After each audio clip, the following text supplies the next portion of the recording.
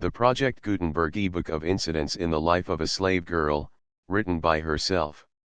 This ebook is for the use of anyone anywhere in the United States and most other parts of the world at no cost and with almost no restrictions whatsoever. You may copy it, give it away or reuse it under the terms of the Project Gutenberg license included with this ebook or online at www.gutenberg.org. If you are not located in the United States, you will have to check the laws of the country where you are located before using this ebook. Title: Incidents in the Life of a Slave Girl, written by herself. Author: Harriet A. Jacobs. Editor: Lydia Maria Child. Release date: February 1, 2004. Ebook number 11030. Most recently updated, April 12, 2024. Language: English. Credits: Juliette Sutherland, André Lapierre, and PG. Distributed proofreaders. Revised by Richard Tunzing. Start of the Project Gutenberg ebook Incidents in the Life of a Slave Girl, written by herself. Transcriber's note: the spelling irregularities of the original have been retained in this text. Incidents in the Life of a Slave Girl, written by herself. Northerners know nothing at all about slavery. They think it is perpetual bondage only. They have no conception of the depth of degradation involved in that word, slavery. If they had, they would never cease their efforts until so horrible a system was overthrown. A woman of North Carolina. Rise up, ye women that are at ease. Hear my voice, ye careless daughters. Give ear unto my speech. Isaiah XXXII. 9. Edited by L. Maria Child. Boston, published for the author. 1861. Contents. Preface by the author. Introduction by the editor. Incidents in the Life of a Slave Girl. I. Childhood. 2. The New Master and Mistress. 3. The Slave's New Year's Day. 4. The Slave Who Dared to Feel Like a Man. V. The Trials of Girlhood. 6. The Jealous Mistress. 7. The Lover. 8. What Slaves Are Taught to Think of the North. 9. Sketches of Neighboring Slaveholders. X. A Perilous Passage in the Slave Girl's Life. 11. The New Tie to Life. 12. Fear of Insurrection. 13. The Church and Slavery. 14. Another Link to Life. 15. Continued Persecutions. 16. Scenes at the Plantation. 17. The Flight. 18. Months of Peril. 19. The Children Sold. XX. New Perils. XXI. The Loophole of Retreat. XXII. Christmas Festivities. XXIII. Still in Prison. XXIV. The Candidate for Congress. XXV. Competition in Cunning. XXVI. Important Era in My Brother's Life. XXVII. New Destination for the Children. XXVIII. Aunt Nancy. XXIX. Preparations for Escape. XXX. Northward Bound. XXXI. Incidents in Philadelphia. XXXII. The Meeting of Mother and Daughter. XXXII. A Home Found. Thursive. The Old Enemy Again. XXXV. Prejudice Against Color. 30. The Hairbreadth Escape. XXXVII. A Visit to England. 38. Renewed Invitations to Go South. 36. The Confession. XL. The Fugitive Slave Law. XLI. Free at Last. Appendix. Preface by the author. Reader, be assured this narrative is no fiction. I am aware that some of my adventures may seem incredible, but they are, nevertheless, strictly true. I have not exaggerated the wrongs inflicted by slavery, on the contrary. My descriptions fall far short of the facts. I have concealed the names of places, and given persons fictitious names. I had no motive for secrecy on my own account, but I deemed it kind and considerate towards others to Pursue this course. I wish I were more competent to the task I have undertaken. But I trust my readers will excuse deficiencies in consideration of circumstances. I was born and reared in slavery, and I remained in a slave state 27 years. Since I have been at the North, it has been necessary for me to work diligently for my own support, and the education of my children.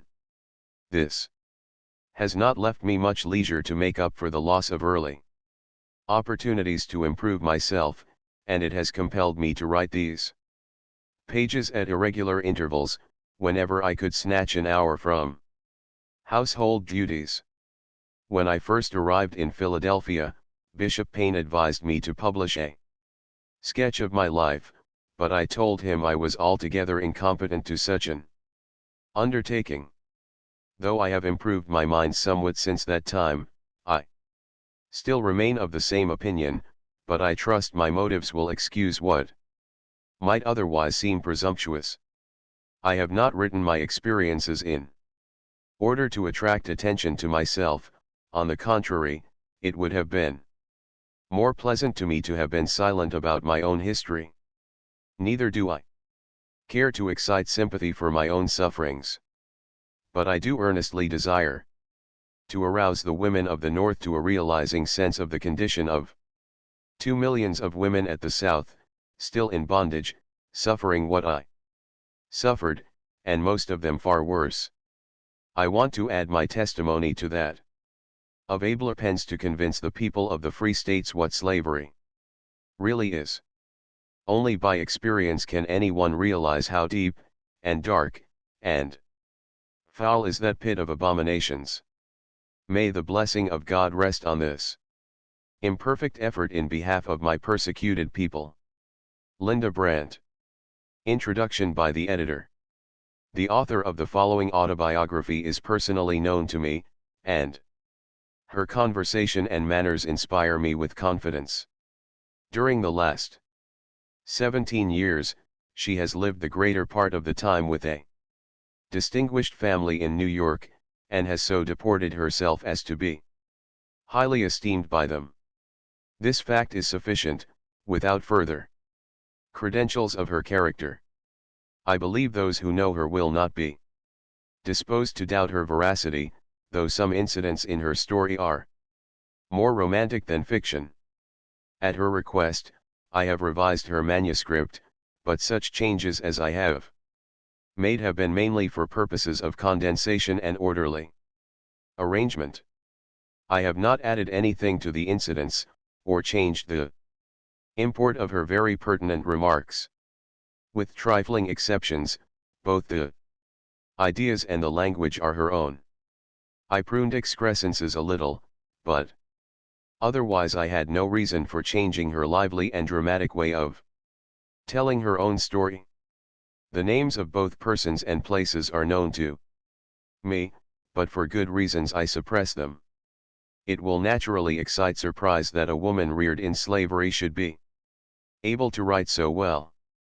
But circumstances will explain this. In the first place, nature endowed her with quick perceptions. Secondly, the mistress, with whom she lived till she was 12 years old, was a kind, considerate friend, who taught her to read and spell.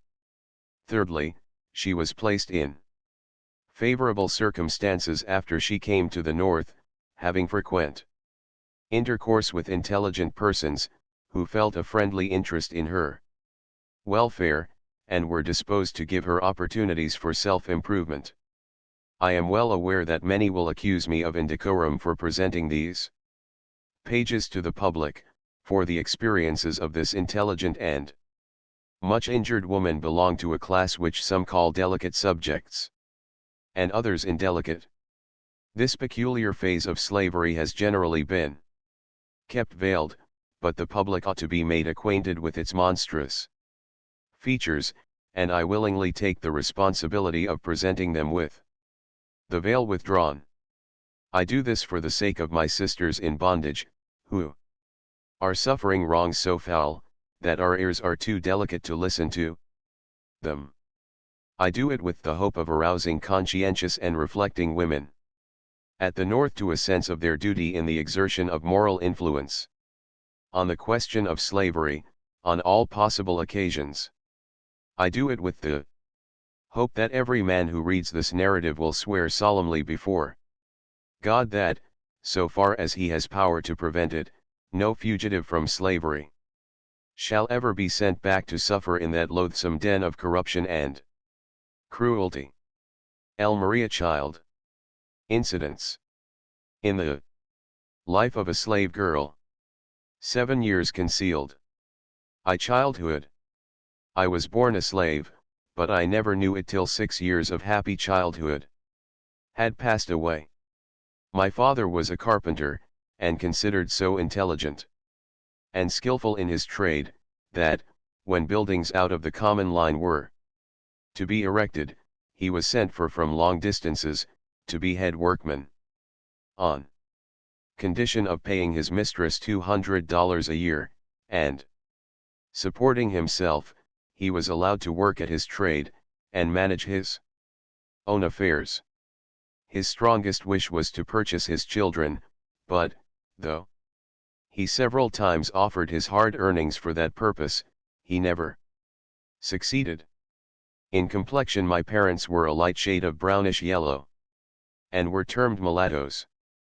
They lived together in a comfortable home, and, though we were all slaves, I was so fondly shielded that I never dreamed I was a piece of merchandise, trusted to them for safekeeping, and liable to be demanded of them at any moment. I had one brother, William, who was 2 years younger than myself, a bright, affectionate child. I had also a great treasure in my maternal grandmother, who was a remarkable woman in many respects. She was the daughter of a planter in South Carolina, who, at his death, left her mother and his 3 children free, with money to go to St. Augustine, where they had relatives. It was during the Revolutionary War, and they were captured on their passage, carried back, and sold to different purchasers. Such was the story my grandmother used to tell me, but I do not remember all the particulars. She was a little girl when she was captured and sold to the keeper of a large hotel. I have often heard her tell how hard she fared during childhood. But as she grew older she evinced so much intelligence, and was so faithful, that her master and mistress could not help seeing it was for their interest to take care of such a valuable piece of property. She became an indispensable personage in the household, officiating in all capacities, from cook and wet nurse to seamstress. She was much praised for her cooking, and her nice crackers became so famous in the neighborhood that many people were desirous of obtaining them. In consequence of numerous requests of this kind, she asked permission of her mistress to bake crackers at night, after all the household work was done, and she obtained leave to do it, provided she would clothe herself and her children from the profits. Upon these terms, after working hard all day for her mistress, she began her midnight bakings, assisted by her 2 oldest children. The business proved profitable, and each year she laid by a little, which was saved for a fund to purchase her children. Her master died, and the property was divided among his heirs. The widow had her dower in the hotel, which she continued to keep open. My grandmother remained in her service as a slave, but her children were divided among her master's children. As she had 5, Benjamin, the youngest one, was sold, in order that each heir might have an equal portion of dollars and cents. There was so little difference in our ages that he seemed more like my brother than my uncle. He was a bright, handsome lad, nearly white, for he inherited the complexion my grandmother had derived from Anglo-Saxon ancestors. Though only 10 years old, $720 were paid for him. His sale was a terrible blow to my grandmother, but she was naturally hopeful, and she went to work with renewed energy, trusting in time to be able to purchase some of her children. She had laid up $300, which her mistress one day begged as a loan, promising to pay her soon. The reader probably knows that no promise or writing given to a slave is legally binding, for, according to Southern laws, a slave, being property, can hold no property. When my grandmother lent her hard earnings to her mistress, she trusted solely to her honor. The honor of a slaveholder to a slave. To this good grandmother I was indebted for many comforts. My brother Willie and I often received portions of the crackers, cakes, and preserves she made to sell, and after we ceased to be children we were indebted to her for many more important services. Such were the unusually fortunate circumstances of my early childhood. When I was 6 years old, my mother died, and then, for the first time, I learned, by the talk around me, that I was a slave. My mother's mistress was the daughter of my grandmother's mistress. She was the foster sister of my mother. They were both nourished at my grandmother's breast. In fact, my mother had been weaned at 3 months old, that the babe of the mistress might obtain sufficient food. They played together as children. And, when they became women, my mother was a most faithful servant to her whiter foster sister. On her deathbed her mistress promised that her children should never suffer for anything, and during her lifetime she kept her word. They all spoke kindly of my dead mother, who had been a slave merely in name, but in nature was noble and womanly. I grieved for her, and my young mind was troubled with the thought who would now take care of me and my little brother. I was told that my home was now to be with her mistress, and I found it a happy one. No toilsome or disagreeable duties were imposed upon me. My mistress was so kind to me that I was always glad to do her bidding, and proud to labor for her as much as my young years would permit. I would sit by her side for hours, sewing diligently, with a heart as free from care as that of any freeborn white child. When she thought I was tired, she would send me out to run and jump, and away I bounded, to gather berries or flowers to decorate her room. Those were happy days, too happy to last. The slave child had no thought for the morrow, but there came that blight, which too surely waits on every human being born to be a chattel. When I was nearly 12 years old, my kind mistress sickened and died. As I saw the cheek grow paler, and the eye more glassy, how earnestly I prayed in my heart that she might live. I loved her, for she had been almost like a mother to me. My prayers were not answered. She died, and they buried her in the little churchyard, where, day after day, my tears fell upon her grave. I was sent to spend a week with my grandmother. I was now old enough to begin to think of the future, and again I asked myself what they would do with me. I felt sure I should never find another mistress so kind as the one who was gone. She had promised my dying mother that her children should never suffer for anything, and when I remembered that, and recalled her many proofs of attachment to me, I could not help having some hopes that she had left me free. My friends were almost certain it would be so. They thought she would be sure to do it, on account of my mother's love and faithful service. But, alas, we all know that the memory of a faithful slave does not avail much to save her children from the auction block. After a brief period of suspense, the will of my mistress was read, and we learned that she had bequeathed me to her sister's daughter, a child of 5 years old. So vanished our hopes. My mistress had taught me the precepts of God's word, thou shalt love thy neighbor as thyself. Whatsoever ye would that men should do unto you, do ye even so unto them. But I was her slave, and I suppose she did not recognize me as her neighbor. I would give much to blot out from my memory that one great wrong. As a child, I loved my mistress, and, looking back on the happy days I spent with her, I try to think with less bitterness of this act of injustice. While I was with her, she taught me to read and spell, and for this privilege, which so rarely falls to the lot of a slave, I bless her memory. She possessed but few slaves, and at her death those were all distributed among her relatives. 5 of them were my grandmother's children, and had shared the same milk that nourished her mother's children. Notwithstanding my grandmother's long and faithful service to her owners, not one of her children escaped the auction block. These God-breathing machines are no more, in the sight of their masters, than the cotton they plant, or the horses they tend. To the new master and mistress.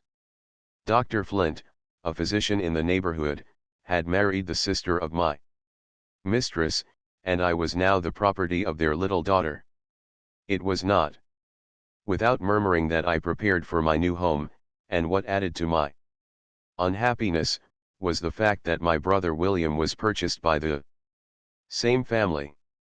My father, by his nature, as well as by the habit of transacting business as a skillful mechanic, had more of the feelings of a freeman than is common among slaves.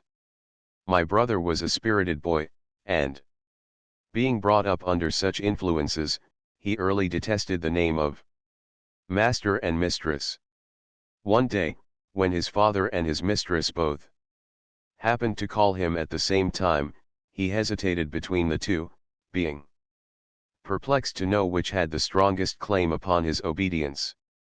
He finally concluded to go to his mistress. When my father reproved him for it, he said, "You both called me, and I didn't know which I ought to go to first." "You are my child," replied our father, "and when I call you, you should come immediately, if you have to pass through fire and water." Poor Willie! He was now to learn his first lesson of obedience to a master. Grandmother tried to cheer us with hopeful words, and they found an echo in the credulous hearts of youth. When we entered our new home we encountered cold looks, cold words, and cold treatment. We were glad when the night came. On my narrow bed I moaned and wept, I felt so desolate and alone. I had been there nearly a year, when a dear little friend of mine was buried. I heard her mother sob, as the clods fell on the coffin of her only child, and I turned away from the grave, feeling thankful that I still had something left to love. I met my grandmother, who said, "Come with me, Linda," and from her tone I knew that something sad had happened. She led me apart from the people, and then said, "My child, your father is dead." Dead. How could I believe it? He had died so suddenly I had not even heard that he was sick. I went home with my grandmother. My heart rebelled against God, who had taken from me mother, father, mistress, and friend. The good grandmother tried to comfort me. "Who knows the ways of God?" said she. "Perhaps they have been kindly taken from the evil days to come." Years afterwards I often thought of this. She promised to be a mother to her grandchildren, so far as she might be permitted to do so. And strengthened by her love, I returned to my masters. I thought I should be allowed to go to my father's house the next morning, but I was ordered to go for flowers, that my mistress's house might be decorated for an evening party. I spent the day gathering flowers and weaving them into festoons, while the dead body of my father was lying within a mile of me. What cared my owners for that? He was merely a piece of property. Moreover, they thought he had spoiled his children, by teaching them to feel that they were human beings. This was blasphemous doctrine for a slave to teach, presumptuous in him, and dangerous to the masters.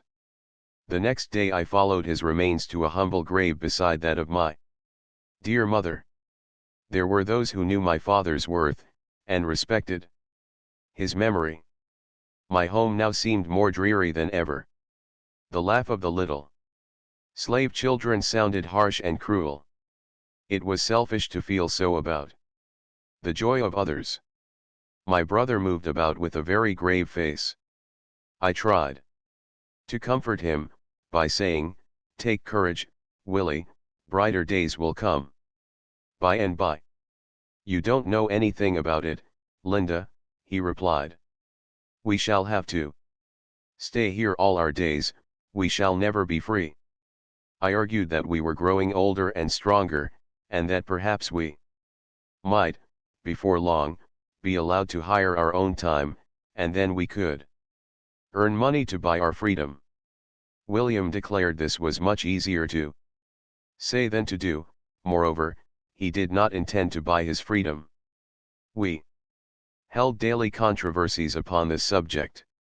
Little attention was paid to the slaves' meals in Dr. Flint's house. If they could catch a bit of food while it was going, well and good. I gave myself no trouble on that score, for on my various errands I passed my grandmother's house, where there was always something to spare for me. I was frequently threatened with punishment if I stopped there, and my grandmother, to avoid detaining me, often stood at the gate with something for my breakfast or dinner. I was indebted to her for all my comforts, spiritual or temporal. It was her labor that supplied my scanty wardrobe. I have a vivid recollection of the linsey-woolsey dress given me every winter by Mrs. Flint. How I hated it! It was one of the badges of slavery. While my grandmother was thus helping to support me from her hard earnings, the $300 she had lent her mistress were never repaid. When her mistress died, her son-in-law, Dr. Flint, was appointed executor. When grandmother applied to him for payment, he said the estate was insolvent, and the law prohibited payment. It did not, however, prohibit him from retaining the silver candelabra, which had been purchased with that money. I presume they will be handed down in the family, from generation to generation. My grandmother's mistress had always promised her that, at her death, she should be free, and it was said that in her will she made good the promise. But when the estate was settled, Dr. Flint told the faithful old servant that, under existing circumstances, it was necessary she should be sold. On the appointed day, the customary advertisement was posted up, proclaiming that there would be a public sale of negroes, horses, and c. Dr. Flint called to tell my grandmother that he was unwilling to wound her feelings by putting her up at auction, and that he would prefer to dispose of her at private sale. My grandmother saw through his hypocrisy. She understood very well that he was ashamed of the job. She was a very spirited woman, and if he was base enough to sell her, when her mistress intended she should be free, she was determined the public should know it. She had for a long time supplied many families with crackers and preserves. Consequently, Aunt Marthy, as she was called, was generally known, and everybody who knew her respected her intelligence and good character. Her long and faithful service in the family was also well known, and the intention of her mistress to leave her free. When the day of sale came, she took her place among the chattels, and at the first call, she sprang upon the auction block. Many voices called out, "Shame! Shame. Who is going to sell you, Aunt Martha? Don't stand there. That is no place for you. Without saying a word, she quietly awaited her fate. No one bid for her. At last, a feeble voice said, $50. It came from a maiden lady, 70 years old, the sister of my grandmother's deceased mistress. She had lived 40 years under the same roof with my grandmother. She knew how faithfully she had served her owners, and how cruelly she had been defrauded of her rights, and she resolved to protect her. The auctioneer waited for a higher bid, but her wishes were respected. No one bid above her. She could neither read nor write, and when the bill of sale was made out, she signed it with a cross. But what consequence was that, when she had a big heart overflowing with human kindness? She gave the old servant her freedom. At that time, my grandmother was just 50 years old. Laborious years had passed since then, and now my brother and I were slaves to the man who had defrauded her of her money, and tried to defraud her of her freedom. One of my mother's sisters, called Aunt Nancy, was also a slave in his family. She was a kind, good aunt to me, and supplied the place of both housekeeper and waiting maid to her mistress. She was, in fact, at the beginning and end of everything. Mrs. Flint, like many Southern women, was totally deficient in energy. She had not strength to superintend her household affairs, but her nerves were so strong, that she could sit in her easy chair and see a woman whipped till the blood trickled from every stroke of the lash. She was a member of the church, but partaking of the Lord's Supper did not seem to put her in a Christian frame of mind.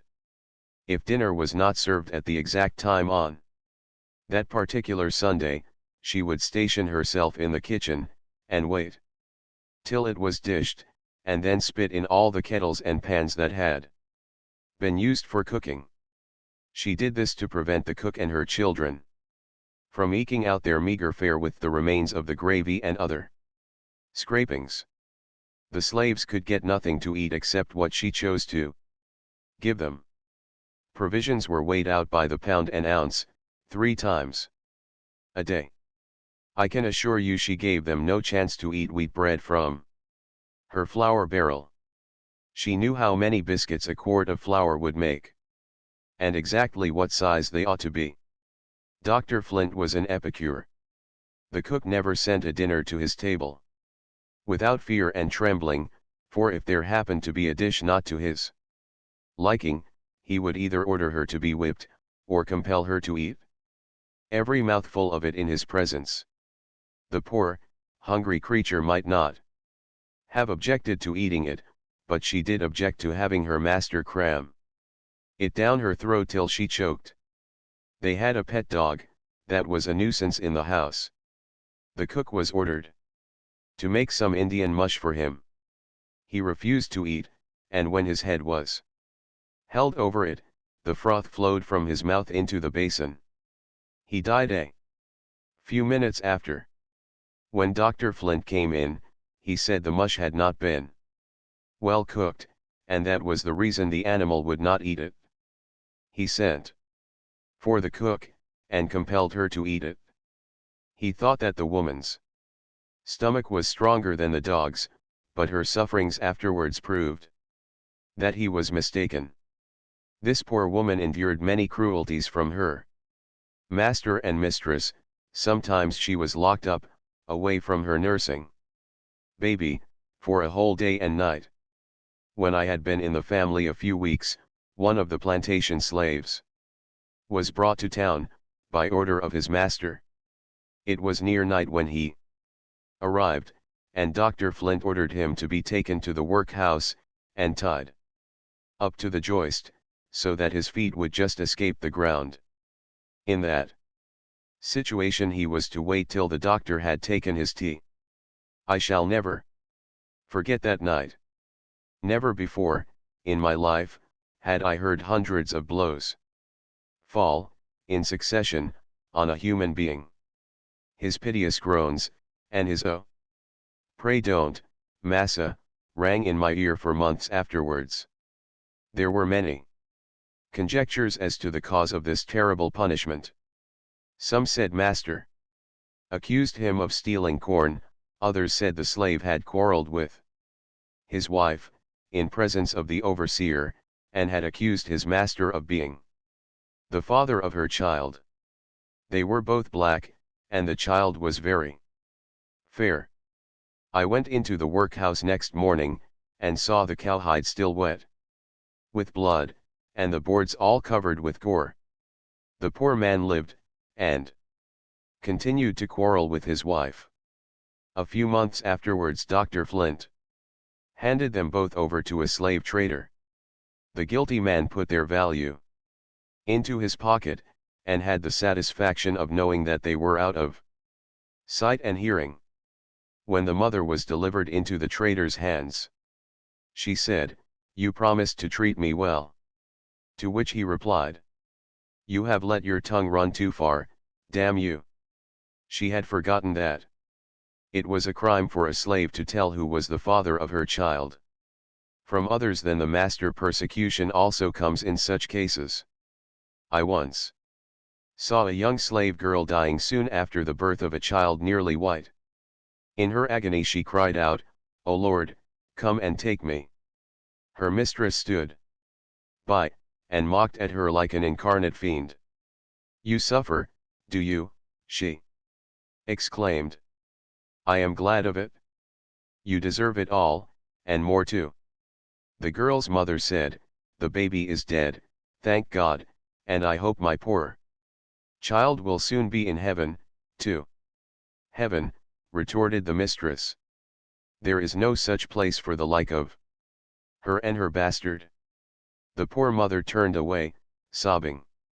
Her dying daughter called her feebly, and as she bent over her, I heard her say, "Don't grieve so, mother, God knows all about it, and He will have mercy upon me."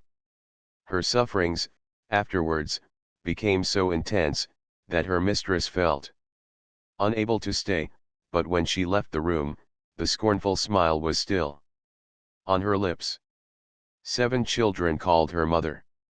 The poor black woman had but the one child, whose eyes she saw closing in death, while she thanked God for taking her away from the greater bitterness of life.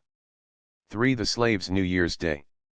Dr. Flint owned a fine residence in town, several farms, and about 50 slaves, besides hiring a number by the year.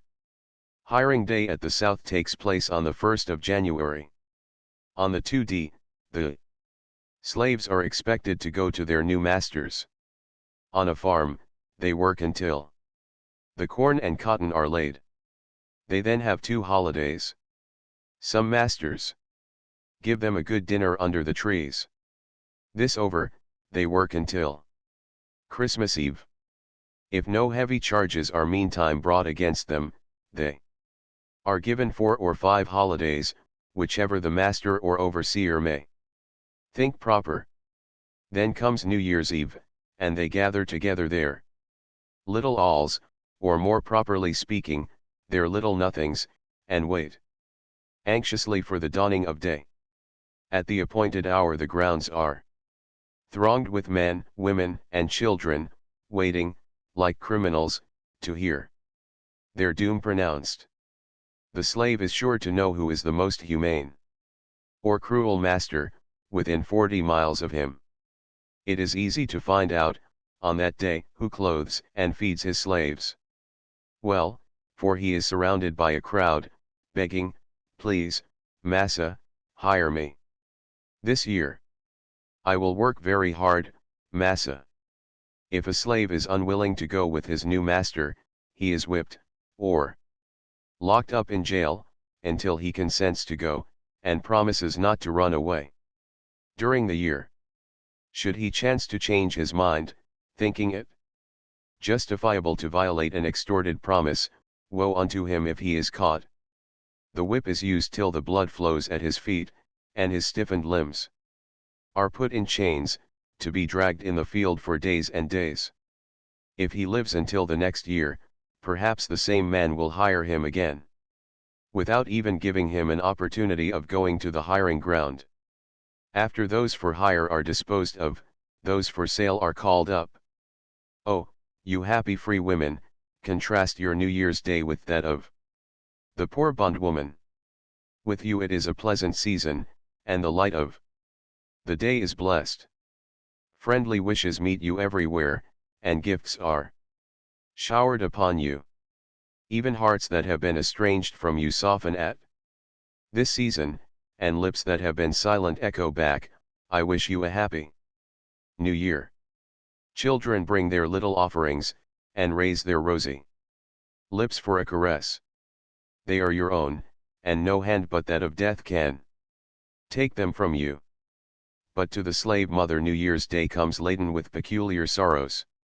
She sits on her cold cabin floor, watching the children who may all be torn from her the next morning, and often does she wish that she and they might die before the day dawns. She may be an ignorant creature, degraded by the system that has brutalized her from childhood, but she has a mother's instincts, and is capable of feeling a mother's agonies. On one of these sale days, I saw a mother lead 7 children to the auction block. She knew that some of them would be taken from her, but they took all. The children were sold to a slave trader, and their mother was bought by a man in her own town. Before night her children were all far away. She begged the trader to tell her where he intended to take them. This he refused to do. How could he, when he knew he would sell them, one by one, wherever he could command the highest price? I met that mother in the street, and her wild, haggard face lives today in my mind. She wrung her hands in anguish, and exclaimed, "Gone. All gone. Why don't God kill me?" I had no words wherewith to comfort her. Instances of this kind are of daily, yea, of hourly occurrence. Slaveholders have a method, peculiar to their institution, of getting rid of old slaves, whose lives have been worn out in their service. I knew an old woman, who for 70 years faithfully served her master. She had become almost helpless, from hard labor and disease. Her owners moved to Alabama, and the old black woman was left to be sold to anybody who would give $20 for her. For the slave who dared to feel like a man. 2 years had passed since I entered Dr. Flint's family, and those years had brought much of the knowledge that comes from experience, though they had afforded little opportunity for any other kinds of knowledge. My grandmother had, as much as possible, been a mother to her orphan grandchildren. By perseverance and unwearied industry, she was now mistress of a snug little home, surrounded with the necessaries of life. She would have been happy could her children have shared them with her. There remained but 3 children and 2 grandchildren, all slaves. Most earnestly did she strive to make us feel that it was the will of God, that He had seen fit to place us under such circumstances, and though it seemed hard, we ought to pray for contentment. It was a beautiful faith, coming from a mother who could not call her children her own. But I, and Benjamin, her youngest boy, condemned it. We reasoned that it was much more the will of God that we should be situated as she was. We longed for a home like hers. There we always found sweet balsam for our troubles. She was so loving, so sympathizing. She always met us with a smile, and listened with patience to all our sorrows. She spoke so hopefully, that unconsciously the clouds gave place to sunshine. There was a grand big oven there, too, that baked bread and nice things for the town, and we knew there was always a choice bit in store for us. But, alas! Even the charms of the old oven failed to reconcile us to our hard lot. Benjamin was now a tall, handsome lad, strongly and gracefully made, and with a spirit too bold and daring for a slave. My brother, William, now 12 years old, had the same aversion to the word master that he had when he was an urchin of 7 years. I was his confidant. He came to me with all his troubles. I remember one instance in particular.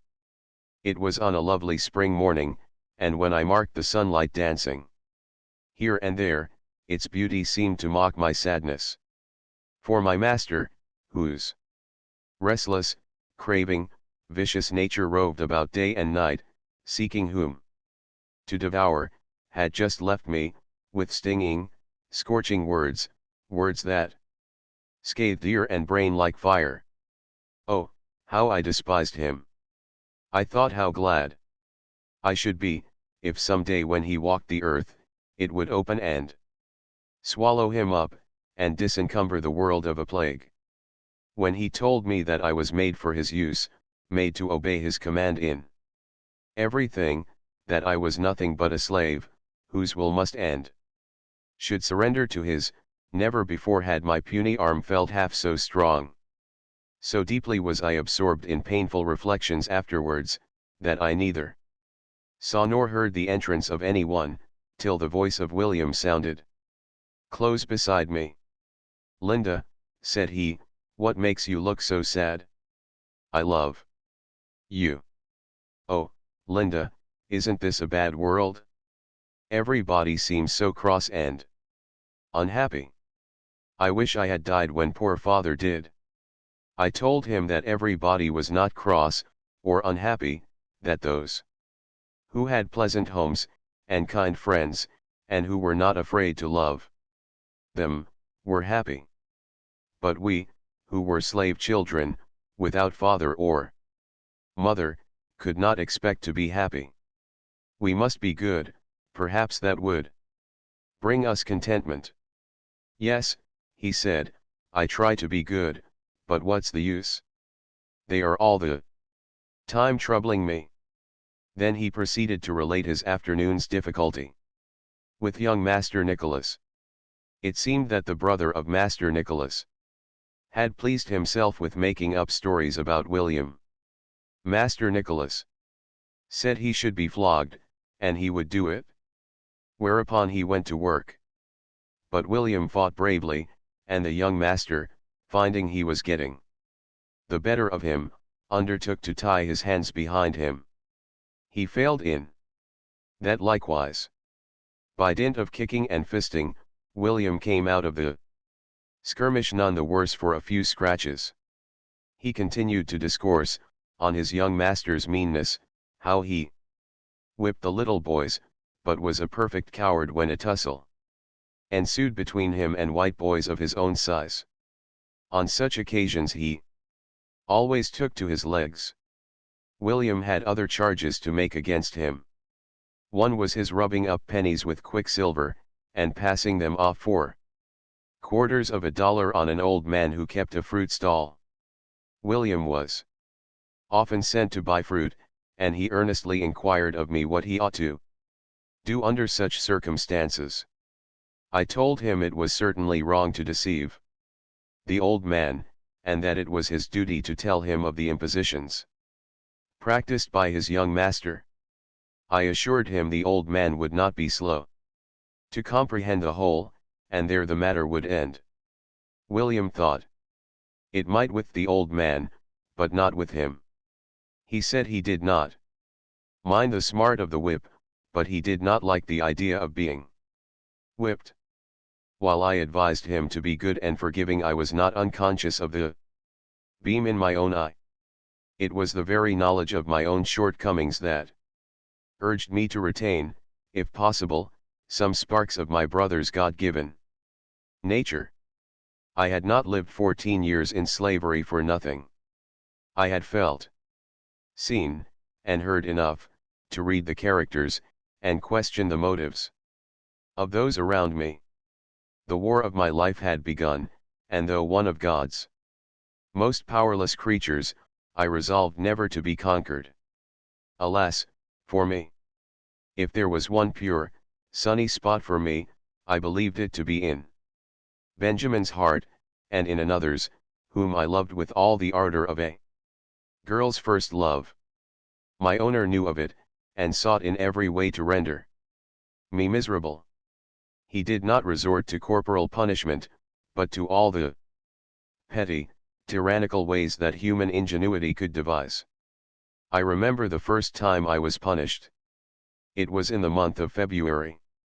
My grandmother had taken my old shoes, and replaced them with a new pair. I needed them, for several inches of snow had fallen, and it still continued to fall. When I walked through Mrs. Flint's room, their creaking grated harshly on her refined nerves. She called me to her, and asked what I had about me that made such a horrid noise. I told her it was my new shoes. "Take them off," said she, "and if you put them on again, I'll throw them into the fire." I took them off, and my stockings also. She then sent me a long distance on an errand. As I went through the snow, my bare feet tingled. That night I was very hoarse, and I went to bed thinking the next day would find me sick, perhaps dead. What was my grief on waking to find myself quite well. I had imagined if I died, or was laid up for some time, that my mistress would feel a twinge of remorse that she had so hated the little imp, as she styled me. It was my ignorance of that mistress that gave rise to such extravagant imaginings. Dr. Flint occasionally had high prices offered for me, but he always said, "She don't belong to me. She is my daughter's property, and I have no right to sell her." Good, honest man. My young mistress was still a child, and I could look for no protection from her. I loved her, and she returned my affection. I once heard her father allude to her attachment to me, and his wife promptly replied that it proceeded from fear. This put unpleasant doubts into my mind. Did the child feign what she did not feel? Or was her mother jealous of the mite of love she bestowed on me? I concluded it must be the latter. I said to myself, surely, little children are true. One afternoon I sat at my sewing, feeling unusual depression of spirits. My mistress had been accusing me of an offense, of which I assured her I was perfectly innocent, but I saw, by the contemptuous curl of her lip, that she believed I was telling a lie. I wondered for what wise purpose God was leading me through such thorny paths, and whether still darker days were in store for me. As I sat musing thus, the door opened softly, and William came in. "Well, brother," said I, "what is the matter this time?" "Olinda, Ben, and his master have had a dreadful time," said he. My first thought was that Benjamin was killed. "Don't be frightened, Linda," said William, "I will tell you all about it." It appeared that Benjamin's master had sent for him, and he did not immediately obey the summons. When he did, his master was angry, and began to whip him. He resisted. Master and slave fought, and finally the master was thrown. Benjamin had cause to tremble, for he had thrown to the ground his master, one of the richest men in town. I anxiously awaited the result. That night I stole to my grandmother's house, and Benjamin also stole thither from his master's. My grandmother had gone to spend a day or two with an old friend living in the country. "I have come," said Benjamin, "to tell you goodbye. I am going away." I inquired where. "To the north," he replied. I looked at him to see whether he was in earnest. I saw it all in his firm, set mouth. I implored him not to go, but he paid no heed to my words. He said he was no longer a boy, and every day made his yoke more Galling. He had raised his hand against his master, and was to be publicly whipped for the offense. I reminded him of the poverty and hardships he must encounter among strangers. I told him he might be caught and brought back, and that was terrible to think of. He grew vexed, and asked if poverty and hardships with freedom were not preferable to our treatment in slavery. Linda, he continued, we are dogs here, footballs, cattle, everything that's mean. No, I will not stay. Let them bring me back. We don't die but once. He was right, but it was hard to give him up. Go, said I, and break your mother's heart. I repented of my words ere they were out. Linda, said he, speaking as I had not heard him speak that evening, how could you say that? Poor mother. Be kind to her, Linda, and you, too, Cousin Fanny. Cousin Fanny was a friend who had lived some years with us. Farewells were exchanged, and the bright, kind boy, endeared to us by so many acts of love, vanished from our sight. It is not necessary to state how he made his escape. Suffice it to say, he was on his way to New York when a violent storm overtook the vessel. The captain said he must put into the nearest port. This alarmed Benjamin, who was aware that he would be advertised in every port near his own town. His embarrassment was noticed by the captain. To port they went.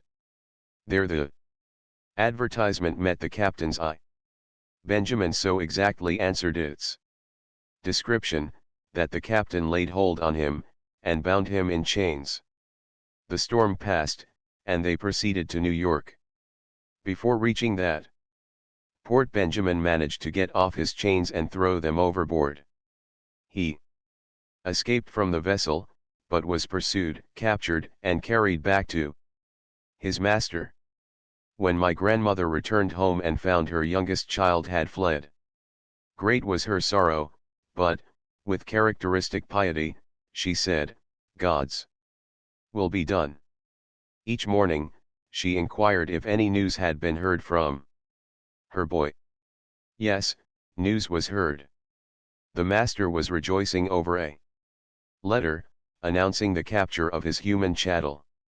That day seems but as yesterday, so well do I remember it. I saw him led through the streets in chains, to jail. His face was ghastly pale, yet full of determination. He had begged one of the sailors to go to his mother's house and ask her not to meet him. He said the sight of her distress would take from him all self-control.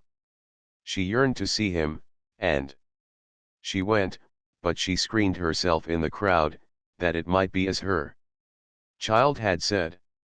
We were not allowed to visit him, but we had known the jailer for years. And he was a kind-hearted man.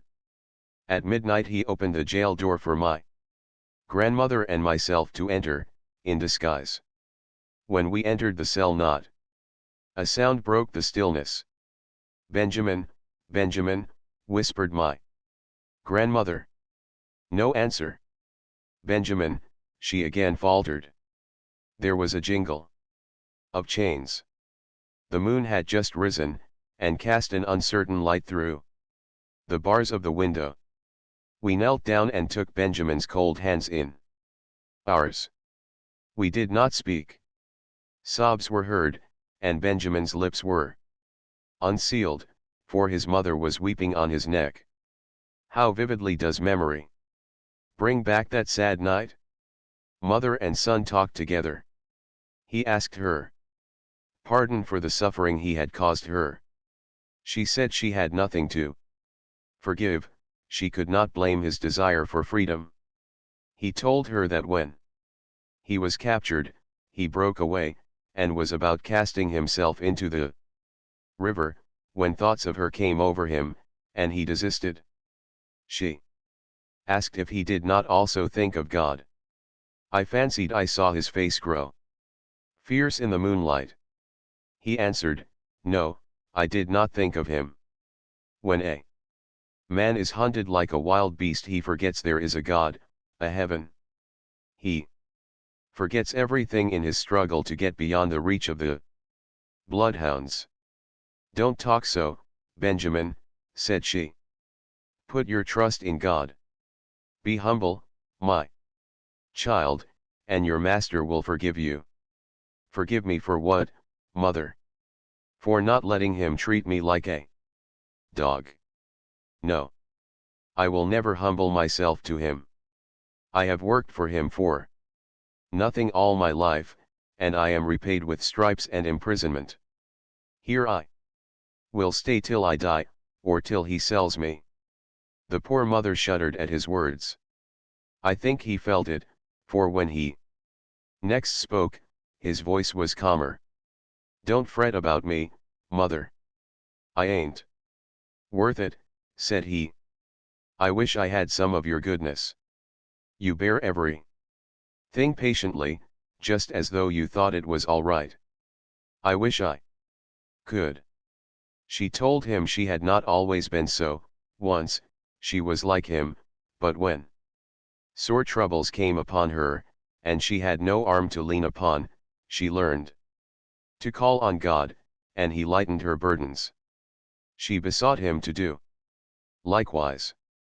We overstayed our time, and were obliged to hurry from the jail. Benjamin had been imprisoned 3 weeks, when my grandmother went to intercede for him with his master. He was immovable. He said Benjamin should serve as an example to the rest of his slaves.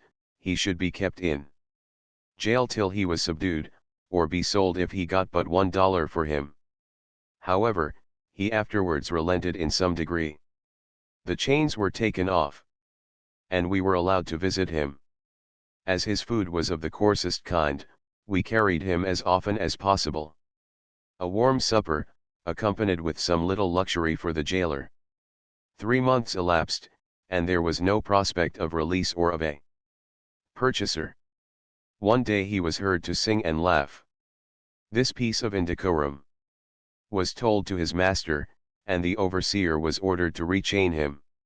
He was now confined in an apartment with other prisoners, who were covered with filthy rags. Benjamin was chained near them, and was soon covered with vermin. He worked at his chains till he succeeded in getting out of them. He passed them through the bars of the window, with a request that they should be taken to his master, and he should be informed that he was covered with vermin.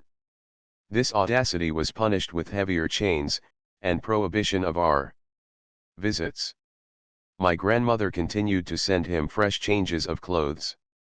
The old ones were burned up. The last night we saw him in jail, his mother still begged him to send for his master, and beg his pardon. Neither persuasion nor argument could turn him from his purpose. He calmly answered, I am waiting his time. Those chains were mournful to hear. Another 3 months passed, and Benjamin left his prison walls. We that loved him waited to bid him a long and last farewell. A slave trader had bought him. You remember, I told you what price he brought when 10 years of age. Now he was more than 20 years old, and sold for $300. The master had been blind to his own interest. Long confinement had made his face too pale, his form too thin.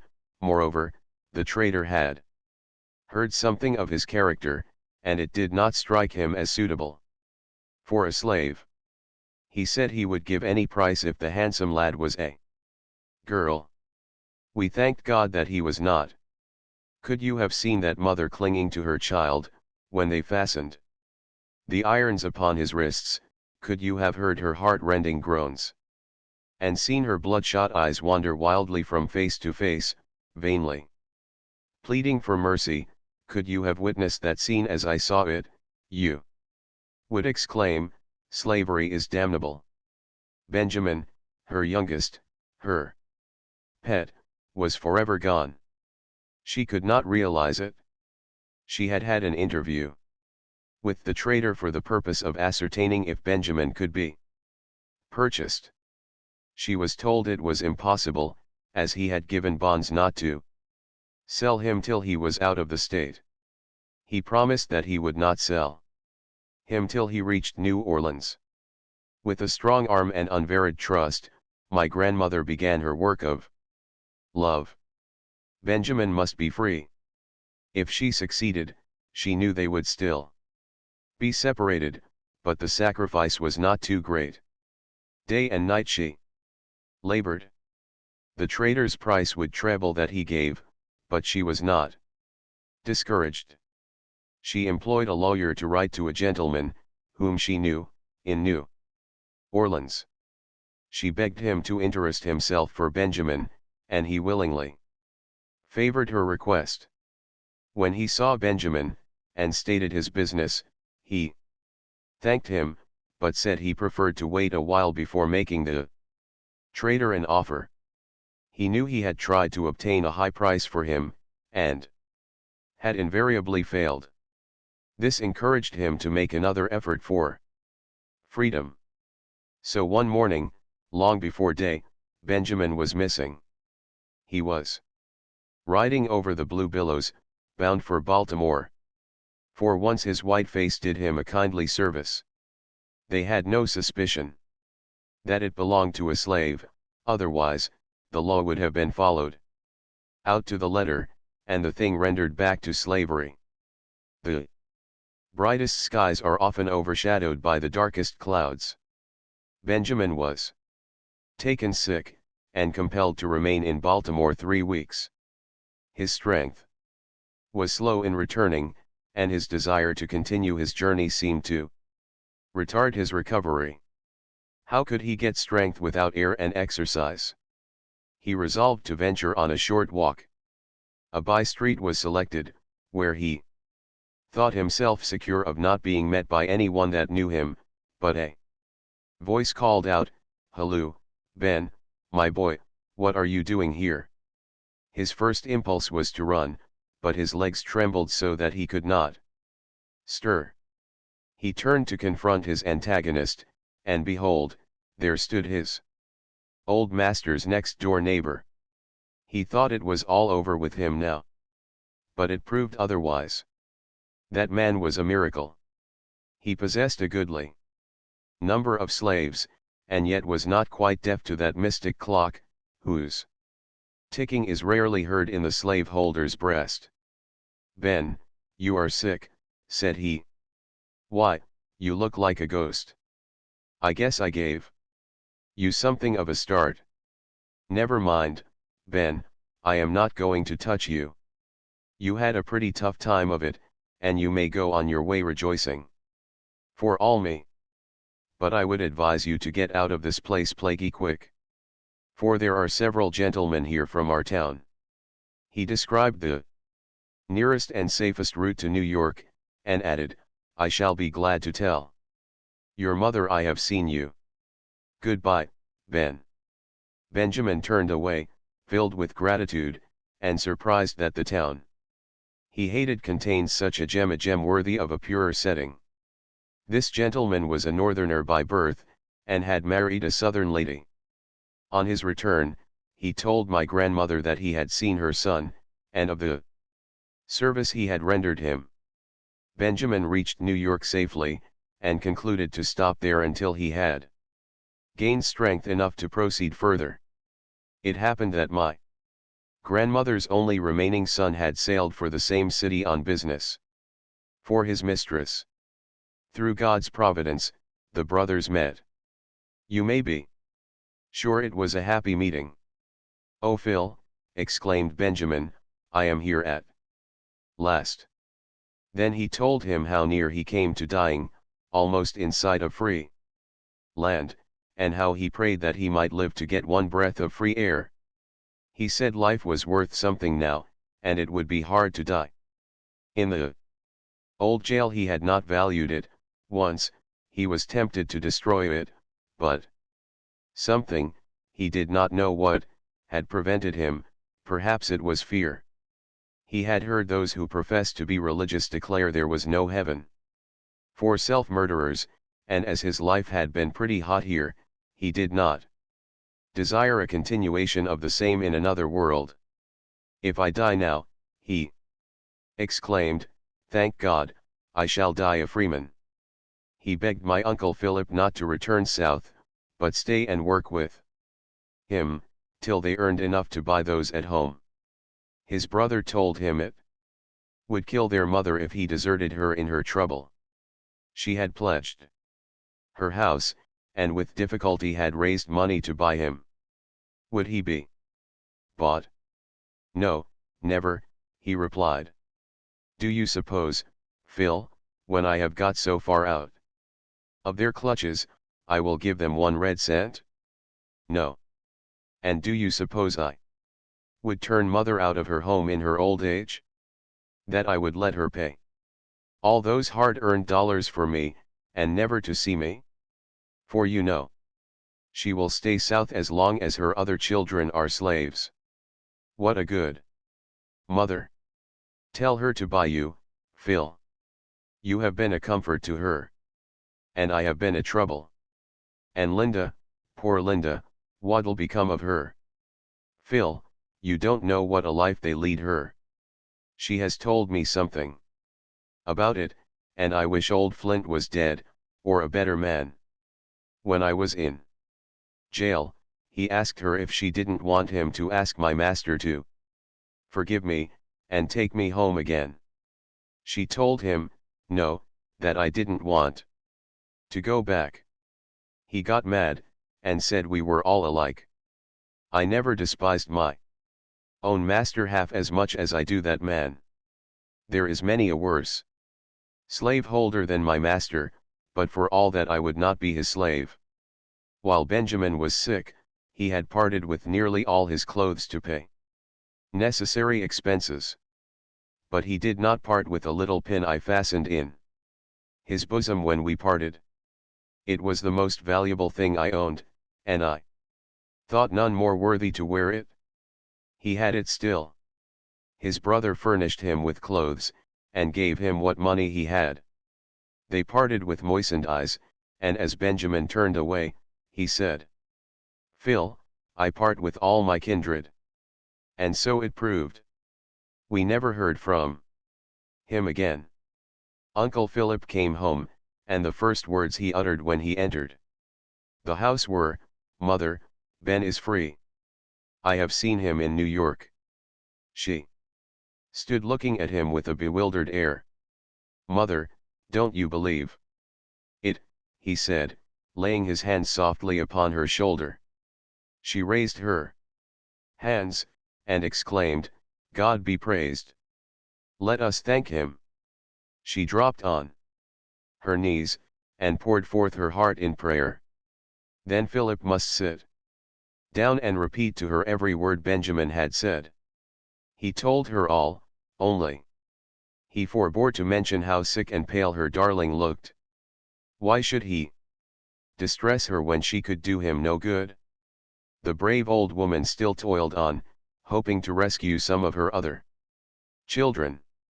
After a while she succeeded in buying Philip. She paid $800, and came home with the precious document that secured his freedom. The happy mother and son sat together by the old hearthstone that night, telling how proud they were of each other, and how they would prove to the world that they could take care of themselves, as they had long taken care of others. We all concluded by saying, "He that is willing to be a slave, let him be a slave." The trials of girlhood. During the first years of my service in Dr. Flint's family, I was accustomed to share some indulgences with the children of my mistress. Though this seemed to me no more than right, I was grateful for it, and tried to merit the kindness by the faithful discharge of my duties. But I now entered on my 15th year, a sad epoch in the life of a slave girl. My master began to whisper foul words in my ear. Young as I was, I could not remain ignorant of their import. I tried to treat them with indifference or contempt. The master's age, my extreme youth, and the fear that his conduct would be reported to my grandmother, made him bear this treatment for many months. He was a crafty man, and resorted to many means to accomplish his purposes. Sometimes he had stormy, terrific ways, that made his victims tremble, sometimes he assumed a gentleness that he thought must surely subdue. Of the two, I preferred his stormy moods. Although they left me trembling, he tried his utmost to corrupt the pure principles my grandmother had instilled. He peopled my young mind with unclean images, such as only a vile monster could think of. I turned from him with disgust and hatred. But he was my master. I was compelled to live under the same roof with him where I saw a man 40 years my senior, daily violating the most sacred commandments of nature. He told me I was his property, that I must be subject to his will in all things. My soul revolted against the mean tyranny. But where could I turn for protection? No matter whether the slave girl be as black as ebony or as fair as her mistress. In either case, there is no shadow of law to protect her from insult, from violence, or even from death. All these are inflicted by fiends who bear the shape of men. The mistress, who ought to protect the helpless victim, has no other feelings towards her but those of jealousy and rage. The degradation, the wrongs, the vices, that grow out of slavery, are more than I can describe. They are greater than you would willingly believe. Surely, if you credited one half the truths that are told you concerning the helpless millions suffering in this cruel bondage, you at the North would not help to tighten the yoke. You surely would refuse to do for the master, on your own soil, the mean and cruel work which trained bloodhounds and the lowest class of whites do for him at the South. Everywhere the years bring to all enough of sin and sorrow, but in slavery the very dawn of life is darkened by these shadows. Even the little child, who is accustomed to wait on her mistress and her children, will learn, before she is 12 years old, why it is that her mistress hates such and such a one among the slaves. Perhaps the child's own mother is among those hated ones. She listens to violent outbreaks of jealous passion, and cannot help understanding what is the cause. She will become prematurely knowing in evil things. Soon she will learn to tremble when she hears her master's footfall. She will be compelled to realize that she is no longer a child. If God has bestowed beauty upon her, it will prove her greatest curse.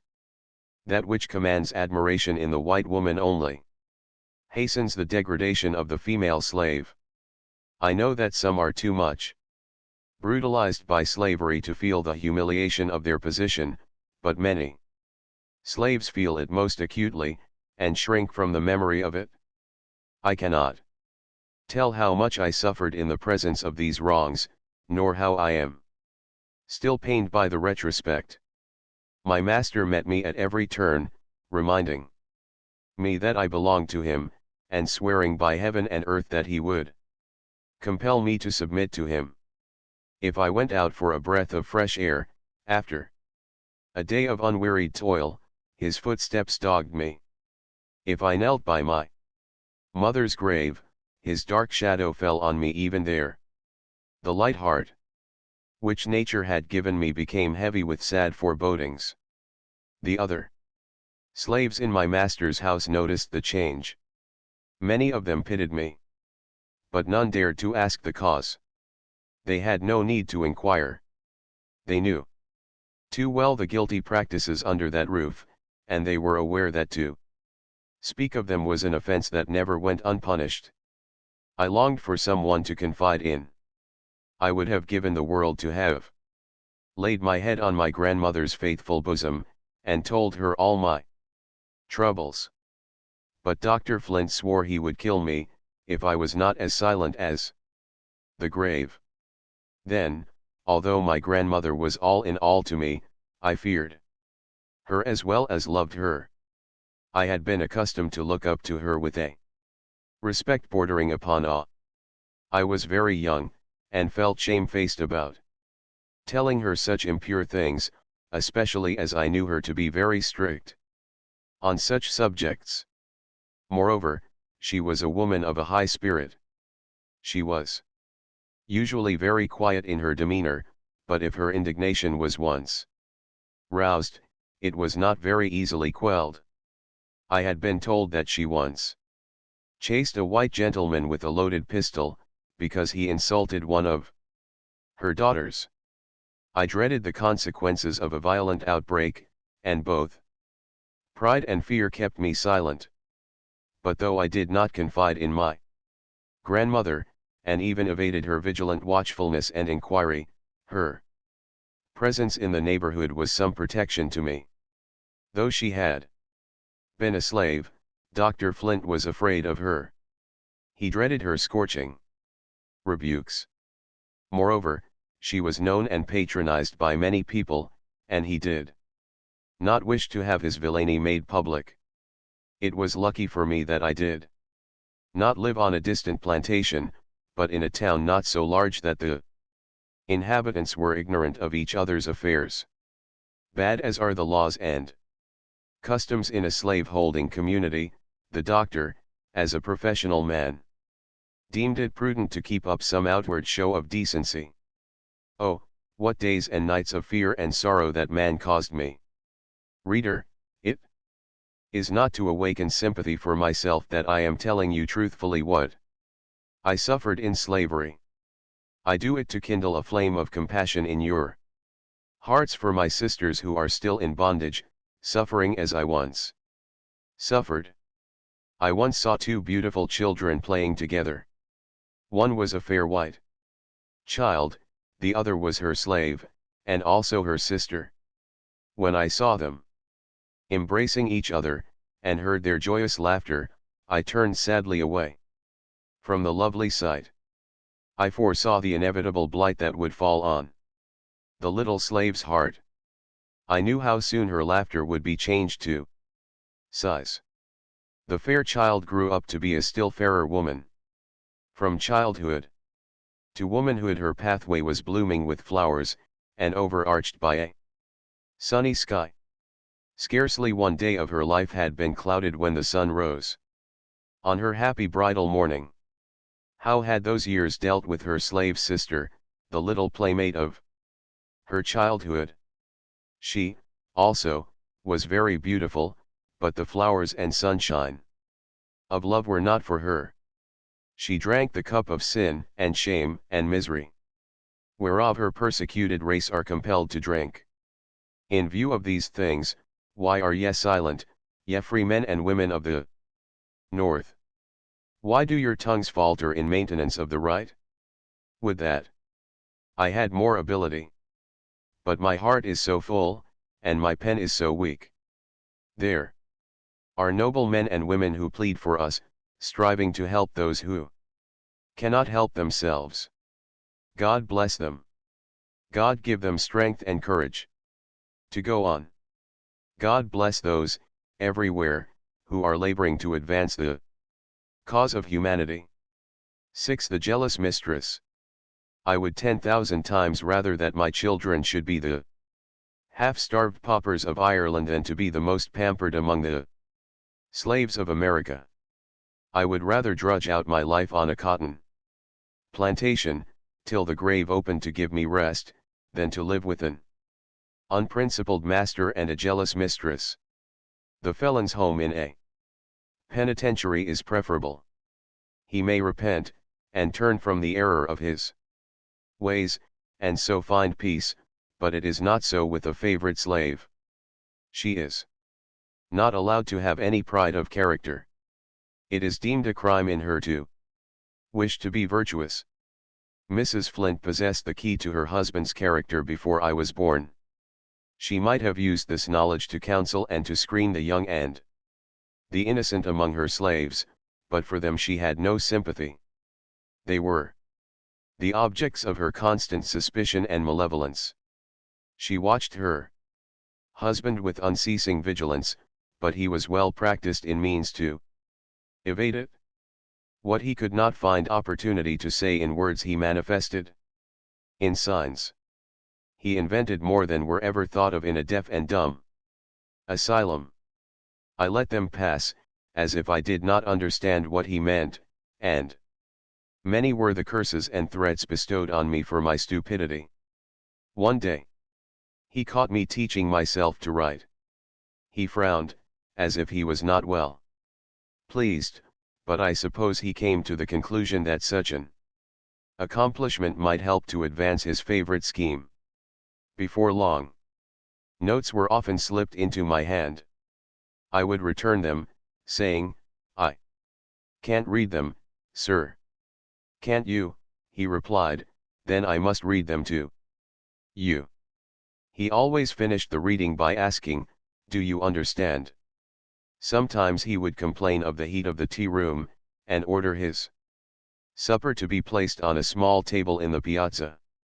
He would seat himself there with a well-satisfied smile, and tell me to stand by and brush away the flies.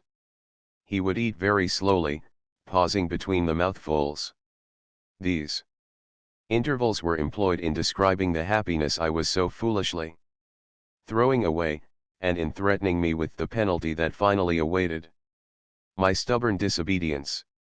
He boasted much of the forbearance he had exercised towards me, and reminded me that there was a limit to his patience.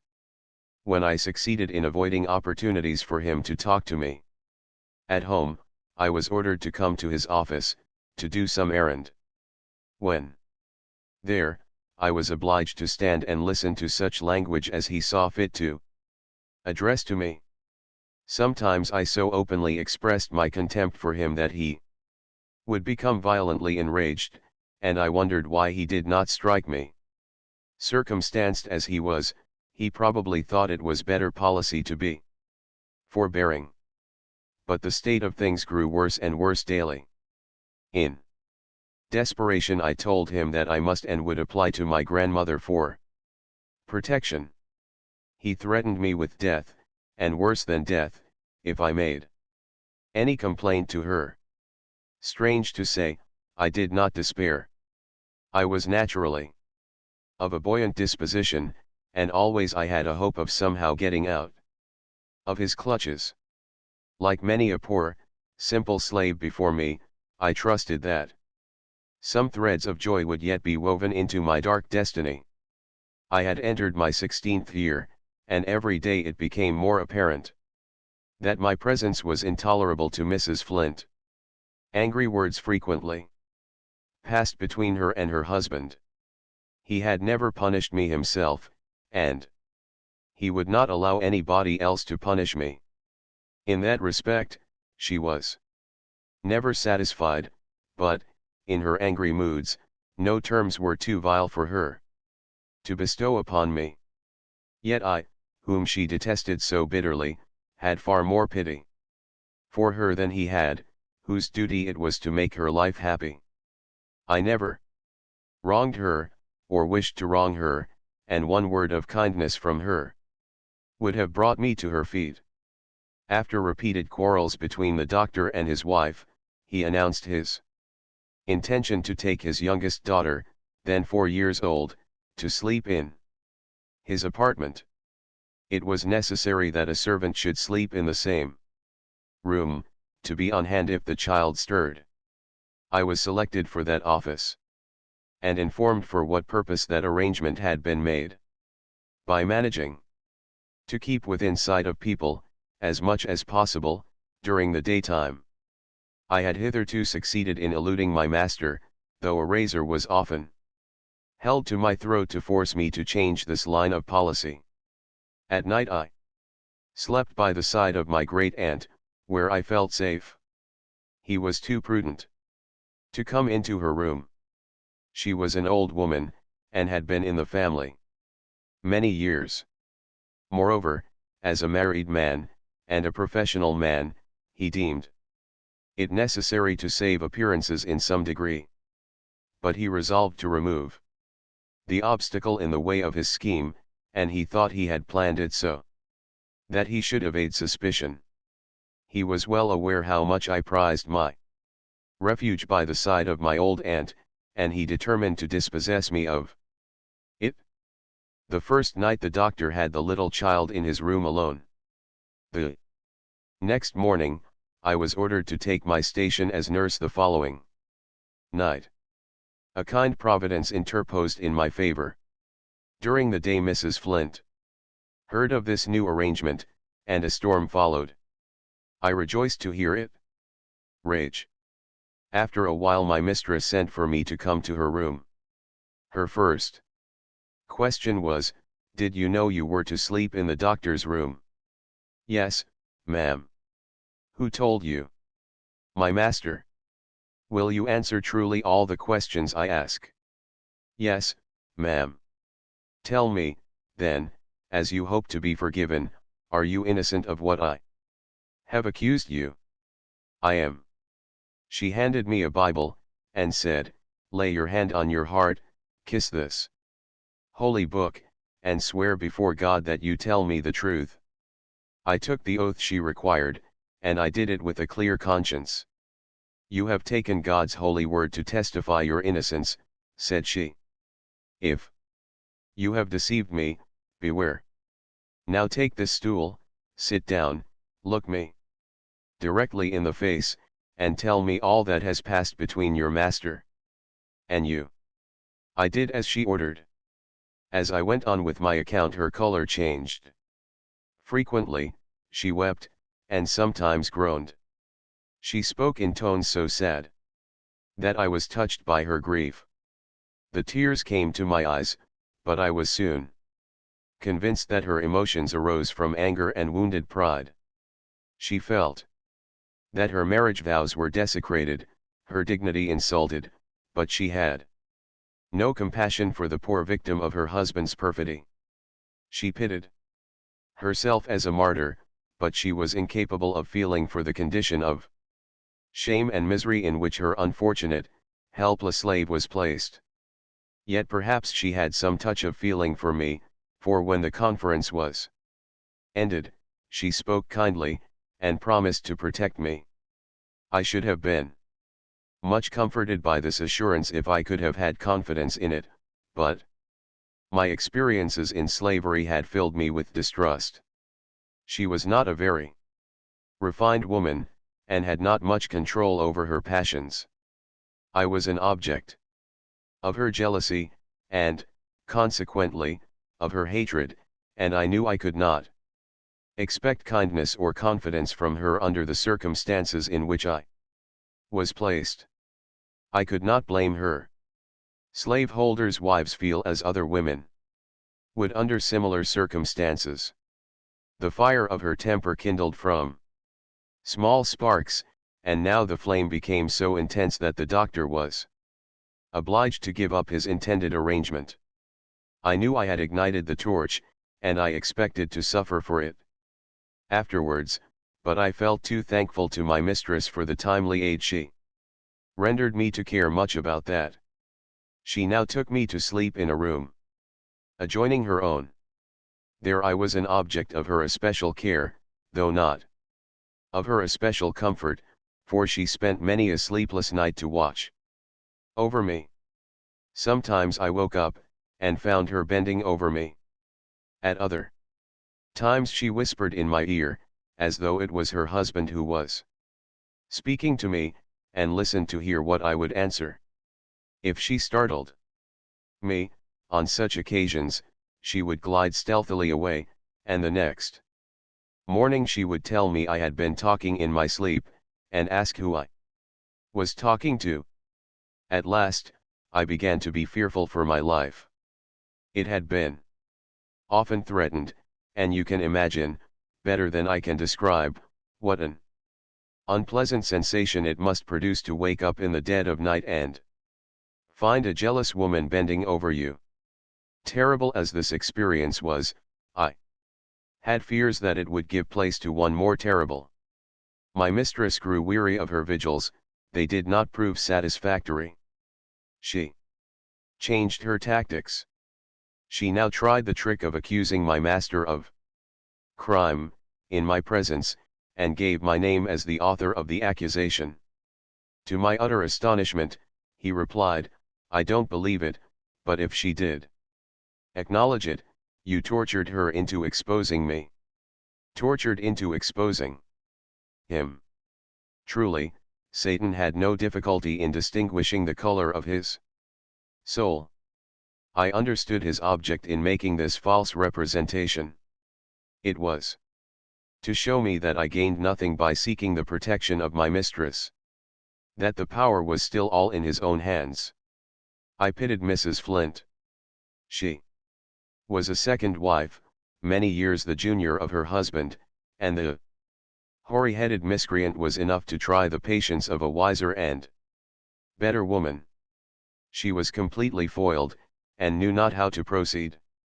She would gladly have had me flogged for my supposed false oath, but, as I have already stated, the doctor never allowed anyone to whip me. The old sinner was politic.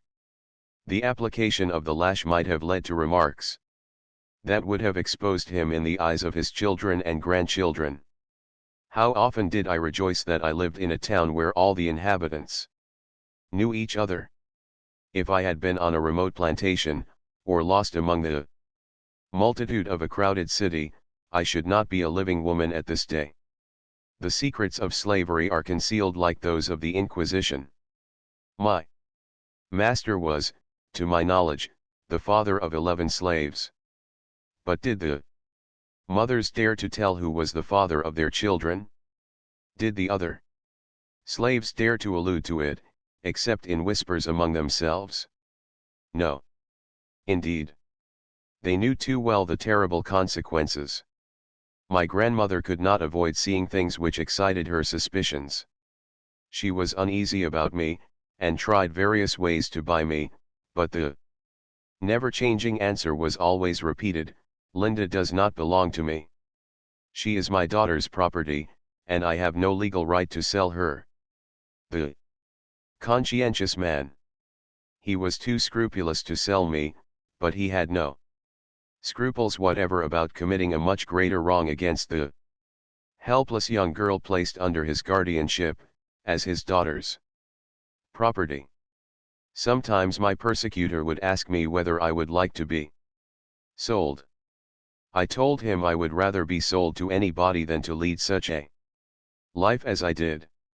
On such occasions he would assume the air of a very injured individual, and reproach me for my ingratitude. "Did I not take you into the house, and make you the companion of my own children," he would say. "Have I ever treated you like a Negro? I have never allowed you to be punished, not even to please your mistress. And this is the recompense I get, you ungrateful girl." I answered that he had reasons of his own for screening me from punishment, and that the course he pursued made my mistress hate me and persecute me. If I wept, he would say, "Poor child. Don't cry. Don't cry. I will make peace for you with your mistress. Only let me arrange matters in my own way. Poor, foolish girl. You don't know what is for your own good. I would cherish you. I would make a lady of you. Now go, and think of all I have promised you." I did think of it. Reader, I draw no imaginary pictures of Southern homes. I am telling you the plain truth. Yet when victims make their escape from this wild beast of slavery, Northerners consent to act the part of bloodhounds, and hunt the poor fugitive back into his den, full of dead men's bones, and all uncleanness. Nay, more, they are not only willing, but proud, to give their daughters in marriage to slave holders. The poor girls have romantic notions of a sunny clime, and of the flowering vines that all the year round shade a happy home. To what disappointments are they destined? The young wife soon learns that the husband in whose hands she has placed her happiness pays no regard to his marriage vows. Children of every shade of complexion play with her own fair babies, and too well she knows that they are born unto him of his own household. Jealousy and hatred enter the flowery home, and it is ravaged of its loveliness. Southern women often marry a man knowing that he is the father of many little slaves. They do not trouble themselves about it. They regard such children as property, as marketable as the pigs on the plantation, and it is seldom that they do not make them aware of this by passing them into the slave traders' hands as soon as possible, and thus getting them out of their sight.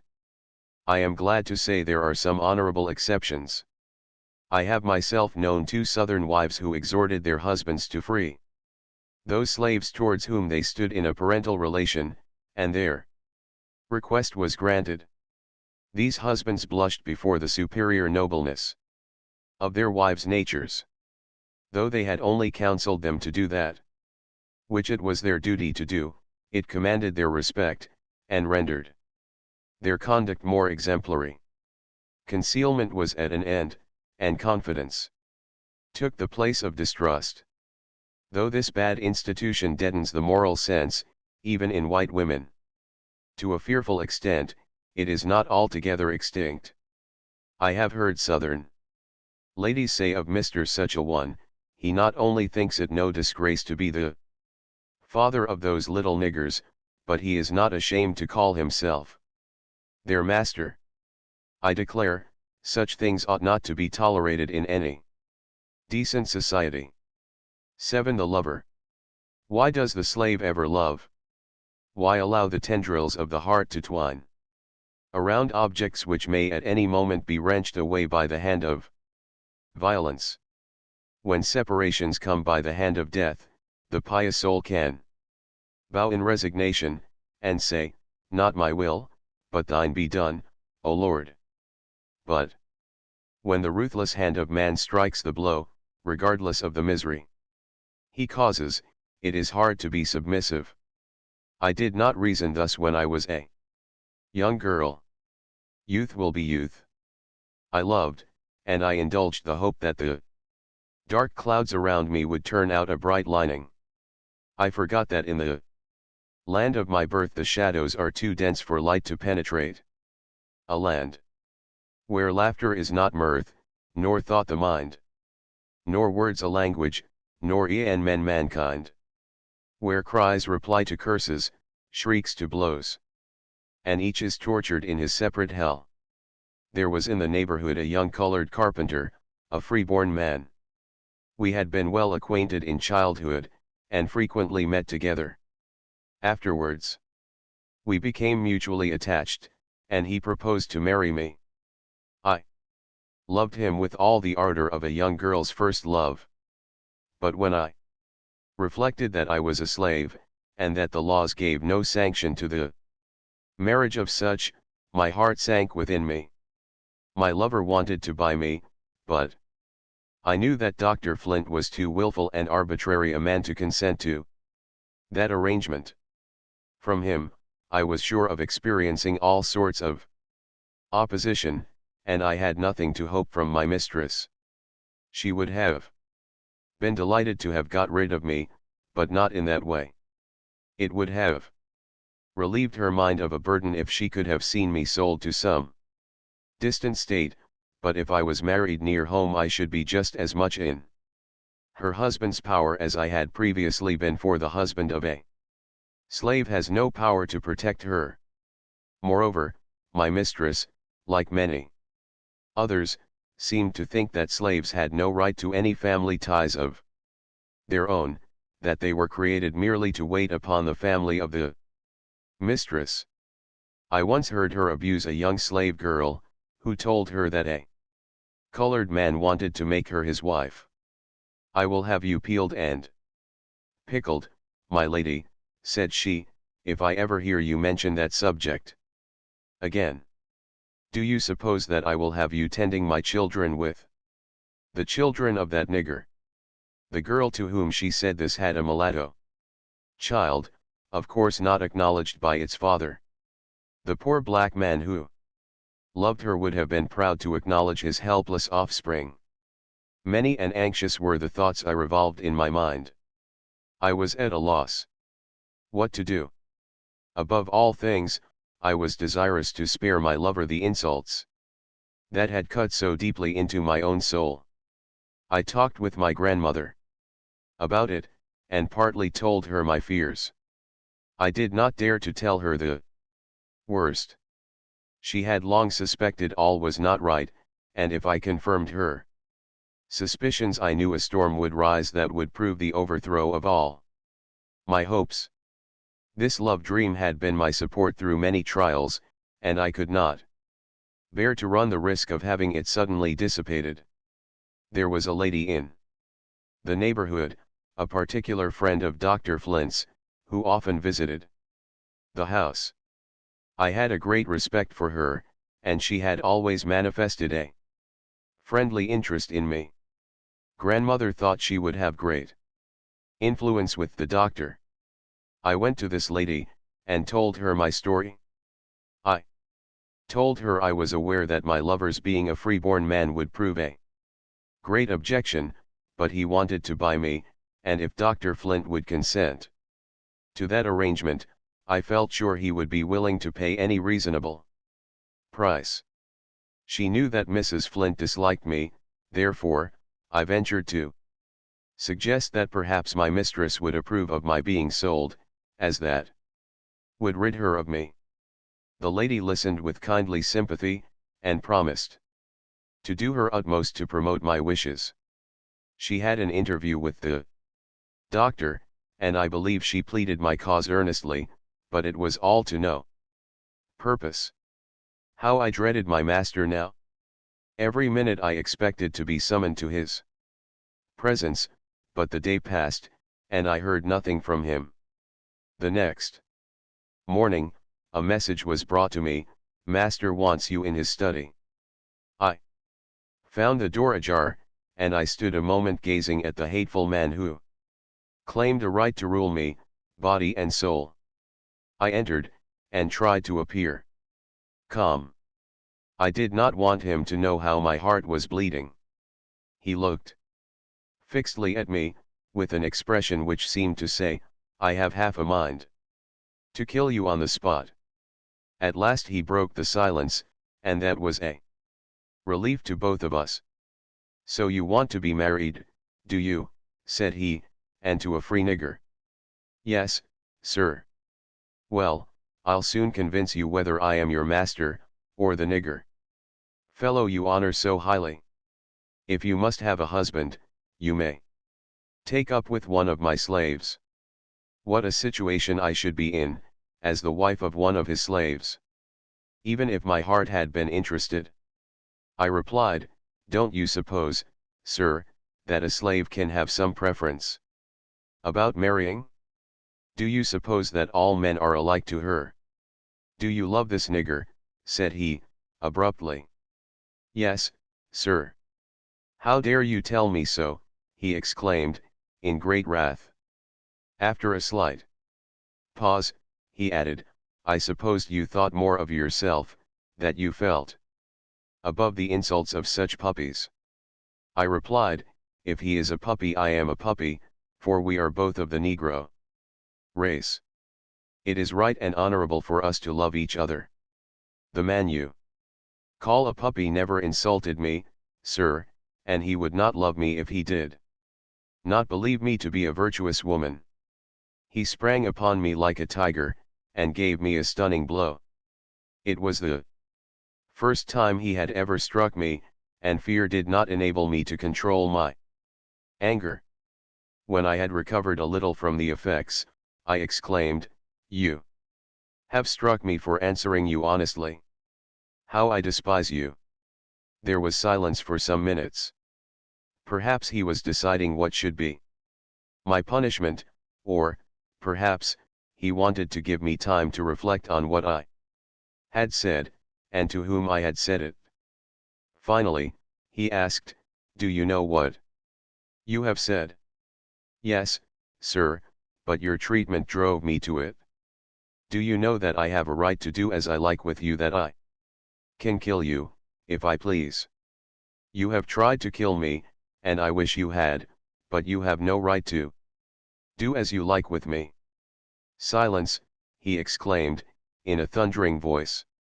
By heavens, girl, you forget yourself too far. Are you mad? If you are, I will soon bring you to your senses. Do you think any other master would bear what I have borne from you this morning? Many masters would have killed you on the spot. How would you like to be sent to jail for your insolence? I know I have been disrespectful, sir, I replied, but you drove me to it, I couldn't help it. As for the jail, there would be more peace for me there than there is here. You deserve to go there, said he, and to be under such treatment, that you would forget the meaning of the word peace. It would do you good. It would take some of your high notions out of you. But I am not ready to send you there yet, notwithstanding your ingratitude for all my kindness and forbearance. You have been the plague of my life. I have wanted to make you happy, and I have been repaid with the basest ingratitude, but though you have proved yourself incapable of appreciating my kindness, I will be lenient towards you, Linda. I will give you one more chance to redeem your character.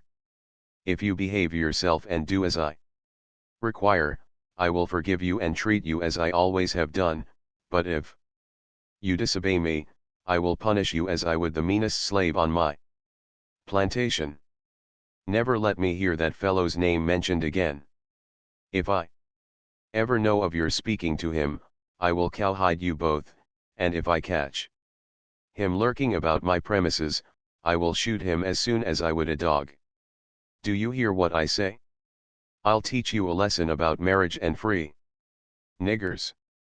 Now go, and let this be the last time I have occasion to speak to you on this subject.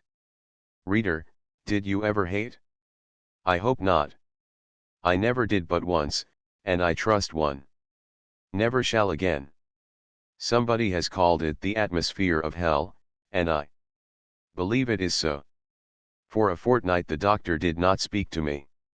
He thought to mortify me, to make me feel that I had disgraced myself by receiving the honorable addresses of a respectable colored man, in preference to the base proposals of a white man.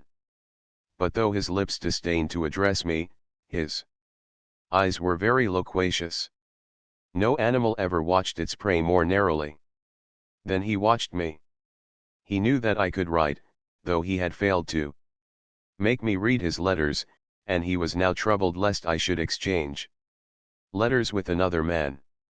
After a while he became weary of silence, and I was sorry for it. One morning, as he passed through the hall, to leave the house, he contrived to thrust a note into my hand. I thought I had better read it, and spare myself the vexation of having him read it to me. It expressed regret for the blow he had given me, and reminded me that I myself was wholly to blame for it. He hoped I had become convinced of the injury I was doing myself by incurring his displeasure. He wrote that he had made up his mind to go to Louisiana, that he should take several slaves with him, and intended I should be one of the number. My mistress would remain where she was, therefore I should have nothing to fear from that quarter. If I merited kindness from him, he assured me that it would be lavishly bestowed. He begged me to think over the matter, and answer the following day. The next morning I was called to carry a pair of scissors to his room. I laid them on the table, with the letter beside them. He thought it was my answer, and did not call me back. I went as usual to attend my young mistress to and from school. He met me in the street, and ordered me to stop at his office on my way back. When I entered, he showed me his letter, and asked me why I had not answered it. I replied, I am your daughter's property, and it is in your power to send me, or take me, wherever you please. He said he was very glad to find me so willing to go, and that we should start early in the autumn. He had a large practice in the town, and I rather thought he had made up the story merely to frighten me. However that might be, I was determined that I would never go to Louisiana with him. Summer passed away, and early in the autumn Dr. Flint's eldest son was sent to Louisiana to examine the country, with a view to emigrating. That news did not disturb me. I knew very well that I should not be sent with him. That I had not been taken to the plantation before this time was owing to the fact that his son was there.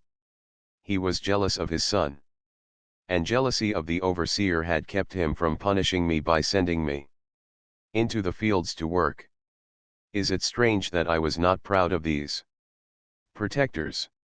As for the overseer, he was a man for whom I had less respect than I had for a bloodhound. Young Mr. Flint did not bring back a favorable report of Louisiana, and I heard no more of that scheme. Soon after this, my lover met me at the corner of the street, and I stopped to speak to him. Looking up, I saw my master watching us from his window. I hurried home, trembling with fear. I was sent for, immediately, to go to his room. He met me with a blow. When is mistress to be married? Said he, in a sneering tone. A shower of oaths and imprecations followed. How thankful I was that my lover was a free man, that my tyrant had no power to flog him for speaking to me in the street. Again and again I revolved in my mind how all this would end. There was no hope that the doctor would consent to sell me on any terms. He had an iron will, and was determined to keep me, and to conquer me. My lover was an intelligent and religious man. Even if he could have obtained permission to marry me while I was a slave, the marriage would give him no power to protect me from my master. It would have made him miserable to witness the insults I should have been subjected to. And then, if we had children, I knew they must follow the condition of the mother. What a terrible blight that would be on the heart of a free, intelligent father. For his sake, I felt that I ought not to link his fate with my own unhappy destiny. He was going to Savannah to see about a little property left him by an uncle, and hard as it was to bring my feelings to it, I earnestly entreated him not to come back.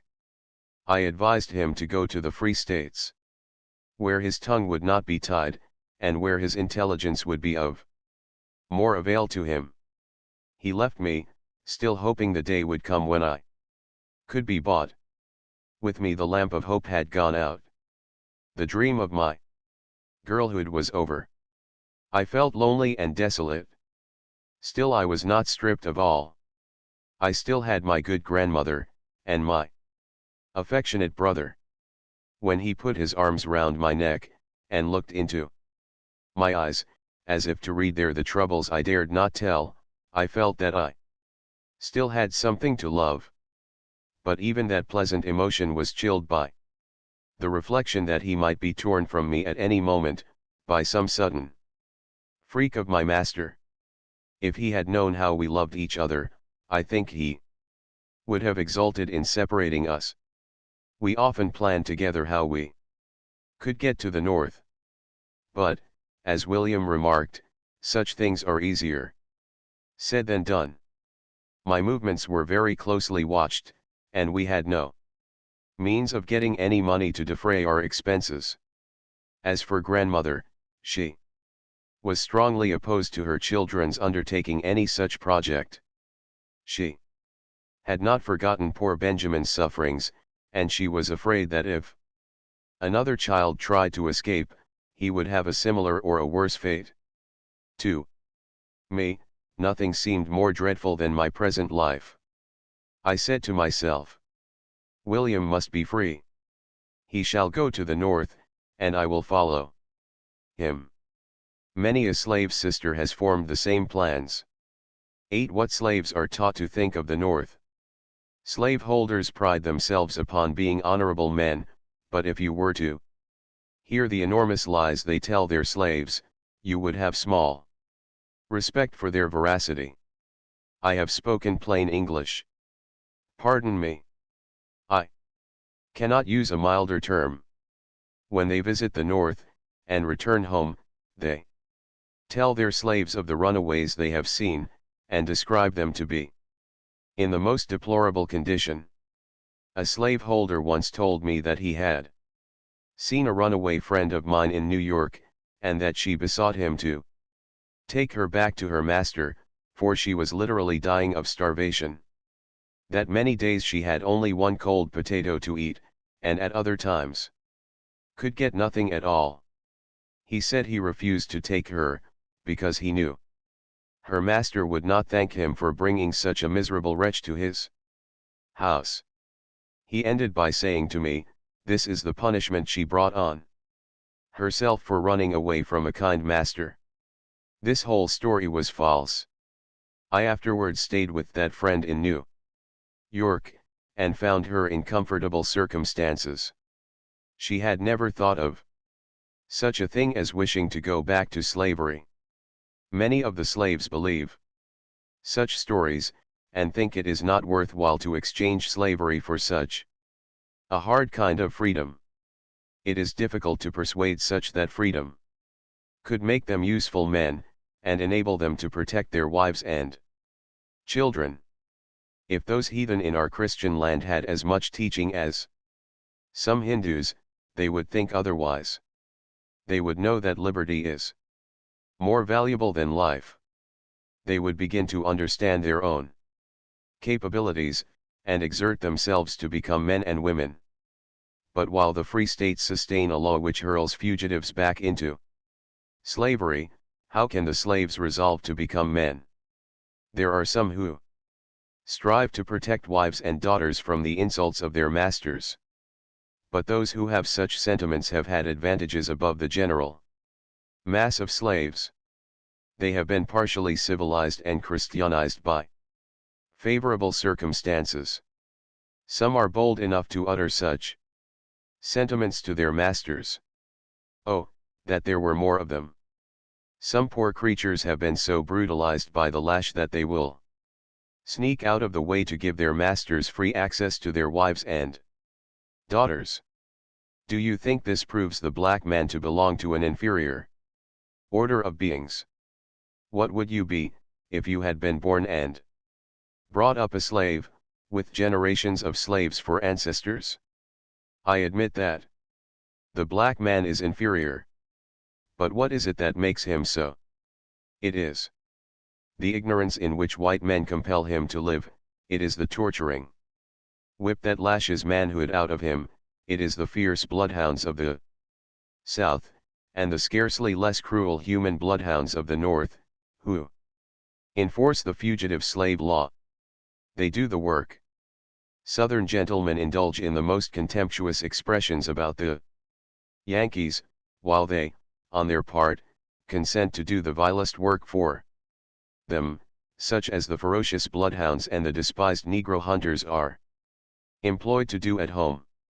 When Southerners go to the North, they are proud to do them honor, but the Northern man is not welcome south of Mason and Dixon's line, unless he suppresses every thought and feeling at variance with their peculiar institution. Nor is it enough to be silent. The masters are not pleased, unless they obtain a greater degree of subservience than that, and they are generally accommodated. Do they respect the Northerner for this? I trow not. Even the slaves despise a Northern man with Southern principles, and that is the class they generally see. When Northerners go to the South to reside, they prove very apt scholars. They soon imbibe the sentiments and disposition of their neighbors, and generally go beyond their teachers. Of the two, they are proverbially the hardest masters. They seem to satisfy their consciences with the doctrine that God created the Africans to be slaves. What a libel upon the Heavenly Father, who made of one blood all nations of men. And then who are Africans? Who can measure the amount of Anglo-Saxon blood coursing in the veins of American slaves?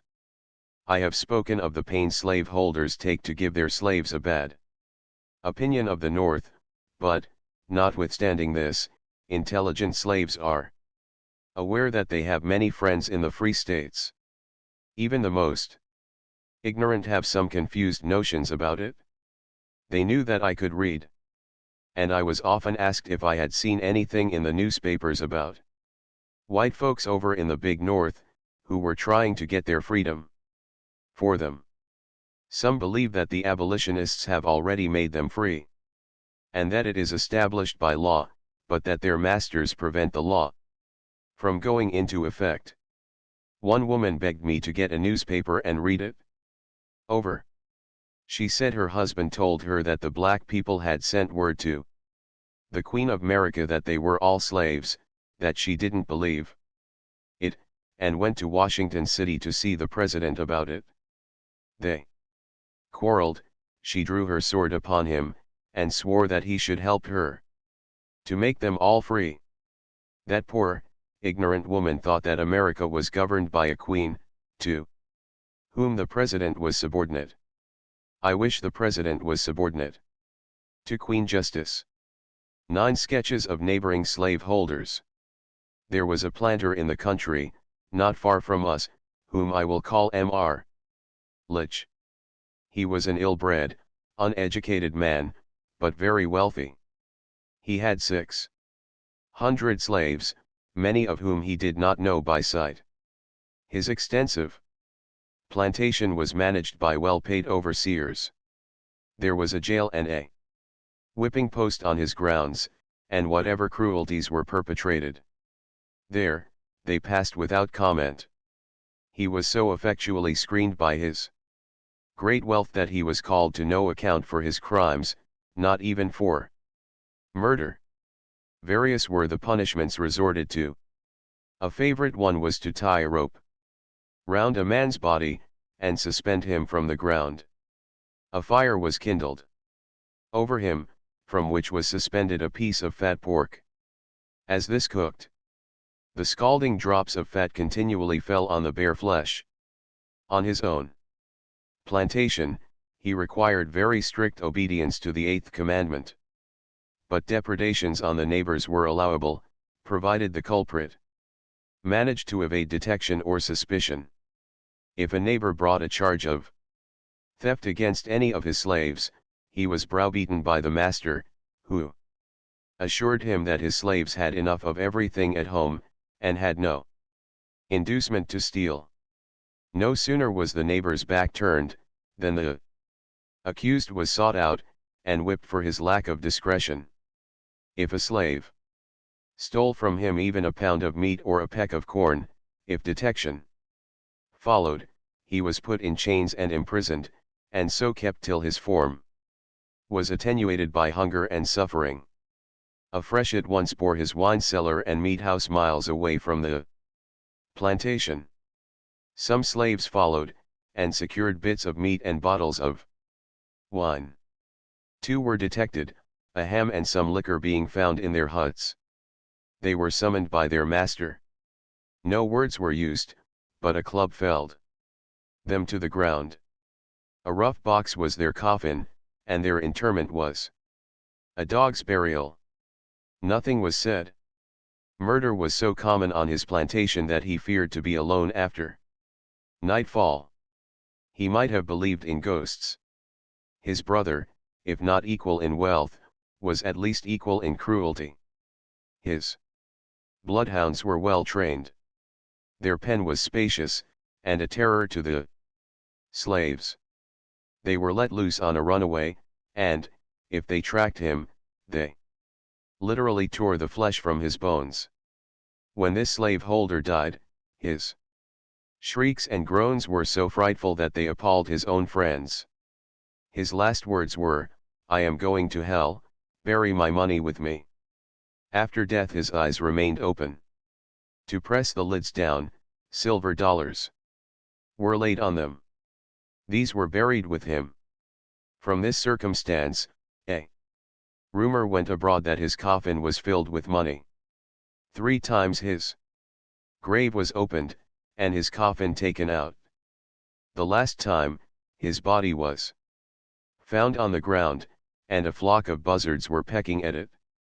He was again interred, and a sentinel set over his grave. The perpetrators were never discovered. Cruelty is contagious in uncivilized communities. Mr. Conant, a neighbor of Mr. Litch, returned from town one evening in a partial state of intoxication. His body servant gave him some offense. He was divested of his clothes, except his shirt, whipped, and tied to a large tree in front of the house. It was a stormy night in winter. The wind blew bitterly cold, and the boughs of the old tree crackled under falling sleet. A member of the family, fearing he would freeze to death, begged that he might be taken down, but the master would not relent. He remained there 3 hours, and, when he was cut down, he was more dead than alive. Another slave, who stole a pig from this master, to appease his hunger, was terribly flogged. In desperation, he tried to run away.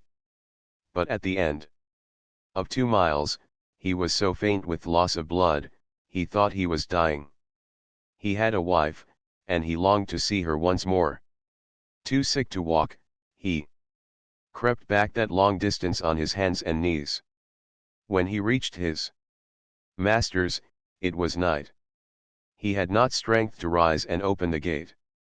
He moaned, and tried to call for help. I had a friend living in the same family. At last his cry reached her. She went out and found the prostrate man at the gate. She ran back to the house for assistance, and 2 men returned with her. They carried him in, and laid him on the floor. The back of his shirt was one clot of blood. By means of lard, my friend loosened it from the raw flesh. She bandaged him, gave him cool drink, and left him to rest. The master said he deserved 100 more lashes. When his own labor was stolen from him, he had stolen food to appease his hunger. This was his crime. Another neighbor was a Mrs. Wade. At no hour of the day was there cessation of the lash on her premises. Her labors began with the dawn, and did not cease till long after nightfall. The barn was her particular place of torture. There she lashed the slaves with the might of a man. An old slave of hers once said to me, "It is hell in Mrs.'s house. Pears I can never get out. Day and night I prays to die." The mistress died before the old woman, and, when dying, entreated her husband not to permit any one of her slaves to look on her after death. A slave who had nursed her children, and had still a child in her care, watched her chance, and stole with it in her arms to the room where lay her dead mistress. She gazed a while on her, then raised her hand and dealt 2 blows on her face, saying, as she did so, "The devil is got you." Now she forgot that the child was looking on. She had just begun to talk, and she said to her father, "I did see Ma, and Mammy did strike Ma," so, striking her own face with her little hand. The master was startled. He could not imagine how the nurse could obtain access to the room where the corpse lay, for he kept the door locked. He questioned her. She confessed that what the child had said was true, and told how she had procured the key. She was sold to Georgia. In my childhood I knew a valuable slave, named Charity, and loved her, as all children did. Her young mistress married, and took her to Louisiana. Her little boy, James, was sold to a good sort of master. He became involved in debt, and James was sold again to a wealthy slave holder, noted for his cruelty. With this man he grew up to manhood, receiving the treatment of a dog. After a severe whipping, to save himself from further infliction of the lash, with which he was threatened, he took to the woods. He was in a most miserable condition, cut by the cowskin, half naked, half starved, and without the means of procuring a crust of bread. Some weeks after his escape, he was captured, tied, and carried back to his master's plantation. This man considered punishment in his jail, on bread and water, after receiving hundreds of lashes, too mild for the poor slave's offense. Therefore he decided, after the overseer should have whipped him to his satisfaction, to have him placed between the screws of the cotton gin, to stay as long as he had been in the woods. This wretched creature was cut with the whip from his head to his feet, then washed with strong brine, to prevent the flesh from mortifying, and make it heal sooner than it otherwise would. He was then put into the cotton gin, which was screwed down, only allowing him room to turn on his side when he could not lie on his back. Every morning a slave was sent with a piece of bread and bowl of water, which were placed within reach of the poor fellow. The slave was charged, under penalty of severe punishment, not to speak to him. 4 days passed, and the slave continued to carry the bread and water. On the second morning, he found the bread gone, but the water untouched. When he had been in the press 4 days and 5 nights, the slave informed his master that the water had not been used for 4 mornings, and that a horrible stench came from the gin house. The overseer was sent to examine into it. When the press was unscrewed, the dead body was found partly eaten by rats and vermin. Perhaps the rats that devoured his bread had gnawed him before life was extinct. Poor Charity. Grandmother and I often asked each other how her affectionate heart would bear the news, if she should ever hear of the murder of her son. We had known her husband, and knew that James was like him in manliness and intelligence. These were the qualities that made it so hard for him to be a plantation slave. They put him into a rough box, and buried him with less feeling than would have been manifested for an old house dog. Nobody asked any questions. He was a slave, and the feeling was that the master had a right to do what he pleased with his own property. And what did he care for the value of a slave? He had hundreds of them. When they had finished their daily toil, they must hurry to eat their little morsels, and be ready to extinguish their pine knots before 9 o'clock, when the overseer went his patrol rounds. He entered every cabin, to see that men and their wives had gone to bed together, lest the men, from over-fatigue, should fall asleep in the chimney corner, and remain there till the morning horn called them to their daily task. Women are considered of no value, unless they continually increase their owner's stock. They are put on a par with animals. This same master shot a woman through the head, who had run away and been brought back to him. No one called him to account for it. If a slave resisted being whipped, the bloodhounds were unpacked, and set upon him, to tear his flesh from his bones.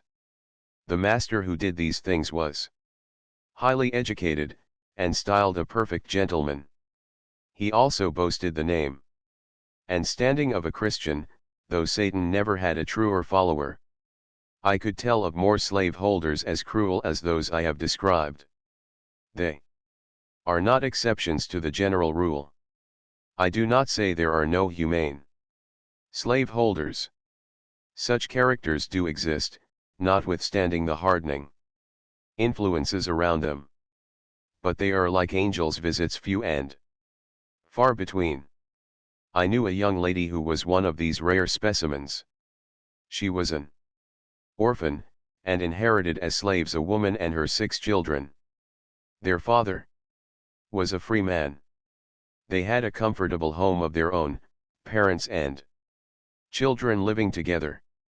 The mother and eldest daughter served their mistress during the day, and at night returned to their dwelling, which was on the premises. The young lady was very pious, and there was some reality in her religion. She taught her slaves to lead pure lives, and wished them to enjoy the fruit of their own industry. Her religion was not a garb put on for Sunday, and laid aside till Sunday returned again.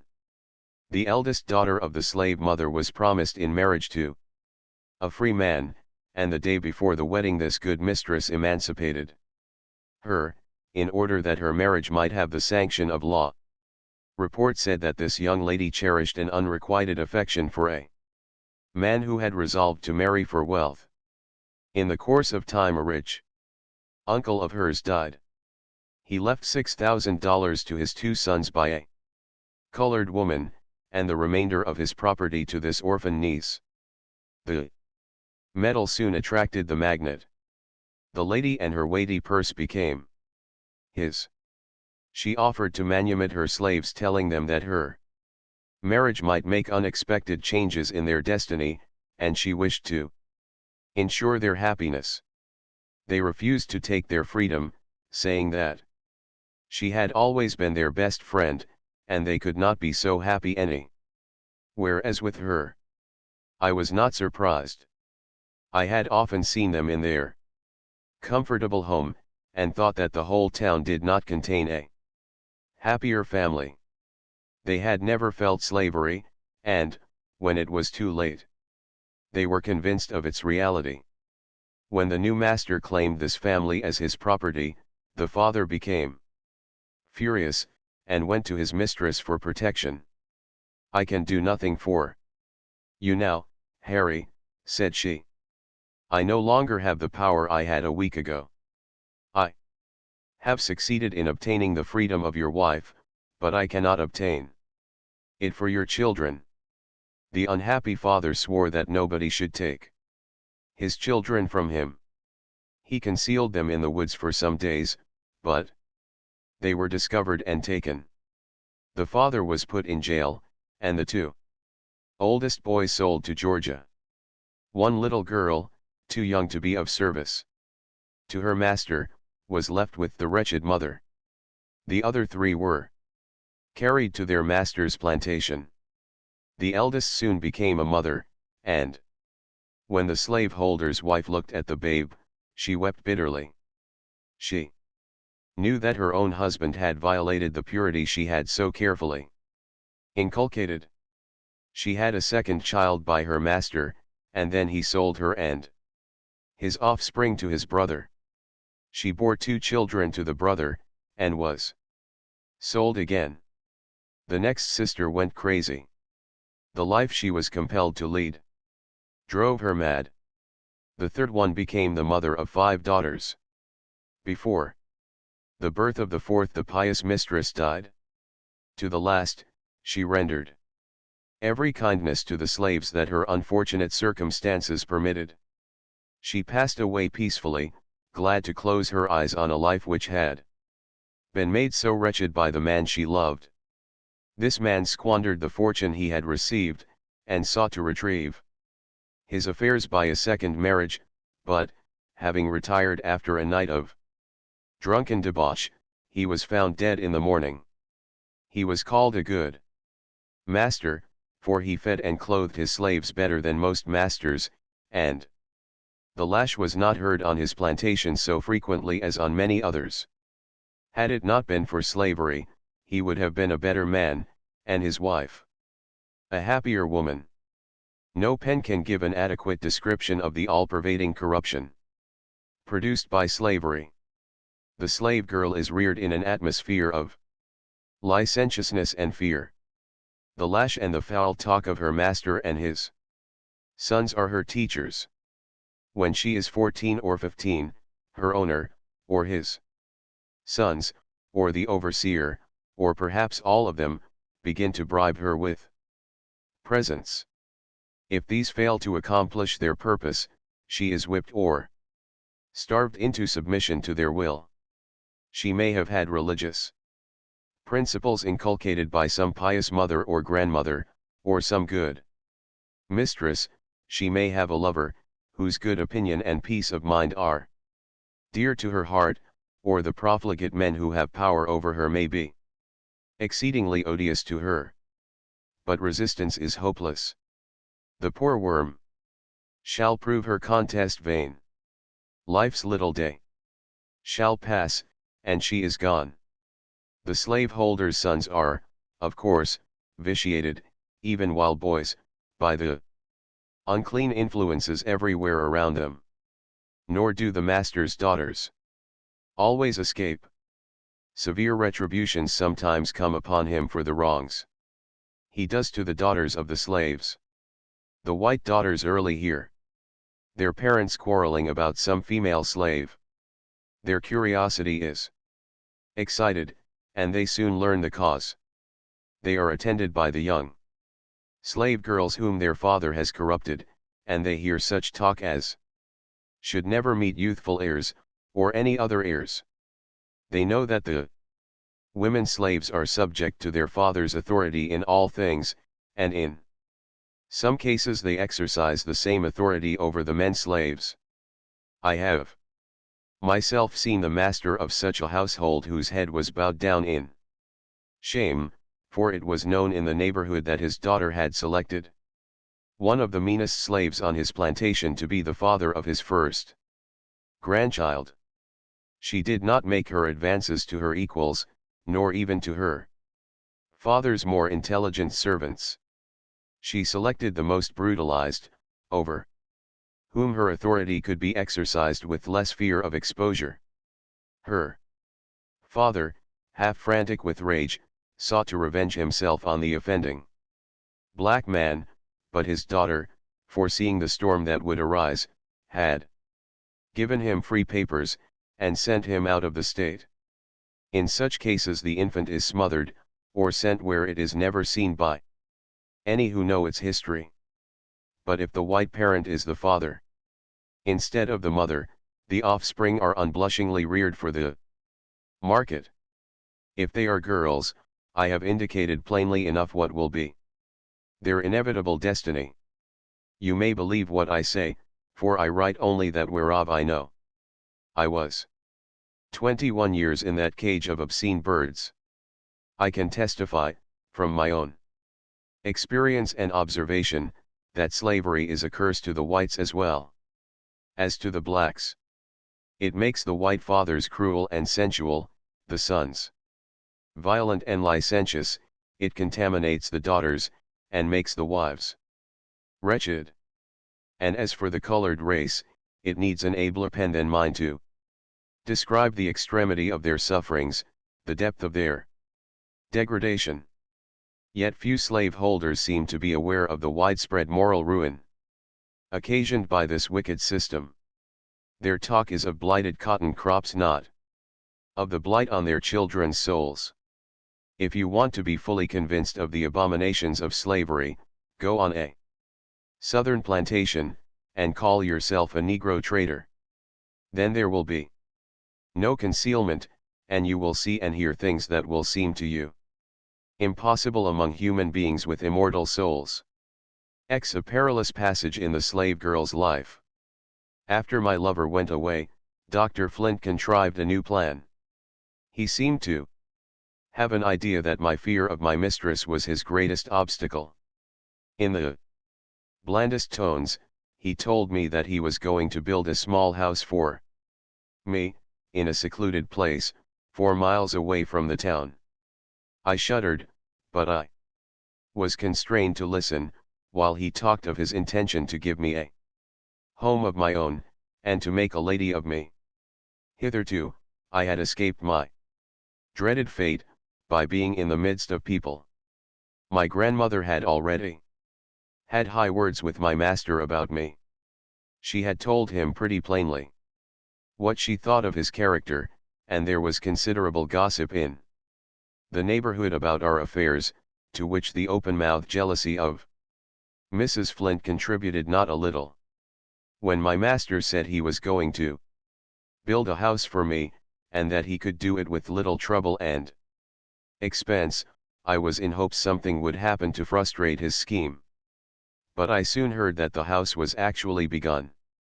I vowed before my Maker that I would never enter it. I had rather toil on the plantation. From dawn till dark, I had rather live and die in jail, than drag on, from day to day, through such a living death. I was determined that the master, whom I so hated and loathed, who had blighted the prospects of my youth, and made my life a desert, should not, after my long struggle with him, succeed at last in trampling his victim under his feet. I would do any thing, everything, for the sake of defeating him. What could I do? I thought and thought, till I became desperate, and made a plunge into the abyss. And now, reader, I come to a period in my unhappy life, which I would gladly forget if I could. The remembrance fills me with sorrow and shame. It pains me to tell you of it, but I have promised to tell you the truth. And I will do it honestly, let it cost me what it may. I will not try to screen myself behind the plea of compulsion from a master, for it was not so. Neither can I plead ignorance or thoughtlessness. For years, my master had done his utmost to pollute my mind with foul images, and to destroy the pure principles inculcated by my grandmother, and the good mistress of my childhood. The influences of slavery had had the same effect on me that they had on other young girls. They had made me prematurely knowing concerning the evil ways of the world. I knew what I did, and I did it with deliberate calculation. But, oh, ye happy women, whose purity has been sheltered from childhood, who have been free to choose the objects of your affection, whose homes are protected by law, do not judge the poor desolate slave girl too severely. If slavery had been abolished, I, also, could have married the man of my choice. I could have had a home shielded by the laws, and I should have been spared the painful task of confessing what I am now about to relate, but all my prospects had been blighted by slavery. I wanted to keep myself pure, and, under the most adverse circumstances, I tried hard to preserve my self-respect, but I was struggling alone in the powerful grasp of the demon slavery, and the monster proved too strong for me. I felt as if I was forsaken by God and man, as if all my efforts must be frustrated, and I became reckless in my despair. I have told you that Dr. Flint's persecutions and his wife's jealousy had given rise to some gossip in the neighborhood. Among others, it chanced that a white unmarried gentleman had obtained some knowledge of the circumstances in which I was placed. He knew my grandmother, and often spoke to me in the street. He became interested for me, and asked questions about my master, which I answered in part. He expressed a great deal of sympathy, and a wish to aid me. He constantly sought opportunities to see me, and wrote to me frequently. I was a poor slave girl, only 15 years old. So much attention from a superior person was, of course, flattering, for human nature is the same in all. I also felt grateful for his sympathy, and encouraged by his kind words. It seemed to me a great thing to have such a friend. By degrees, a more tender feeling crept into my heart. He was an educated and eloquent gentleman, too eloquent, alas, for the poor slave girl who trusted in him. Of course I saw whither all this was tending. I knew the impassable gulf between us, but to be an object of interest to a man who is not married, and who is not her master, is agreeable to the pride and feelings of a slave, if her miserable situation has left her any pride or sentiment. It seems less degrading to give one's self, than to submit to compulsion. There is something akin to freedom in having a lover who has no control over you, except that which he gains by kindness and attachment. A master may treat you as rudely as he pleases, and you dare not speak. Moreover, the wrong does not seem so great with an unmarried man, as with one who has a wife to be made unhappy. There may be sophistry in all this, but the condition of a slave confuses all principles of morality, and, in fact, renders the practice of them impossible. When I found that my master had actually begun to build the lonely cottage, other feelings mixed with those I have described, revenge, and calculations of interest, were added to flattered vanity and sincere gratitude for kindness. I knew nothing would enrage Dr. Flint so much as to know that I favored another, and it was something to triumph over my tyrant even in that small way. I thought he would revenge himself by selling me, and I was sure my friend, Mr. Sands, would buy me. He was a man of more generosity and feeling than my master, and I thought my freedom could be easily obtained from him. The crisis of my fate now came so near that I was desperate. I shuddered to think of being the mother of children that should be owned by my old tyrant. I knew that as soon as a new fancy took him, his victims were sold far off to get rid of them, especially if they had children. I had seen several women sold, with his babies at the breast. He never allowed his offspring by slaves to remain long in sight of himself and his wife. Of a man who was not my master I could ask to have my children well supported, and in this case, I felt confident I should obtain the boon. I also felt quite sure that they would be made free. With all these thoughts revolving in my mind, and seeing no other way of escaping the doom I so much dreaded, I made a headlong plunge. Pity me, and pardon me, O virtuous reader. You never knew what it is to be a slave, to be entirely unprotected by law or custom, to have the laws reduce you to the condition of a chattel, entirely subject to the will of another. You never exhausted your ingenuity in avoiding the snares, and eluding the power of a hated tyrant. You never shuddered at the sound of his footsteps, and trembled within hearing of his voice. I know I did wrong. No one can feel it more sensibly than I do. The painful and humiliating memory will haunt me to my dying day. Still, in looking back, calmly, on the events of my life, I feel that the slave woman ought not to be judged by the same standard as others. The months passed on. I had many unhappy hours. I secretly mourned over the sorrow I was bringing on my grandmother, who had so tried to shield me from harm. I knew that I was the greatest comfort of her old age, and that it was a source of pride to her that I had not degraded myself, like most of the slaves. I wanted to confess to her that I was no longer worthy of her love, but I could not utter the dreaded words. As for Dr. Flint, I had a feeling of satisfaction and triumph in the thought of telling him. From time to time he told me of his intended arrangements, and I was silent. At last, he came and told me the cottage was completed, and ordered me to go to it. I told him I would never enter it. He said, I have heard enough of such talk as that.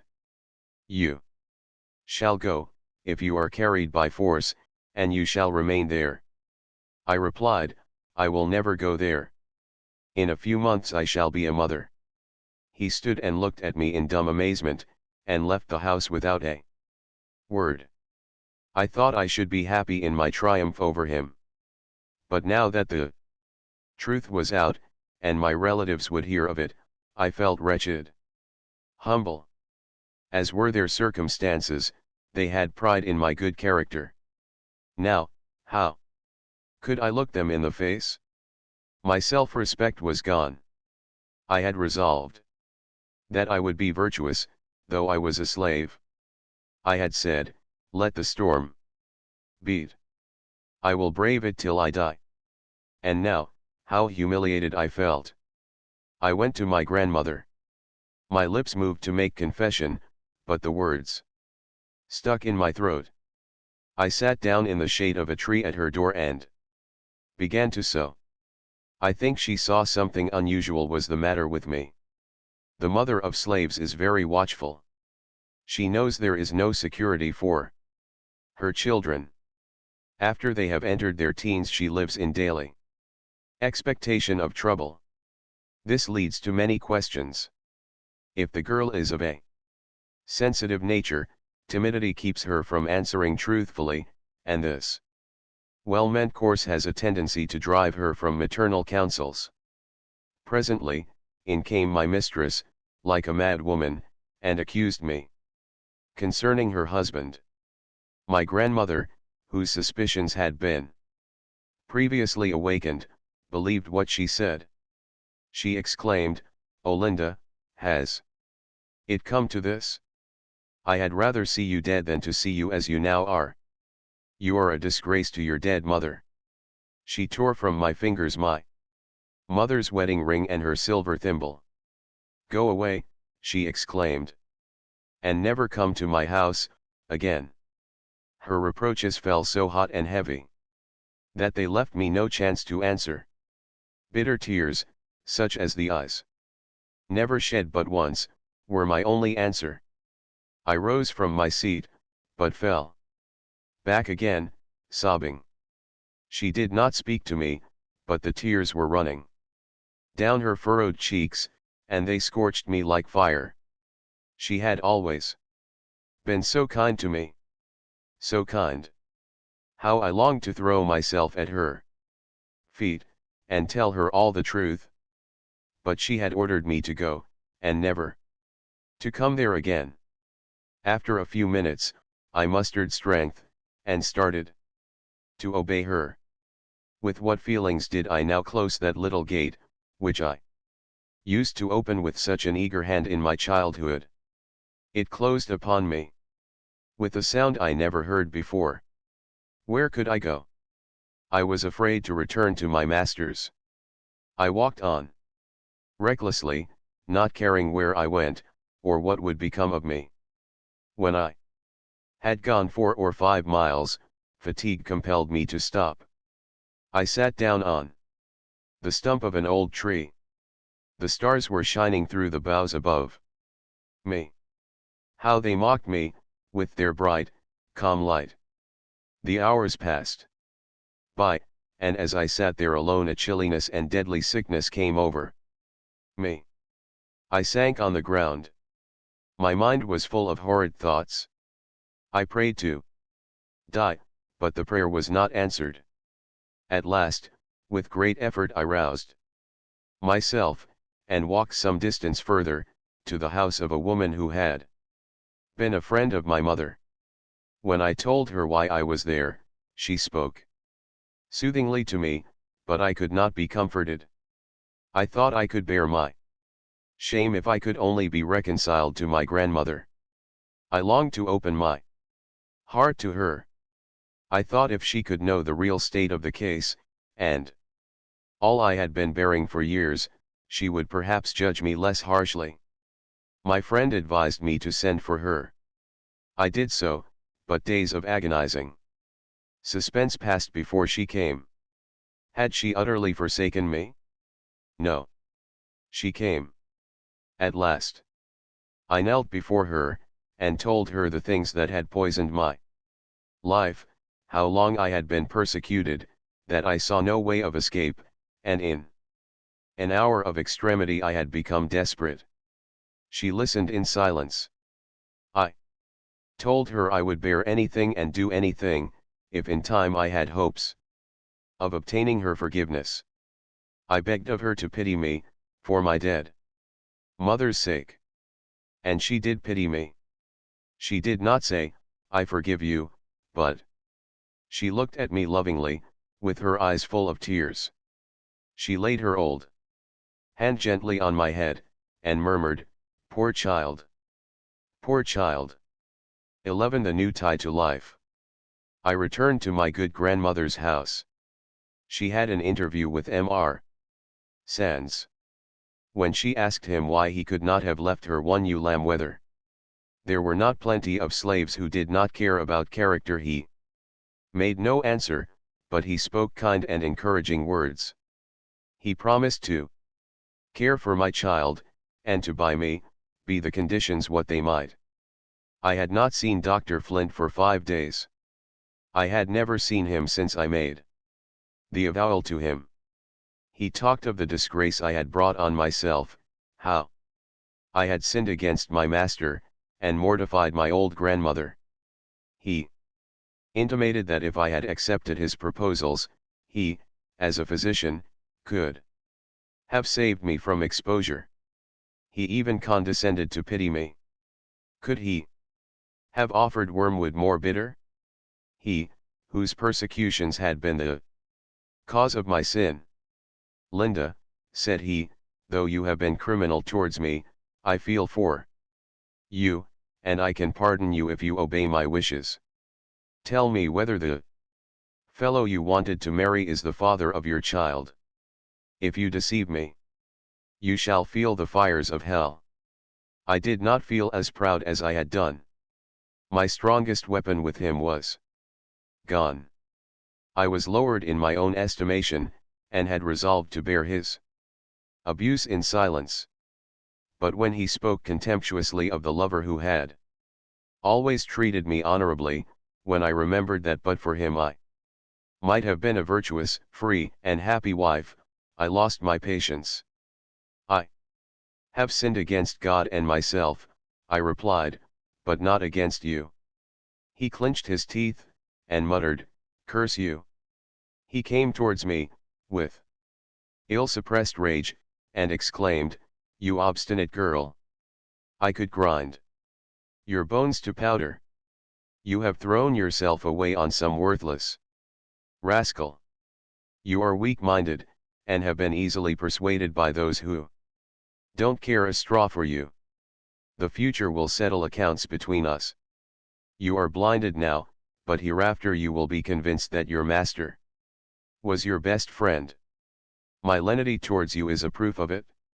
I might have punished you in many ways. I might have had you whipped till you fell dead under the lash. But I wanted you to live. I would have bettered your condition. Others cannot do it. You are my slave. Your mistress, disgusted by your conduct, forbids you to return to the house, therefore I leave you here for the present, but I shall see you often. I will call tomorrow." He came with frowning brows, that showed a dissatisfied state of mind. After asking about my health, he inquired whether my board was paid, and who visited me. He then went on to say that he had neglected his duty. That as a physician there were certain things that he ought to have explained to me. Then followed talk such as would have made the most shameless blush. He ordered me to stand up before him. I obeyed.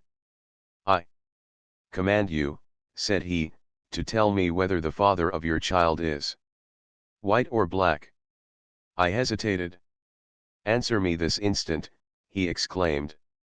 I did answer. He sprang upon me like a wolf, and grabbed my arm as if he would have broken it. "Do you love him?" said he, in a hissing tone. "I am thankful that I do not despise him," I replied. He raised his hand to strike me, but it fell again. "I don't know what arrested the blow. He sat down, with lips tightly compressed. At last he spoke. "I came here," said he, "to make you a friendly proposition, but your ingratitude chafes me beyond endurance. You turn aside all my good intentions towards you. I don't know what it is that keeps me from killing you." Again he rose, as if he had a mind to strike me. But he resumed. "On one condition I will forgive your insolence and crime. You must henceforth have no communication of any kind with the father of your child. You must not ask anything from him, or receive anything from him. I will take care of you and your child. You had better promise this at once, and not wait till you are deserted by him. This is the last act of mercy I shall show towards you."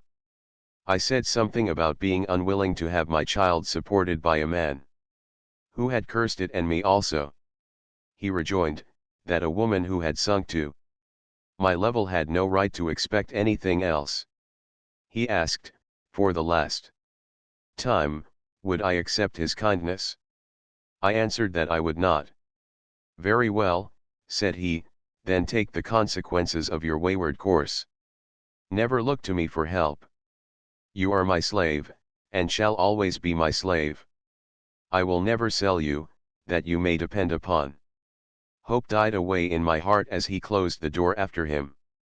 I had calculated that in his rage he would sell me to a slave trader, and I knew the father of my child was on the watch to buy me. About this time my uncle Philip was expected to return from a voyage. The day before his departure I had officiated as bridesmaid to a young friend. My heart was then ill at ease, but my smiling countenance did not betray it. Only a year had passed, but what fearful changes it had wrought. My heart had grown grey in misery. Lives that flash in sunshine, and lives that are born in tears, receive their hue from circumstances. None of us know what a year may bring forth. I felt no joy when they told me my uncle had come. He wanted to see me, though he knew what had happened. I shrank from him at first, but at last consented that he should come to my room. He received me as he always had done. Oh, how my heart smote me when I felt his tears on my burning cheeks. The words of my grandmother came to my mind, "Perhaps your mother and father are taken from the evil days to come." My disappointed heart could now praise God that it was so. But why, thought I, did my relatives ever cherish hopes for me? What was there to save me from the usual fate of slave girls? Many more beautiful and more intelligent than I had experienced a similar fate, or a far worse one. How could they hope that I should escape? My uncle's stay was short, and I was not sorry for it. I was too ill in mind and body to enjoy my friends as I had done. For some weeks I was unable to leave my bed. I could not have any doctor but my master, and I would not have him sent for. At last, alarmed by my increasing illness, they sent for him. I was very weak and nervous, and as soon as he entered the room, I began to scream. They told him my state was very critical. He had no wish to hasten me out of the world, and he withdrew. When my babe was born, they said it was premature. It weighed only 4 pounds, but God let it live. I heard the doctor say I could not survive till morning. I had often prayed for death, but now I did not want to die unless my child could die too. Many weeks passed before I was able to leave my bed. I was a mere wreck of my former self. For a year there was scarcely a day when I was free from chills and fever. My babe also was sickly. His little limbs were often racked with pain. Dr. Flint continued his visits, to look after my health, and he did not fail to remind me that My child was an addition to his stock of slaves. I felt too feeble to dispute with him, and listened to his remarks in silence. His visits were less frequent, but his busy spirit could not remain quiet. He employed my brother in his office, and he was made the medium of frequent notes and messages to me. William was a bright lad, and of much use to the doctor. He had learned to put up medicines, to leech, cup, and bleed. He had taught himself to read and spell. I was proud of my brother, and the old doctor suspected as much. One day, when I had not seen him for several weeks, I heard his steps approaching the door. I dreaded the encounter, and hid myself. He inquired for me, of course, but I was nowhere to be found. He went to his office, and dispatched William with a note. The color mounted to my brother's face when he gave it to me. And he said, "Don't you hate me, Linda, for bringing you these things?" I told him I could not blame him, he was a slave, and obliged to obey his master's will. The note ordered me to come to his office. I went. He demanded to know where I was when he called. I told him I was at home. He flew into a passion, and said he knew better. Then he launched out upon his usual themes: my crimes against him, and my ingratitude for his forbearance. The laws were laid down to me anew, and I was dismissed. I felt humiliated that my brother should stand by, and listen to such language as would be addressed only to a slave. Poor boy! He was powerless to defend me, but I saw the tears, which he vainly strove to keep back. This manifestation of feeling irritated the doctor. William could do nothing to please him. One morning he did not arrive at the office so early as usual, and that circumstance afforded his master an opportunity to vent his spleen. He was put in jail. The next day my brother sent a trader to the doctor, with a request to be sold. His master was greatly incensed at what he called his insolence. He said he had put him there to reflect upon his bad conduct, and he certainly was not giving any evidence of repentance. For 2 days he harassed himself to find somebody to do his office work, but everything went wrong without William. He was released and ordered to take his old stand, with many threats, if he was not careful about his future behavior. As the months passed on, my boy improved in health. When he was a year old, they called him beautiful. The little vine was taking deep root in my existence, though its clinging fondness excited a mixture of love and pain. When I was most sorely oppressed, I found a solace in his smiles. I loved to watch his infant slumbers, but always there was a dark cloud over my enjoyment. I could never forget that he was a slave. Sometimes I wished that he might die in infancy. God tried me. My darling became very ill. The bright eyes grew dull, and the little feet and hands were so icy cold that I thought death had already touched them. I had prayed for his death, but never so earnestly as I now prayed for his life, and my prayer was heard. Alas, what mockery it is for a slave mother to try to pray back her dying child to life. Death is better than slavery. It was a sad thought that I had no name to give my child. His father caressed him and treated him kindly, whenever he had a chance to see him. He was not unwilling that he should bear his name, but he had no legal claim to it, and if I had bestowed it upon him, my master would have regarded it as a new crime, a new piece of insolence, and would, perhaps, revenge it on the boy. Oh, the serpent of slavery has many and poisonous fangs. 12. Fear of insurrection. Not far from this time Nat Turner's insurrection broke out, and the news threw our town into great commotion.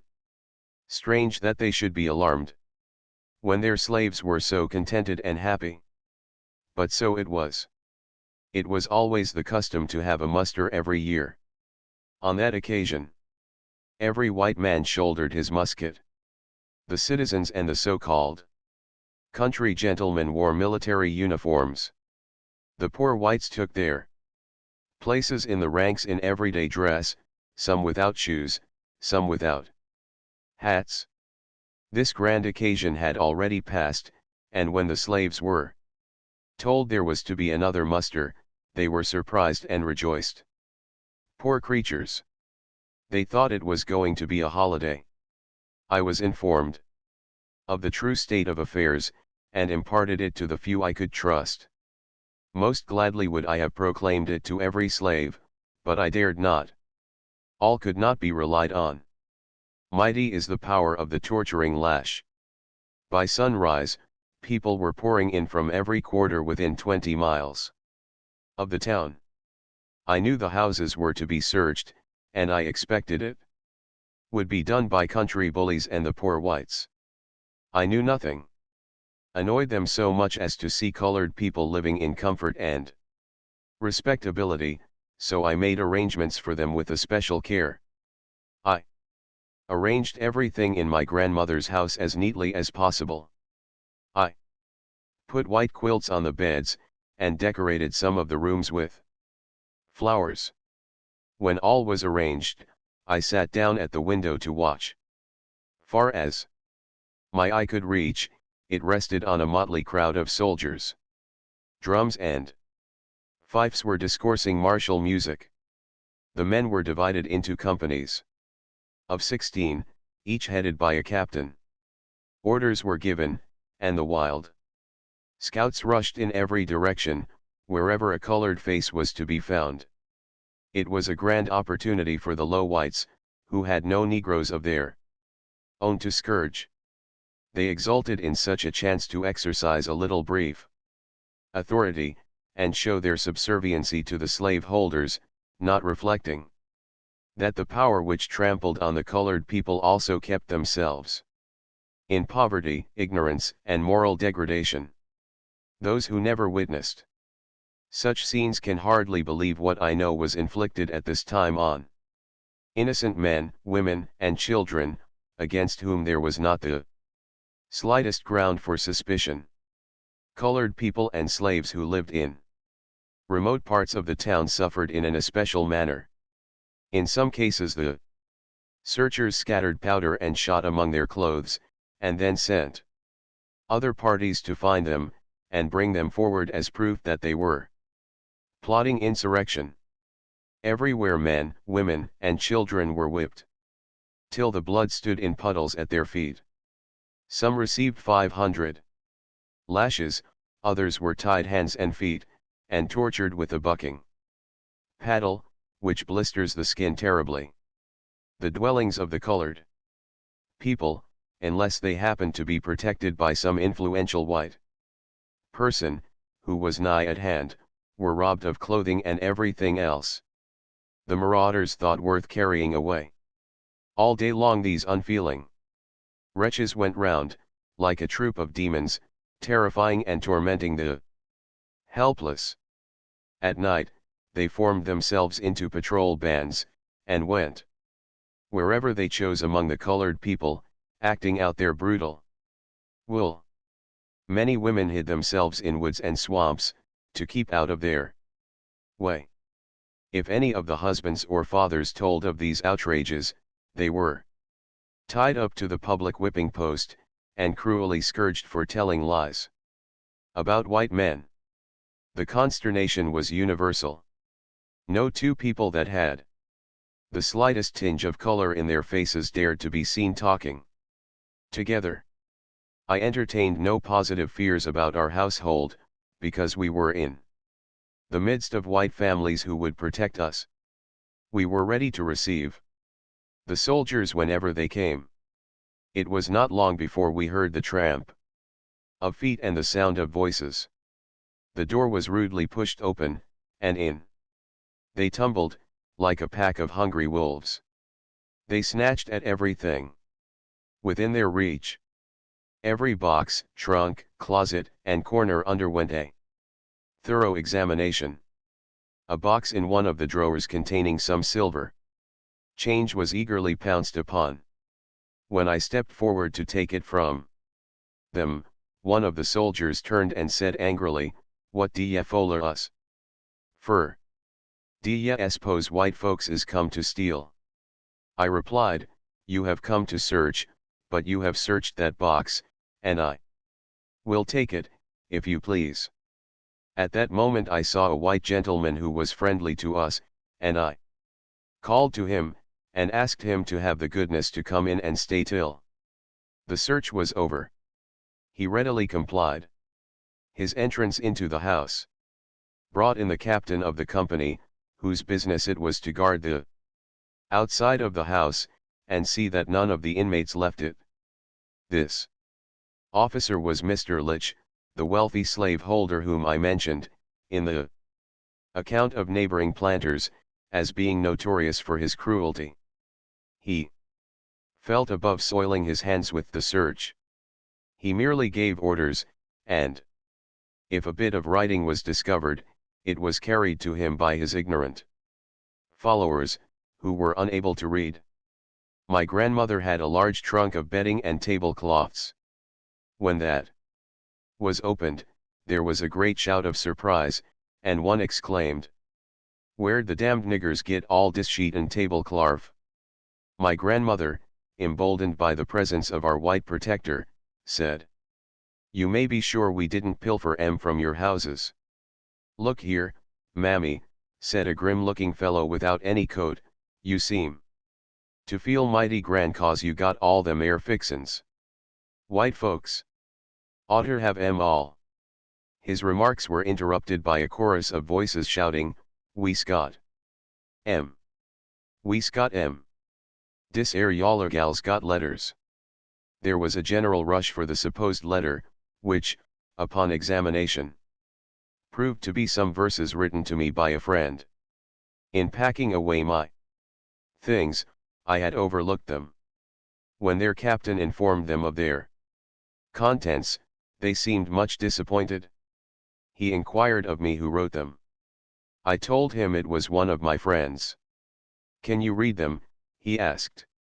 When I told him I could, he swore, and raved, and tore the paper into bits. "Bring me all your letters," said he, in a commanding tone. I told him I had none. "Don't be afraid," he continued, in an insinuating way. "Bring them all to me. Nobody shall do you any harm." Seeing I did not move to obey him, his pleasant tone changed to oaths and threats. "Who writes to you? Half-free niggers?" inquired he. I replied, "Oh, no, most of my letters are from white people. Some request me to burn them after they are read, and some I destroy without reading." An exclamation of surprise from some of the company put a stop to our conversation. Some silver spoons which ornamented an old-fashioned buffet had just been discovered. My grandmother was in the habit of preserving fruit for many ladies in the town, and of preparing suppers for parties. Consequently she had many jars of preserves. The closet that contained these was next invaded, and the contents tasted. One of them, who was helping himself freely, tapped his neighbor on the shoulder, and said, "Wall done. Don't wonder de niggers want to kill all de white folks, when dey live on sarves, meaning preserves." I stretched out my hand to take the jar, saying, "You were not sent here to search for sweetmeats." "And what were we sent for?" said the captain, bristling up to me. I evaded the question. The search of the house was completed, and nothing found to condemn us. They next proceeded to the garden, and knocked about every bush and vine. With no better success. The captain called his men together, and, after a short consultation, the order to march was given. As they passed out of the gate, the captain turned back, and pronounced a malediction on the house. He said it ought to be burned to the ground, and each of its inmates received 39 lashes. We came out of this affair very fortunately, not losing anything except some wearing apparel. Towards evening the turbulence increased. The soldiers, stimulated by drink, committed still greater cruelties. Shrieks and shouts continually rent the air. Not daring to go to the door, I peeped under the window curtain. I saw a mob dragging along a number of colored people, each white man, with his musket upraised, threatening instant death if they did not stop their shrieks. Among the prisoners was a respectable old colored minister. They had found a few parcels of shot in his house, which his wife had for years used to balance her scales. For this they were going to shoot him on Courthouse Green. What a spectacle was that for a civilized country! A rabble, staggering under intoxication, assuming to be the administrators of justice. The better class of the community exerted their influence to save the innocent, persecuted people, and in several instances they succeeded, by keeping them shut up in jail till the excitement abated. At last the white citizens found that their own property was not safe from the lawless rabble they had summoned to protect them. They rallied the drunken swarm, drove them back into the country, and set a guard over the town. The next day, the town patrols were commissioned to search colored people that lived out of the city, and the most shocking outrages were committed with perfect impunity. Every day for a fortnight, if I looked out, I saw horsemen with some poor panting Negro tied to their saddles, and compelled by the lash to keep up with their speed, till they arrived at the jail yard. Those who had been whipped too unmercifully to walk were washed with brine, tossed into a cart, and carried to jail. One black man, who had not fortitude to endure scourging, promised to give information about the conspiracy. But it turned out that he knew nothing at all. He had not even heard the name of Nat Turner. The poor fellow had, however, made up a story, which augmented his own sufferings and those of the colored people. The day patrol continued for some weeks, and at sundown a night guard was substituted. Nothing at all was proved against the colored people, bond or free. The wrath of the slave holders was somewhat appeased by the capture of Nat Turner. The imprisoned were released. The slaves were sent to their masters, and the free were permitted to return to their ravaged homes. Visiting was strictly forbidden on the plantations. The slaves begged the privilege of again meeting at their little church in the woods, with their burying ground around it. It was built by the colored people, and they had no higher happiness than to meet there and sing hymns together, and pour out their hearts in spontaneous prayer. Their request was denied, and the church was demolished. They were permitted to attend the white churches, a certain portion of the galleries being appropriated to their use. There, when everybody else had partaken of the communion, and the benediction had been pronounced, the minister said, "Come down, now, my colored friends." They obeyed the summons, and partook of the bread and wine, in commemoration of the meek and lowly Jesus, who said, "God is your Father, and all ye are brethren." 13. The Church and Slavery. After the alarm caused by Nat Turner's insurrection had subsided, the slaveholders came to the conclusion that it would be well to give the slaves enough of religious instruction to keep them from murdering their masters. The Episcopal clergyman offered to hold a separate service on Sundays for their benefit. His colored members were very few, and also very respectable, a fact which I presume had some weight with him. The difficulty was to decide on a suitable place for them to worship. The Methodist and Baptist churches admitted them in the afternoon, but their carpets and cushions were not so costly as those at the Episcopal Church. It was at last decided that they should meet at the house of a free colored man, who was a member. I was invited to attend, because I could read. Sunday evening came, and, trusting to the cover of night, I ventured out. I rarely ventured out by daylight, for I always went with fear, expecting at every turn to encounter Dr. Flint, who was sure to turn me back, or order me to his office to inquire where I got my bonnet, or some other article of dress. When the Reverend Mr. Pike came, there were some 20 persons present. The Reverend gentleman knelt in prayer, then seated himself, and requested all present, who could read, to open their books, while he gave out the portions he wished them to repeat or respond to. His text was, "Servants, be obedient to them that are your masters, according to the flesh, with fear and trembling, in singleness of your heart, as unto Christ." Pious Mr. Pike brushed up his hair till it stood upright, and, in deep, solemn tones, began, "Hearken, ye servants. Give strict heed unto my words. You are rebellious sinners. Your hearts are filled with all manner of evil. 'Tis the devil who tempts you. God is angry with you, and will surely punish you, if you don't forsake your wicked ways. You that live in town are eye servants behind your master's back.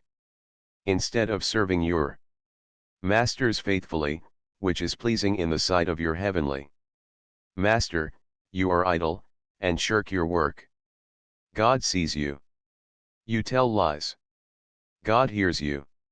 Instead of being engaged in worshipping him, you are hidden away somewhere, feasting on your master's substance, tossing coffee grounds with some wicked fortune-teller, or cutting cards with another old hag.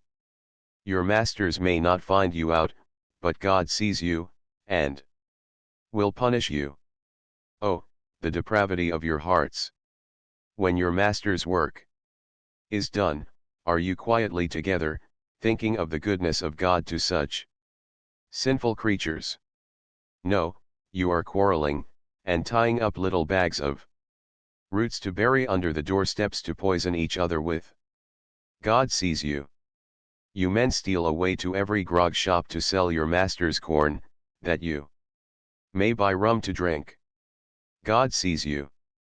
You sneak into the back streets, or among the bushes, to pitch coppers. Although your masters may not find you out, God sees you, and he will punish you. You must forsake your sinful ways, and be faithful servants. Obey your old master and your young master, your old mistress and your young mistress. If you disobey your earthly master, you offend your heavenly master.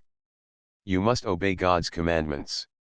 When you go from here, don't stop at the corners of the streets to talk, but go directly home, and let your master and mistress see that you have come. The benediction was pronounced. We went home, highly amused at Brother Pike's gospel teaching, and we determined to hear him again. I went the next Sabbath evening, and heard pretty much a repetition of the last discourse. At the close of the meeting, Mr. Pike informed us that he found it very inconvenient to meet at the friend's house, and he should be glad to see us, every Sunday evening, at his own kitchen. I went home with the feeling that I had heard the Reverend Mr. Pike for the last time. Some of his members repaired to his house, and found that the kitchen sported 2 tallow candles, the first time, I am sure, since its present occupant owned it, for the servants never had anything but pine knots. It was so long before the reverend gentleman descended from his comfortable parlor that the slaves left, and went to enjoy a Methodist Shout. They never seem so happy as when shouting and singing at religious meetings. Many of them are sincere, and nearer to the gate of heaven than sanctimonious Mr. Pike, and other long-faced Christians, who see wounded Samaritans, and pass by on the other side. The slaves generally compose their own songs and hymns, and they do not trouble their heads much about the measure. They often sing the following verses. Old Satan is one busy old man. He rolls dem blocks all in my way. But Jesus is my bosom friend. He rolls dem blocks away. If I had died when I was young, den how my stammering tongue would have sung. But I am old, and now I stand a narrow chance for to tread that heavenly land. I well remember one occasion when I attended a Methodist class meeting. I went with a burdened spirit, and happened to sit next a poor, bereaved mother, whose heart was still heavier than mine. The class leader was the town constable, a man who bought and sold slaves, who whipped his brethren and sisters of the church at the public whipping post, in jail or out of jail. He was ready to perform that Christian office anywhere for 50 cents. This white-faced, black-hearted brother came near us, and said to the stricken woman, "Sister, can't you tell us how the Lord deals with your soul? Do you love him as you did formerly?" She rose to her feet, and said, in piteous tones, "My Lord and Master, help me. My load is more than I can bear. God has hid himself from me, and I am left in darkness and misery." Then, striking her breast, she continued, "I can't tell you what is in here. They've got all my children. Last week they took the last one. God only knows where they've sold her. They let me have her 16 years, and then oh, pray for her. Brothers and sisters, I've got nothing to live for now. God make my time short." She sat down, quivering in every limb. I saw that constable class leader become crimson in the face with suppressed laughter, while he held up his handkerchief, that those who were weeping for the poor woman's calamity might not see his merriment. Then, with assumed gravity, he said to the bereaved mother, "Sister, pray to the Lord that every dispensation of his divine will may be sanctified to the good of your poor needy soul." The congregation struck up a hymn, and sung as though they were as free as the birds that warbled round us. Old Satan thought he had a mighty aim. He missed my soul, and caught my sins. Cry amen, cry amen, cry amen to God. He took my sins upon his back, went muttering and grumbling down to hell. Cry amen, cry amen, cry amen to God. Old Satan's church is here below. Up to God's free church I hope to go. Cry amen, cry amen, cry amen to God. Precious are such moments to the poor slaves. If you were to hear them at such times, you might think they were happy.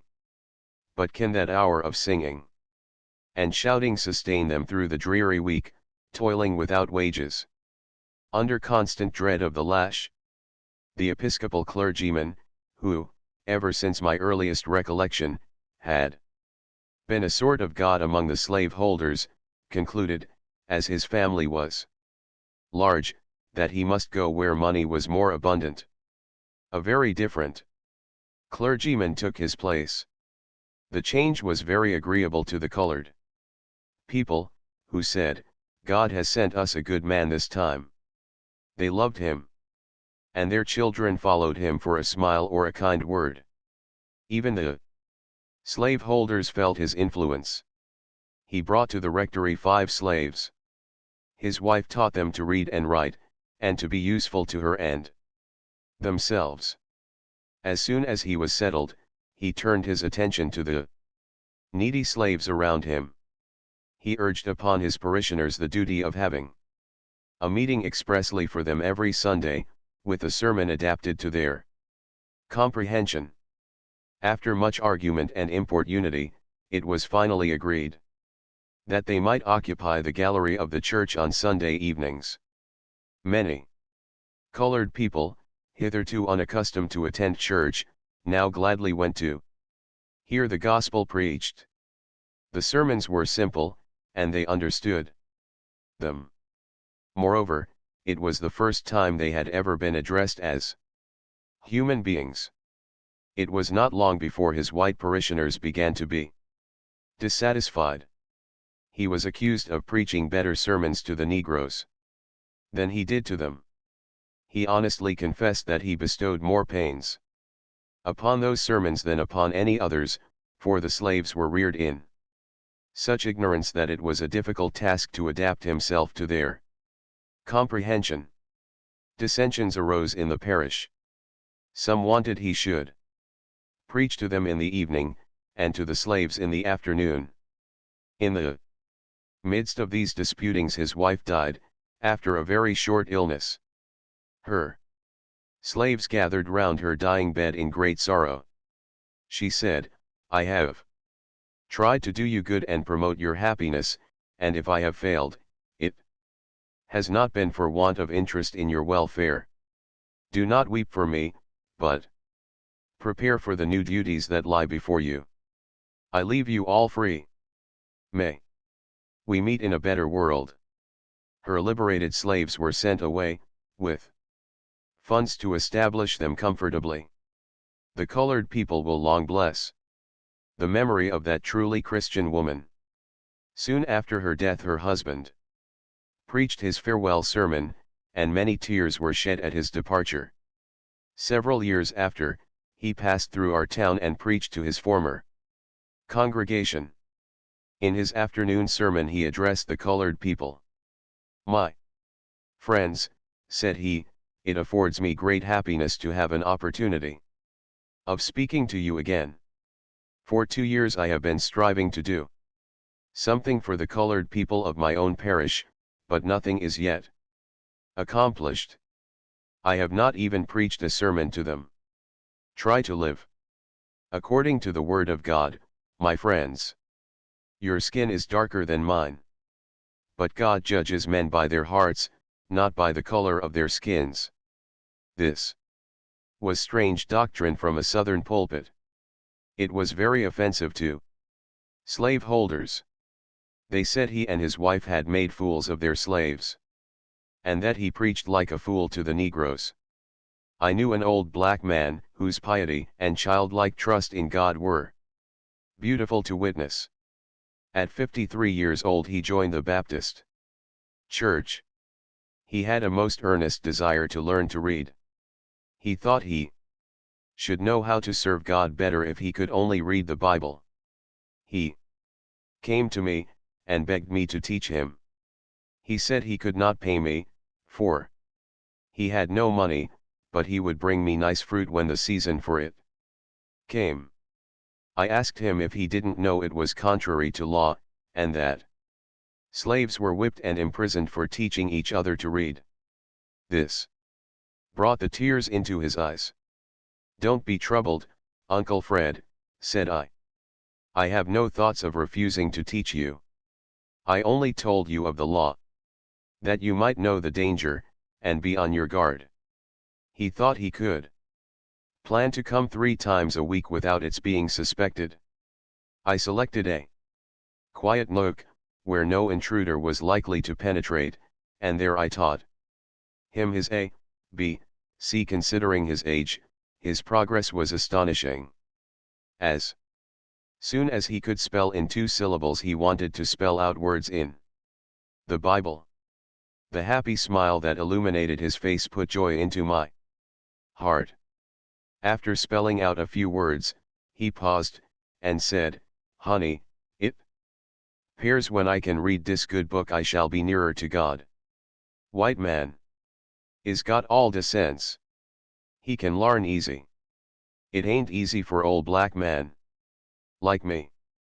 I only wants to read this book, dat I may know how to live, den I have no fear 'bout dying."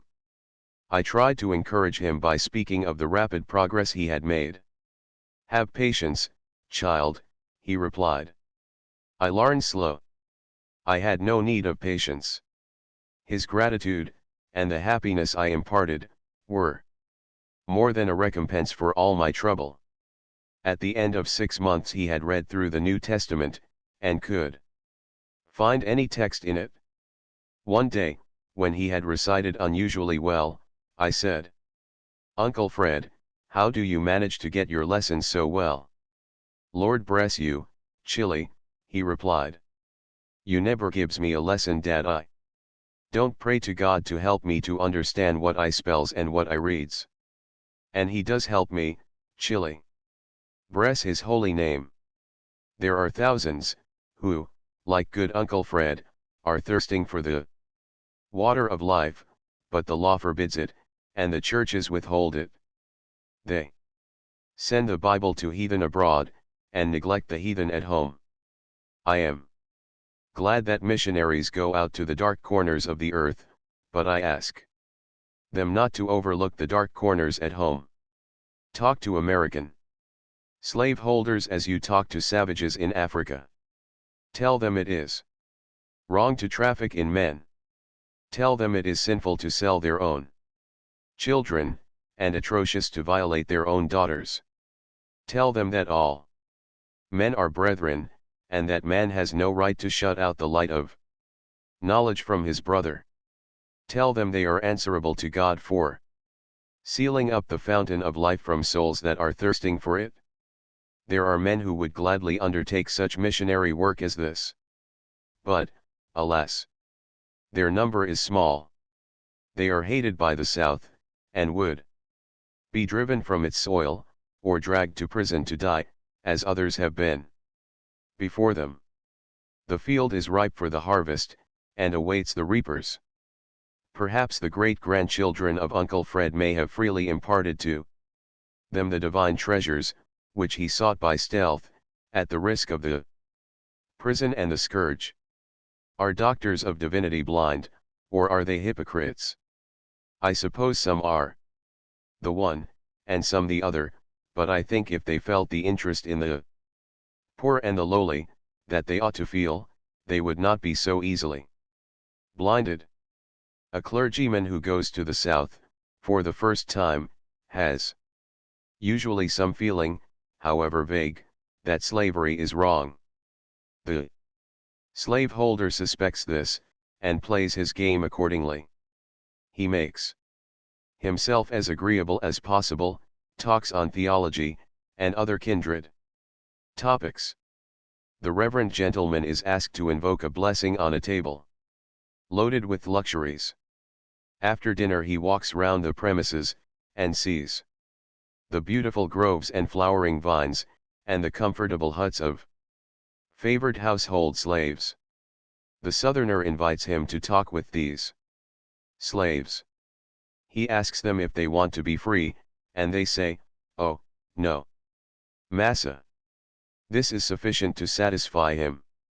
He comes home to publish a South Side view of slavery, and to complain of the exaggerations of abolitionists.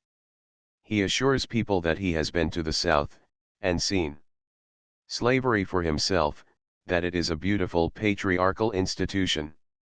That the slaves don't want their freedom, that they have hallelujah meetings, and other religious privileges. What does he know of the half-starved wretches toiling from dawn till dark on the plantations?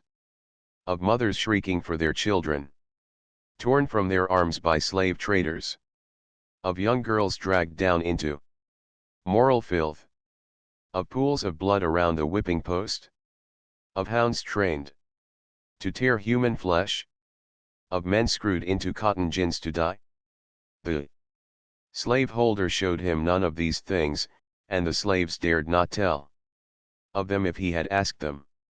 There is a great difference between Christianity and religion at the South.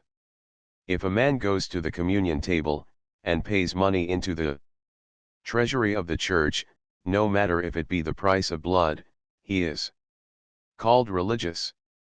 If a pastor has offspring by a woman not his wife, the church dismiss him, if she is a white woman, but if she is colored, it does not hinder his continuing to be their good shepherd. When I was told that Dr. Flint had joined the Episcopal Church, I was much surprised. I supposed that religion had a purifying effect on the character of men, but the worst persecutions I endured from him were after he was a communicant. The conversation of the doctor, the day after he had been confirmed, certainly gave me no indication that he had renounced the devil and all his works. In answer to some of his usual talk, I reminded him that he had just joined the church. "Yes, Linda," said he. "It was proper for me to do so. I am getting in years, and my position in society requires it, and it puts an end to all the damned slang. You would do well to join the church, too, Linda." "There are sinners enough in it already," rejoined I. "If I could be allowed to live like a Christian, I should be glad." "You can do what I require, and if you are faithful to me, you will be as virtuous as my wife," he replied. I answered that the Bible didn't say so. His voice became hoarse with rage. "How dare you preach to me about your infernal Bible," he exclaimed. "What right have you, who are my Negro, to talk to me about what you would like, and what you wouldn't like? I am your master, and you shall obey me." No wonder the slaves sing, "Ol' Satan's church is here below. Up to God's free church I hope to go." 14. Another link to life. I had not returned to my master's house since the birth of my child. The old man raved to have me thus removed from his immediate power, but his wife vowed, by all that was good and great, she would kill me if I came back, and he did not doubt her word. Sometimes he would stay away for a season. Then he would come and renew the old threadbare discourse about his forbearance and my ingratitude. He labored, most unnecessarily, to convince me that I had lowered myself. The venomous old reprobate had no need of descanting on that theme. I felt humiliated enough. My unconscious babe was the ever-present witness of my shame. I listened with silent contempt when he talked about my having forfeited his good opinion. But I shed bitter tears that I was no longer worthy of being respected by the good and pure. Alas! Slavery still held me in its poisonous grasp. There was no chance for me to be respectable. There was no prospect of being able to lead a better life. Sometimes, when my master found that I still refused to accept what he called his kind offers, he would threaten to sell my child. "Perhaps that will humble you," said he. Humble me? Was I not already in the dust? But his threat lacerated my heart. I knew the law gave him power to fulfill it, for slaveholders have been cunning enough to enact that the child shall follow the condition of the mother, not of the father, thus taking care that licentiousness shall not interfere with avarice. This reflection made me clasp my innocent babe all the more firmly to my heart. Horrid visions passed through my mind when I thought of his liability to fall into the slave trader's hands. I wept over him, and said, "Oh my child! Perhaps they will leave you in some cold cabin to die, and then throw you into a hole, as if you were a dog." When Dr. Flint learned that I was again to be a mother, he was exasperated beyond measure. He rushed from the house, and returned with a pair of shears. I had a fine head of hair, and he often railed about my pride of arranging it nicely. He cut every hair close to my head, storming and swearing all the time. I replied to some of his abuse, and he struck me. Some months before, he had pitched me downstairs in a fit of passion, and the injury I received was so serious that I was unable to turn myself in bed for many days. He then said, "Linda, I swear by God I will never raise my hand against you again, but I knew that he would forget his promise. After he discovered my situation, he was like a restless spirit from the pit. He came every day, and I was subjected to such insults as no pen can describe. I would not describe them if I could, they were too low, too revolting. I tried to keep them from my grandmother's knowledge as much as I could. I knew she had enough to sadden her life, without having my troubles to bear. When she saw the doctor treat me with violence, and heard him utter oaths terrible enough to palsy a man's tongue, she could not always hold her peace. It was natural and mother-like that she should try to defend me, but it only made matters worse. When they told me my newborn babe was a girl, my heart was heavier than it had ever been before. Slavery is terrible for men, but it is far more terrible for women. Suprad to the burden common to all, they have wrongs, and sufferings, and mortifications peculiarly their own. Dr. Flint had sworn that he would make me suffer, to my last day, for this new crime against him, as he called it, and as long as he had me in his power he kept his word. On the 4th day after the birth of my babe, he entered my room suddenly, and commanded me to rise and bring my baby to him. The nurse who took care of me had gone out of the room to prepare some nourishment, and I was alone. There was no alternative. I rose, took up my babe, and crossed the room to where he Saturday now stand there, said he, till I tell you to go back. My child bore a strong resemblance to her father, and to the deceased Mrs. Sands, her grandmother. He noticed this, and while I stood before him, trembling with weakness, he heaped upon me and my little one every vile epithet he could think of. Even the grandmother in her grave did not escape his curses. In the midst of his vituperations I fainted at his feet. This recalled him to his senses. He took the baby from my arms, laid it on the bed, dashed cold water in my face, took me up, and shook me violently, to restore my consciousness. Before anyone entered the room. Just then my grandmother came in, and he hurried out of the house. I suffered in consequence of this treatment, but I begged my friends to let me die, rather than send for the doctor. There was nothing I dreaded so much as his presence.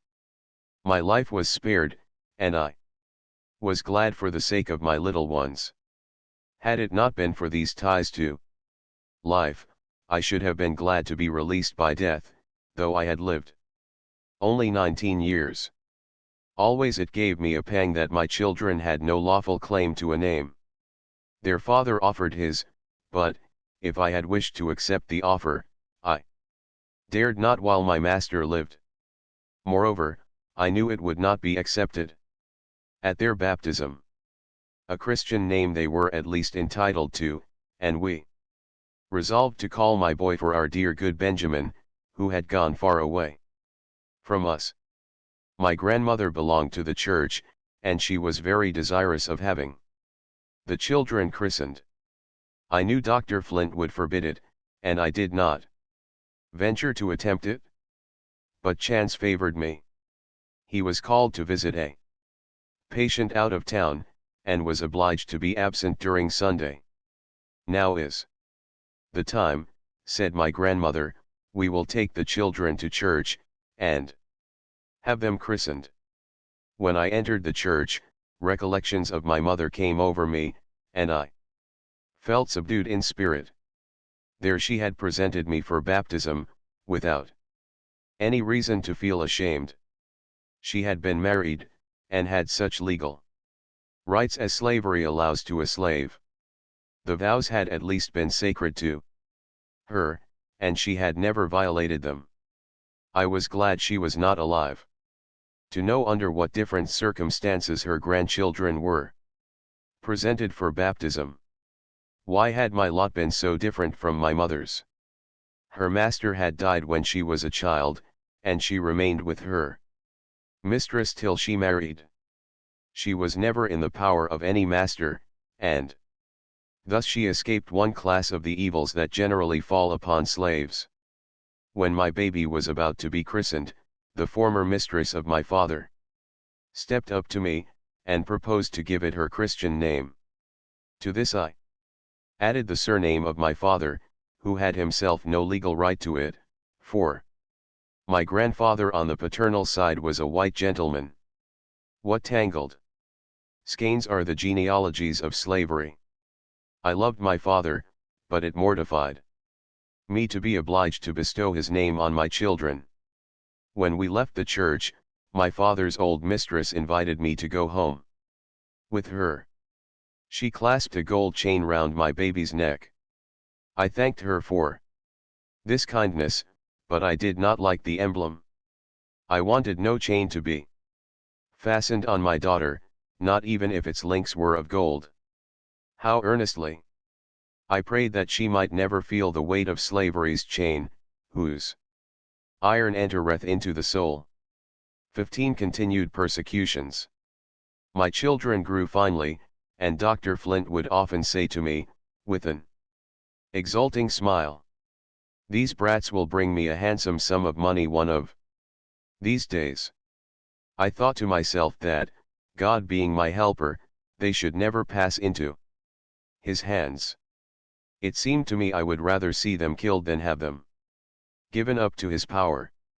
The money for the freedom of myself and my children could be obtained, but I derived no advantage from that circumstance.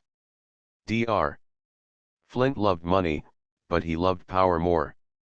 After much discussion, my friends resolved on making another trial. There was a slave holder about to leave for Texas, and he was commissioned to buy me. He was to begin with $900, and go up to 12. My master refused his offers. "Sir," said he, "she don't belong to me. She is my daughter's property, and I have no right to sell her. I mistrust that you come from her paramour. If so, you may tell him that he cannot buy her for any money. Neither can he buy her children." The doctor came to see me the next day, and my heart beat quicker as he entered. I never had seen the old man tread with so majestic a step. He seated himself and looked at me with withering scorn. My children had learned to be afraid of him. The little one would shut her eyes and hide her face on my shoulder whenever she saw him, and Benny, who was now nearly 5 years old, often inquired, "What makes that bad man come here so many times? Does he want to hurt us?" I would clasp the dear boy in my arms, trusting that he would be free before he was old enough to solve the problem. And now, as the doctor sat there so grim and silent, the child left his play and came and nestled up by me. At last my tormentor spoke. "So you are left in disgust, are you?" said he. "It is no more than I expected. You remember I told you years ago that you would be treated so. So he is tired of you. Ha! Ha! Ha! The virtuous madam don't like to hear about it, does she? Ha! Ha! Ha!" There was a sting in his calling me virtuous madam. I no longer had the power of answering him as I had formerly done. He continued, "So it seems you are trying to get up another intrigue. Your new paramour came to me, and offered to buy you, but you may be assured you will not succeed. You are mine, and you shall be mine for life. There lives no human being that can take you out of slavery. I would have done it, but you rejected my kind offer." I told him I did not wish to get up any intrigue, that I had never seen the man who offered to buy me. "Do you tell me I lie?" exclaimed he, dragging me from my chair. "Will you Say again that you never saw that man. I answered, I do say so. He clinched my arm with a volley of oaths. Ben began to scream, and I told him to go to his grandmother. Don't you stir a step, you little wretch, said he. The child drew nearer to me, and put his arms round me, as if he wanted to protect me. This was too much for my enraged master. He caught him up and hurled him across the room. I thought he was dead, and rushed towards him to take him up.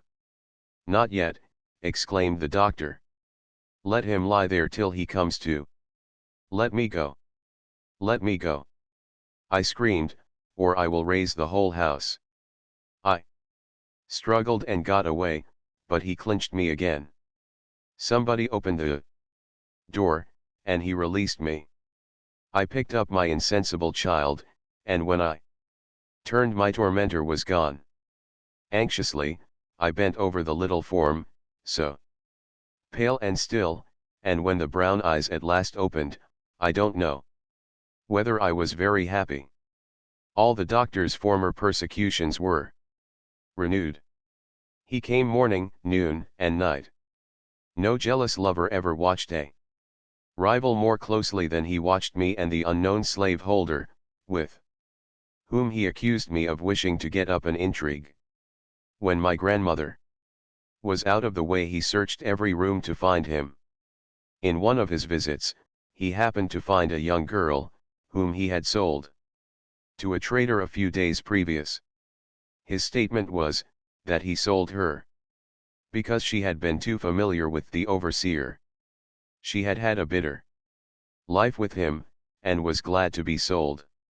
She had no mother, and no near ties.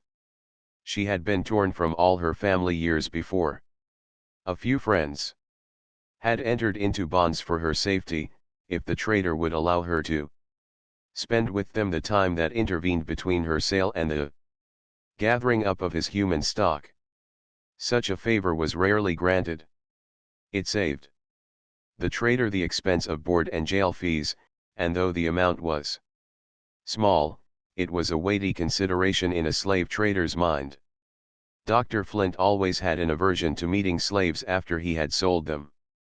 He ordered Rose out of the house, but he was no longer her master, and she took no notice of him. For once the crushed Rose was the conqueror. His gray eyes flashed angrily upon her, but that was the extent of his power. How came this girl here? He exclaimed. What right had you to allow it? When you knew I had sold her? I answered, this is my grandmother's house, and Rose came to see her. I have no right to turn anybody out of doors, that comes here for honest purposes. He gave me the blow that would have fallen upon Rose if she had still been his slave. My grandmother's attention had been attracted by loud voices, and she entered in time to see a second blow dealt. She was not a woman to let such an outrage, in her own house, go unrebuked. The doctor undertook to explain that I had been insolent. Her indignant feelings rose higher and higher, and finally boiled over in words. Get out of my house, she exclaimed. Go home, and take care of your wife and children, and you will have enough to do, without watching my family. He threw the birth of my children in her face, and accused her of sanctioning the life I was leading. She told him I was living with her by compulsion of his wife, that he needn't accuse her, for he was the one to blame, he was the one who had caused all the trouble. She grew more and more excited as she went on. I tell you what, Dr. Flint, said she, you ain't got many more years to live, and you'd better be saying your prayers. It will take 'em all, and more too, to wash the dirt off your soul. Do you know whom you are talking to? He exclaimed. She replied, yes, I know very well who I am talking to. He left the house in a great rage. I looked at my grandmother. Our eyes met. Their angry expression had passed away, but she looked sorrowful and weary of incessant strife. I wondered that it did not lessen her love for me, but if it did she never showed it. She was always kind, always ready to sympathize with my troubles. There might have been peace and contentment in that humble home if it had not been for the demon slavery. The winter passed undisturbed by the doctor. The beautiful spring came. And when nature resumes her loveliness, the human soul is apt to revive. Also, my drooping hopes came to life again with the flowers. I was dreaming of freedom again, more for my children's sake than my own. I planned and I planned. Obstacles hit against plans. There seemed no way of overcoming them, and yet I hoped. Back came the wily doctor. I was not at home when he called. A friend had invited me to a small party, and to gratify her I went. To my great consternation, a messenger came in haste to say that Dr. Flint was at my grandmother's, and insisted on seeing me. They did not tell him where I was, or he would have come and raised a disturbance in my friend's house. They sent me a dark wrapper, I threw it on and hurried home. My speed did not save me, the doctor had gone away in anger. I dreaded the morning, but I could not delay it. It came, warm and bright. At an early hour the doctor came and asked me where I had been last night. I told him. He did not believe me, and sent to my friend's house to ascertain the facts. He came in the afternoon to assure me he was satisfied that I had spoken the truth. He seemed to be in a facetious mood, and I expected some jeers were coming. I suppose you need some recreation, said he, but I am surprised at your being there, among those Negroes. It was not the place for you. Are you allowed to visit such people? I understood this covert fling at the white gentleman who was my friend. But I merely replied, I went to visit my friends, and any company they keep is good enough for me. He went on to say, I have seen very little of you of late, but my interest in you is unchanged. When I said I would have no more mercy on you I was rash. I recall my words. Linda, you desire freedom for yourself and your children, and you can obtain it only through me. If you agree to what I am about to propose, you and they shall be free. There must be no communication of any kind between you and their father. I will procure a cottage, where you and the children can live together. Your labor shall be light, such as sewing for my family. Think what is offered you, Linda, a home and freedom. Let the past be forgotten. If I have been harsh with you at times, your willfulness drove me to it. You know I exact obedience from my own children, and I consider you as yet a child. He paused for an answer, but I remained silent. Why don't you speak? Said he. What more do you wait for? Nothing, sir. Then you accept my offer? No, sir. His anger was ready to break loose, but he succeeded in curbing it, and replied, you have answered without thought. But I must let you know there are two sides to my proposition. If you reject the bright side, you will be obliged to take the dark one. You must either accept my offer, or you and your children shall be sent to your young master's plantation, there to remain till your young mistress is married, and your children shall fare like the rest of the Negro children. I give you a week to consider of it. He was shrewd, but I knew he was not to be trusted. I told him I was ready to give my answer now. I will not receive it now, he replied. You act too much from impulse. Remember that you and your children can be free a week from today if you choose. On what a monstrous chance hung the destiny of my children. I knew that my master's offer was a snare, and that if I entered it escape would be impossible. As for his promise, I knew him so well that I was sure if he gave me free papers, they would be so managed as to have no legal value. The alternative was inevitable. I resolved to go to the plantation. But then I thought how completely I should be in his power, and the prospect was appalling. Even if I should kneel before him, and implore him to spare me, for the sake of my children, I knew he would spurn me with his foot. And my weakness would be his triumph. Before the week expired, I heard that young Mr. Flint was about to be married to a lady of his own stamp. I foresaw the position I should occupy in his establishment. I had once been sent to the plantation for punishment, and fear of the son had induced the father to recall me very soon. My mind was made up. I was resolved that I would foil my master and save my children, or I would perish in the attempt. I kept my plans to myself. I knew that friends would try to dissuade me from them, and I would not wound their feelings by rejecting their advice. On the decisive day the doctor came, and said he hoped I had made a wise choice. "I am ready to go to the plantation, sir," I replied. "Have you thought how important your decision is to your children?" said he. I told him I had. "Very well. Go to the plantation, and my curse go with you," he replied. "Your boy shall be put to work, and he shall soon be sold, and your girl shall be raised for the purpose of selling well. Go your own ways."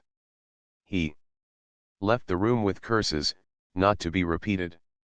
As I stood rooted to the spot, my grandmother came and said, "Linda, child, what did you tell him?" I answered that I was going to the plantation. "Must you go?" said she. "Can't something be done to stop it?" I told her it was useless to try, but she begged me not to give up. She said she would go to the doctor, and remind him how long and how faithfully she had served in the family, and how she had taken her own baby from her breast to nourish his wife. She would tell him I had been out of the family so long they would not miss me, that she would pay them for my time, and the money would procure a woman who had more strength for the situation than I had. I begged her not to go, but she persisted in saying, "He will listen to me, Linda." She went, and was treated as I expected. He coolly listened to what she said, but denied her request. He told her that what he did was for my good, that my feelings were entirely above my situation, and that on the plantation I would receive treatment that was suitable to my behavior. My grandmother was much cast down. I had my secret hopes, but I must fight my battle alone. I had a woman's pride, and a mother's love for my children, and I resolved that out of the darkness of this hour a brighter dawn should rise for them. My master had power and law on his side, I had a determined will. There is might in each. 16 Scenes at the plantation. Early the next morning I left my grandmother's with my youngest child. My boy was ill, and I left him behind. I had many sad thoughts as the old wagon jolted on. Hitherto, I had suffered alone, now, my little one was to be treated as a slave.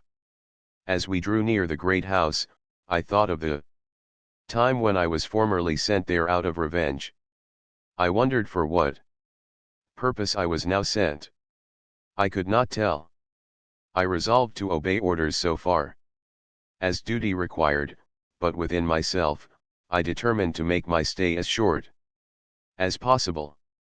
Mr. Flint was waiting to receive us, and told me to follow him upstairs to receive orders for the day. My little Ellen was left below in the kitchen. It was a change for her, who had always been so carefully tended. My young master said she might amuse herself in the yard. This was kind of him, since the child was hateful to his sight. My task was to fit up the house for the reception of the bride. In the midst of sheets, tablecloths, towels, drapery, and carpeting, my head was as busy planning, as were my fingers with the needle. At noon I was allowed to go to Ellen. She had sobbed herself to sleep. I heard Mr. Flint say to a neighbor, "I've got her down here, and I'll soon take the town notions out of her head. My father is partly to blame for her nonsense. He ought to have broke her in long ago." The remark was made within my hearing, and it would have been quite as manly to have made it to my face. He had said things to my face which might, or might not, have surprised his neighbor if he had known of them. He was a chip of the old block. I resolved to give him no cause to accuse me of being too much of a lady. So far as work was concerned, I worked day and night, with wretchedness before me. When I lay down beside my child, I felt how much easier it would be to see her die than to see her master beat her about, as I daily saw him beat other little ones. The spirit of the mothers was so crushed by the lash, that they stood by, without courage to remonstrate. How much more must I suffer, before I should be broke into that degree? I wished to appear as contented as possible. Sometimes I had an opportunity to send a few lines home, and this brought up recollections that made it difficult, for a time, to seem calm and indifferent to my lot. Notwithstanding my efforts, I saw that Mr. Flint regarded me with a suspicious eye. Ellen broke down under the trials of her new life. Separated from me, with no one to look after her, she wandered about, and in a few days cried herself sick. One day, she sat under the window where I was at work, crying that weary cry which makes a mother's heart bleed. I was obliged to steel myself to bear it. After a while it ceased. I looked out, and she was gone. As it was near noon, I ventured to go down in search of her. The great house was raised 2 feet above the ground. I looked under it, and saw her about midway, fast asleep. I crept under and drew her out. As I held her in my arms, I thought how well it would be for her if she never waked up, and I uttered my thought aloud. I was startled to hear someone say, "Did you speak to me?" I looked up, and saw Mr. Flint standing beside me. He said nothing further, but turned, frowning, away. That night he sent Ellen a biscuit and a cup of sweetened milk. This generosity surprised me. I learned afterwards, that in the afternoon he had killed a large snake, which crept from under the house, and I supposed that incident had prompted his unusual kindness. The next morning the old cart was loaded with shingles for town. I put Ellen into it, and sent her to her grandmother. Mr. Flint said I ought to have asked his permission. I told him the child was sick, and required attention which I had no time to give. He let it pass, for he was aware that I had accomplished much work in a little time. I had been 3 weeks on the plantation, when I planned a visit home. It must be at night, after everybody was in bed. I was 6 miles from town, and the road was very dreary. I was to go with a young man, who, I knew, often stole to town to see his mother. One night, when all was quiet, we started. Fear gave speed to our steps, and we were not long in performing the journey. I arrived at my grandmother's. Her bedroom was on the first floor, and the window was open, the weather being warm. I spoke to her and she awoke. She let me in and closed the window, lest some late passerby should see me. A light was brought, and the whole household gathered round me, some smiling and some crying. I went to look at my children, and thanked God for their happy sleep. The tears fell as I leaned over them. As I moved to leave, Benny stirred. I turned back, and whispered, "Mother is here." After digging at his eyes with his little fist, they opened, and he sat up in bed, looking at me curiously. Having satisfied himself that it was I, he exclaimed, "Oh mother, you ain't dead, are you? They didn't cut off your head at the plantation, did they?" My time was up too soon, and my guide was waiting for me. I laid Benny back in his bed, and dried his tears by a promise to come again soon. Rapidly we retraced our steps back to the plantation. About halfway we were met by a company of 4 patrols. Luckily we heard their horses' hoofs before they came in sight, and we had time to hide behind a large tree. They passed, hallooing and shouting in a manner that indicated a recent carousal. How thankful we were that they had not their dogs with them. We hastened our footsteps, and when we arrived on the plantation we heard the sound of the hand mill. The slaves were grinding their corn. We were safely in the house before the horn summoned them to their labor. I divided my little parcel of food with my guide, knowing that he had lost the chance of grinding his corn, and must toil all day in the field. Mr. Flint often took an inspection of the house, to see that no one was idle. The entire management of the work was trusted to me, because he knew nothing about it, and rather than hire a superintendent he contented himself with my arrangements. He had often urged upon his father the necessity of having me at the plantation to take charge of his affairs and make clothes for the slaves, but the old man knew him too well to consent to that arrangement. When I had been working a month at the plantation, the great aunt of Mr. Flint came to make him a visit. This was the good old lady who paid $50 for my grandmother, for the purpose of making her free, when she stood on the auction block. My grandmother loved this old lady, whom we all called Miss Fanny. She often came to take tea with us. On such occasions the table was spread with a snow-white cloth, and the china cups and silver spoons were taken from the old-fashioned buffet.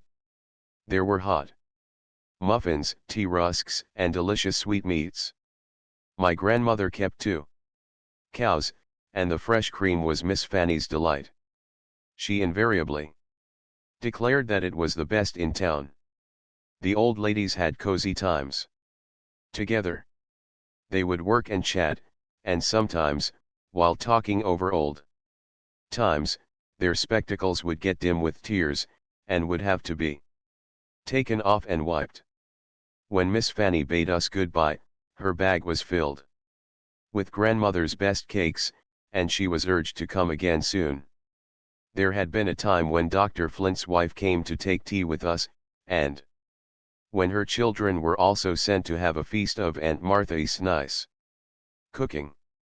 But after I became an object of her jealousy and spite, she was angry with grandmother for giving a shelter to me and my children. She would not even speak to her in the street. This wounded my grandmother's feelings, for she could not retain ill will against the woman whom she had nourished with her milk when a babe. The doctor's wife would gladly have prevented our intercourse with Miss Fanny if she could have done it, but fortunately she was not dependent on the bounty of the Flints. She had enough to be independent, and that is more than can ever be gained from charity, however lavish it may be. Miss Fanny was endeared to me by many recollections, and I was rejoiced to see her at the plantation. The warmth of her large, loyal heart made the house seem pleasanter while she was in it. She stayed a week, and I had many talks with her. She said her principal object in coming was to see how I was treated, and whether anything could be done for me. She inquired whether she could help me in any way. I told her I believed not. She condoled with me in her own peculiar way, saying she wished that I and all my grandmother's family were at rest in our graves, for not until then should she feel any peace about us. The good old soul did not dream that I was planning to bestow peace upon her, with regard to myself and my children, not by death, but by securing our freedom. Again and again I had traversed those dreary 12 miles, to and from the town, and all the way, I was meditating upon some means of escape for myself and my children. My friends had made every effort that ingenuity could devise to effect our purchase, but all their plans had proved abortive. Dr. Flint was suspicious, and determined not to loosen his grasp upon us. I could have made my escape alone, but it was more for my helpless children than for myself that I longed for freedom. Though the boon would have been precious to me, above all price, I would not have taken it at the expense of leaving them in slavery. Every trial I endured, every sacrifice I made for their sakes, drew them closer to my heart, and gave me fresh courage to beat back the dark waves that rolled and rolled over me in a seemingly endless night of storms. The 6 weeks were nearly completed, when Mr. Flint's bride was expected to take possession of her new home. The arrangements were all completed, and Mr. Flint said I had done well. He expected to leave home on Saturday and return with his bride the following Wednesday. After receiving various orders from him, I ventured to ask permission to spend Sunday in town. It was granted, for which favor I was thankful. It was the first I had ever asked of him, and I intended it should be the last. It needed more than one night to accomplish the project I had in view, but the whole of Sunday would give me an opportunity. I spent the Sabbath with my grandmother. A calmer, more beautiful day never came down out of heaven. To me it was a day of conflicting emotions. Perhaps it was the last day I should ever spend under that dear, old sheltering roof. Perhaps these were the last talks I should ever have with the faithful old friend of my whole life. Perhaps it was the last time I and my children should be together. Well, better so, I thought, than that they should be slaves. I knew the doom that awaited my fair baby in slavery, and I determined to save her from it, or perish in the attempt. I went to make this vow at the graves of my poor parents, in the burying ground of the slaves. There the wicked cease from troubling, and there the weary be at rest.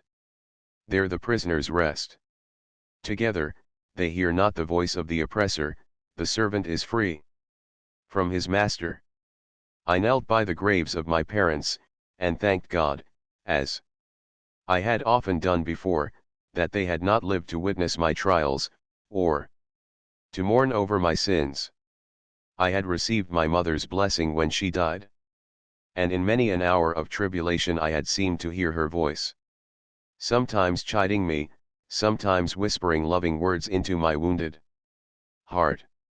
I have shed many and bitter tears, to think that when I am gone from my children they cannot remember me with such entire satisfaction as I remembered my mother.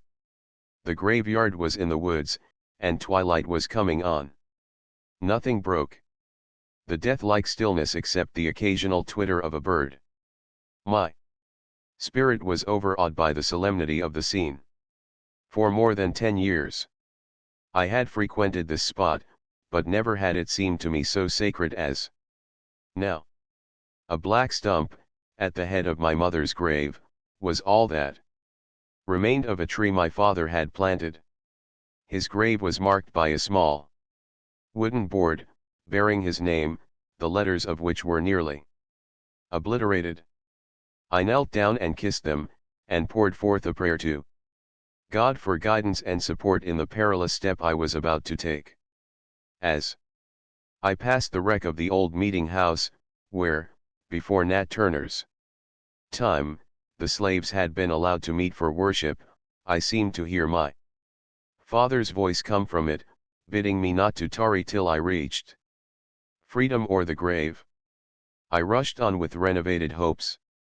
My trust in God had been strengthened by that prayer among the graves. My plan was to conceal myself at the house of a friend, and remain there a few weeks till the search was over. My hope was that the doctor would get discouraged, and, for fear of losing my value, and also of subsequently finding my children among the missing, he would consent to sell us, and I knew somebody would buy us. I had done all in my power to make my children comfortable during the time I expected to be separated from them. I was packing my things, when grandmother came into the room, and asked what I was doing. I am putting my things in order, I replied.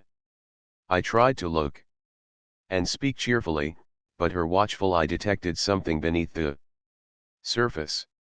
She drew me towards her, and asked me to sit down. She looked earnestly at me, and said, "Linda, do you want to kill your old grandmother? Do you mean to leave your little, helpless children? I am old now, and cannot do for your babies as I once did for you." I replied, that if I went away, perhaps their father would be able to secure their freedom. "Ah, my child," said she, "don't trust too much to him. Stand by your own children, and suffer with them till death. Nobody respects a mother who forsakes her children, and if you leave them, you will never have a happy moment. If you go, you will make me miserable the short time I have to live. You would be taken and brought back, and your sufferings would be dreadful. Remember poor Benjamin. Do give it up, Linda. Try to bear a little longer. Things may turn out better than we expect." My courage failed me, in view of the sorrow I should bring on that faithful, loving old heart. I promised that I would try longer, and that I would take nothing out of her house without her knowledge. Whenever the children climbed on my knee, or laid their heads on my lap, she would say, "Poor little souls, what would you do without a mother? She don't love you as I do." And she would hug them to her own bosom, as if to reproach me for my want of affection, but she knew all the while that I loved them better than my life. I slept with her that night, and it was the last time. The memory of it haunted me for many a year. On Monday I returned to the plantation, and busied myself with preparations for the important day. Wednesday came. It was a beautiful day, and the faces of the slaves were as bright as the sunshine. The poor creatures were merry. They were expecting little presents from the bride, and hoping for better times under her administration. I had no such hopes for them. I knew that the young wives of slaveholders often thought their authority and importance would be best established and maintained by cruelty, and what I had heard of young Mrs. Flint gave me no reason to expect that her rule over them would be less severe than that of the master and overseer. Truly, the colored race are the most cheerful and forgiving people on the face of the earth. That their masters sleep in safety is owing to their superabundance of heart, and yet they look upon their sufferings with less pity than they would bestow on those of a horse or a dog. I stood at the door with others to receive the bridegroom and bride. She was a handsome, delicate-looking girl, and her face flushed with emotion at sight of her new home. I thought it likely that visions of a happy future were rising before her. It made me sad, for I knew how soon clouds would come over her sunshine. She examined every part of the house, and told me she was delighted with the arrangements I had made. I was afraid. Old Mrs. Flint had tried to prejudice her against me, and I did my best to please her. All passed off smoothly for me until dinner time arrived. I did not mind the embarrassment of waiting on a dinner party, for the first time in my life, half so much as I did the meeting with Dr. Flint and his wife, who would be among the guests. It was a mystery to me why Mrs. Flint had not made her appearance at the plantation during all the time I was putting the house in order. I had not met her, face to face, for 5 years, and I had no wish to see her now. She was a praying woman, and, doubtless, considered my present position a special answer to her prayers. Nothing could please her better than to see me humbled and trampled upon. I was just where she would have me, in the power of a hard, unprincipled master. She did not speak to me when she took her seat at table, but her satisfied, triumphant smile, when I handed her plate, was more eloquent than words. The old doctor was not so quiet in his demonstrations.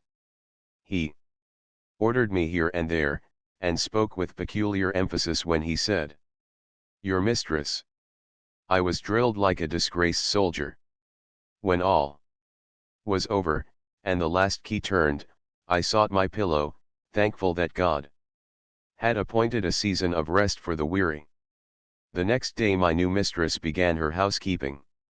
I was not exactly appointed maid of all work, but I was to do whatever I was told. Monday evening came. It was always a busy time. On that night the slaves received their weekly allowance of food. 3 pounds of meat, a peck of corn, and perhaps a dozen herring were allowed to each man.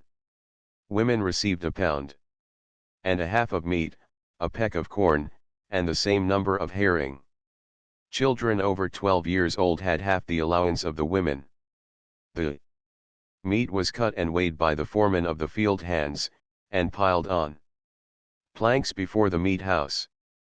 Then the second foreman went behind the building, and when the first foreman called out, "Who takes this piece of meat?"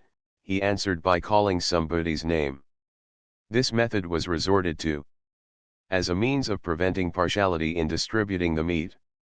The young mistress came out to see how things were done on her plantation, and she soon gave a specimen of her character. Among those in waiting for their allowance was a very old slave, who had faithfully served the Flint family through 3 generations. When he hobbled up to get his bit of meat, the mistress said he was too old to have any allowance, that when niggers were too old to work, they ought to be fed on grass. Poor old man! He suffered much before he found rest in the grave. My mistress and I got along very well together. At the end of a week, old Mrs. Flint made us another visit, and was closeted a long time with her daughter-in-law. I had my suspicions what was the subject of the conference. The old doctor's wife had been informed that I could leave the plantation on one condition, and she was very desirous to keep me there. If she had trusted me, as I deserved to be trusted by her, she would have had no fears of my accepting that condition. When she entered her carriage to return home, she said to young Mrs. Flint, "Don't neglect to send for them as quick as possible." My heart was on the watch all the time, and I at once concluded that she spoke of my children. The doctor came the next day, and as I entered the room to spread the tea table, I heard him say, "Don't wait any longer. Send for them tomorrow." I saw through the plan. They thought my children's being there would fetter me to the spot, and that it was a good place to break us all into abject submission to our lot as slaves. After the doctor left, a gentleman called, who had always manifested friendly feelings towards my grandmother and her family.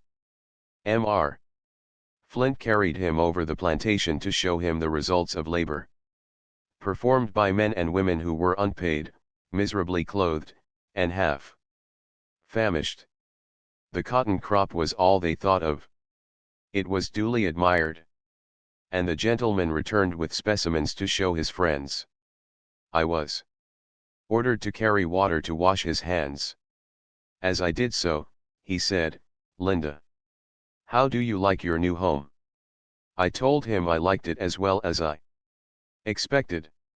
He replied, "They don't think you are contented, and tomorrow they are going to bring your children to be with you. I am sorry for you, Linda. I hope they will treat you kindly." I hurried from the room, unable to thank him. My suspicions were correct. My children were to be brought to the plantation to be broke in. To this day I feel grateful to the gentleman who gave me this timely information. It nerved me to immediate action. 17. The flight. Mr. Flint was hard pushed for house servants, and rather than lose me he had restrained his malice. I did my work faithfully, though not, of course, with a willing mind. They were evidently afraid I should leave them. Mr. Flint wished that I should sleep in the great house instead of the servants' quarters. His wife agreed to the proposition, but said I mustn't bring my bed into the house, because it would scatter feathers on her carpet. I knew when I went there that they would never think of such a thing as furnishing a bed of any kind for me and my little one. I therefore carried my own bed, and now I was forbidden to use it. I did as I was ordered. But now that I was certain my children were to be put in their power, in order to give them a stronger hold on me, I resolved to leave them that night. I remembered the grief the step would bring upon my dear old grandmother, and nothing less than the freedom of my children would have induced me to disregard her advice. I went about my evening work with trembling steps. Mr. Flint twice called from his chamber door to inquire why the house was not locked up. I replied that I had not done my work. "You have had time enough to do it," said he. "Take care how you answer me." I shut all the windows, locked all the doors, and went up to the third story, to wait till midnight. How long those hours seemed, and how fervently I prayed that God would not forsake me in this hour of utmost need. I was about to risk everything on the throw of a die, and if I failed, oh, what would become of me and my poor children? They would be made to suffer for my fault. At 12:30 I stole softly downstairs. I stopped on the second floor, thinking I heard a noise. I felt my way down into the parlor, and looked out of the window. The night was so intensely dark that I could see nothing. I raised the window very softly and jumped out. Large drops of rain were falling, and the darkness bewildered me. I dropped on my knees and breathed a short prayer to God for guidance and protection. I groped my way to the road, and rushed towards the town with almost lightning speed. I arrived at my grandmother's house, but dared not see her. She would say, "Linda, you are killing me," and I knew that would unnerve me. I tapped softly at the window of a room, occupied by a woman, who had lived in the house several years. I knew she was a faithful friend, and could be trusted with my secret. I tapped several times before she heard me. At last she raised the window, and I whispered, "Sally, I have run away. Let me in, quick." She opened the door softly, and said in low tones, "For God's sake, don't.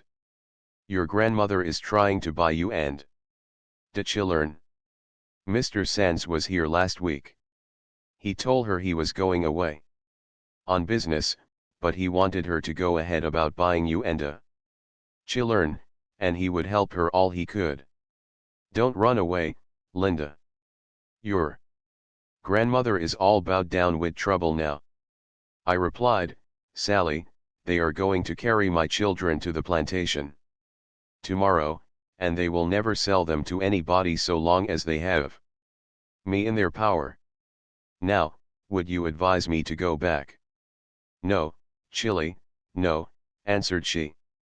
When day finds you is gone, day won't want de plague obi de chillern, but where is you going to hide? Day knows every inch obi dis house. I told her I had a hiding place, and that was all it was best for her to know. I asked her to go into my room as soon as it was light, and take all my clothes out of my trunk, and pack them in hers, for I knew Mr. Flint and the constable would be there early to search my room. I feared the sight of my children would be too much for my full heart, but I could not go out into the uncertain future without one last look. I bent over the bed, where lay my little Benny and baby Ellen. Poor little ones. Fatherless and motherless. Memories of their father came over me. He wanted to be kind to them, but they were not all to him, as they were to my womanly heart. I knelt and prayed for the innocent little sleepers. I kissed them lightly and turned away. As I was about to open the street door, Sally laid her hand on my shoulder, and said, Linda, is you gwine all alone? Let me call your uncle. No, Sally, I replied, I want no one to be brought into trouble on my account. I went forth into the darkness and rain. I ran until I came to the house of the friend who was to conceal me. Early the next morning Mr. Flint was at my grandmother's inquiring for me. She told him she had not seen me, and supposed I was at the plantation. He watched her face narrowly, and said, Don't you know anything about her running off? She assured him that she did not. He went on to say, Last night she ran off without the least provocation. We had treated her very kindly. My wife liked her. She will soon be found and brought back. Are her children with you? When told that they were, he said, I am very glad to hear that. If they are here, she cannot be far off.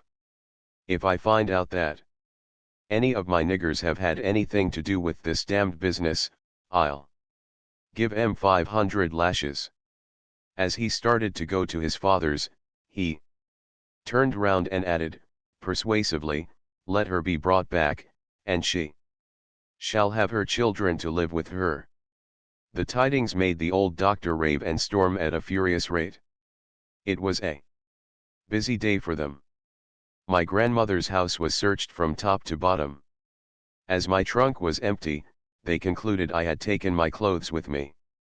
Before 10 o'clock every vessel northward bound was thoroughly examined, and the law against harboring fugitives was read to all on board. At night, a watch was set over the town. Knowing how distressed my grandmother would be, I wanted to send her a message, but it could not be done. Everyone who went in or out of her house was closely watched. The doctor said he would take my children, unless she became responsible for them, which of course she willingly did. The next day was spent in searching. Before night, the following advertisement was posted at every corner, and in every public place for miles round. $300 reward. Ran away from the subscriber, an intelligent, bright, mulatto girl, named Linda, 21 years of age. 5 feet 4 inches high. Dark eyes. And black hair inclined to curl, but it can be made straight. Has a decayed spot on a front tooth. She can read and write, and in all probability will try to get to the Free States. All persons are forbidden under penalty of the law, to harbor or employ said slave. $150 will be given to whoever takes her in the state, and $300 if taken out of the state and delivered to me, or lodged in jail. Dr. Flint. 18 months of peril. The search for me was kept up with more perseverance than I had anticipated. I began to think that escape was impossible. I was in great anxiety lest I should implicate the friend who harbored me. I knew the consequences would be frightful, and much as I dreaded being caught, even that seemed better than causing an innocent person to suffer for kindness to me. A week had passed in terrible suspense, when my pursuers came into such close vicinity that I concluded they had tracked me to my hiding place.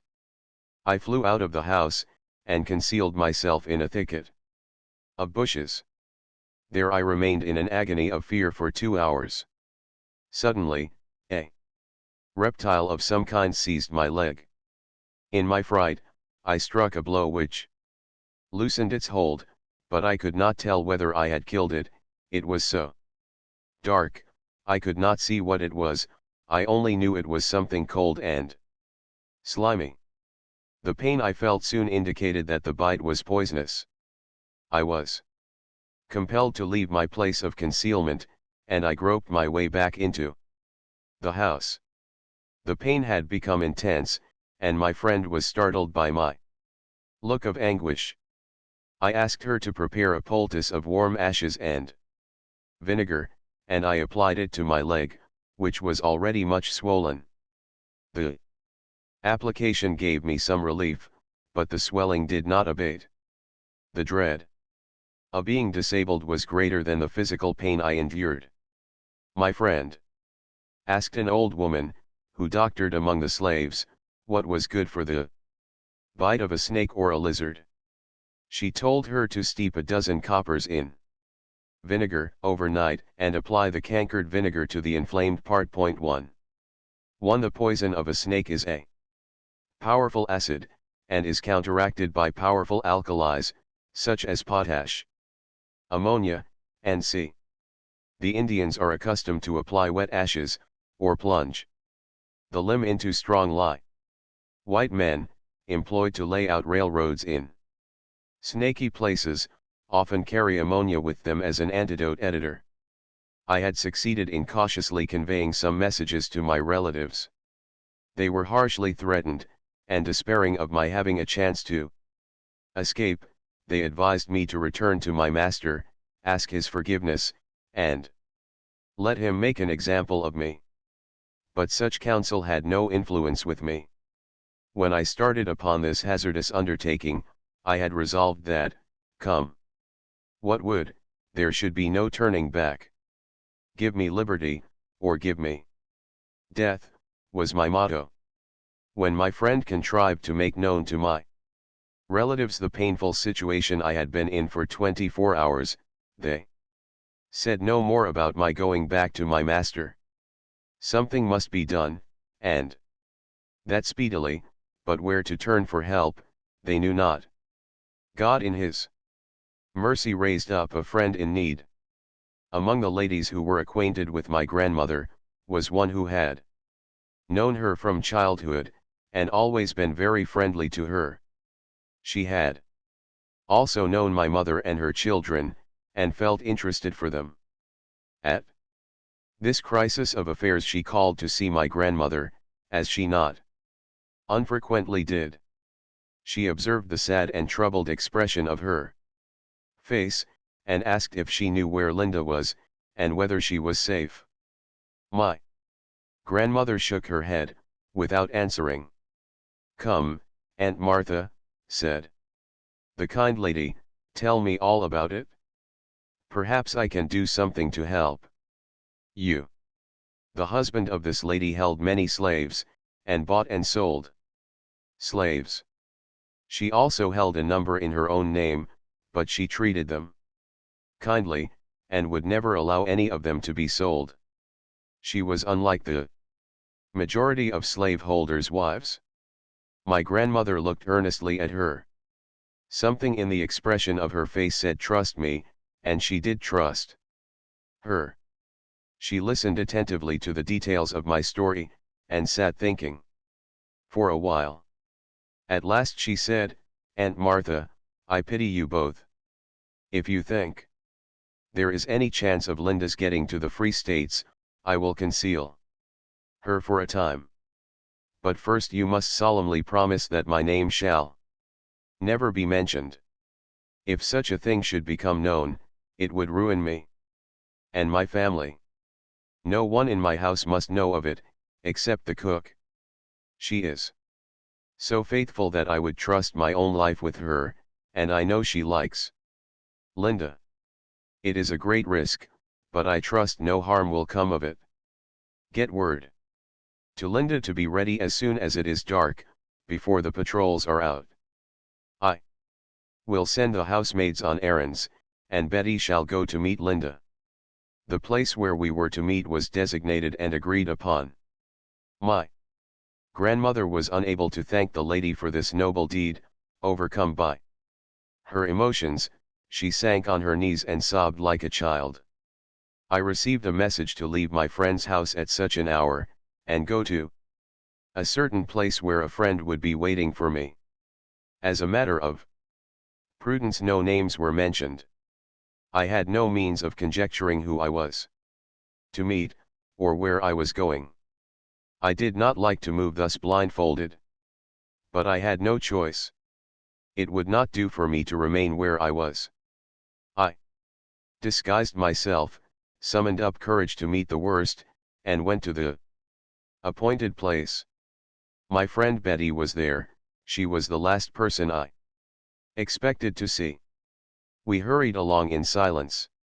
The pain in my leg was so intense that it seemed as if I should drop, but fear gave me strength. We reached the house and entered unobserved. Her first words were, "Honey, now you is safe. Dem devils ain't coming to search dis house. When I get you into Mrs. Safe Place, I will bring some nice hot supper. I specs you need it after all dis skeering." Betty's vocation led her to think eating the most important thing in life. She did not realize that my heart was too full for me to care much about supper. The mistress came to meet us, and led me upstairs to a small room over her own sleeping apartment. "You will be safe here, Linda," said she. "I keep this room to store away things that are out of use. The girls are not accustomed to be sent to it, and they will not suspect anything unless they hear some noise. I always keep it locked, and Betty shall take care of the key. But you must be very careful, for my sake as well as your own. And you must never tell my secret, for it would ruin me and my family. I will keep the girls busy in the morning, that Betty may have a chance to bring your breakfast, but it will not do for her to come to you again till night. I will come to see you sometimes. Keep up your courage. I hope this state of things will not last long." Betty came with the nice hot supper, and the mistress hastened downstairs to keep things straight. Till she returned. How my heart overflowed with gratitude. Words choked in my throat, but I could have kissed the feet of my benefactress. For that deed of Christian womanhood, may God forever bless her. I went to sleep that night with the feeling that I was for the present the most fortunate slave in town. Morning came and filled my little cell with light. I thanked the Heavenly Father for this safe retreat. Opposite my window was a pile of feather beds. On the top of these I could lie, perfectly concealed, and command a view of the street through which Dr. Flint passed to his office.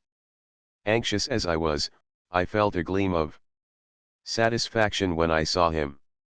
Thus far I had outwitted him, and I triumphed over it. Who can blame slaves for being cunning? They are constantly compelled to resort to it.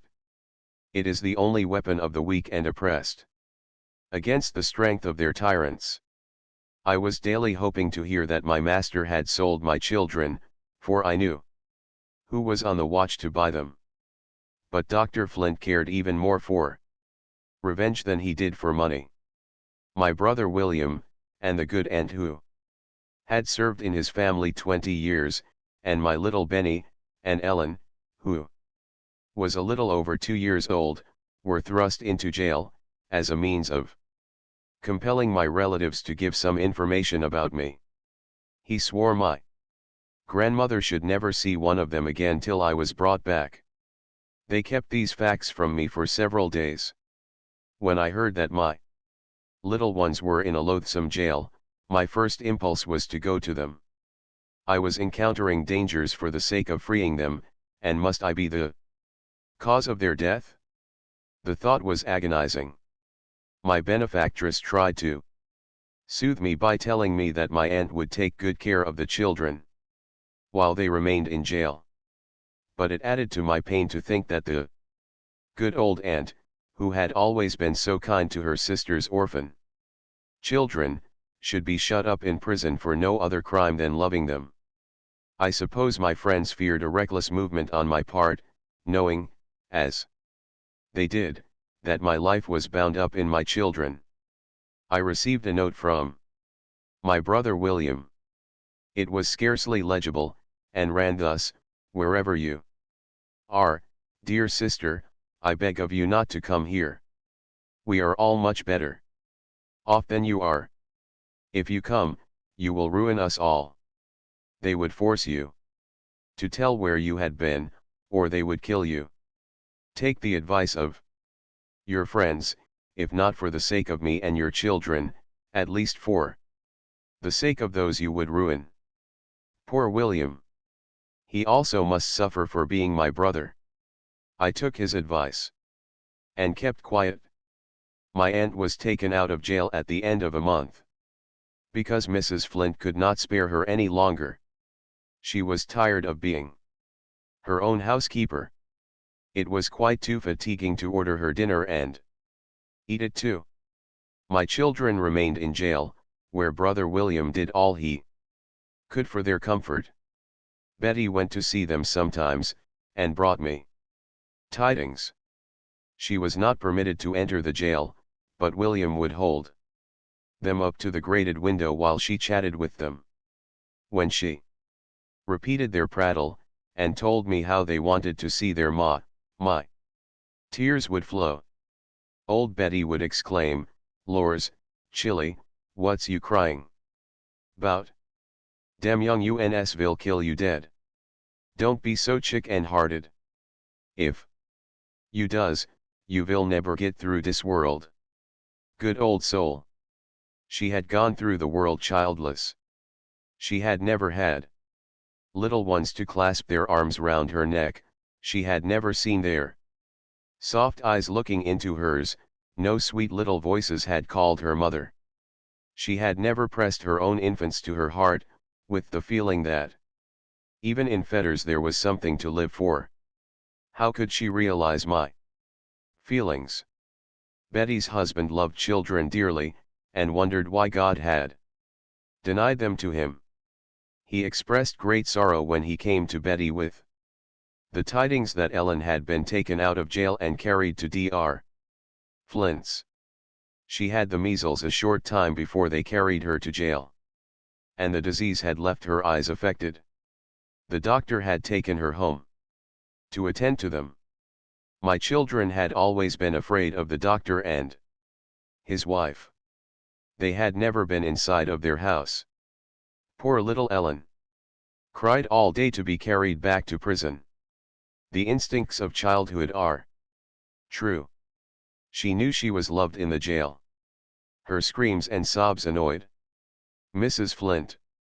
Before night she called one of the slaves, and said, "Here, Bill, carry this brat back to the jail. I can't stand her noise. If she would be quiet I should like to keep the little minx. She would make a handy waiting maid for my daughter by and by. But if she stayed here, with her white face, I suppose I should either kill her or spoil her. I hope the doctor will sell them as far as wind and water can carry them. As for their mother, her ladyship will find out yet what she gets by running away. She hasn't so much feeling for her children as a cow has for its calf. If she had, she would have come back long ago, to get them out of jail, and save all this expense and trouble. The good-for-nothing hussy. When she is caught, she shall stay in jail, in irons, for 6 months. And then be sold to a sugar plantation. I shall see her broke in yet. What do you stand there for, Bill? Why don't you go off with the brat? Mind now, that you don't let any of the niggers speak to her in the street. When these remarks were reported to me, I smiled at Mrs. Flint, saying that she should either kill my child or spoil her. I thought to myself, there was very little danger of the latter. I have always considered it as one of God's special providences that Ellen screamed till she was carried back to jail. That same night Dr. Flint was called to a patient, and did not return till near morning. Passing my grandmother's, he saw a light in the house, and thought to himself, perhaps this has something to do with Linda. He knocked, and the door was opened. "What calls you up so early?" said he. "I saw your light, and I thought I would just stop and tell you that I have found out where Linda is. I know where to put my hands on her, and I shall have her before 12 o'clock. When he had turned away, my grandmother and my uncle looked anxiously at each other. They did not know whether or not it was merely one of the doctor's tricks to frighten them. In their uncertainty, they thought it was best to have a message conveyed to my friend Betty. Unwilling to alarm her mistress, Betty resolved to dispose of me herself. She came to me, and told me to rise and dress quickly. We hurried downstairs, and across the yard, into the kitchen. She locked the door, and lifted up a plank in the floor. A buffalo skin and a bit of carpet were spread for me to lie on, and a quilt thrown over me. "Stay dar," said she, "till I sees if dey know 'bout you. Dey say dey vill put dar hands on you afore 12 o'clock. If dey did know war you are, dey won't know now. Dey'll be disappointed dis time. That's all I got to say. If dey comes rummagin' 'mong my tings, dey'll get one breast sarses in from dis air nigger." In my shallow bed I had but just room enough to bring my hands to my face to keep the dust out of my eyes, for Betty walked over me 20 times in an hour, passing from the dresser to the fireplace. When she was alone, I could hear her pronouncing anathemas over Dr. Flint and all his tribe, every now and then saying, with a chuckling laugh, "Dis nigger's too cute for dis time." When the housemaids were about, she had sly ways of drawing them out, that I might hear what they would say. She would repeat stories she had heard about my being in this, or that, or the other place. To which they would answer that I was not fool enough to be staying round there, that I was in Philadelphia or New York before this time. When all were abed and asleep, Betty raised the plank, and said, "Come out, Chilly, come out. Dey don't know notin' 'bout you. 'Twas only white folks' lies, to skeer de niggers." Some days after this adventure I had a much worse fright. As I sat very still in my retreat above stairs, cheerful visions floated through my mind. I thought Dr. Flint would soon get discouraged, and would be willing to sell my children, when he lost all hopes of making them the means of my discovery. I knew who was ready to buy them. Suddenly I heard a voice that chilled my blood. The sound was too familiar to me, it had been too dreadful for me not to recognize at once my old master. He was in the house, and I at once concluded he had come to seize me. I looked round in terror. There was no way of escape. The voice receded. I supposed the constable was with him, and they were searching the house. In my alarm I did not forget the trouble I was bringing on my generous benefactress. It seemed as if I were born to bring sorrow on all who befriended me, and that was the bitterest drop in the bitter cup of my life. After a while I heard approaching footsteps. The key was turned in my door. I braced myself against the wall to keep from falling. I ventured to look up, and there stood my kind benefactress alone. I was too much overcome to speak, and sunk down upon the floor. I thought you would hear your master's voice, she said, and knowing you would be terrified, I came to tell you there is nothing to fear. You may even indulge in a laugh at the old gentleman's expense.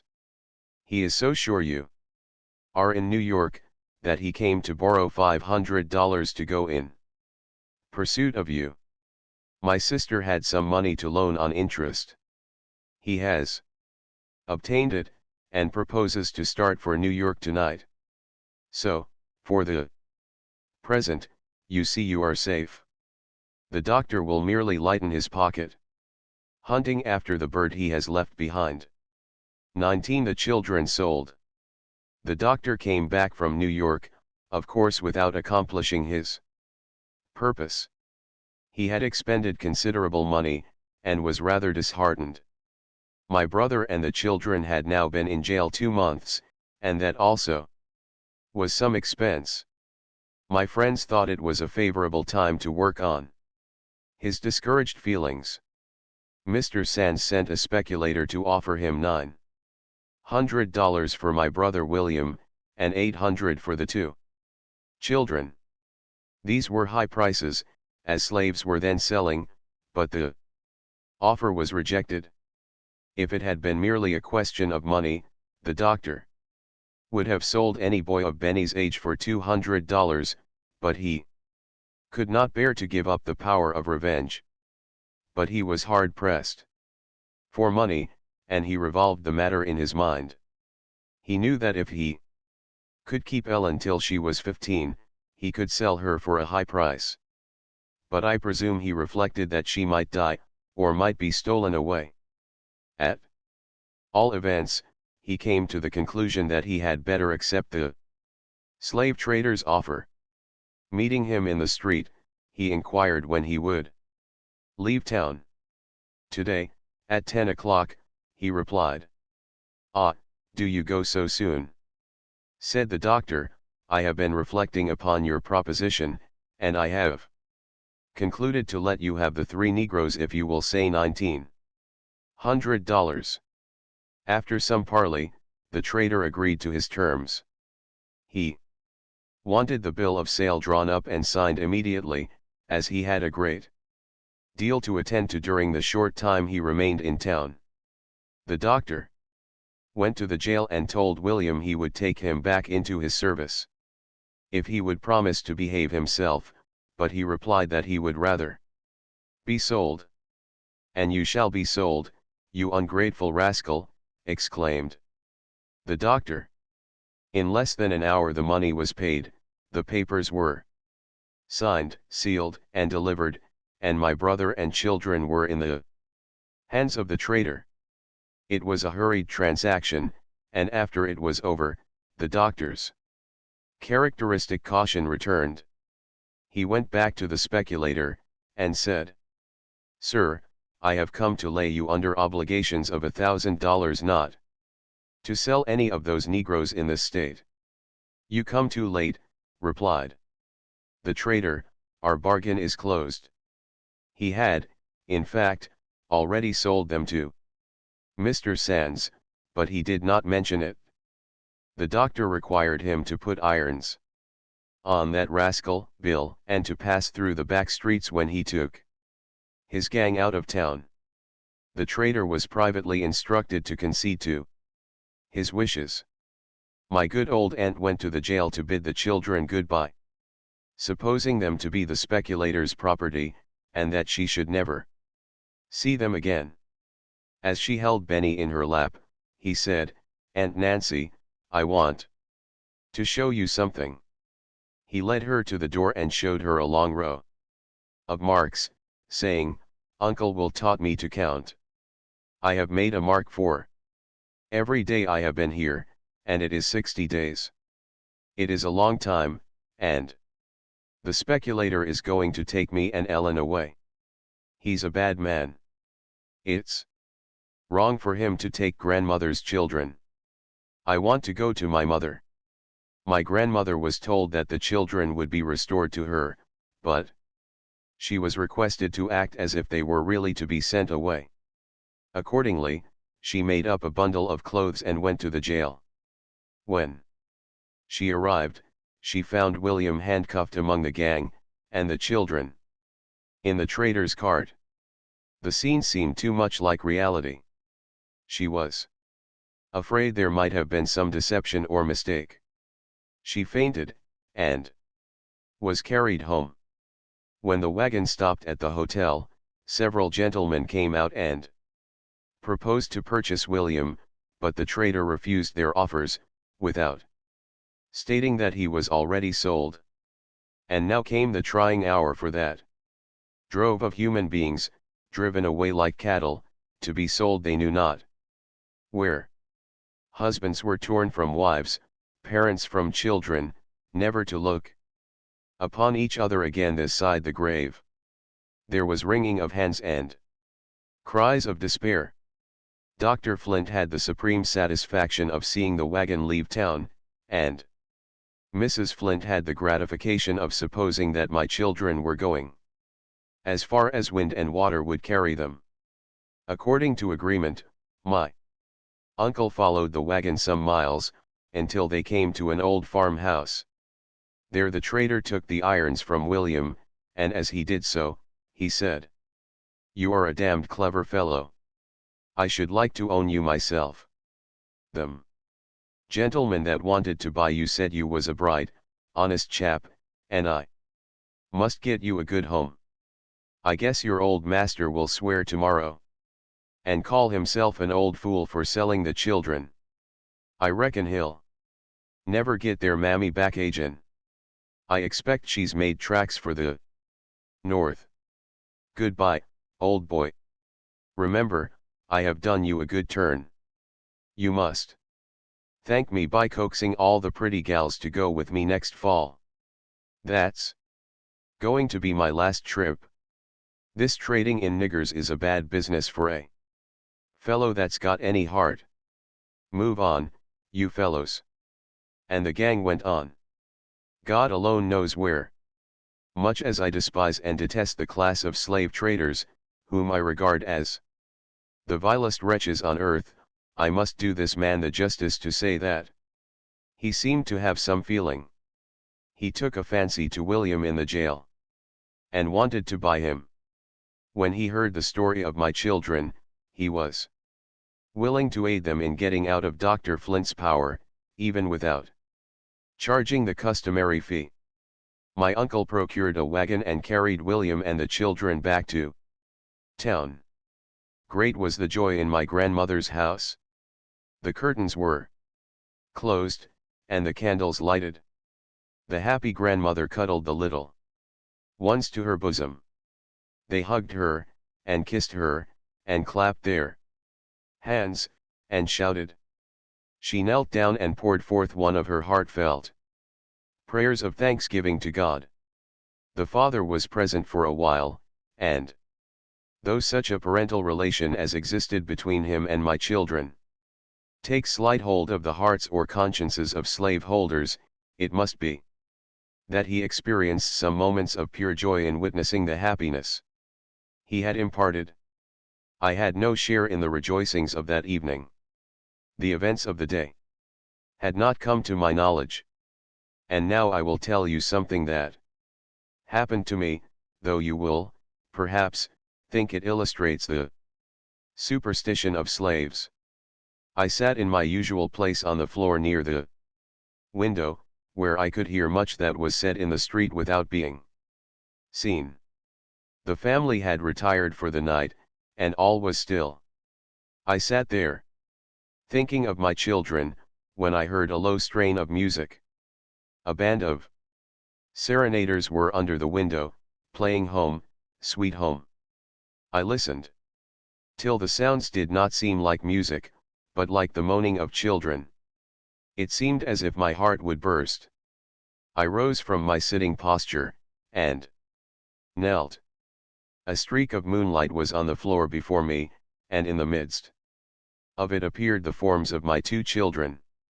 They vanished, but I had seen them distinctly.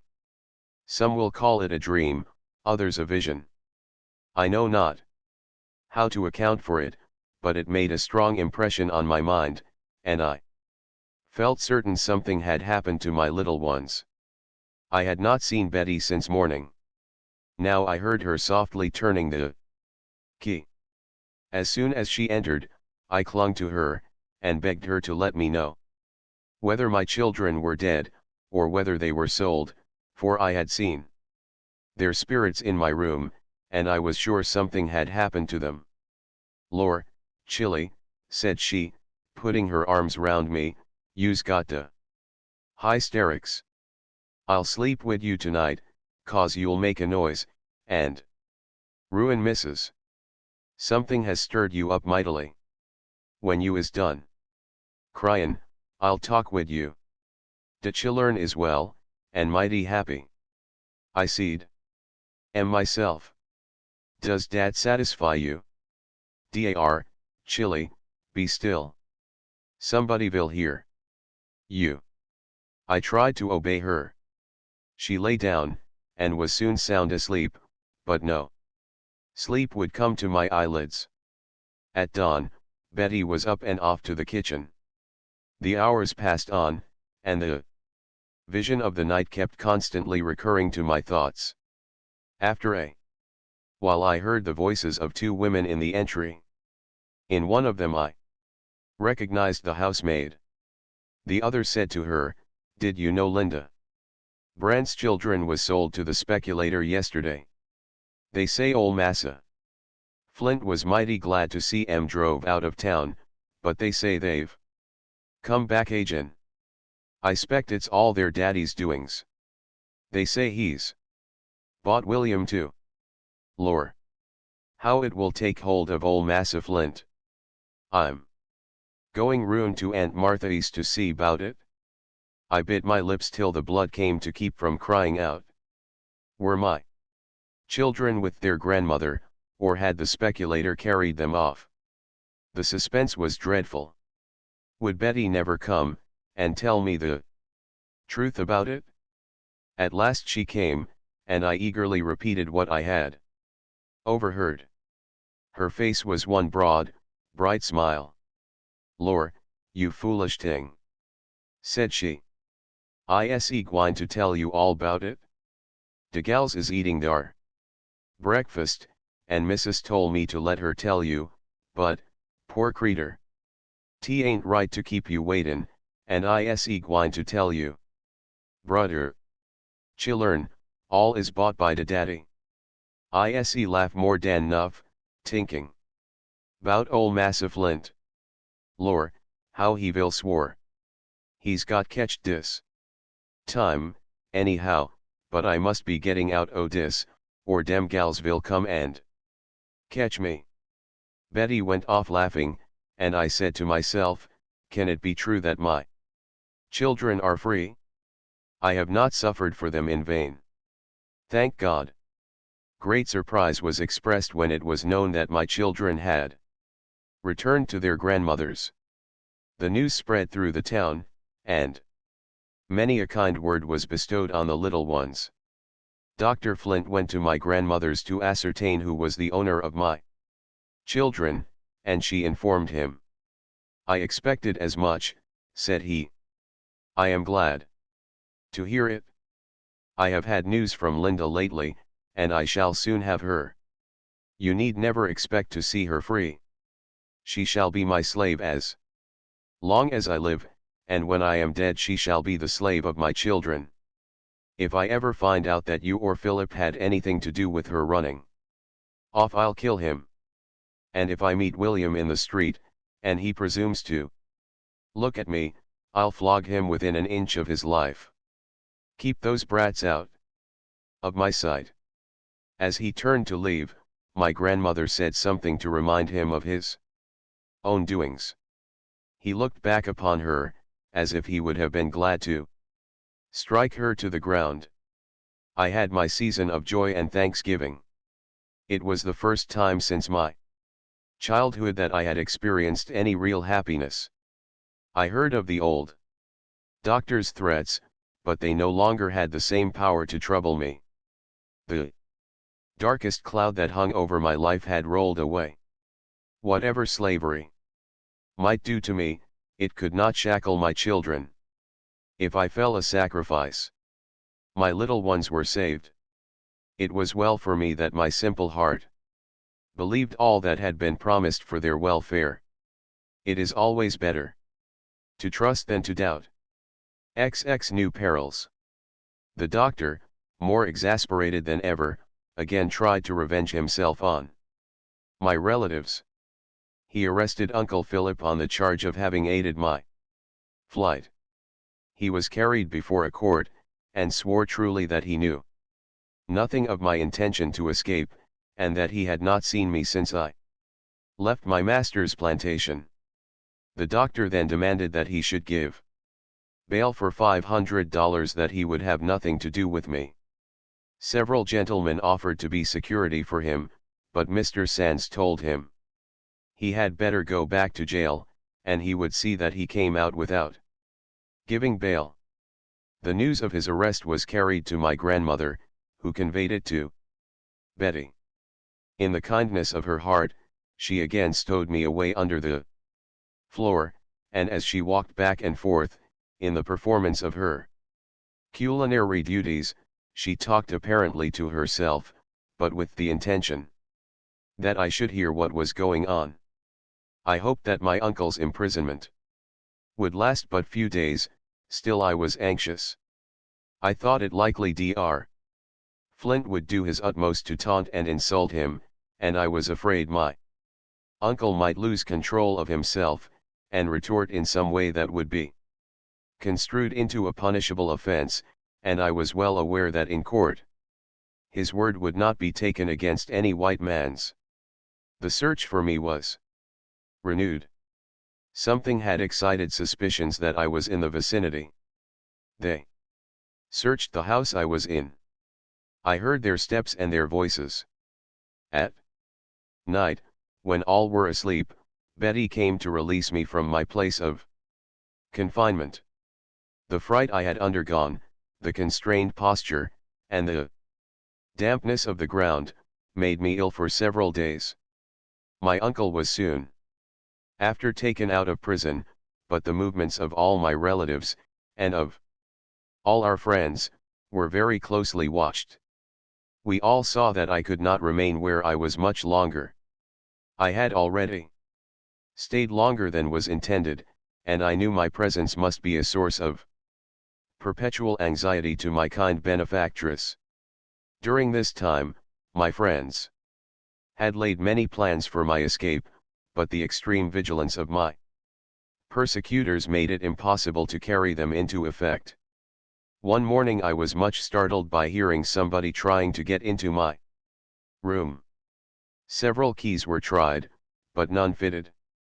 I instantly conjectured it was one of the housemaids, and I concluded she must either have heard some noise in the room, or have noticed the entrance of Betty. When my friend came, at her usual time, I told her what had happened.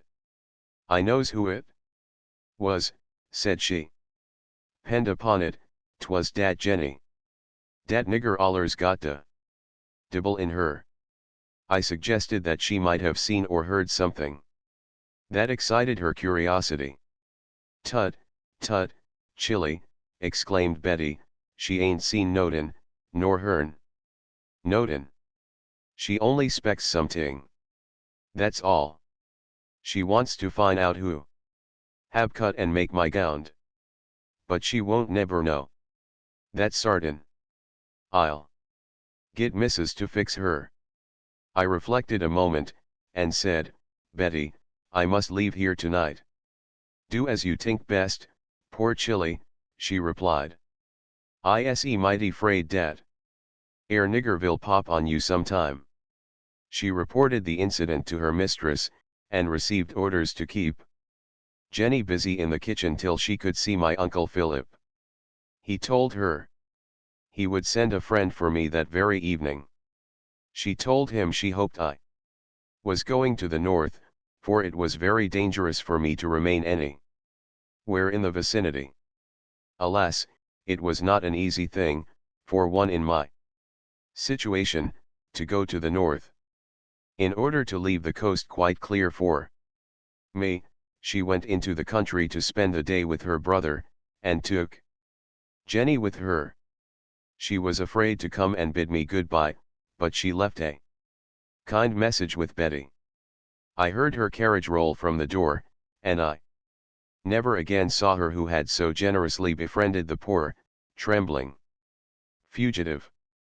Though she was a slaveholder, to this day my heart blesses her. I had not the slightest idea where I was going. Betty brought me a suit of sailor's clothes, jacket, trousers, and tarpaulin hat. She gave me a small bundle, saying I might need it where I was going. In cheery tones, she exclaimed, "I so glad you is gwine to free parts. Don't forget old Betty. Perhaps I'll come long by and by."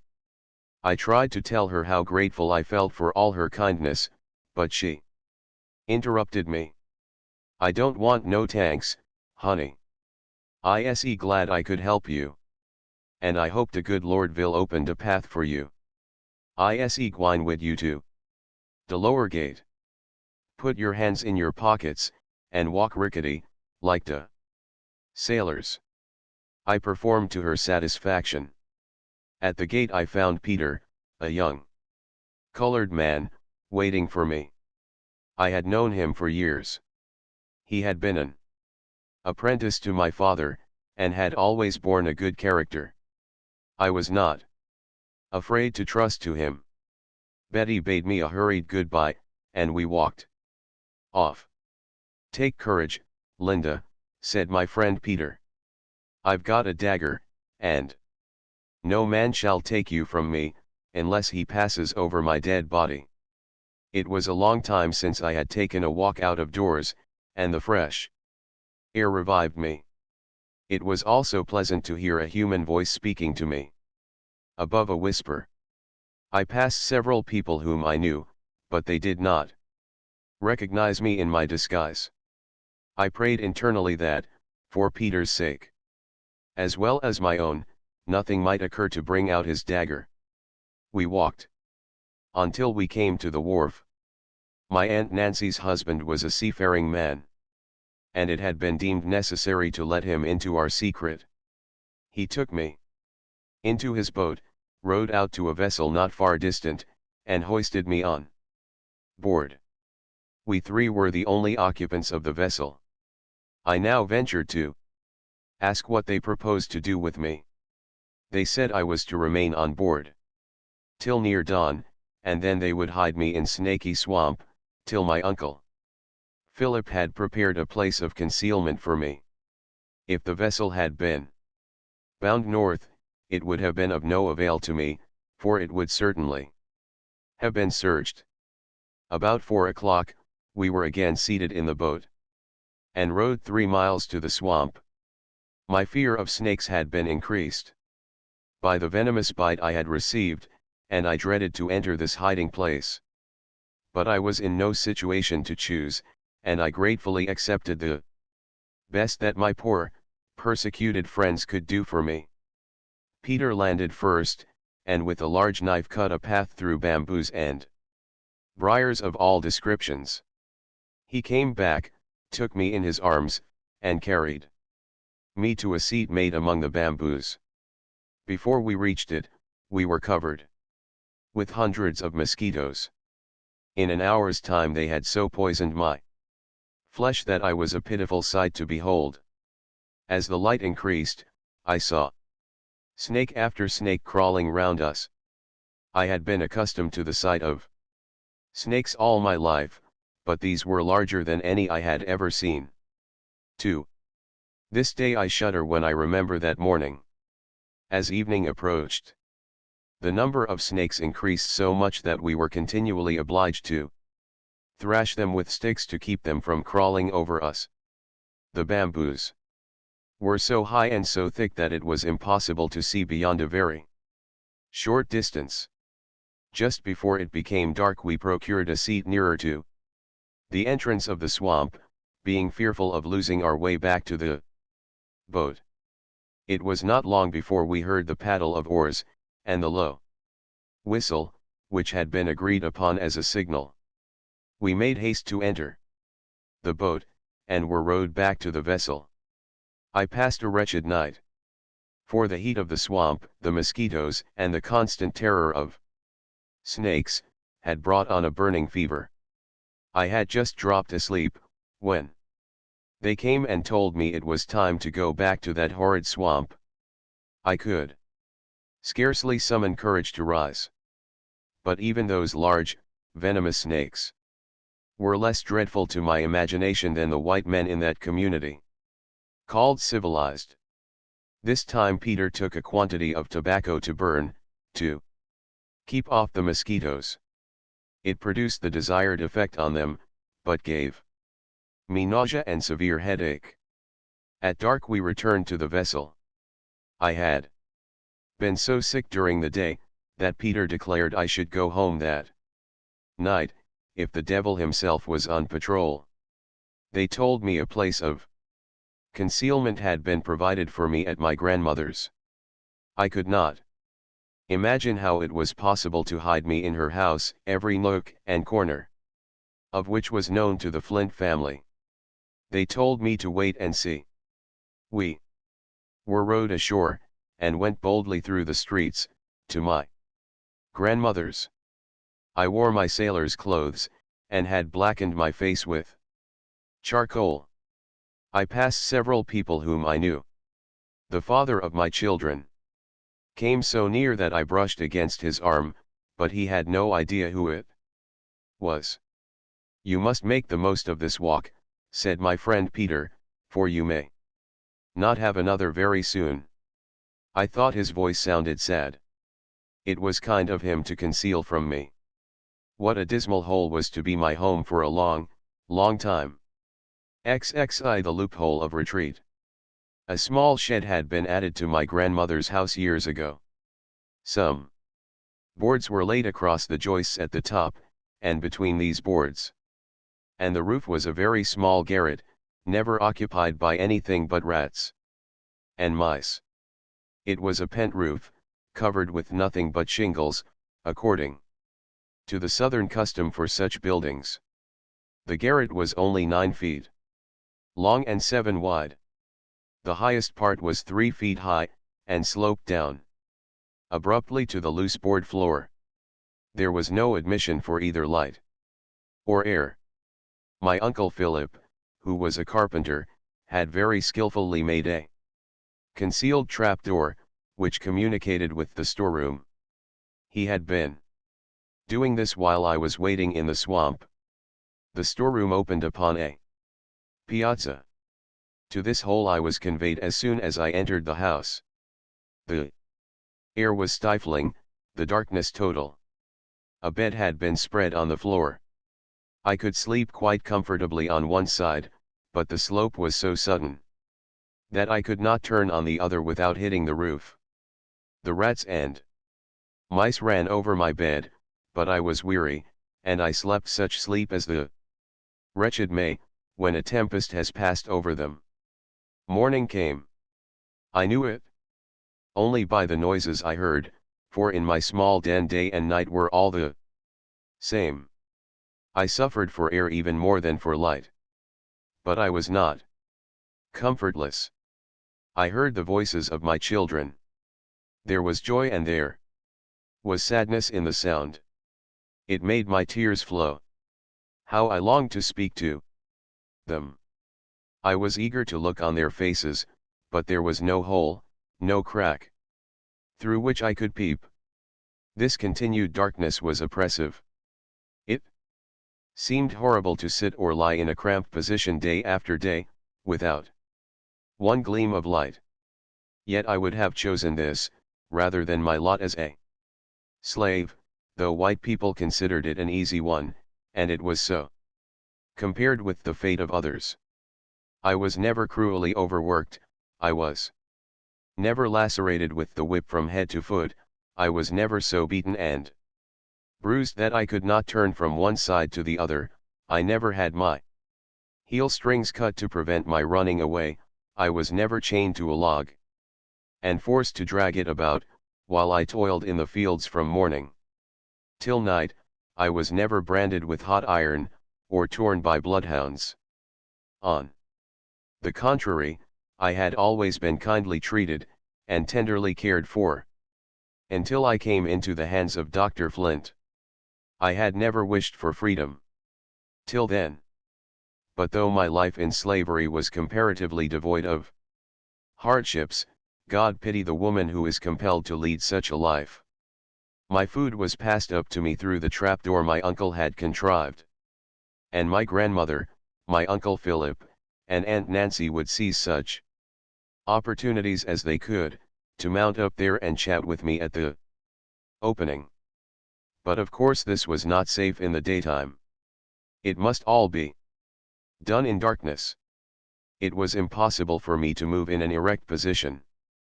But I crawled about my den for exercise. One day I hit my head against something, and found it was a gimlet. My uncle had left it sticking there when he made the trapdoor. I was as rejoiced as Robinson Crusoe could have been at finding such a treasure. It put a lucky thought into my head. I said to myself, now I will have some light. Now I will see my children. I did not dare to begin my work during the daytime, for fear of attracting attention. But I groped round, and having found the side next the street, where I could frequently see my children, I stuck the gimlet in and waited for evening. I bored 3 rows of holes, one above another. Then I bored out the interstices between. I thus succeeded in making one hole about an inch long and an inch broad. I sat by it till late into the night, to enjoy the little whiff of air that floated in. In the morning I watched for my children. The first person I saw in the street was Dr. Flint. I had a shuddering, superstitious feeling that it was a bad omen. Several familiar faces passed by. At last I heard the merry laugh of children, and presently 2 sweet little faces were looking up at me, as though they knew I was there, and were conscious of the joy they imparted. How I longed to tell them I was there. My condition was now a little improved. But for weeks I was tormented by hundreds of little red insects, fine as a needle's point, that pierced through my skin, and produced an intolerable burning. The good grandmother gave me herb teas and cooling medicines, and finally I got rid of them. The heat of my den was intense, for nothing but thin shingles protected me from the scorching summer's sun. But I had my consolations. Through my peeping hole I could watch the children, and when they were near enough, I could hear their talk. Aunt Nancy brought me all the news she could hear at Dr. Flint's. From her I learned that the doctor had written to New York to a colored woman, who had been born and raised in our neighborhood, and had breathed his contaminating atmosphere. He offered her a reward if she could find out anything about me. I know not what was the nature of her reply, but he soon after started for New York in haste, saying to his family that he had business of importance to transact. I peeped at him as he passed on his way to the steamboat. It was a satisfaction to have miles of land and water between us, even for a little while, and it was a still Greater satisfaction to know that he believed me to be in the Free States. My little den seemed less dreary than it had done. He returned, as he did from his former journey to New York, without obtaining any satisfactory information. When he passed our house next morning, Benny was standing at the gate. He had heard them say that he had gone to find me, and he called out, "Dr. Flint, did you bring my mother home? I want to see her." The doctor stamped his foot at him in a rage, and exclaimed, "Get out of the way, you little damned rascal. If you don't, I'll cut off your head."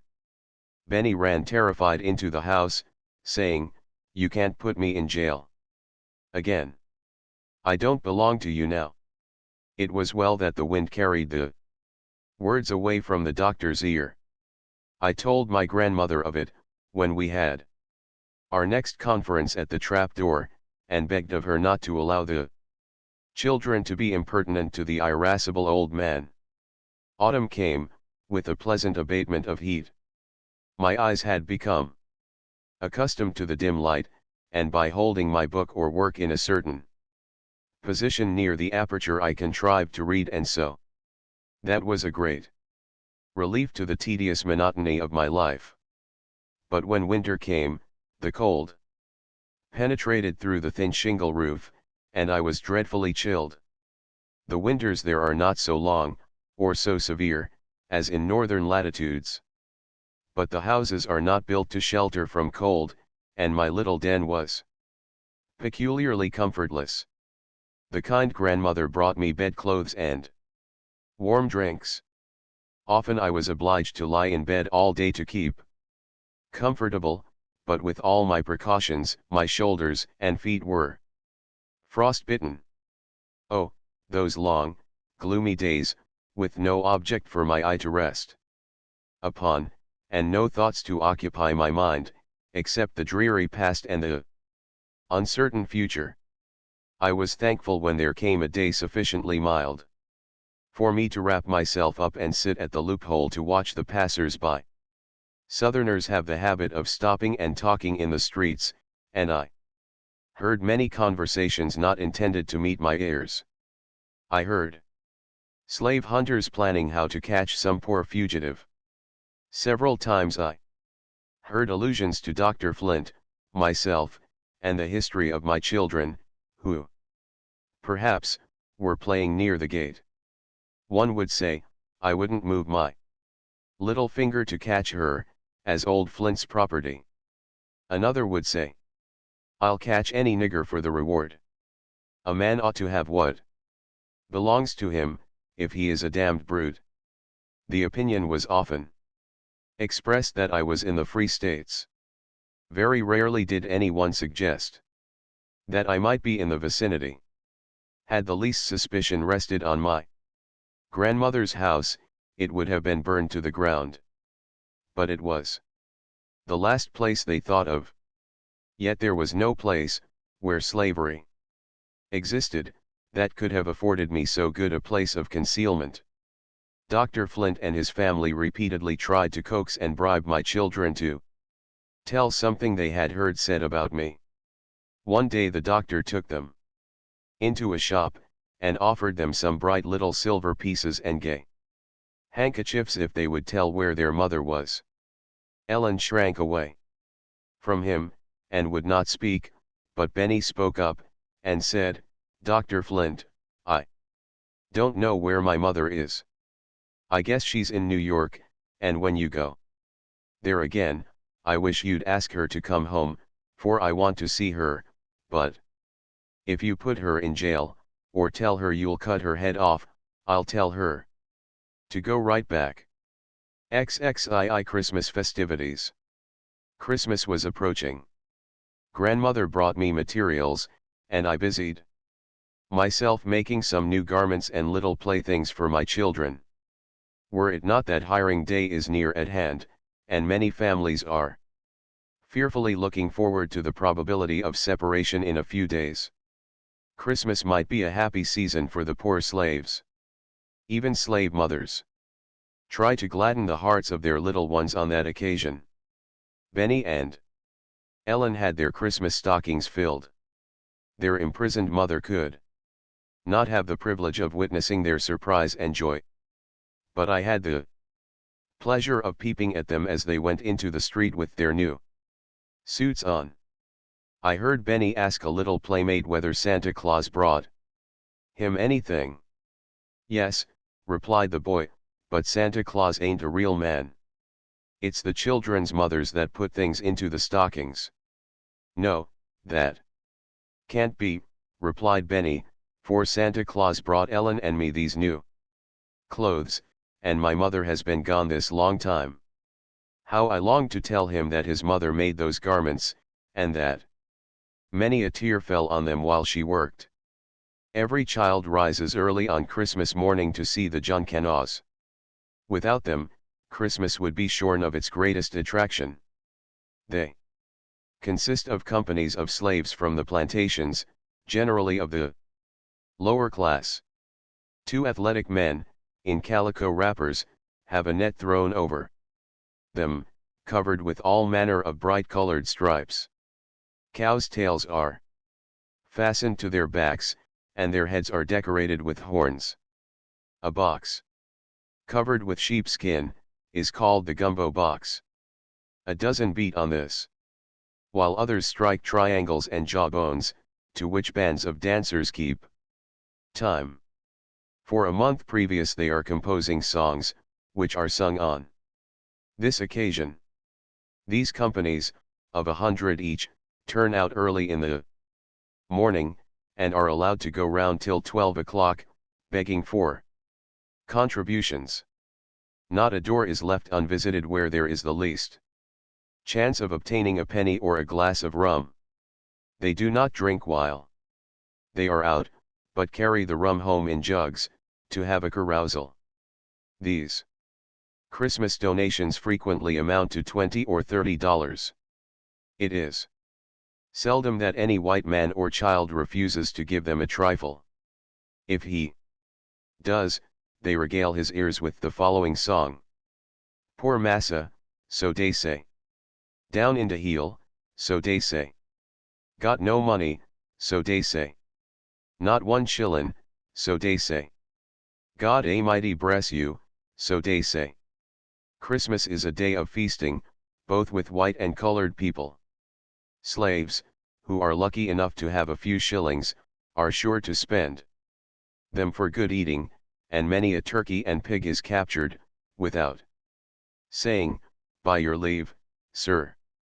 Those who cannot obtain these, cook a possum, or a raccoon, from which savory dishes can be made. My grandmother raised poultry and pigs for sale, and it was her established custom to have both a turkey and a pig roasted for Christmas dinner. On this occasion, I was warned to keep extremely quiet, because 2 guests had been invited. One was the town constable, and the other was a free colored man, who tried to pass himself off for white, and who was always ready to do any mean work for the sake of currying favor with white people. My grandmother had a motive for inviting them. She managed to take them all over the house. All the rooms on the lower floor were thrown open for them to pass in and out, and after dinner, they were invited upstairs to look at a fine mockingbird my uncle had just brought home. There, too, the rooms were all thrown open, that they might look in. When I heard them talking on the piazza, my heart almost stood still. I knew this colored man had spent many nights hunting for me.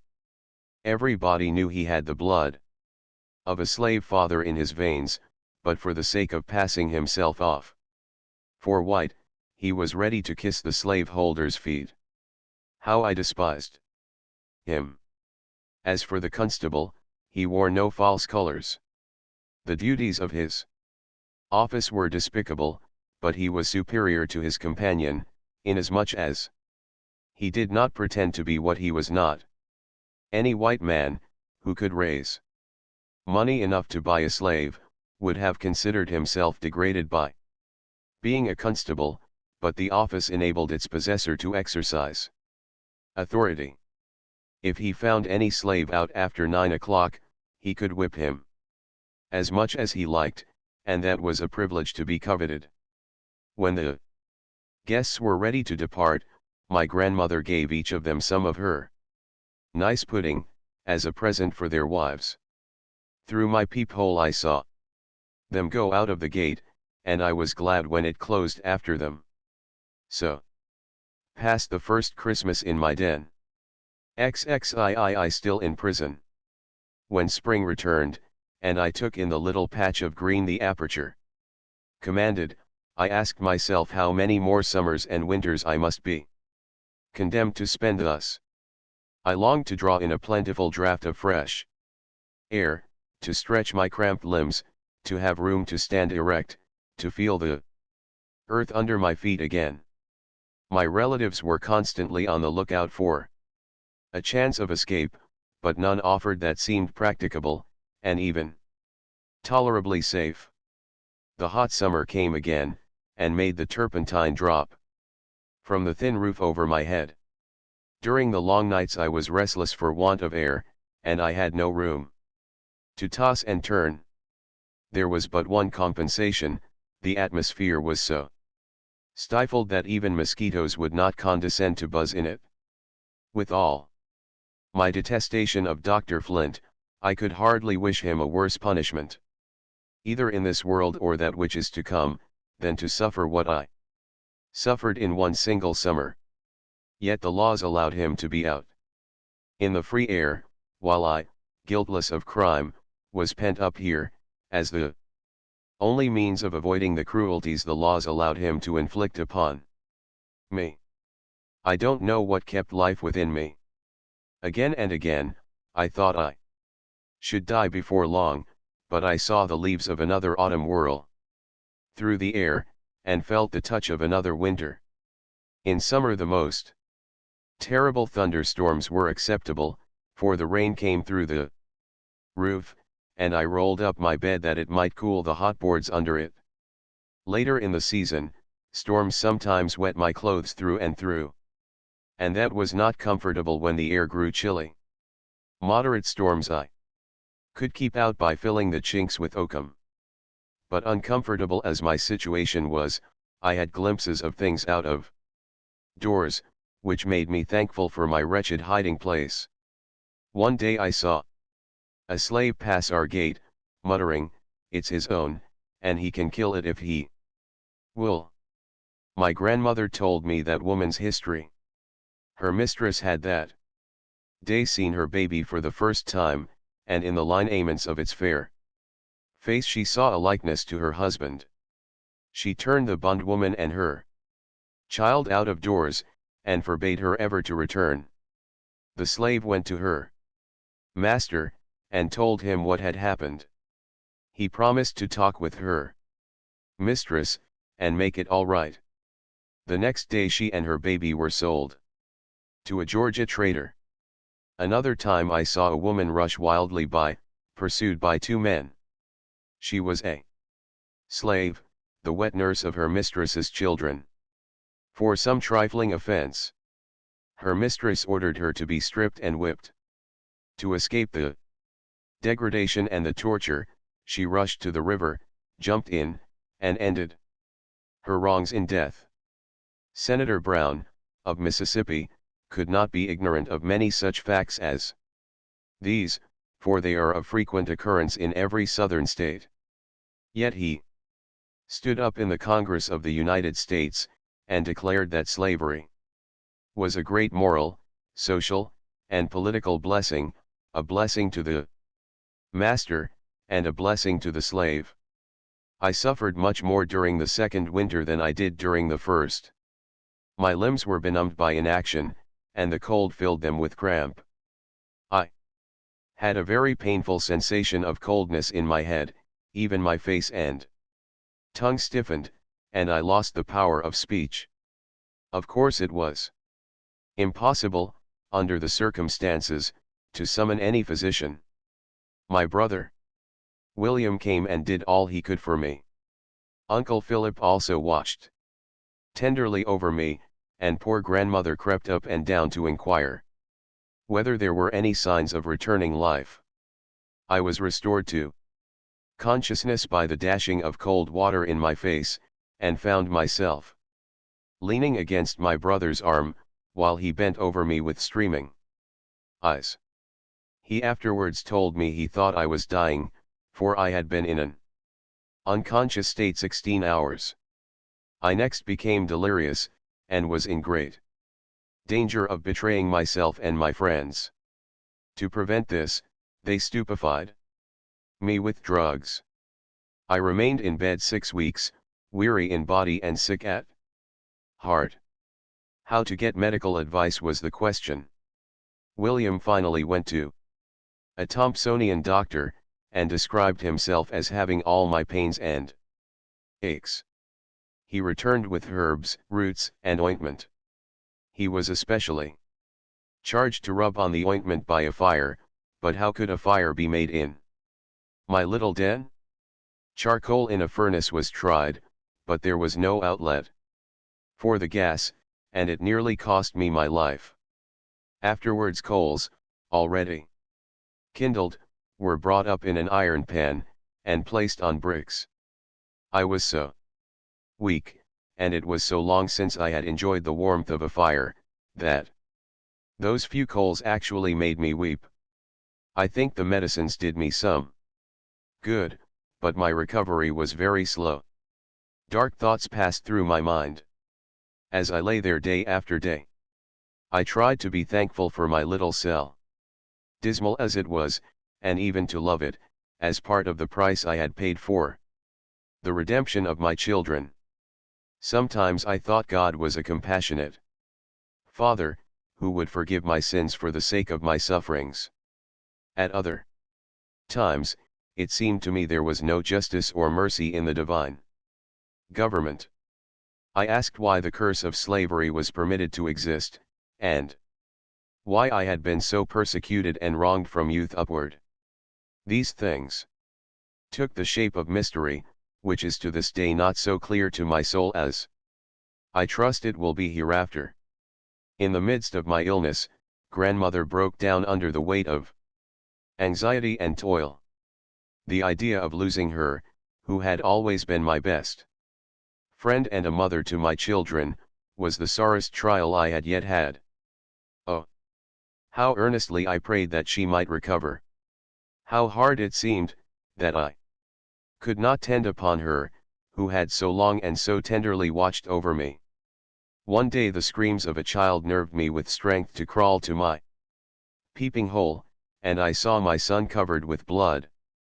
A fierce dog, usually kept chained, had seized and bitten him. A doctor was sent for, and I heard the groans and screams of my child while the wounds were being sewed up. Oh, what torture to a mother's heart, to listen to this and be unable to go to him. But childhood is like a day in spring, alternately shower and sunshine. Before night Benny was bright and lively, threatening the destruction of the dog, and great was his delight when the doctor told him the next day that the dog had bitten another boy and been shot. Benny recovered from his wounds, but it was long before he could walk. When my grandmother's illness became known, many ladies, who were her customers, called to bring her some little comforts, and to inquire whether she had everything she wanted. Aunt Nancy one night asked permission to watch with her sick mother, and Mrs. Flint replied, "I don't see any need of your going. I can't spare you." But when she found other ladies in the neighborhood were so attentive, not wishing to be outdone in Christian charity, she also sallied forth, in magnificent condescension, and stood by the bedside of her who had loved her in her infancy, and who had been repaid by such grievous wrongs. She seemed surprised to find her so ill, and scolded Uncle Philip for not sending for Dr. Flint. She herself sent for him immediately, and he came. Secure as I was in my retreat, I should have been terrified if I had known he was so near me.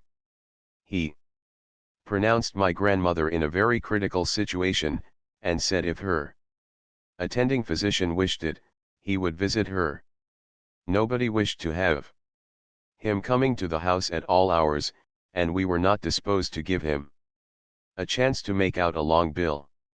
As Mrs. Flint went out, Sally told her the reason Benny was lame was, that a dog had bitten him. "I'm glad of it," replied she. "I wish he had killed him. It would be good news to send to his mother. Her day will come. The dogs will grab her yet." With these Christian words she and her husband departed, and, to my great satisfaction, returned no more. I heard from Uncle Philip, with feelings of unspeakable joy and gratitude, that the crisis was past and grandmother would live. I could now say from my heart, God is merciful. He has spared me the anguish of feeling that I caused her death. XXIV. The candidate for Congress. The summer had nearly ended, when Dr. Flint made a third visit to New York, in search of me. 2 candidates were running for Congress, and he returned in season to vote. The father of my children was the Whig candidate. The doctor had hitherto been a stanch Whig, but now he exerted all his energies for the defeat of Mr. Sands. He invited large parties of men to dine in the shade of his trees, and supplied them with plenty of rum and brandy. If any poor fellow drowned his wits in the bowl, and, in the openness of his convivial heart, proclaimed that he did not mean to vote the Democratic ticket, he was shoved into the street without ceremony. The doctor expended his liquor in vain. Mr. Sands was elected, an event which occasioned me some anxious thoughts. He had not emancipated my children, and if he should die they would be at the mercy of his heirs. 2 little voices, that frequently met my ear, seemed to plead with me not to let their father depart without striving to make their freedom secure. Years had passed since I had spoken to him. I had not even seen him since the night I passed him, unrecognized, in my disguise of a sailor. I supposed he would call before he left, to say something to my grandmother concerning the children, and I resolved what course to take. The day before his departure for Washington I made arrangements, towards evening, to get from my hiding place into the storeroom below. I found myself so stiff and clumsy that it was with great difficulty I could hitch from one resting place to another. When I reached the storeroom my ankles gave way under me, and I sank exhausted on the floor. It seemed as if I could never use my limbs again. But the purpose I had in view roused all the strength I had. I crawled on my hands and knees to the window, and, screened behind a barrel, I waited for his coming. The clock struck 9. And I knew the steamboat would leave between 10 and 11. My hopes were failing. But presently I heard his voice, saying to someone, "Wait for me a moment. I wish to see Aunt Martha." When he came out, as he passed the window, I said, "Stop one moment, and let me speak for my children." He started, hesitated, and then passed on, and went out of the gate. I closed the shutter I had partially opened, and sank down behind the barrel. I had suffered much, but seldom had I experienced a keener pang than I then felt. Had my children, then, become of so little consequence to him? And had he so little feeling for their wretched mother that he would not listen a moment while she pleaded for them? Painful memories were so busy within me, that I forgot I had not hooked the shutter, till I heard some one opening it. I looked up. He had come back. "Who called me?" said he, in a low tone. "I did," I replied. "Oh, Linda, said he. I knew your voice, but I was afraid to answer, lest my friend should hear me. Why do you come here? Is it possible you risk yourself in this house? They are mad to allow it. I shall expect to hear that you are all ruined. I did not wish to implicate him, by letting him know my place of concealment, so I merely said, I thought you would come to bid grandmother goodbye, and so I came here to speak a few words to you about emancipating my children. Many changes may take place during the 6 months you are gone to Washington, and it does not seem right for you to expose them to the risk of such changes. I want nothing for myself, all I ask is, that you will free my children, or authorize some friend to do it, before you go. He promised he would do it, and also expressed a readiness to make any arrangements whereby I could be purchased. I heard footsteps approaching, and closed the shutter hastily. I wanted to crawl back to my den, without letting the family know what I had done, for I knew they would deem it very imprudent. But he stepped back into the house, to tell my grandmother that he had spoken with me at the storeroom window, and to beg of her not to allow me to remain in the house over night. He said it was the height of madness for me to be there, that we should certainly all be ruined. Luckily, he was in too much of a hurry to wait for a reply, or the dear old woman would surely have told him all. I tried to go back to my den, but found it more difficult to go up than I had to come down. Now that my mission was fulfilled, the little strength that had supported me through it was gone, and I sank helpless on the floor. My grandmother, alarmed at the risk I had run, came into the storeroom in the dark, and locked the door behind her. Linda, she whispered, where are you? I am here by the window, I replied. I couldn't have him go away without emancipating the children. Who knows what may happen?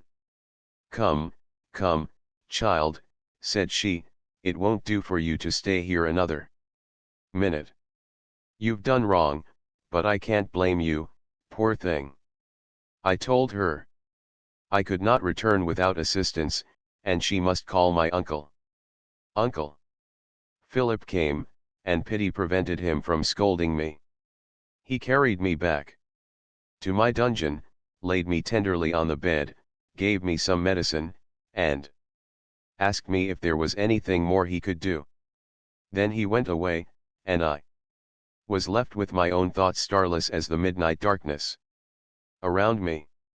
My friends feared I should become a cripple for life, and I was so weary of my long imprisonment that, had it not been for the hope of serving my children, I should have been thankful to die, but, for their sakes, I was willing to bear on.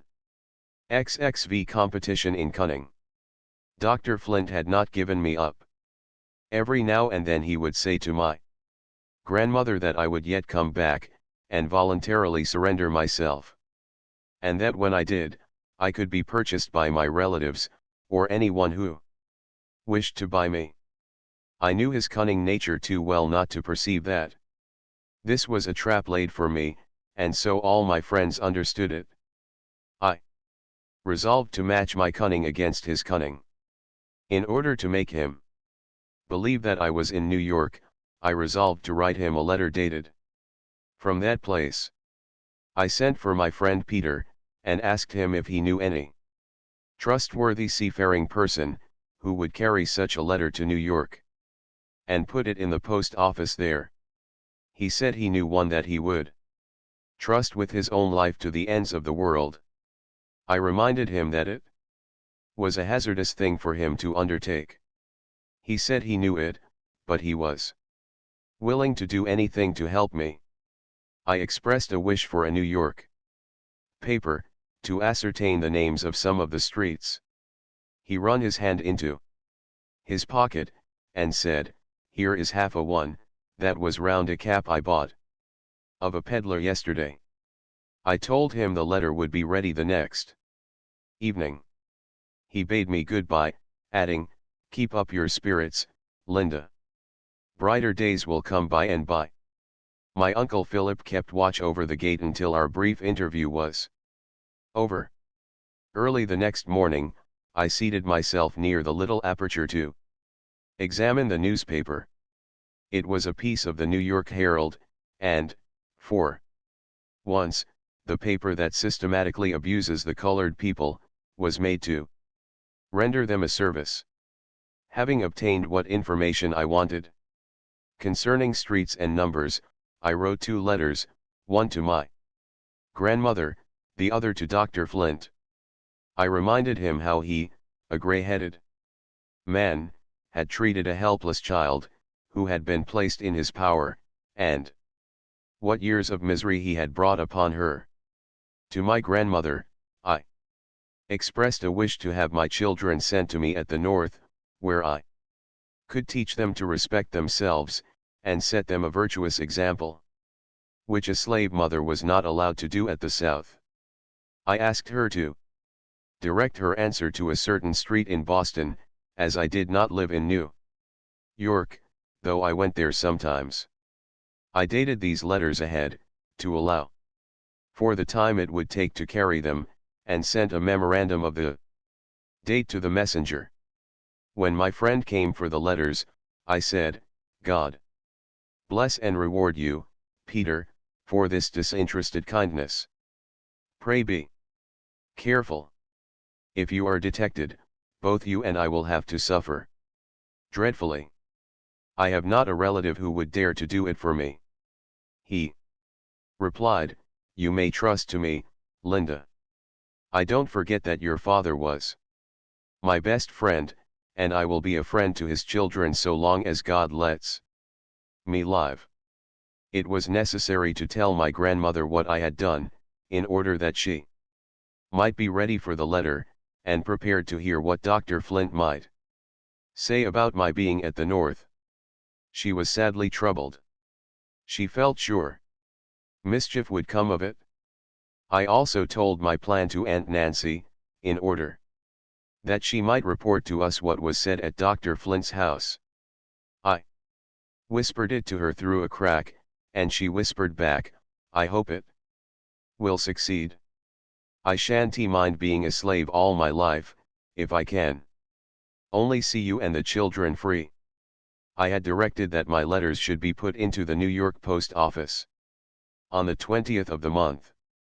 On the evening of the 24th my aunt came to say that Dr. Flint and his wife had been talking in a low voice about a letter he had received, and that when he went to his office he promised to bring it when he came to tea. So I concluded I should hear my letter read the next morning. I told my grandmother Dr. Flint would be sure to come, and asked her to have him sit near a certain door, and leave it open, that I might hear what he said. The next morning I took my station within sound of that door, and remained motionless as a statue. It was not long before I heard the gate slam, and the well-known footsteps enter the house. He seated himself in the chair that was placed for him, and said, "Well, Martha, I brought you a letter from Linda. She has sent me a letter. Also, I know exactly where to find her, but I don't choose to go to Boston for her. I had rather she would come back of her own accord, in a respectable manner. Her Uncle Philip is the best person to go for her. With him, she would feel perfectly free to act. I am willing to pay his expenses going and returning. She shall be sold to her friends. Her children are free, at least I suppose they are, and when you obtain her freedom, you'll make a happy family. I suppose, Martha, you have no objection to my reading to you the letter Linda has written to you." He broke the seal, and I heard him read it. The old villain! He had suppressed the letter I wrote to grandmother, and prepared a substitute of his own, the purport of which was as follows. Dear grandmother, I have long wanted to write to you, but the disgraceful manner in which I left you and my children made me ashamed to do it. If you knew how much I have suffered since I ran away, you would pity and forgive me. I have purchased freedom at a dear rate. If any arrangement could be made for me to return to the South without being a slave, I would gladly come. If not, I beg of you to send my children to the North. I cannot live any longer without them. Let me know in time, and I will meet them in New York or Philadelphia, whichever place best suits my uncle's convenience. Write as soon as possible to your unhappy daughter, Linda. It is very much as I expected it would be, said the old hypocrite, rising to go. You see, the foolish girl has repented of her rashness, and wants to return. We must help her to do it, Martha. Talk with Philip about it. If he will go for her, she will trust to him, and come back. I should like an answer tomorrow. Good morning, Martha. As he stepped out on the piazza, he stumbled over my little girl. Ah, Ellen, is that you? He said, in his most gracious manner. I didn't see you. How do you do? Pretty well, sir, she replied. I heard you tell grandmother that my mother is coming home. I want to see her. Yes, Ellen, I am going to bring her home very soon, rejoined he, and you shall see her as much as you like, you little curly-headed nigger. This was as good as a comedy to me, who had heard it all, but grandmother was frightened and distressed, because the doctor wanted my uncle to go for me. The next evening Dr. Flint called to talk the matter over. My uncle told him that from what he had heard of Massachusetts, he judged he should be mobbed if he went there after a runaway slave. All stuff and nonsense. Philip, replied the doctor. Do you suppose I want you to kick up a row in Boston? The business can all be done quietly. Linda writes that she wants to come back. You are her relative, and she would trust you. The case would be different if I went. She might object to coming with me. And the damned abolitionists, if they knew I was her master, would not believe me, if I told them she had begged to go back. They would get up a row, and I should not like to see Linda dragged through the streets like a common Negro. She has been very ungrateful to me for all my kindness, but I forgive her, and want to act the part of a friend towards her. I have no wish to hold her as my slave. Her friends can buy her as soon as she arrives here. Finding that his arguments failed to convince my uncle, the doctor let the cat out of the bag, by saying that he had written to the mayor of Boston, to ascertain whether there was a person of my description at the street and number from which my letter was dated. He had omitted the state in the letter he had made up to read to my grandmother. If I had dated from New York, the old man would probably have made another journey to that city. But even in that dark region, where knowledge is so carefully excluded from the slave, I had heard enough about Massachusetts to come to the conclusion that slaveholders did not consider it a comfortable place to go to in search of a runaway. That was before the fugitive slave law was passed, before Massachusetts had consented to become a nigger hunter for the South. My grandmother, who had become skittish by seeing her family always in danger, came to me with a very distressed countenance, and said, "What will you do if the mayor of Boston sends him word that you haven't been there? Then he will suspect the letter was a trick, and maybe he'll find out something about it, and we shall all get into trouble. Oh Linda, I wish you had never sent the letters." "Don't worry yourself, grandmother," said I. "The mayor of Boston won't trouble himself to hunt niggers for Dr. Flint. The letters will do good in the end. I shall get out of this dark hole some time or other. I hope you will, child, replied the good, patient old friend. You have been here a long time, almost 5 years, but whenever you do go, it will break your old grandmother's heart. I should be expecting every day to hear that you were brought back in irons and put in jail. God help you. Poor child. Let us be thankful that some time or other we shall go where the wicked cease from troubling, and the weary are at rest. My heart responded, Amen.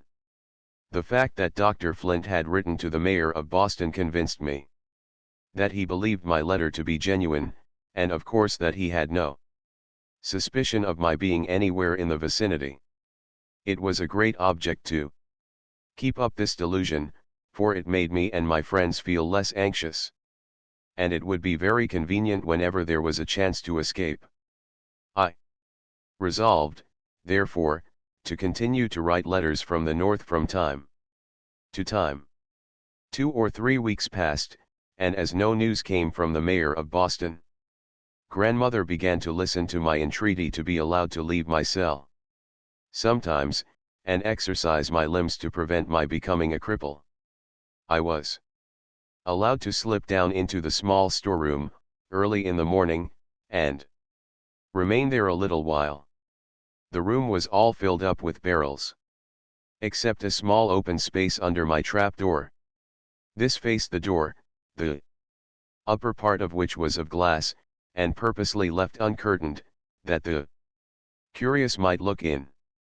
The air of this place was close, but it was so much better than the atmosphere of my cell, that I dreaded to return. I came down as soon as it was light, and remained till 8 o'clock, when people began to be about, and there was danger that some one might come on the piazza. I had tried various applications to bring warmth and feeling into my limbs, but without avail. They were so numb and stiff that it was a painful effort to move, and had my enemies come upon me during the first mornings I tried to exercise them a little in the small unoccupied space of the storeroom, it would have been impossible for me to have escaped.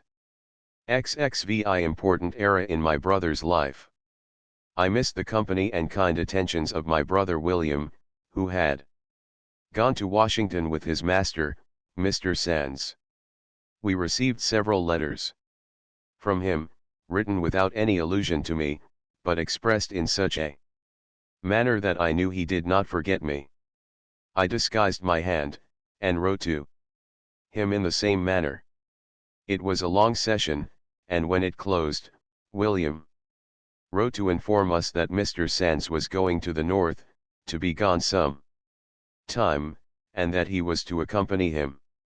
I knew that his master had promised to give him his freedom, but no time had been specified. Would William trust to a slave's chances? I remembered how we used to talk together, in our young days, about obtaining our freedom, and I thought it very doubtful whether he would come back to us.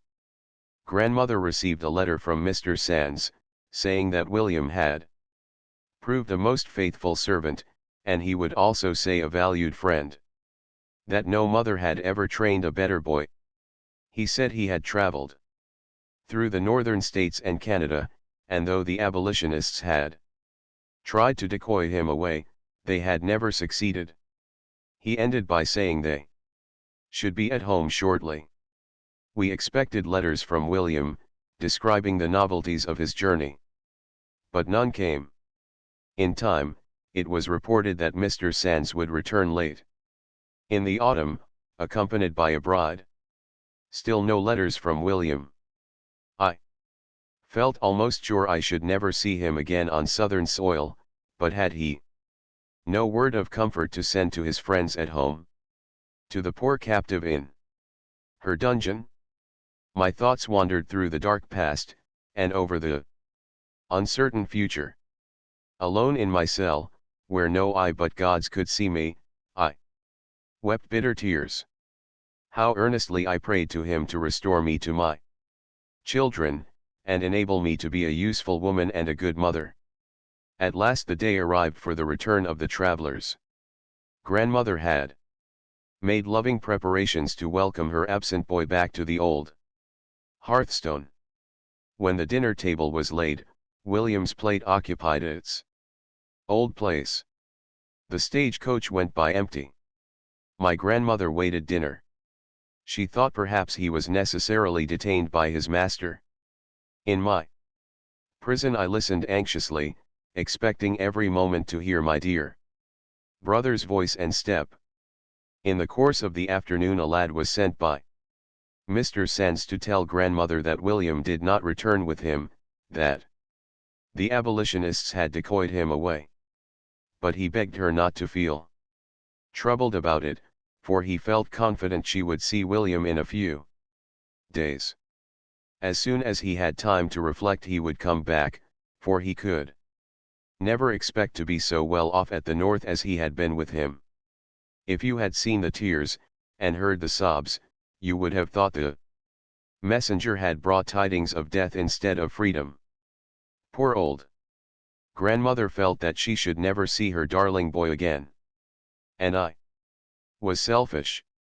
I thought more of what I had lost, than of what my brother had gained. A new anxiety began to trouble me. Mr. Sands had expended a good deal of money, and would naturally feel irritated by the loss he had incurred. I greatly feared this might injure the prospects of my children, who were now becoming valuable property. I longed to have their emancipation made certain. The more so, because their master and father was now married. I was too familiar with slavery not to know that promises made to slaves, though with kind intentions, and sincere at the time, depend upon many contingencies for their fulfillment. Much as I wished William to be free, the step he had taken made me sad and anxious. The following Sabbath was calm and clear, so beautiful that it seemed like a Sabbath in the eternal world. My grandmother brought the children out on the piazza, that I might hear their voices. She thought it would comfort me in my despondency, and it did. They chatted merrily, as only children can. Benny said, "Grandmother, do you think Uncle will has gone for good? Won't he ever come back again? Maybe he'll find Mother. If he does, won't she be glad to see him? Why don't you and Uncle Philip, and all of us, go and live where Mother is? I should like it. Wouldn't you, Ellen?" "Yes, I should like it," replied Ellen, "but how could we find her? Do you know the place, grandmother?"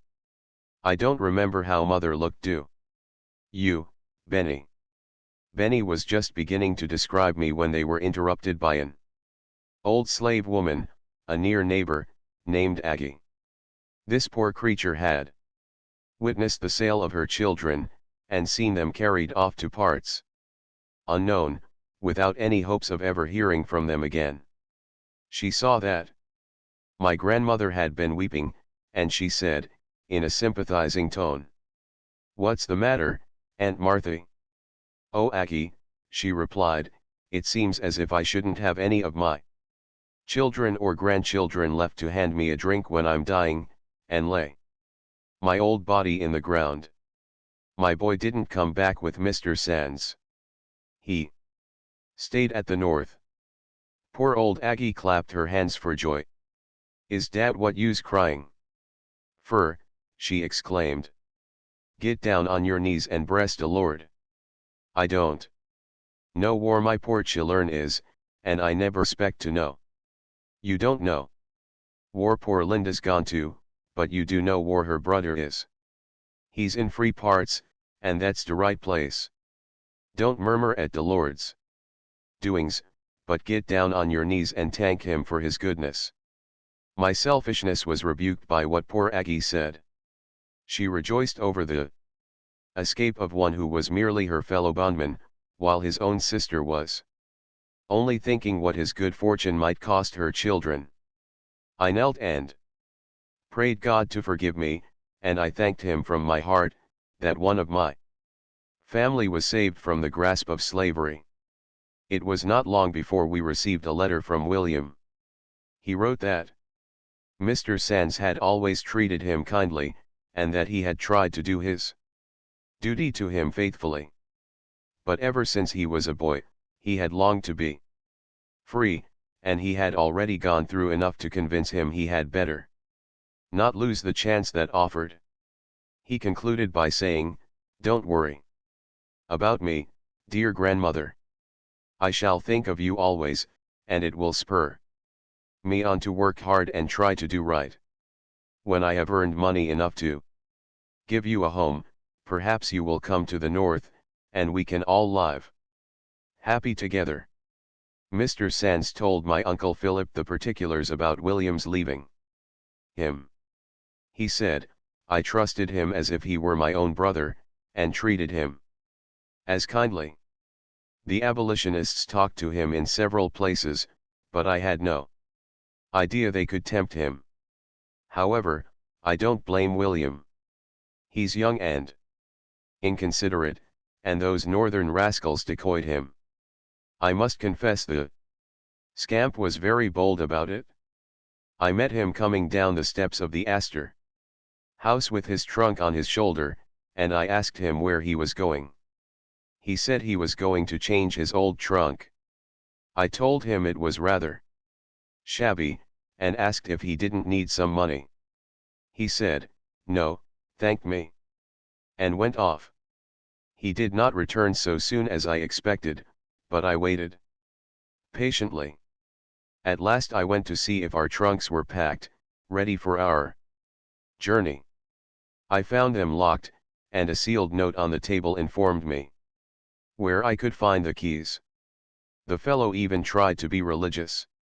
He wrote that he hoped God would always bless me, and reward me for my kindness, that he was not unwilling to serve me, but he wanted to be a free man, and that if I thought he did wrong, he hoped I would forgive him.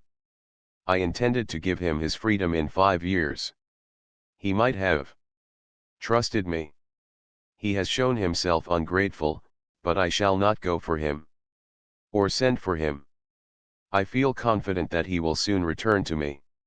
I afterwards heard an account of the affair from William himself. He had not been urged away by abolitionists. He needed no information they could give him about slavery to stimulate his desire for freedom. He looked at his hands, and remembered that they were once in irons. What security had he that they would not be so again? Mr. Sands was kind to him, but he might indefinitely postpone the promise he had made to give him his freedom. He might come under pecuniary embarrassments, and his property be seized by creditors, or he might die, without making any arrangements in his favor. He had too often known such accidents to happen to slaves who had kind masters, and he wisely resolved to make sure of the present opportunity to own himself. He was scrupulous about taking any money from his master on false pretenses, so he sold his best clothes to pay for his passage to Boston. The slaveholders pronounced him a base, ungrateful wretch, for thus requiting his master's indulgence. What would they have done under similar circumstances? When Dr. Flint's family heard that William had deserted Mr. Sands, they chuckled greatly over the news. Mrs. Flint made her usual manifestations of Christian feeling, by saying, "I'm glad of it. I hope he'll never get him again. I like to see people paid back in their own coin. I reckon Linda's children will have to pay for it. I should be glad to see them in the speculators' hands again, for I'm tired of seeing those little niggers march about the streets." XXVII new destination for the children. Mrs. Flint proclaimed her intention of informing Mrs. Sands, who was the father of my children. She likewise proposed to tell her what an artful devil I was, that I had made a great deal of trouble in her family, that when Mr. Sands was at the north, she didn't doubt I had followed him in disguise, and persuaded William to run away. She had some reason to entertain such an idea, for I had written from the north, from time to time, and I dated my letters from various places. Many of them fell into Dr. Flint's hands, as I expected they would, and he must have come to the conclusion that I traveled about a good deal. He kept a close watch over my children, thinking they would eventually lead to my detection. A new and unexpected trial was in store for me. One day, when Mr. Sands and his wife were walking in the street, they met Benny. The lady took a fancy to him, and exclaimed, "What a pretty little Negro!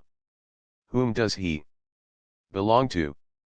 Benny did not hear the answer, but he came home very indignant with the stranger lady, because she had called him a Negro. A few days afterwards, Mr. Sands called on my grandmother, and told her he wanted her to take the children to his house. He said he had informed his wife of his relation to them, and told her they were motherless, and she wanted to see them. When he had gone, my grandmother came and asked what I would do. The question seemed a mockery. What could I do? They were Mr. Sands's slaves, and their mother was a slave, whom he had represented to be dead. Perhaps he thought I was. I was too much pained and puzzled to come to any decision, and the children were carried without my knowledge. Mrs. Sands had a sister from Illinois staying with her. This lady, who had no children of her own, was so much pleased with Ellen, that she offered to adopt her, and bring her up as she would a daughter. Mrs. Sands wanted to take Benjamin. When grandmother reported this to me, I was tried almost beyond endurance. Was this all I was to gain by what I had suffered for the sake of having my children free? True, the prospect seemed fair, but I knew too well how lightly slaveholders held such parental relations. If pecuniary troubles should come, or if the new wife required more money than could conveniently be spared, my children might be thought of as a convenient means of raising funds. I had no trust in the slavery. Never should I know peace till my children were emancipated with all due formalities of law. I was too proud to ask Mr. Sands to do anything for my own benefit, but I could bring myself to become a supplicant for my children. I resolved to remind him of the promise he had made me, and to throw myself upon his honor for the performance of it. I persuaded my grandmother to go to him and tell him I was not dead, and that I earnestly entreated him to keep the promise he had made me, that I had heard of the recent proposals concerning my children, and did not feel easy to accept them, that he had promised to emancipate them, and it was time for him to redeem his pledge. I knew there was some risk in thus betraying that I was in the vicinity. But what will not a mother do for her children? He received the message with surprise, and said, "The children are free. I have never intended to claim them as slaves. Linda may decide their fate. In my opinion, they had better be sent to the north. I don't think they are quite safe here. Dr. Flint boasts that they are still in his power. He says they were his daughter's property, and as she was not of age when they were sold, the contract is not legally binding.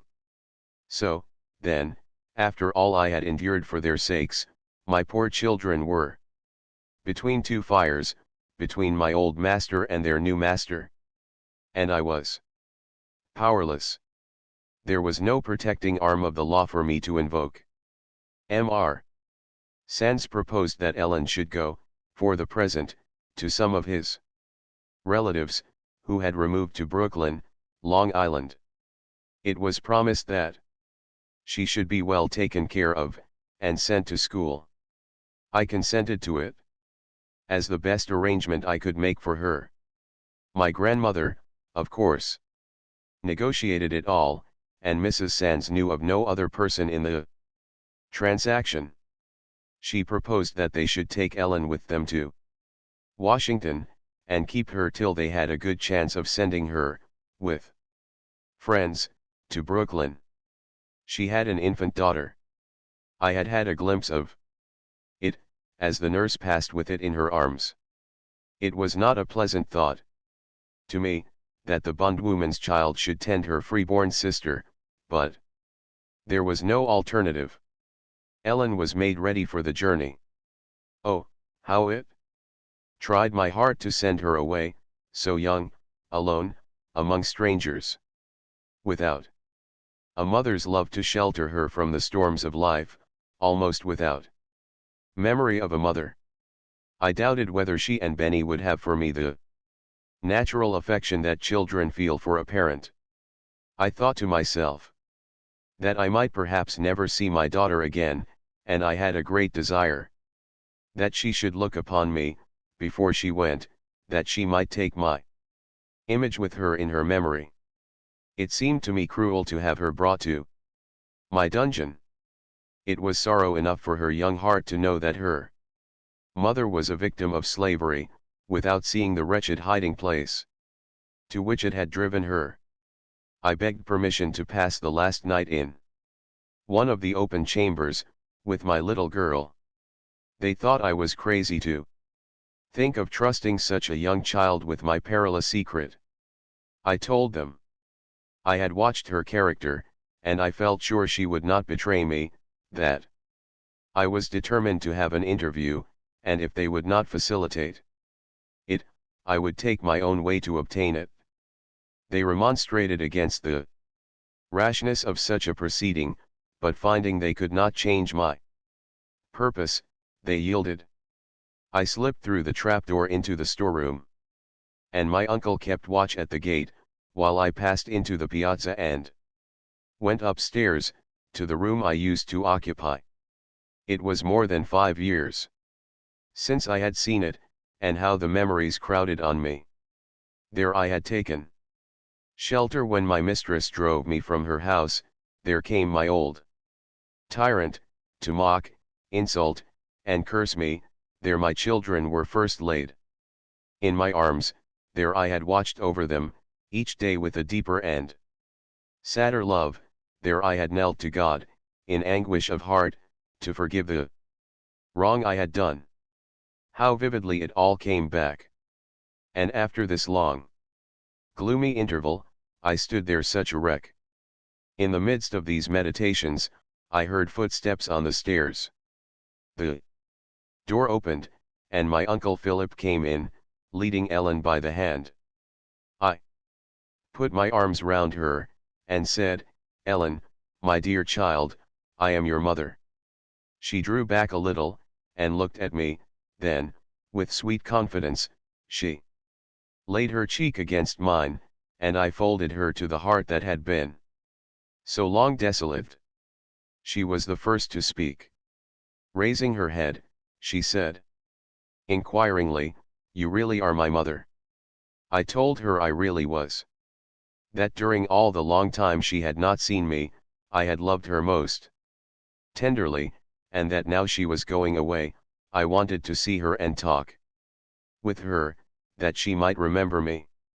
With a sob in her voice, she said, "I'm glad you've come to see me, but why didn't you ever come before? Benny and I have wanted so much to see you. He remembers you, and sometimes he tells me about you. Why didn't you come home when Dr. Flint went to bring you?" I answered, "I couldn't come before, dear. But now that I am with you, tell me whether you like to go away." "I don't know," said she, crying. "Grandmother says I ought not to cry, that I am going to a good place, where I can learn to read and write, and that by and by I can write her a letter. But I shan't have Benny, or grandmother, or Uncle Philip, or any body to love me. Can't you go with me? Oh, do go, dear mother. I told her I couldn't go now, but sometime I would come to her, and then she and Benny and I would live together, and have happy times. She wanted to run and bring Benny to see me now. I told her he was going to the north, before long, with Uncle Philip, and then I would come to see him. Before he went away, I asked if she would like to have me stay all night and sleep with her. Oh, yes, she replied. Then, turning to her uncle, she said, pleadingly, may I stay? Please, uncle. She is my own mother. He laid his hand on her head, and said, solemnly, Ellen, this is the secret you have promised grandmother never to tell. If you ever speak of it to anybody, they will never let you see your grandmother again, and your mother can never come to Brooklyn. Uncle, she replied, I will never tell. He told her she might stay with me, and when he had gone, I took her in my arms and told her I was a slave, and that was the reason. She must never say she had seen me. I exhorted her to be a good child, to try to please the people where she was going, and that God would raise her up friends. I told her to say her prayers, and remember always to pray for her poor mother, and that God would permit us to meet again. She wept, and I did not check her tears. Perhaps she would never again have a chance to pour her tears into a mother's bosom. All night she nestled in my arms, and I had no inclination to slumber.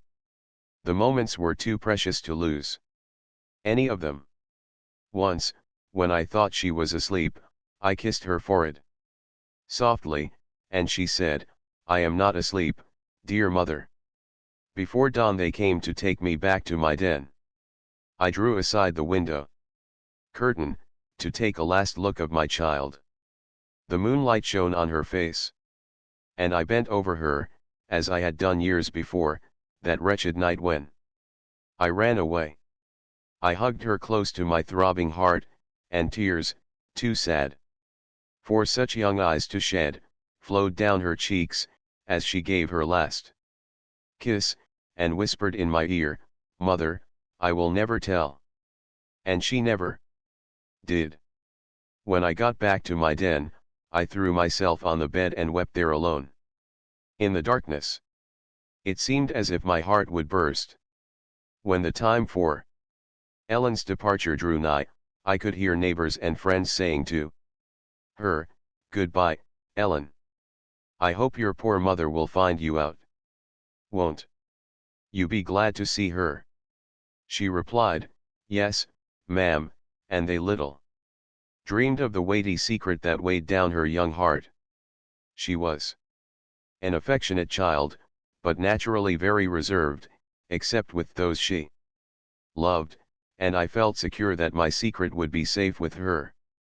I heard the gate close after her, with such feelings as only a slave mother can experience. During the day my meditations were very sad. Sometimes I feared I had been very selfish not to give up all claim to her, and let her go to Illinois, to be adopted by Mrs. Sands's sister. It was my experience of slavery that decided me against it. I feared that circumstances might arise that would cause her to be sent back. I felt confident that I should go to New York myself, and then I should be able to watch over her, and in some degree protect her. Dr. Flint's family knew nothing of the proposed arrangement till after Ellen was gone, and the news displeased them greatly. Mrs. Flint called on Mrs. Sands's sister to inquire into the matter. She expressed her opinion very freely as to the respect Mr. Sands showed for his wife, and for his own character, in acknowledging those young niggers. And as for sending Ellen away, She pronounced it to be just as much stealing as it would be for him to come and take a piece of furniture out of her parlor. She said her daughter was not of age to sign the bill of sale, and the children were her property, and when she became of age, or was married, she could take them, wherever she could lay hands on them. Miss Emily Flint, the little girl to whom I had been bequeathed, was now in her 16th year. Her mother considered it all right and honorable for her, or her future husband, to steal my children, but she did not understand how anybody could hold up their heads in respectable society after they had purchased their own children, as Mr. Sands had done. Dr. Flint said very little. Perhaps he thought that Benny would be less likely to be sent away if he kept quiet. One of my letters, that fell into his hands, was dated from Canada, and he seldom spoke of me now. This state of things enabled me to slip down into the storeroom more frequently, where I could stand upright, and move my limbs more freely. Days, weeks, and months passed, and there came no news of Ellen. I sent a letter to Brooklyn, written in my grandmother's name, to inquire whether she had arrived there. Answer was returned that she had not. I wrote to her in Washington, but no notice was taken of it. There was one person there, who ought to have had some sympathy with the anxiety of the child's friends at home, but the links of such relations as he had formed with me are easily broken and cast away as rubbish. Yet how protectingly and persuasively he once talked to the poor, helpless slave girl. And how entirely I trusted him. But now suspicions darkened my mind. Was my child dead, or had they deceived me, and sold her? If the secret memoirs of many members of Congress should be published, curious details would be unfolded. I once saw a letter from a member of Congress to a slave, who was the mother of 6 of his children. He wrote to request that she would send her children away from the great house before his return, as he expected to be accompanied by friends. The woman could not read, and was obliged to employ another to read the letter. The existence of the colored children did not trouble this gentleman, it was only the fear that friends might recognize in their features a resemblance to him. At the end of 6 months, a letter came to my grandmother, from Brooklyn. It was written by a young lady in the family, and announced that Ellen had just arrived. It contained the following message from her: I do try to do just as you told me to, and I pray for you every night and morning. I understood that these words were meant for me, and they were a balsam to my heart. The writer closed her letter by saying, Ellen is a nice little girl, and we shall like to have her with us. My cousin, Mr. Sands, has given her to me, to be my little waiting maid. I shall send her to school, and I hope some day she will write to you herself. This letter perplexed and troubled me. Had my child's father merely placed her there till she was old enough to support herself? Or had he given her to his cousin, as a piece of property? If the last idea was correct, his cousin might return to the South at any time, and hold Ellen as a slave. I tried to put away from me the painful thought that such a foul wrong could have been done to us. I said to myself, surely there must be some justice in man. Then I remembered, with a sigh, how slavery perverted all the natural feelings of the human heart. It gave me a pang to look on my light-hearted boy. He believed himself free, and to have him brought under the yoke of slavery, would be more than I could bear. How I longed to have him safely out of the reach of its power. XXVIII Aunt Nancy. I have mentioned my griotant, who was a slave in Dr. Flint's family, and who had been my refuge during the shameful persecutions I suffered from him. This aunt had been married at 20 years of age, that is, as far as slaves can marry. She had the consent of her master and mistress, and a clergyman performed the ceremony. But it was a mere form, without any legal value. Her master or mistress could annul it any day they pleased. She had always slept on the floor in the entry, near Mrs. Flint's chamber door, that she might be within call. When she was married, she was told she might have the use of a small room in an outhouse. Her mother and her husband furnished it. He was a seafaring man, and was allowed to sleep there when he was at home. But on the wedding evening, the bride was ordered to her old post on the entry floor. Mrs. Flint, at that time, had no children, but she was expecting to be a mother, and if she should want a drink of water in the night, what could she do without her slave to bring it?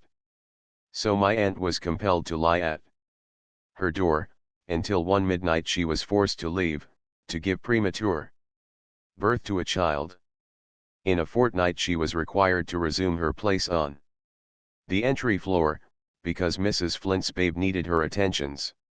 She kept her station there through summer and winter, until she had given premature birth to 6 children, and all the while she was employed as night nurse to Mrs. Flint's children.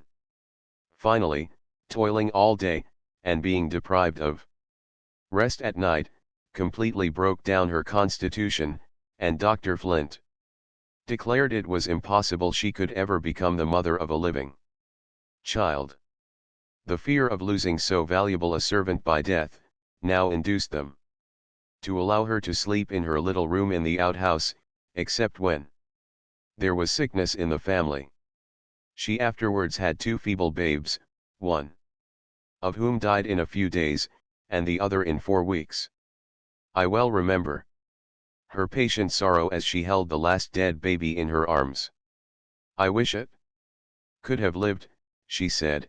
"It is not the will of God that any of my children should live. But I will try to be fit to meet their little spirits in heaven." Aunt Nancy was housekeeper and waiting maid in Dr. Flint's family. Indeed, she was the factotum of the household. Nothing went on well without her. She was my mother's twin sister, and, as far as was in her power, she supplied a mother's place to us orphans. I slept with her all the time I lived in my old master's house, and the bond between us was very strong. When my friends tried to discourage me from running away, she always encouraged me.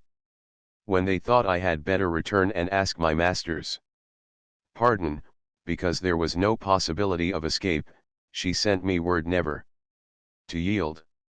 She said if I persevered I might, perhaps, gain the freedom of my children, and even if I perished in doing it, that was better than to leave them to groan under the same persecutions that had blighted my own life. After I was shut up in my dark cell, she stole away, whenever she could, to bring me the news and say something cheering. How often did I kneel down to listen to her words of consolation, whispered through a crack. "I am old, and have not long to live," she used to say, "and I could die happy if I could only see you and the children free. You must pray to God, Linda, as I do for you, that He will lead you out of this darkness."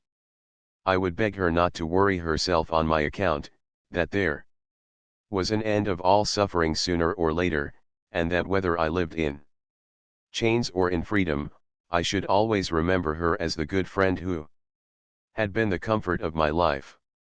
A word from her always strengthened me. And not me only.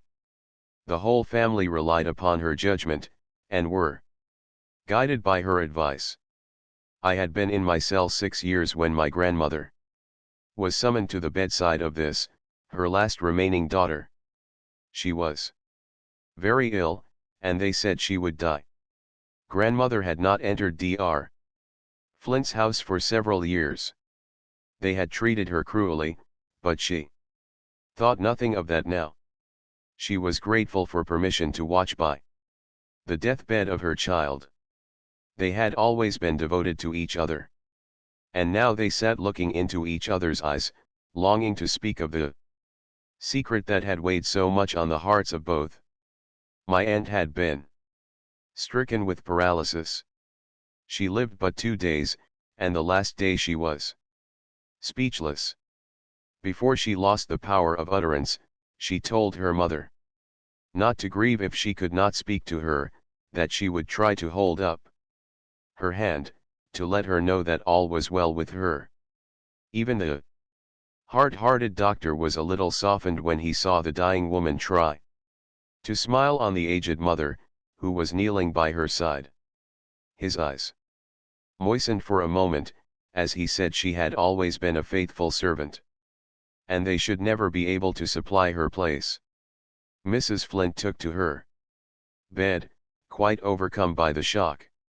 While my grandmother sat alone with the dead, the doctor came in, leading his youngest son, who had always been a great pet with Aunt Nancy, and was much attached to her.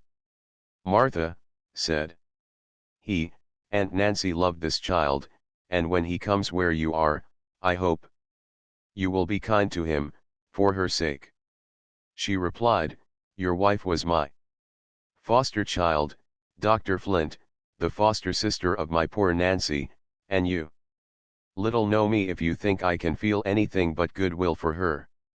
Children, I wish the past could be forgotten, and that we might never think of it," said he, "and that Linda would come to supply her aunt's place.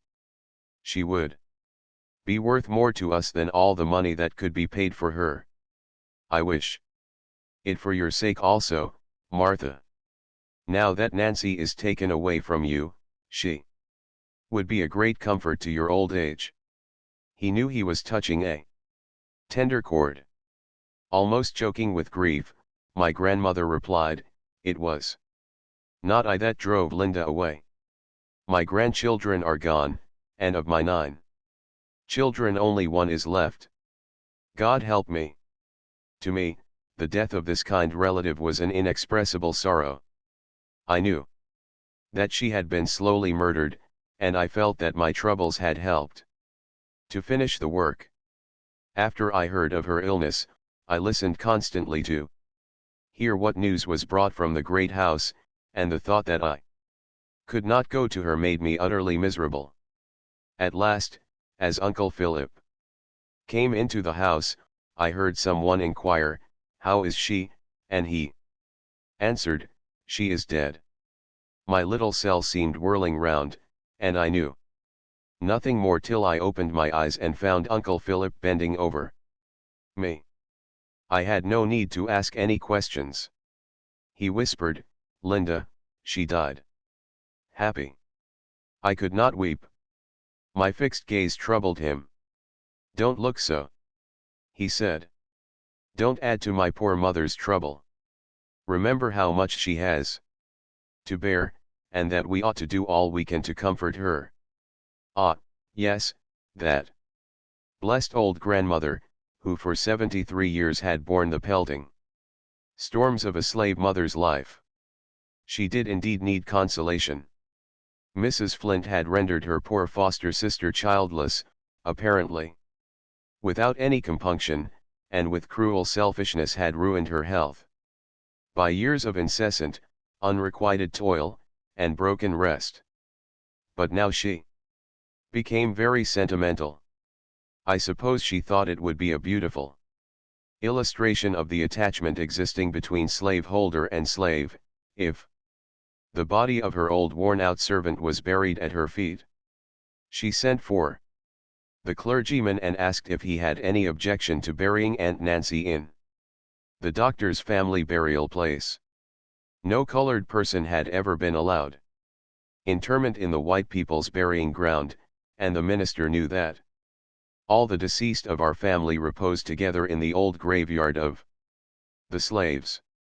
He therefore replied, "I have no objection to complying with your wish, but perhaps Aunt Nancy's mother may have some choice as to where her remains shall be deposited."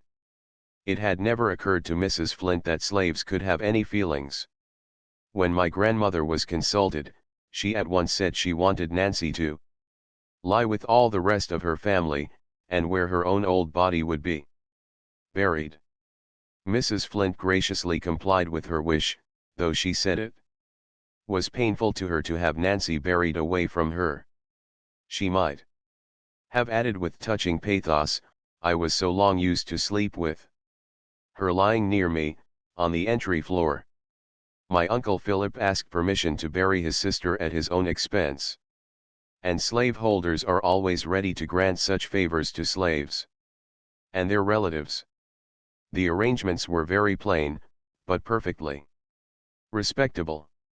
She was buried on the Sabbath, and Mrs. Flint's minister read the funeral service. There was a large concourse of colored people, bond and free, and a few white persons who had always been friendly to our family. Dr. Flint's carriage was in the procession, and when the body was deposited in its humble resting place, the mistress dropped a tear, and returned to her carriage, probably thinking she had performed her duty nobly. It was talked of by the slaves as a mighty grand funeral. Northern travelers, passing through the place, might have described this tribute of respect to the humble dead as a beautiful feature in the patriarchal institution, a touching proof of the attachment between slaveholders and their servants, and tender-hearted Mrs. Flint would have confirmed this impression, with handkerchief at her eyes. We could have told them a different story.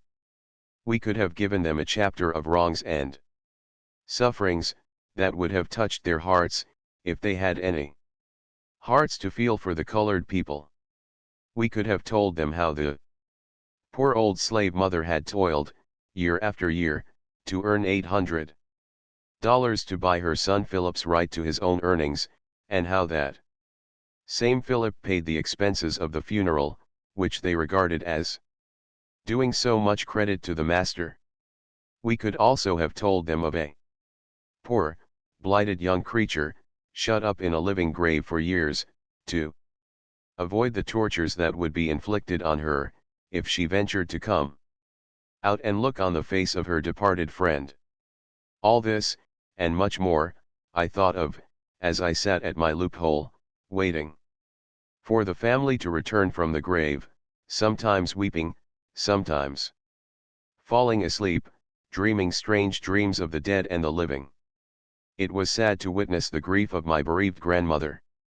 She had always been strong to bear, and now, as ever, religious faith supported her. But her dark life had become still darker, and age and trouble were leaving deep traces on her withered face. She had 4 places to knock for me to come to the trap door, and each place had a different meaning. She now came oftener than she had done, and talked to me of her dead daughter, while tears trickled slowly down her furrowed cheeks. I said all I could to comfort her, but it was a sad reflection, that instead of being able to help her, I was a constant source of anxiety and trouble. The poor old back was fitted to its burden. It bent under it, but did not break. XXIX preparations for escape. I hardly expect that the reader will credit me, when I affirm that I lived in that little dismal hole, almost deprived of light and air, and with no space to move my limbs, for nearly 7 years. But it is a fact, and to me a sad one, even now, for my body still suffers from the effects of that long imprisonment, to say nothing of my soul. Members of my family, now living in New York and Boston, can testify to the truth of what I say. Countless were the nights that I sat late at the little loophole, scarcely large enough to give me a glimpse of one twinkling star. There, I heard the Patrols and slave hunters conferring together about the capture of runaways, well knowing how rejoiced they would be to catch me. Season after season, year after year, I peeped at my children's faces, and heard their sweet voices, with a heart yearning all the while to say, "Your mother is here." Sometimes it appeared to me as if ages had rolled away since I entered upon that gloomy, monotonous existence. At times, I was stupefied and listless, at other times I became very impatient to know when these dark years would end, and I should again be allowed to feel the sunshine, and breathe the pure air. After Ellen left us, this feeling increased. Mr. Sands had agreed that Benny might go to the north whenever his uncle Philip could go with him. And I was anxious to be there also, to watch over my children, and protect them so far as I was able. Moreover, I was likely to be drowned out of my den, if I remained much longer, for the slight roof was getting badly out of repair, and Uncle Philip was afraid to remove the shingles, lest some one should get a glimpse of me. When storms occurred in the night, they spread mats and bits of carpet, which in the morning appeared to have been laid out to dry, but to cover the roof in the daytime might have attracted attention. Consequently, my clothes and bedding were often drenched, a process by which the pains and aches in my cramped and stiffened limbs were greatly increased. I revolved various plans of escape in my mind, which I sometimes imparted to my grandmother, when she came to whisper with me at the trap-door. The kind-hearted old woman had an intense sympathy for runaways. She had known too much of the cruelties inflicted on those who were captured. Her memory always flew back at once to the sufferings of her bright and handsome son, Benjamin, the youngest and dearest of her flock.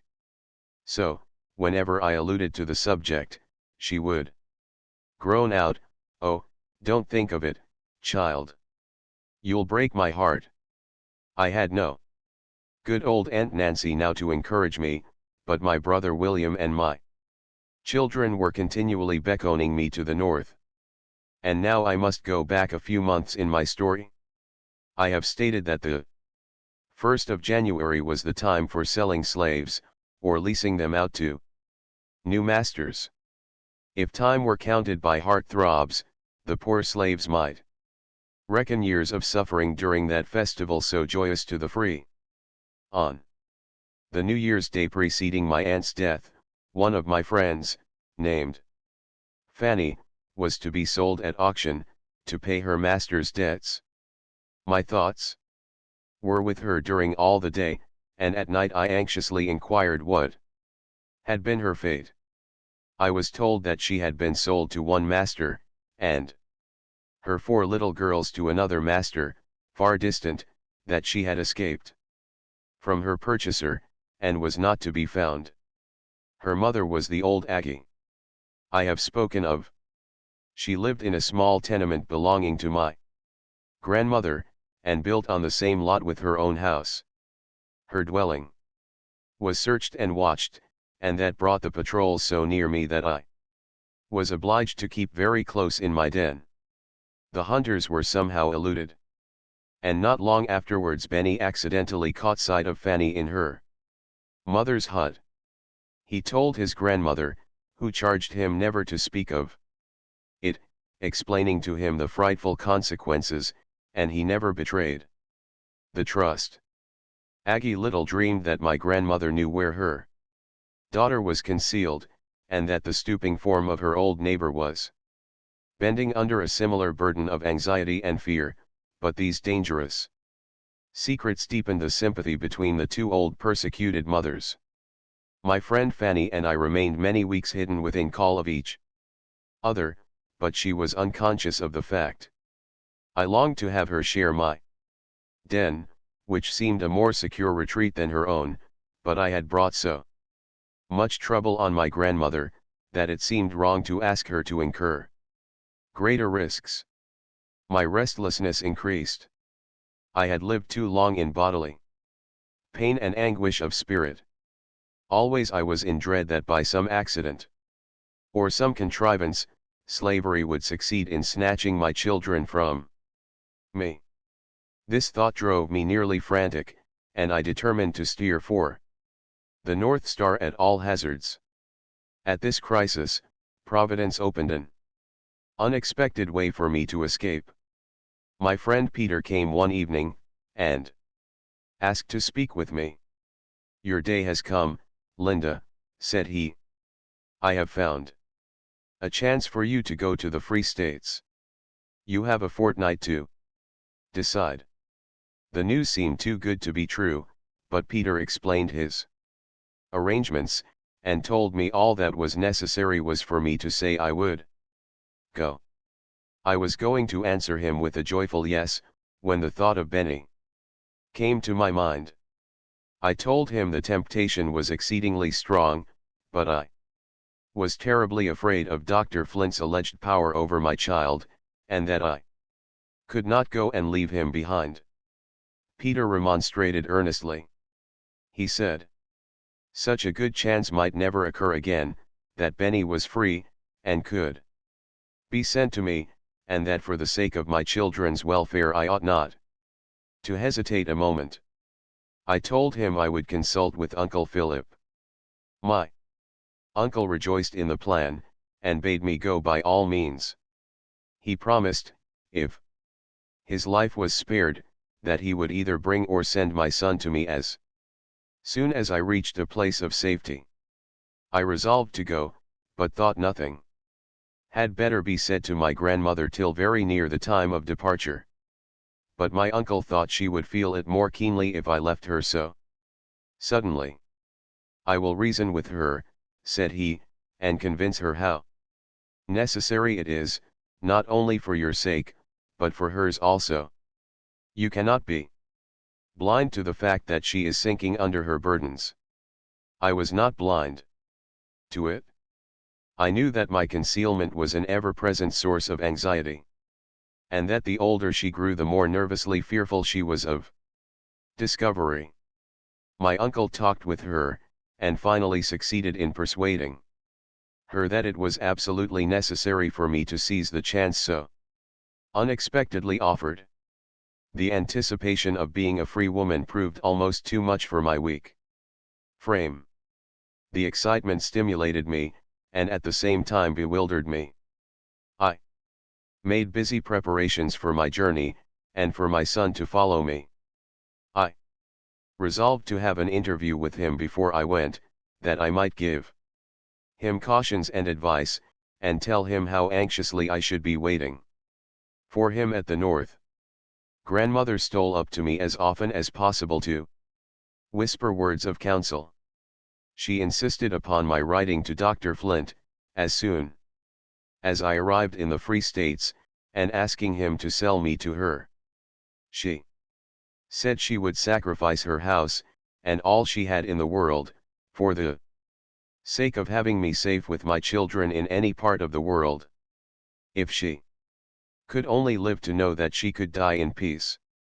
I promised the dear old faithful friend that I would write to her as soon as I arrived, and put the letter in a safe way to reach her, but in my own mind I resolved that not another cent of her hard earnings should be spent to pay rapacious slave holders for what they called their property. And even if I had not been unwilling to buy what I had already a right to possess, common humanity would have prevented me from accepting the generous offer. At the expense of turning my aged relative out of house and home, when she was trembling on the brink of the grave. I was to escape in a vessel, but I forbear to mention any further particulars. I was in readiness, but the vessel was unexpectedly detained several days. Meantime, news came to town of a most horrible murder committed on a fugitive slave, named James. Charity, the mother of this unfortunate young man, had been an old acquaintance of ours. I have told the shocking particulars of his death, in my description of some of the neighboring slave holders. My grandmother, always nervously sensitive about runaways, was terribly frightened. She felt sure that a similar fate awaited me, if I did not desist from my enterprise. She sobbed, and groaned, and entreated me not to go. Her excessive fear was somewhat contagious, and my heart was not proof against her extreme agony. I was grievously disappointed, but I promised to relinquish my project. When my friend Peter was apprised of this, he was both disappointed and vexed. He said, that judging from our past experience, it would be a long time before I had such another chance to throw away. I told him it need not be thrown away, that I had a friend concealed nearby, who would be glad enough to take the place that had been provided for me. I told him about poor Fanny, and the kind-hearted, noble fellow, who never turned his back upon anybody in distress, white or black, expressed his readiness to help her. Aggie was much surprised when she found that we knew her secret.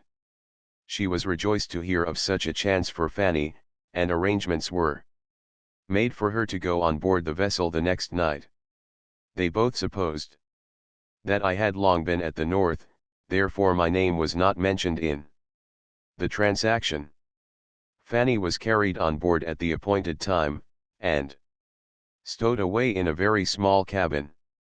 This accommodation had been purchased at a price that would pay for a voyage to England. But when one proposes to go to fine old England, they stop to calculate whether they can afford the cost of the pleasure, while in making a bargain to escape from slavery, the trembling victim is ready to say, "Take all I have, only don't betray me." The next morning I peeped through my loophole, and saw that it was dark and cloudy. At night I received news that the wind was ahead, and the vessel had not sailed.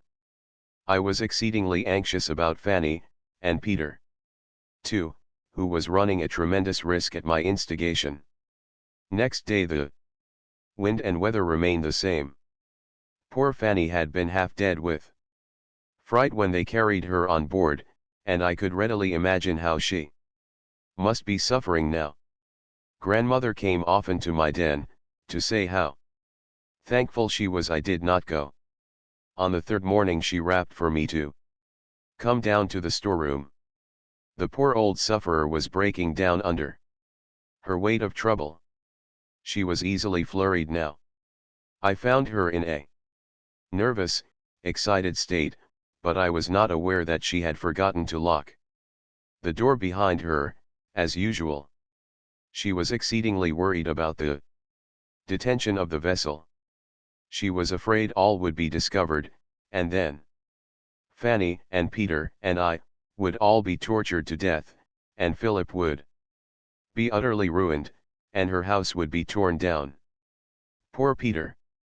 If he should die such a horrible death as the poor slave James had lately done, and all for his kindness in trying to help me, how dreadful it would be for us all. Alas, the thought was familiar to me, and had sent many a sharp pang through my heart. I tried to suppress my own anxiety, and speak soothingly to her. She brought in some allusion to Aunt Nancy, the dear daughter she had recently buried, and then she lost all control of herself.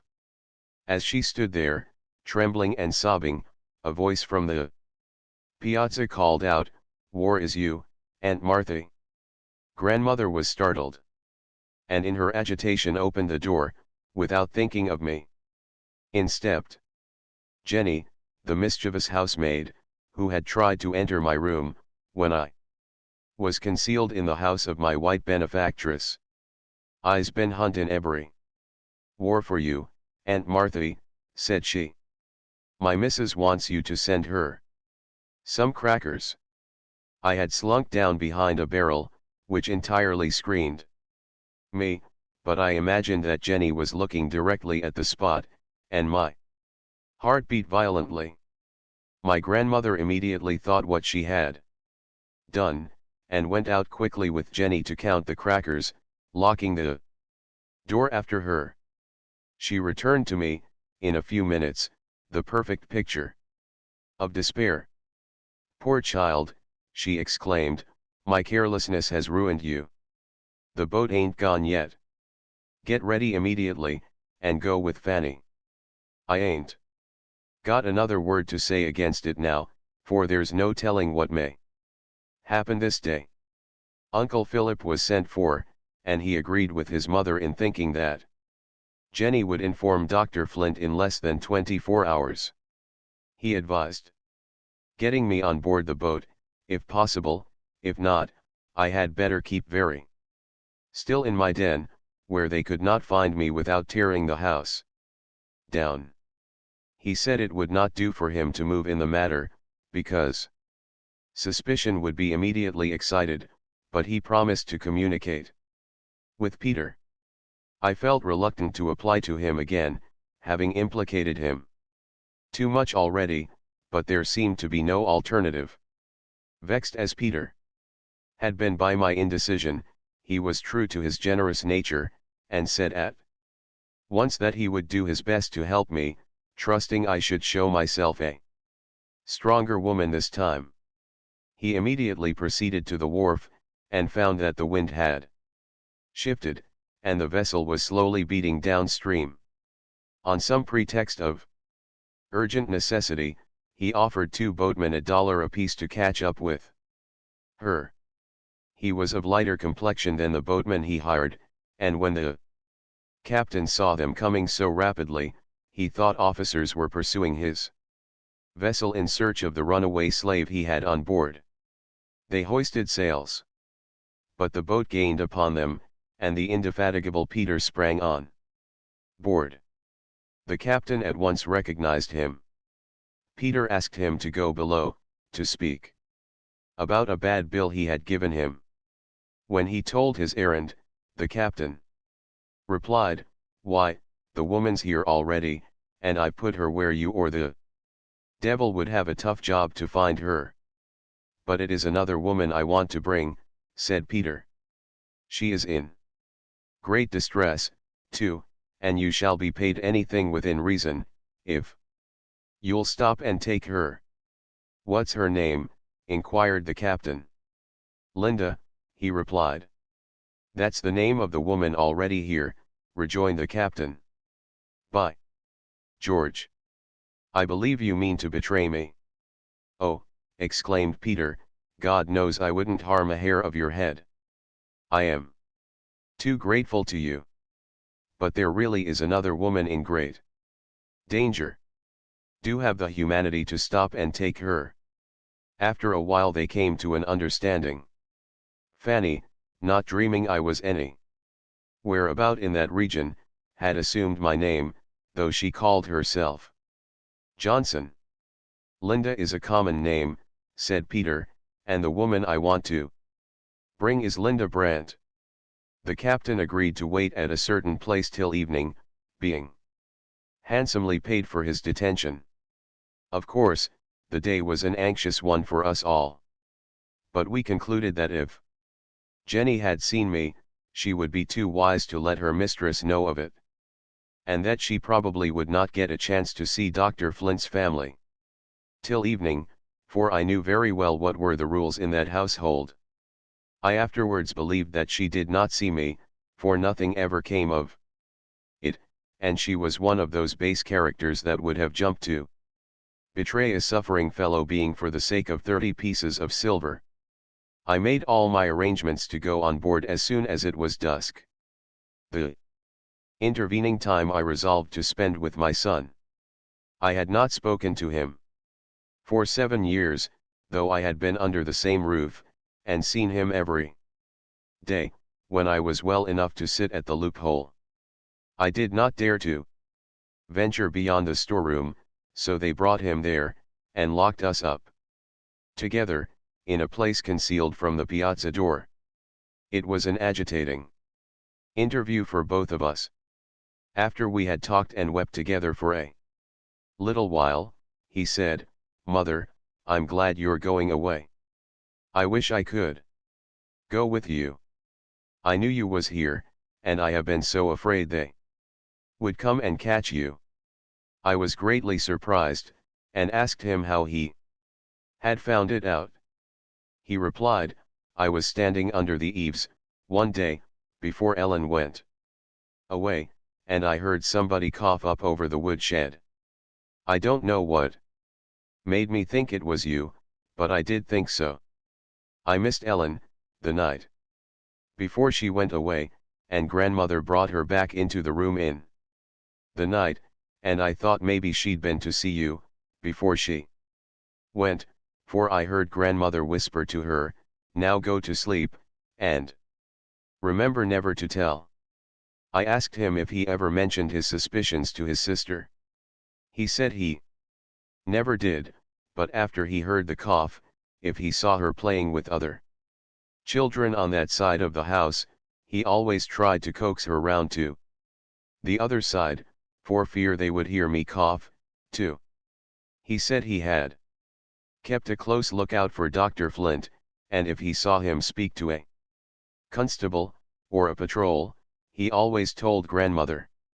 I now recollected that I had seen him manifest uneasiness, when people were on that side of the house, and I had at the time been puzzled to conjecture a motive for his actions.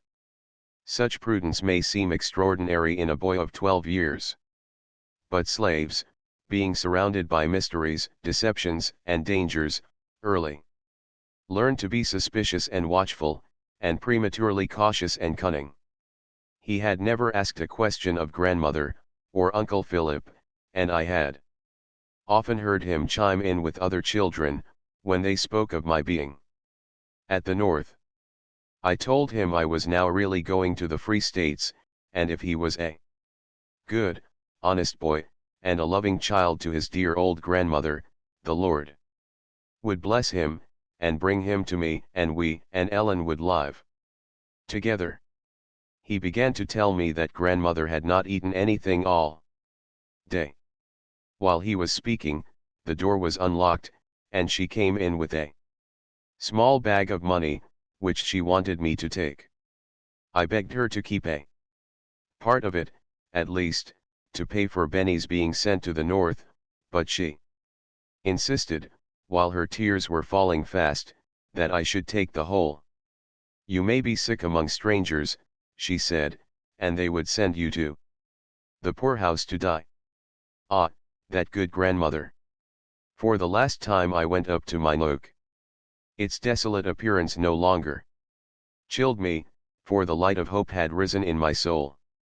Yet, even with the blessed prospect of freedom before me, I felt very sad at leaving forever that old homestead, where I had been sheltered so long by the dear old grandmother, where I had dreamed my first young dream of love, and where, after that had faded away, my children came to twine themselves so closely round my desolate heart.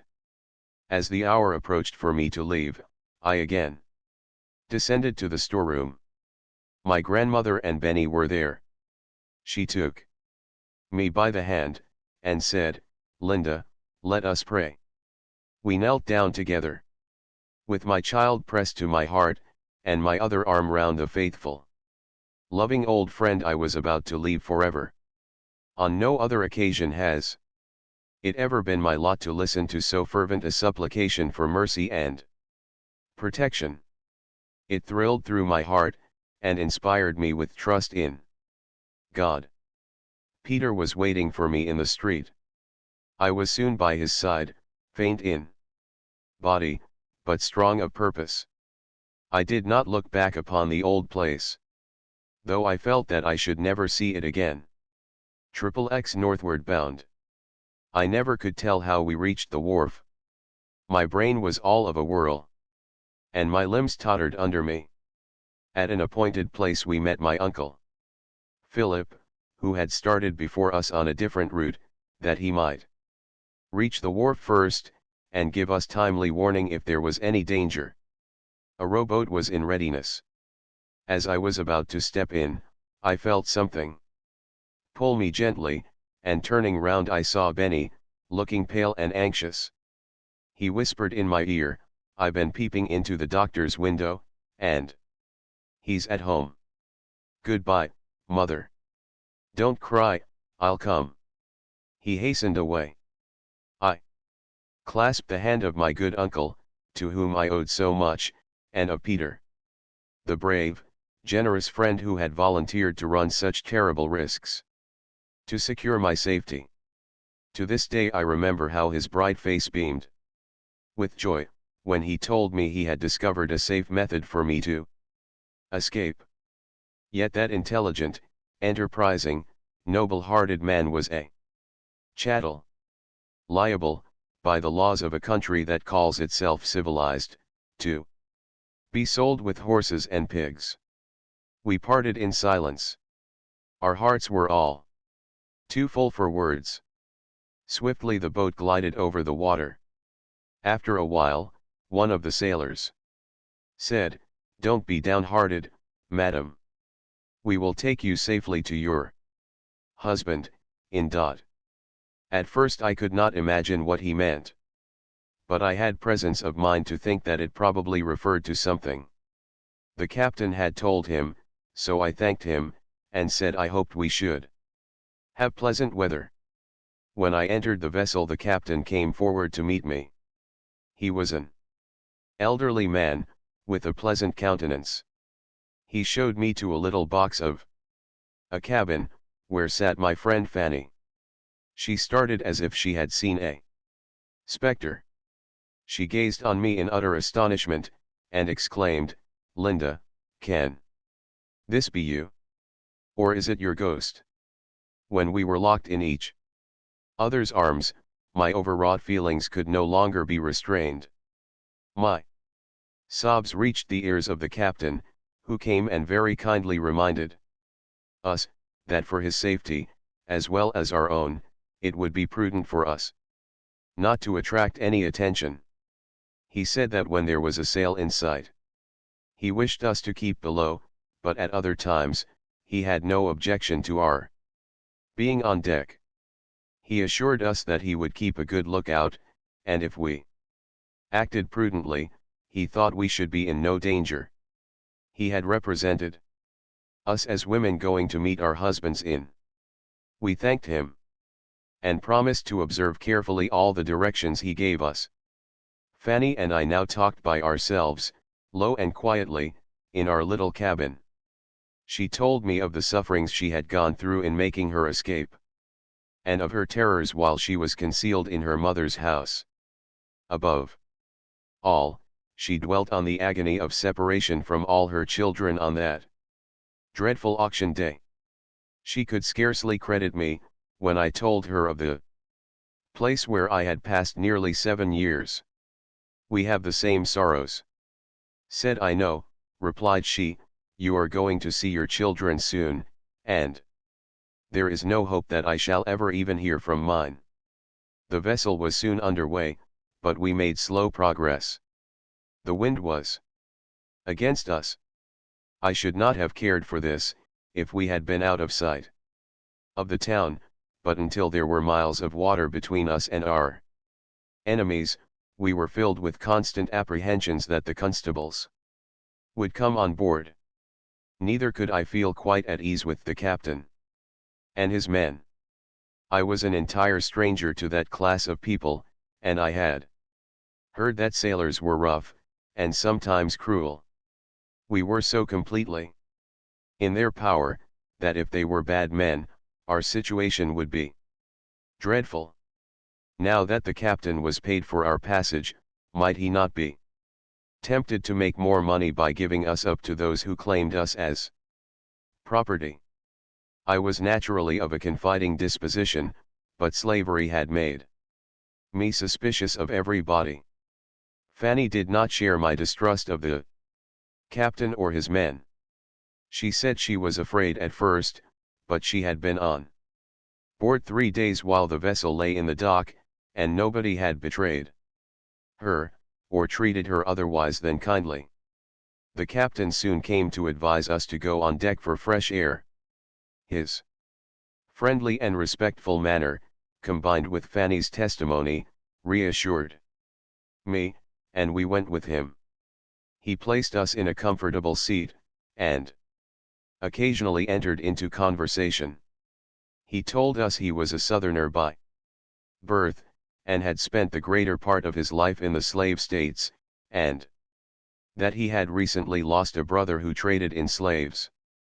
But, said he, it is a pitiable and degrading business, and I always felt ashamed to acknowledge my brother in connection with it.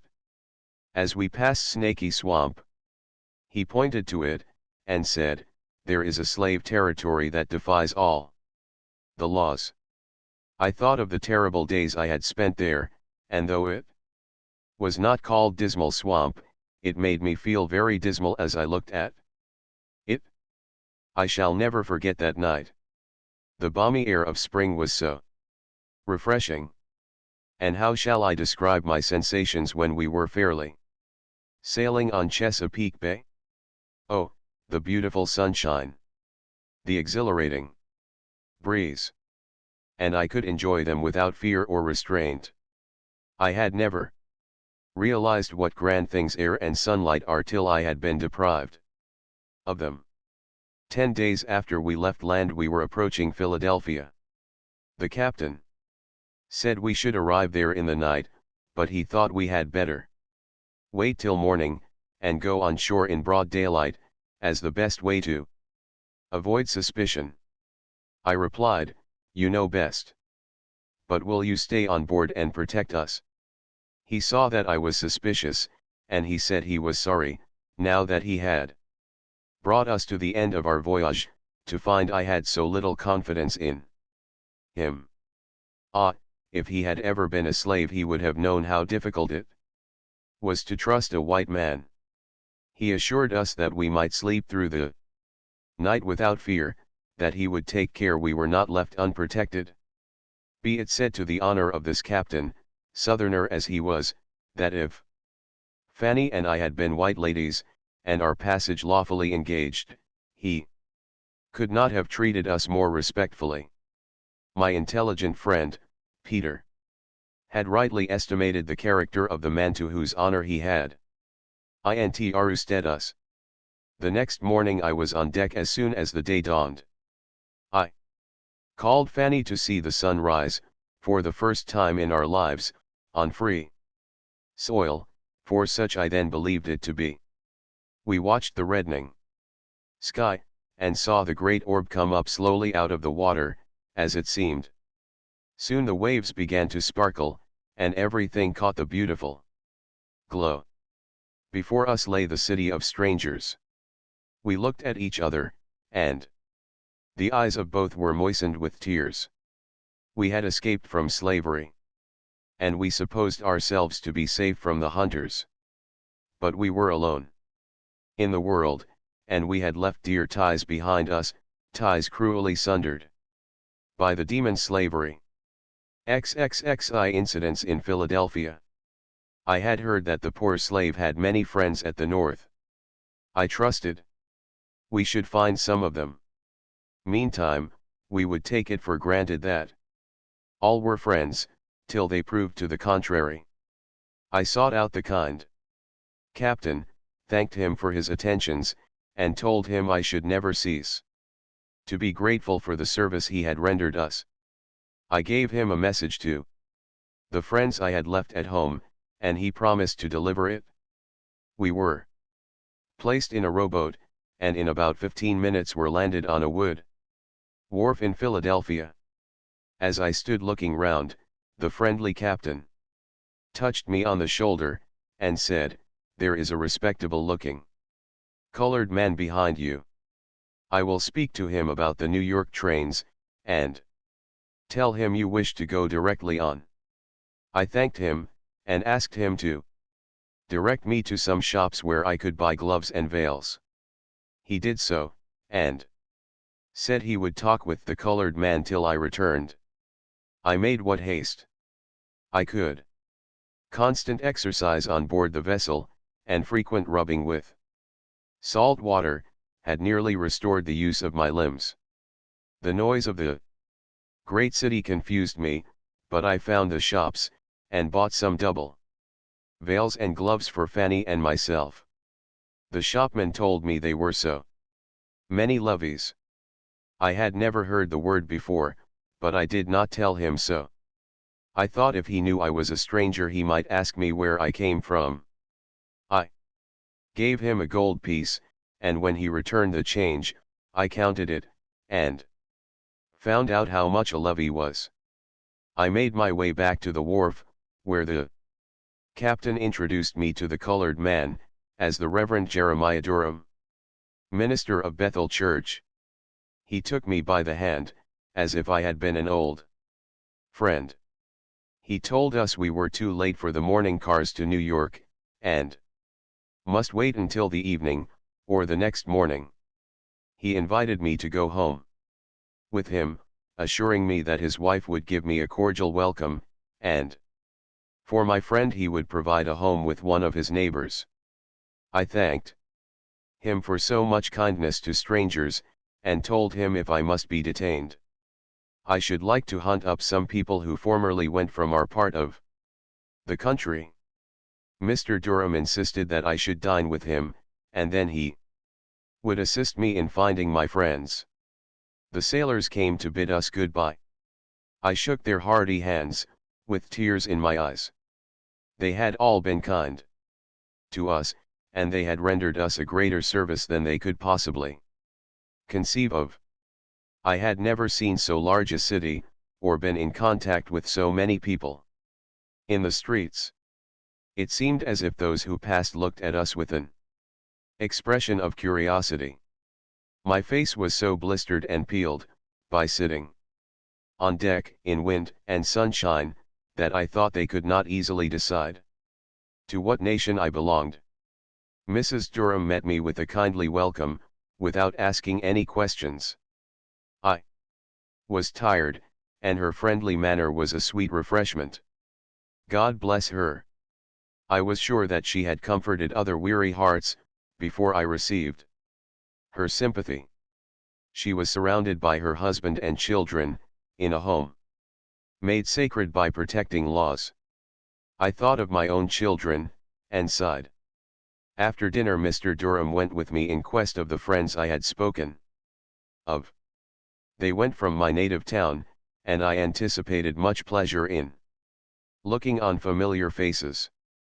They were not at home, and we retraced our steps through streets delightfully clean. On the way, Mr. Durham observed that I had spoken to him of a daughter I expected to meet, that he was surprised, for I looked so young he had taken me for a single woman. He was approaching a subject on which I was extremely sensitive. He would ask about my husband next, I thought, and if I answered him truly, what would he think of me? I told him I had 2 children, one in New York, the other at the South. He asked some further questions, and I frankly told him some of the most important events of my life. It was painful for me to do it, but I would not deceive him. If he was desirous of being my friend, I thought he ought to know how far I was worthy of it. Excuse me, if I have tried your feelings, said he. I did not question you from idle curiosity. I wanted to understand your situation, in order to know whether I could be of any service to you, or your little girl. Your straightforward answers do you credit, but don't answer everybody so openly. It might give some heartless people a pretext for treating you with contempt. That word contempt burned me like coals of fire. I replied, God alone knows how I have suffered, and He, I trust, will forgive me. If I am permitted to have my children, I intend to be a good mother, and to live in such a manner that people cannot treat me with contempt. I respect your sentiments, said he. Place your trust in God, and be governed by good principles, and you will not fail to find friends. When we reached home, I went to my room, glad to shut out the world for a while. The words he had spoken made an indelible impression upon me. They brought up great shadows from the mournful past. In the midst of my meditations I was startled by a knock at the door. Mrs. Durham entered, her face all beaming with kindness, to say that there was an anti-slavery friend downstairs, who would like to see me. I overcame my dread of encountering strangers, and went with her. Many questions were asked concerning my experiences, and my escape from slavery, but I observed how careful they all were not to say anything that might wound my feelings. How gratifying this was, can be fully understood only by those who have been accustomed to be treated as if they were not included within the pale of human beings. The anti-slavery friend had come to inquire into my plans, and to offer assistance, if needed. Fanny was comfortably established, for the present, with a friend of Mr. Durham. The Anti-Slavery Society agreed to pay her expenses to New York. The same was offered to me, but I declined to accept it, telling them that my grandmother had given me sufficient to pay my expenses to the end of my journey. We were urged to remain in Philadelphia a few days, until some suitable escort could be found for us. I gladly accepted the proposition, for I had a dread of meeting slaveholders, and some dread also of railroads. I had never entered a railroad car in my life, and it seemed to me quite an important event. That night I sought my pillow with feelings I had never carried to it before. I verily believed myself to be a free woman. I was wakeful for a long time, and I had no sooner fallen asleep, than I was roused by fire bells. I jumped up, and hurried on my clothes. Where I came from, everybody hastened to dress themselves on such occasions. The white people thought a great fire might be used as a good opportunity for insurrection, and that it was best to be in readiness, and the colored people were ordered out to labor in extinguishing the flames. There was but one engine in our town, and colored women and children were often required to drag it to the river's edge and fill it. Mrs. Durham's daughter slept in the same room with me, and seeing that she slept through all the din, I thought it was my duty to wake her. "What's the matter?" said she, rubbing her eyes. "There's screaming fire in the streets, and the bells are ringing," I replied. "What of that?" said she, drowsily. "We are used to it. We never get up. Without the fire is very near. What good would it do?"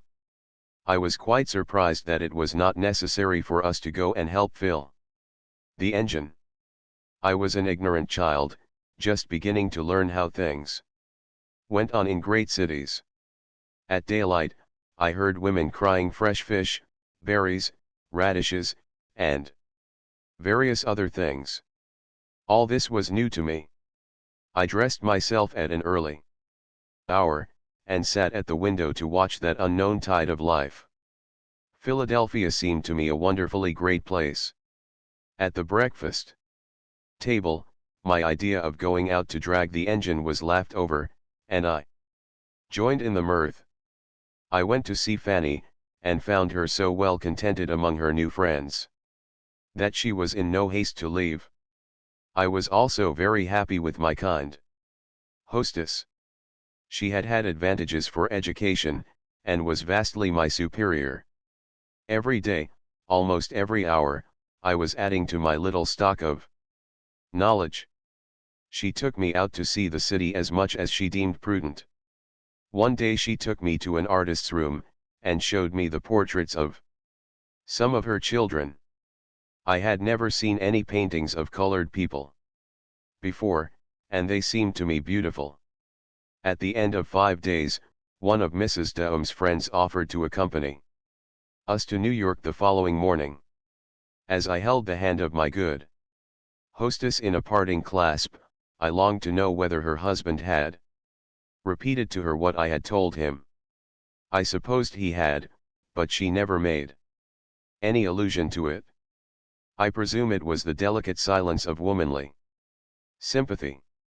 When Mr. Durham handed us our tickets, he said, "I am afraid you will have a disagreeable ride, but I could not procure tickets for the first-class cars."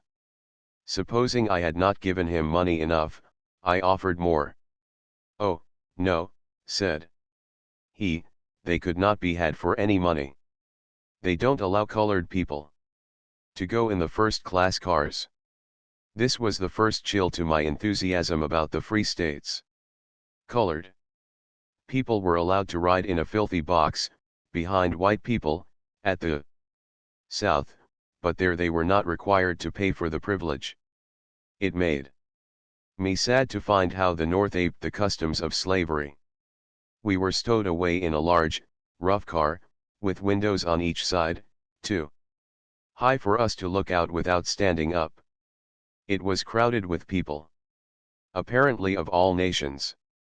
There were plenty of beds and cradles, containing screaming and kicking babies. Every other man had a cigar or pipe in his mouth, and jugs of whiskey were handed round freely. The fumes of the whiskey and the dense tobacco smoke were sickening to my senses, and my mind was equally nauseated by the coarse jokes and ribald songs around me. It was a very disagreeable ride. Since that time there has been some improvement in these matters. XXXII The meeting of mother and daughter. When we arrived in New York, I was half crazed by the crowd of coachmen calling out, "Carriage, ma'am." We bargained with one to take us to Sullivan Street for 12 shillings. A burly Irishman stepped up and said, "I'll tack ye for 6 shillings." The reduction of half the price was an object to us, and we asked if he could take us right away. "Troth. And I will, ladies," he replied. I noticed that the hackmen smiled at each other, and I inquired whether his conveyance was decent. "Yes, it's decent. It is, marm. Devil a bit would I be after talking ladies in a cab that was not decent." We gave him our checks. He went for the baggage, and soon reappeared, saying, "This way, if you please, ladies." We followed, and found our trunks on a truck, and we were invited to take our seats on them.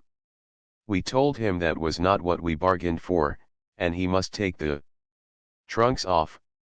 He swore they should not be touched till we had paid him 6 shillings. In our situation it was not prudent to attract attention, and I was about to pay him what he required, when a man nearby shook his head for me not to do it. After a great ado we got rid of the Irishman, and had our trunks fastened on a hack. We had been recommended to a boarding house in Sullivan Street, and thither we drove. There Fanny and I separated.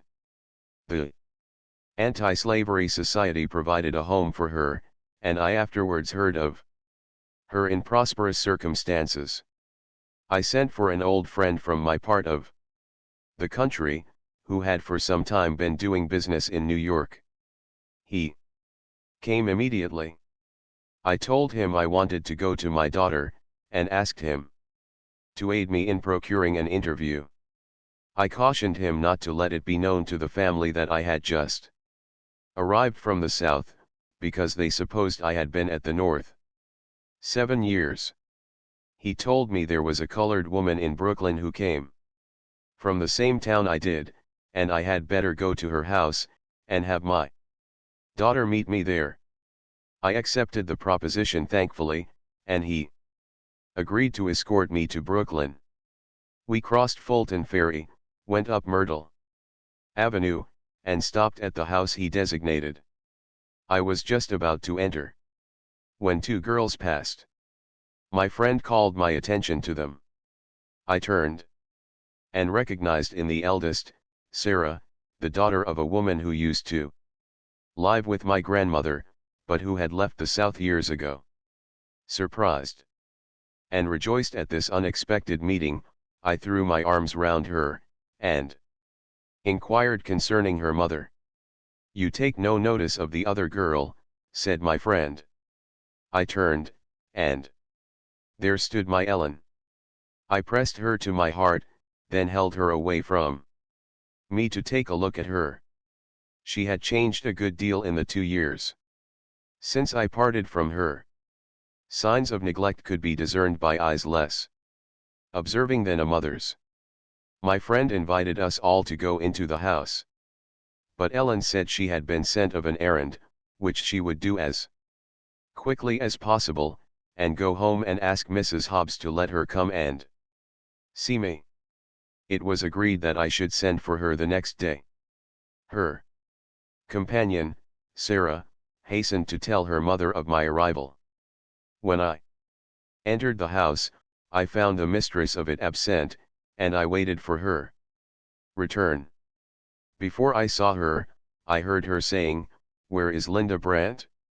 I used to know her father and mother." Soon Sarah came with her mother.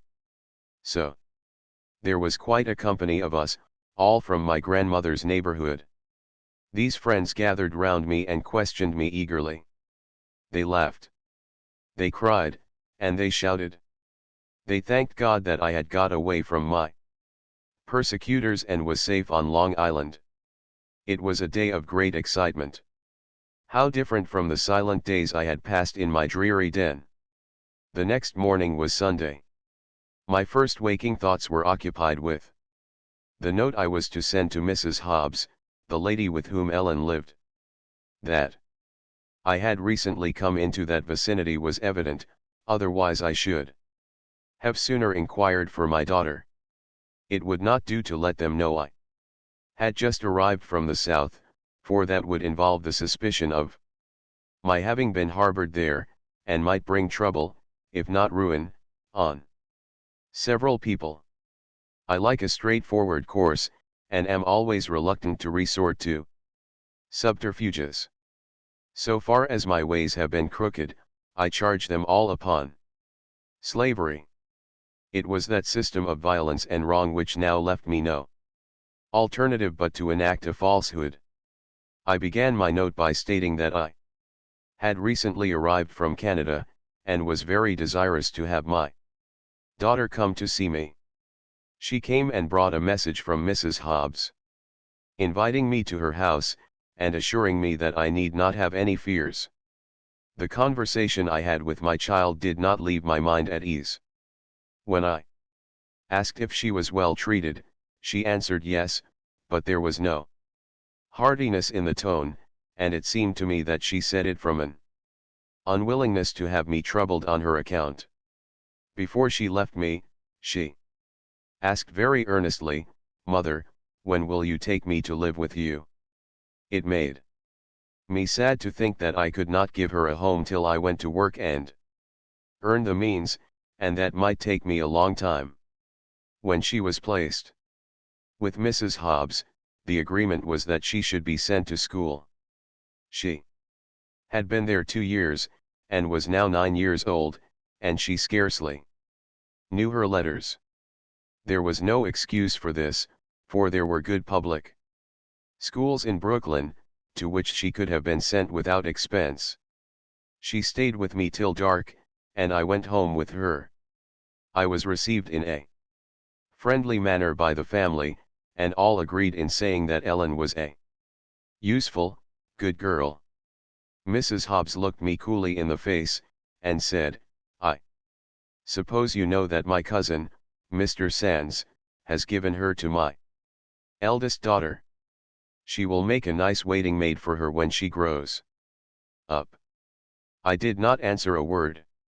How could she, who knew by experience the strength of a mother's love, and who was perfectly aware of the relation Mr. Sands bore to my children, how could she look me in the face, while she thrust such a dagger into my heart? I was no longer surprised that they had kept her in such a state of ignorance. Mr. Hobbs had formerly been wealthy, but he had failed, and afterwards obtained a subordinate situation in the custom house. Perhaps they expected to return to the South some day, and Ellen's knowledge was quite sufficient for a slave's condition. I was impatient to go to work and earn money, that I might change the uncertain position of my children. Mr. Sands had not kept his promise to emancipate them. I had also been deceived about Ellen. What security had I with regard to Benjamin? I felt that I had none. I returned to my friend's house in an uneasy state of mind. In order to protect my children, it was necessary that I should own myself. I called myself free, and sometimes felt so, but I knew I was insecure.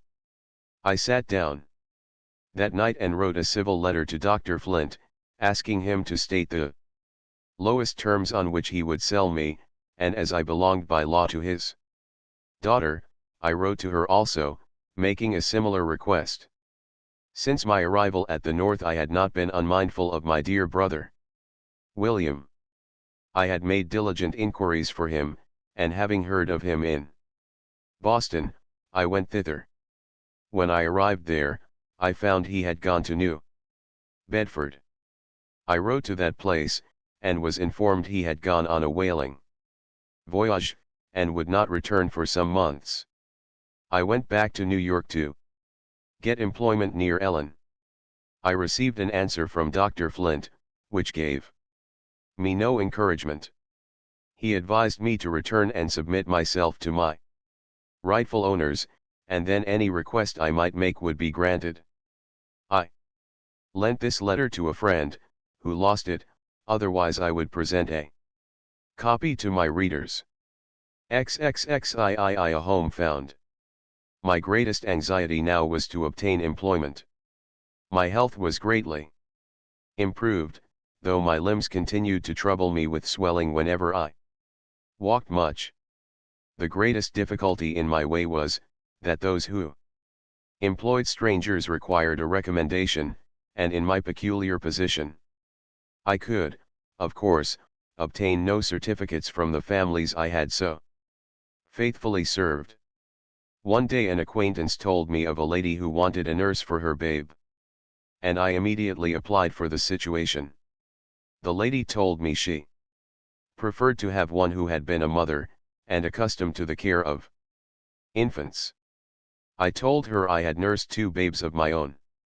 She asked me many questions, but, to my great relief, did not require a recommendation from my former employers. She told me she was an English woman, and that was a pleasant circumstance to me, because I had heard they had less prejudice against color than Americans entertained. It was agreed that we should try each other for a week. The trial proved satisfactory to both parties, and I was engaged for a month. The Heavenly Father had been most merciful to me in leading me to this place. Mrs. Bruce was a kind and gentle lady, and proved a true and sympathizing friend. Before the stipulated month expired, the necessity of passing up and down stairs frequently, caused my limbs to swell so painfully, that I became unable to perform my duties.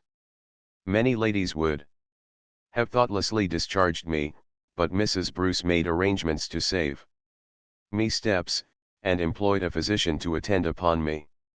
I had not yet told her that I was a fugitive slave. She noticed that I was often sad, and kindly inquired the cause. I spoke of being separated from my children, and from relatives who were dear to me, but I did not mention the constant feeling of insecurity which oppressed my spirits. I longed for someone to confide in, but I had been so deceived by white people, that I had lost all confidence in them. If they spoke kind words to me, I thought it was for some selfish purpose. I had entered this family with the distrustful feelings I had brought with me out of slavery, but ere 6 months had passed, I found that the gentle deportment of Mrs. Bruce and the smiles of Her lovely babe were thawing my chilled heart. My narrow mind also began to expand under the influences of her intelligent conversation, and the opportunities for reading, which were gladly allowed me whenever I had leisure from my duties. I gradually became more energetic and more cheerful. The old feeling of insecurity, especially with regard to my children, often threw its dark shadow across my sunshine. Mrs. Bruce offered me a home for Ellen, but pleasant as it would have been, I did not dare to accept it, for fear of offending the Hobbs family. Their knowledge of my precarious situation placed me in their power, and I felt that it was important for me to keep on the right side of them, till, by dint of labor and economy, I could make a home for my children. I was far from feeling satisfied with Ellen's situation. She was not well cared for. She sometimes came to New York to visit me, but she generally brought a request from Mrs. Hobbs that I would buy her a pair of shoes, or some article of clothing. This was accompanied by a promise of payment when Mr. Hobbs's salary at the custom house became due, but somehow or other the payday never came. Thus many dollars of my earnings were expended to keep my child comfortably clothed. That, however, was a slight trouble, compared with the fear that their pecuniary embarrassments might induce them to sell my precious young daughter. I knew they were in constant communication with Southerners, and had frequent opportunities to do it. I have stated that when Dr. Flint put Ellen in jail, at 2 years old, she had an inflammation of the eyes, occasioned by measles. This disease still troubled her, and kind Mrs. Bruce proposed that she should come to New York for a while, to be under the care of Dr. Elliot, a well-known oculist. It did not occur to me that there was anything improper in a mother's making such a request, but Mrs. Hobbs was very angry, and refused to let her go.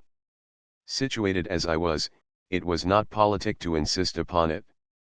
I made no complaint, but I longed to be entirely free to act a mother's part towards my children. The next time I went over to Brooklyn, Mrs. Hobbs, as if to apologize for her anger, told me she had employed her own physician to attend to Ellen's eyes, and that she had refused my request because she did not consider it safe to trust her in New York. I accepted the explanation in silence, but she had told me that my child belonged to her daughter, and I suspected that her real motive was a fear of my conveying her property away from her. Perhaps I did her injustice, but my knowledge of Southerners made it difficult for me to feel otherwise. Sweet and bitter were mixed in the cup of my life, and I was thankful that it had ceased to be entirely bitter. I loved Mrs. Bruce's babe. When it laughed and crowed in my face, and twined its little tender arms confidingly about my neck, it made me think of the time when Benny and Ellen were babies, and my wounded heart was soothed. One bright morning, as I stood at the window, tossing baby in my arms, my attention was attracted by a young man in sailor's dress, who was closely observing every house as he passed. I looked at him earnestly. Could it be my brother William? It must be he, and yet, how changed. I placed the baby safely, flew downstairs, opened the front door, beckoned to the sailor, and in less than a minute I was clasped in my brother's arms. How much we had to tell each other! How we laughed, and how we cried, over each other's adventures. I took him to Brooklyn, and again saw him with Ellen, the dear child whom he had loved and tended so carefully, while I was shut up in my miserable den. He stayed in New York a week. His old feelings of affection for me and Ellen were as lively as ever. There are No bonds so strong as those which are formed by suffering together. Thursive the old enemy again. My young mistress, Miss Emily Flint, did not return any answer to my letter requesting her to consent to my being sold. But after a while, I received a reply, which purported to be written by her younger brother. In order rightly to enjoy the contents of this letter, the reader must bear in mind that the Flint family supposed I had been at the North many years. They had no idea that I knew of the doctor's 3 excursions to New York in search of me, that I had heard his voice, when he came to borrow $500 for that purpose, and that I had seen him pass on his way to the steamboat. Neither were they aware that all the particulars of Aunt Nancy's death and burial were conveyed to me at the time they occurred. I have kept the letter, of which I herewith subjoin a copy. Your letter to sister was received a few days ago. I gather from it that you are desirous of returning to your native place, among your friends and relatives. We were all gratified with the contents of your letter, and let me assure you that if any members of the family have had any feeling of resentment towards you, they feel it no longer. We all sympathize with you in your unfortunate condition, and are ready to do all in our power to make you contented and happy. It is difficult for you to return home as a free person. If you were purchased by your grandmother, it is doubtful whether you would be permitted to remain, although it would be lawful for you to do so. If a servant should be allowed to purchase herself, after absenting herself so long from her owners, and return free, it would have an injurious effect. From your letter, I think your situation must be hard and uncomfortable. Come home. You have it in your power to be reinstated in our affections. We would receive you with open arms and tears of joy. You need not apprehend any unkind treatment, as we have not put ourselves to any trouble or expense to get you. Had we done so, perhaps we should feel otherwise. You know my sister was always attached to you, and that you were never treated as a slave. You were never put to hard work, nor exposed to field labor. On the contrary, you were taken into the house and treated as one of us, and almost as free, and we, at least, felt that you were above disgracing yourself by running away. Believing you may be induced to come home voluntarily has induced me to write for my sister. The family will be rejoiced to see you, and your poor old grandmother expressed a great desire to have you come, when she heard your letter read. In her old age, she needs the consolation of having her children round her. Doubtless you have heard of the death of your aunt. She was a faithful servant, and a faithful member of the Episcopal Church. In her Christian life she taught us how to live and, oh, too high the price of knowledge, she taught us how to die. Could you have seen us round her deathbed, with her mother, all mingling our tears in one common stream, you would have thought the same heartfelt tie existed between a master and his servant, as between a mother and her child. But this subject is too painful to dwell upon. I must bring my letter to a close. If you are contented to stay away from your old grandmother, your child, and the friends who love you, stay where you are. We shall never trouble ourselves to apprehend you. But should you prefer to come home, we will do all that we can to make you happy. If you do not wish to remain in the family, I know that father, by our persuasion, will be induced to let you be purchased by any person you may choose in our community. You will please answer this as soon as possible, and let us know your decision. Sister sends much love to you. In the meantime, believe me your sincere friend and well-wisher. This letter was signed by Emily's brother, who was as yet a mere lad. I knew, by the style, that it was not written by a person of his age, and, though the writing was disguised, I had been made too unhappy by it, in former years, not to recognize at once the hand of Dr. Flint. Oh, the hypocrisy of slave-holders! Did the old fox suppose I was goose enough to go into such a trap? Verily, he relied too much on the stupidity of the African race. I did not return the family of Flints any thanks for their cordial invitation, a remissness for which I was, no doubt, charged with base ingratitude. Not long afterwards I received a letter from one of my friends at the South, informing me that Dr. Flint was about to visit the North. The letter had been delayed, and I supposed he might be already on the way. Mrs. Bruce did not know I was a fugitive. I told her that important business called me to Boston, where my brother then was, and asked permission to bring a friend to supply my place as nurse, for a fortnight. I started on my journey immediately, and as soon as I arrived, I wrote to my grandmother that if Benny came, he must be sent to Boston. I knew she was only waiting for a good chance to send him north, and, fortunately, she had the legal power to do so, without asking leave of anybody. She was a free woman, and when my children were purchased, Mr. Sands preferred to have the bill of sale drawn up in her name. It was conjectured that he advanced the money, but it was not known. At the South, a gentleman may have a shoal of colored children without any disgrace, but if he is known to purchase them, with the view of setting them free, the example is thought to be dangerous to their peculiar institution, and he becomes unpopular. There was a good opportunity to send Benny in a vessel coming directly to New York. He was put on board with a letter to a friend, who was requested to see him off to Boston.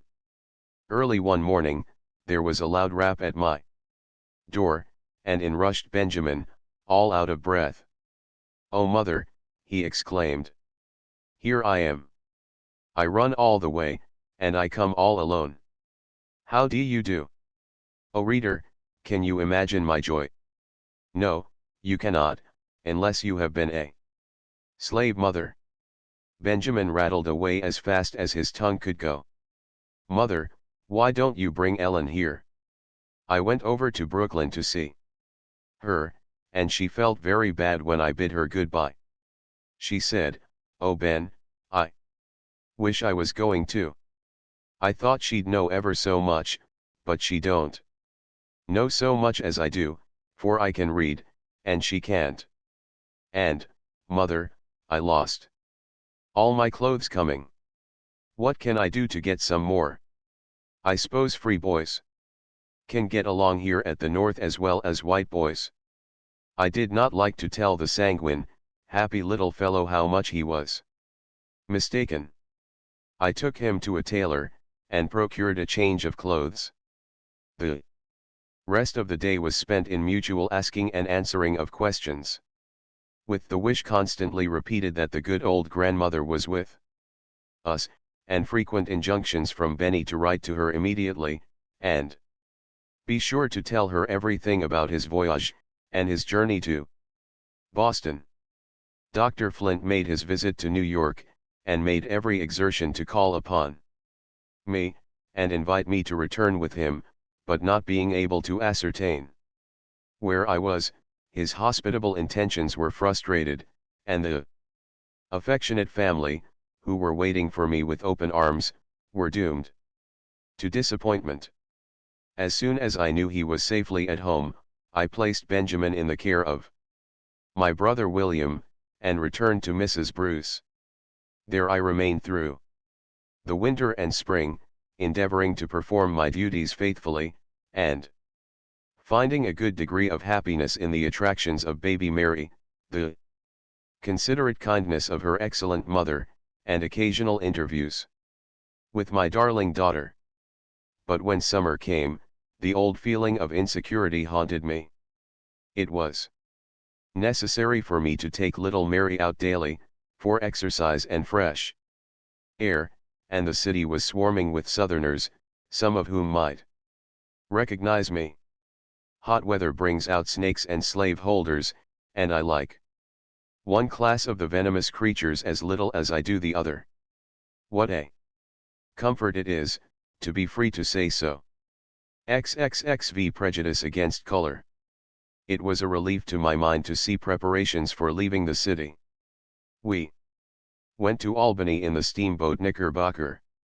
When the gong sounded for tea, Mrs. Bruce said, "Linda, it is late, and you and baby had better come to the table with me." I replied, "I know it is time baby had her supper. But I had rather not go with you, if you please. I am afraid of being insulted." "Oh no, not if you are with me," she said. I saw several white nurses go with their ladies, and I ventured to do the same. We were at the extreme end of the table. I was no sooner seated, than a gruff voice said, "Get up. You know you are not allowed to sit here." I looked up, and, to my astonishment and indignation, saw that the speaker was a colored man. If his office required him to enforce the bylaws of the boat, he might, at least, have done it politely. I replied, "I shall not get up, unless the captain comes and takes me up." No cup of tea was offered me, but Mrs. Bruce handed me hers and called for another. I looked to see whether the other nurses were treated in a similar manner. They were all properly waited on. Next morning, when we stopped at Troy for breakfast, everybody was making a rush for the table. Mrs. Bruce said, "Take my arm, Linda, and we'll go in together." The landlord heard her, and said, "Madam, will you allow your nurse and baby to take breakfast with my family?" I knew this was to be attributed to my complexion, but he spoke courteously, and therefore I did not mind it. At Saratoga we found the United States Hotel crowded, and Mr. Bruce took one of the cottages belonging to the hotel. I had thought, with gladness, of going to the quiet of the country, where I should meet few people, but here I found myself in the midst of a swarm of Southerners.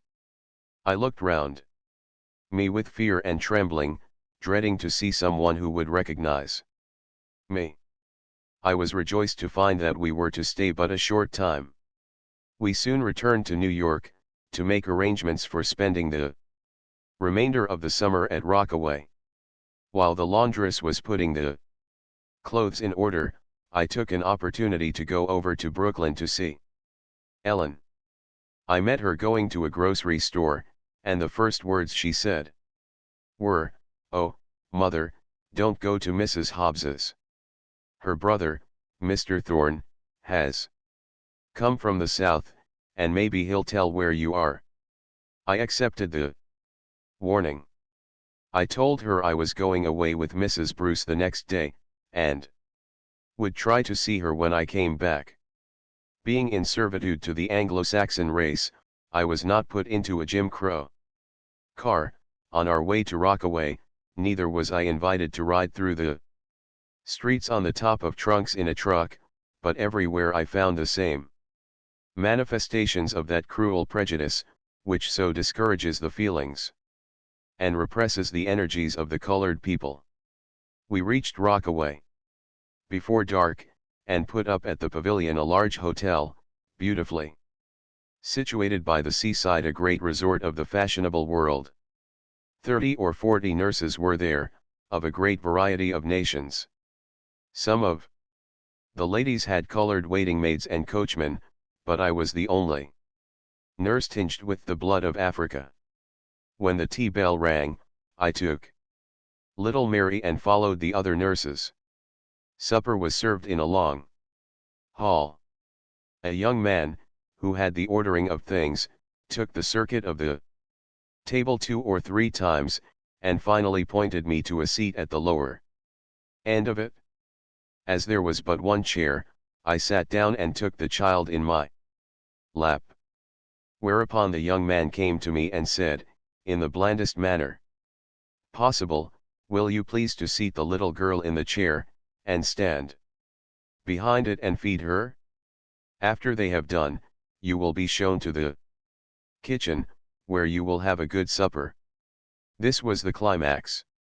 I found it hard to preserve my self-control, when I looked round, and saw women who were nurses, as I was, and only one shade lighter in complexion, eyeing me with a defiant look, as if my presence were a contamination. However, I said nothing.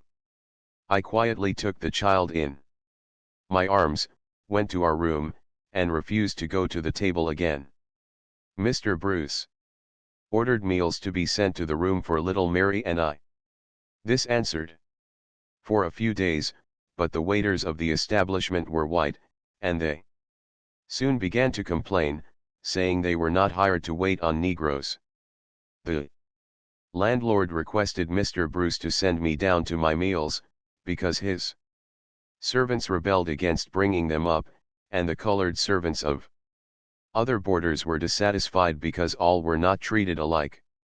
My answer was that the colored servants ought to be dissatisfied with themselves for not having too much self-respect to submit to such treatment, that there was no difference in the price of board for colored and white servants, and there was no justification for difference of treatment. I stayed a month after this, and finding I was resolved to stand up for my rights, they concluded to treat me well.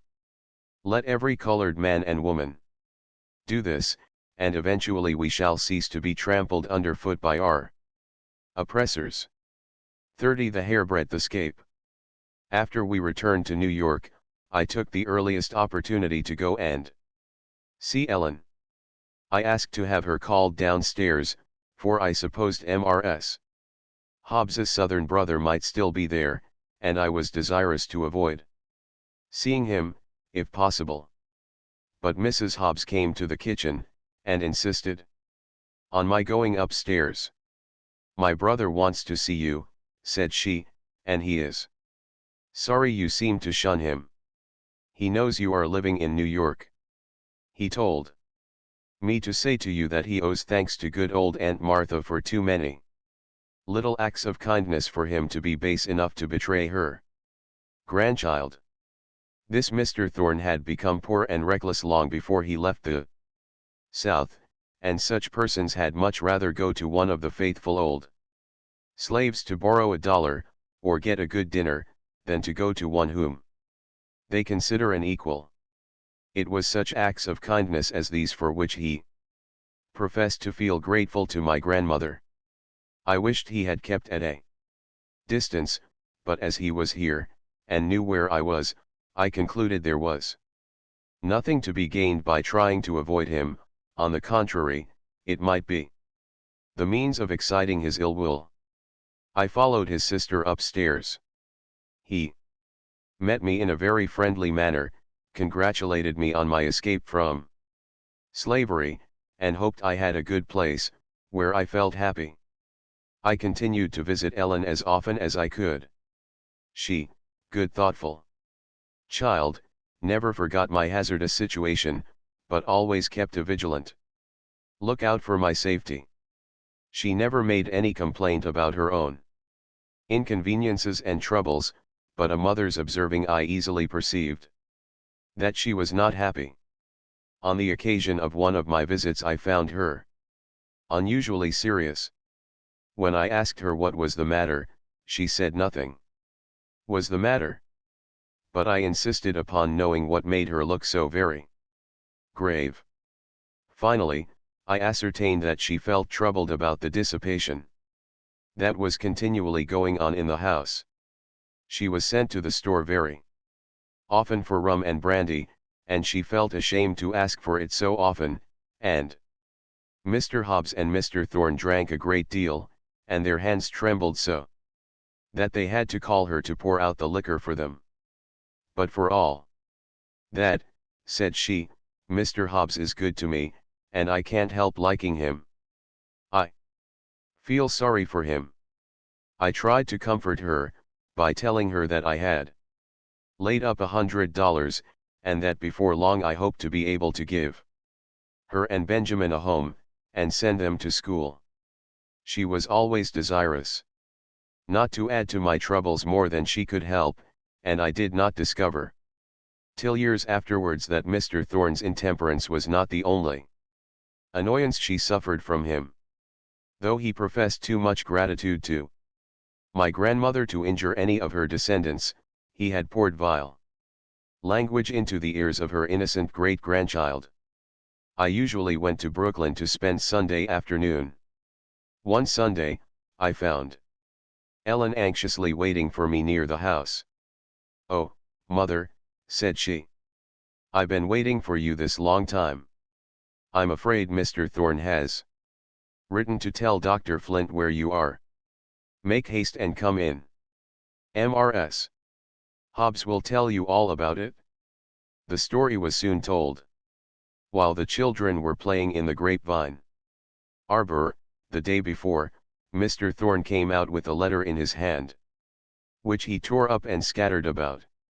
Ellen was sweeping the yard at the time, and having her mind full of suspicions of him, she picked up the pieces and carried them to the children, saying, "I wonder who Mr. Thorne has been writing to."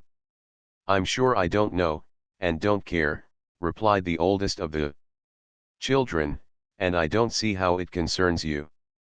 "But it does concern me," replied Ellen, "for I'm afraid he's been writing to the South about my mother." They laughed at her, and called her a silly thing, but good-naturedly put the fragments of writing together, in order to read them to her. They were no sooner arranged, than the little girl exclaimed, "I declare, Ellen, I believe you are right." The contents of Mr. Thorne's letter, as nearly as I can remember, were as follows: "I have seen your slave, Linda, and conversed with her. She can be taken very easily, if you manage prudently. There are enough of us here to swear to her identity as your property. I am a patriot, a lover of my country, and I do this as an act of justice to the laws." He concluded by informing the doctor of the street and number where I lived. The children carried the pieces to Mrs. Hobbs, who immediately went to her brother's room for an explanation. He was not to be found. The servants said they saw him go out with a letter in his hand, and they supposed he had gone to the post office. The natural inference was, that he had sent to Dr. Flint a copy of those fragments. When he returned, his sister accused him of it, and he did not deny the charge. He went immediately to his room, and the next morning he was missing. He had gone over to New York, before any of the family were astir. It was evident that I had no time to lose, and I hastened back to the city with a heavy heart. Again I was to be torn from a comfortable home, and all my plans for the welfare of my children were to be frustrated by that demon slavery. I now regretted that I never told Mrs. Bruce my story. I had not concealed it merely on account of being a fugitive. That would have made her anxious, but it would have excited sympathy in her kind heart.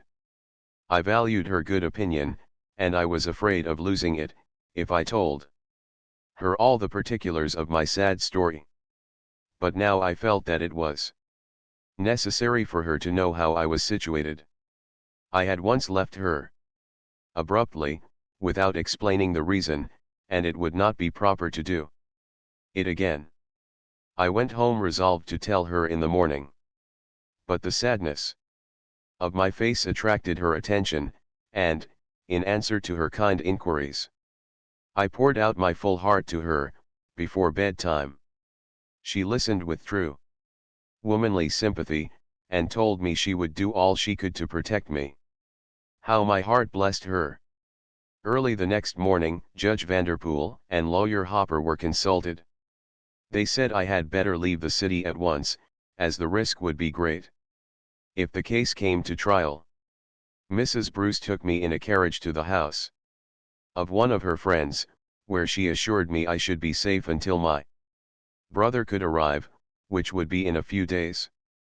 In the interval my thoughts were much occupied with Ellen. She was mine by birth, and she was also mine by Southern law, since my grandmother held the bill of sale that made her so. I did not feel that she was safe unless I had her with me.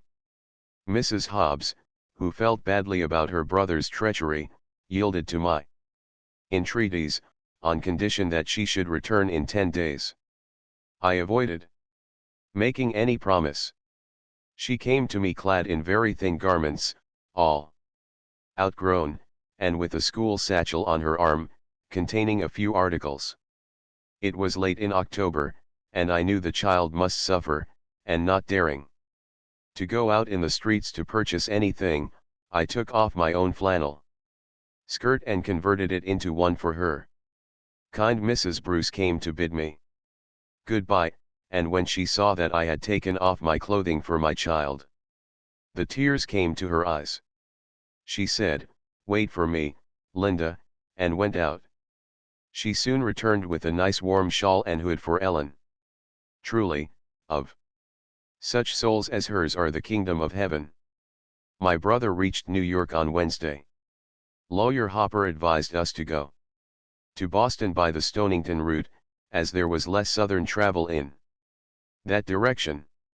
Mrs. Bruce directed her servants to tell all inquirers that I formerly lived there, but had gone from the city. We reached the steamboat Rhode Island in safety. That boat employed colored hands, but I knew that colored passengers were not admitted to the cabin.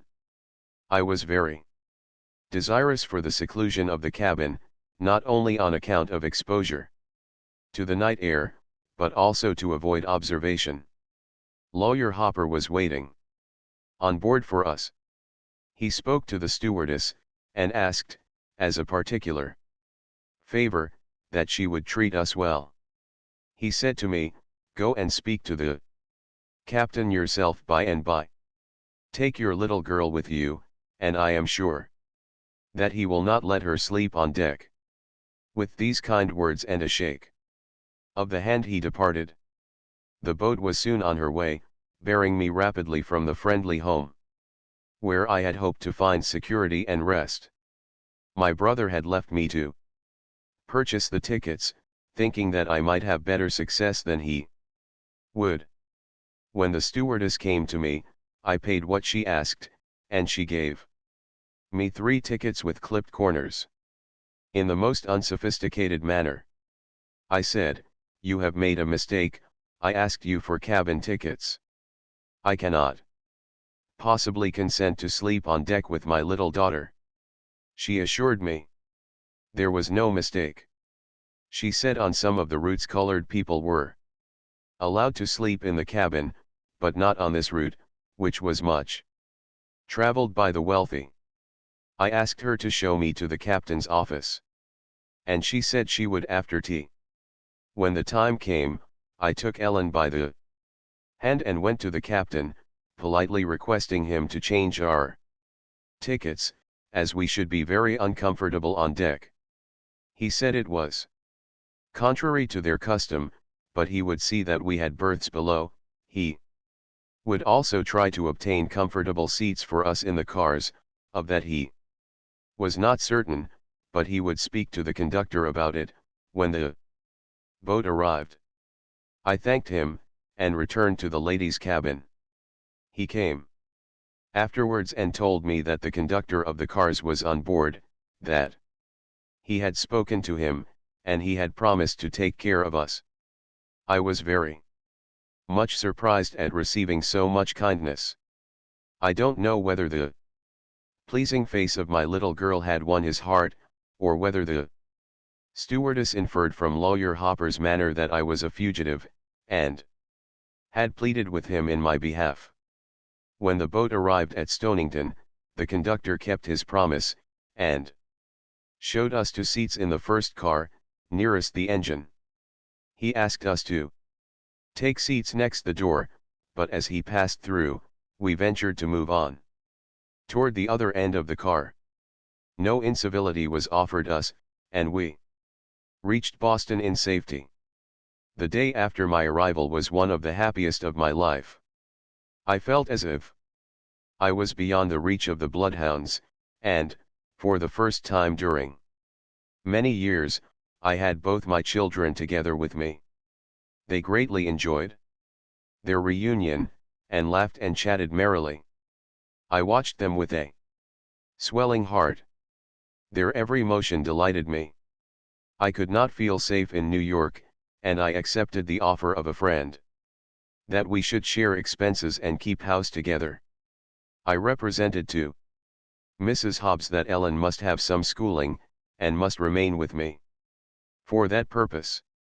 She felt ashamed of being unable to read or spell at her age, so instead of sending her to school with Benny, I instructed her myself till she was fitted to enter an intermediate school. The winter passed pleasantly, while I was busy with my needle, and my children with their books. XXXVII a visit to England. In the spring, sad news came to me. Mrs. Bruce was dead.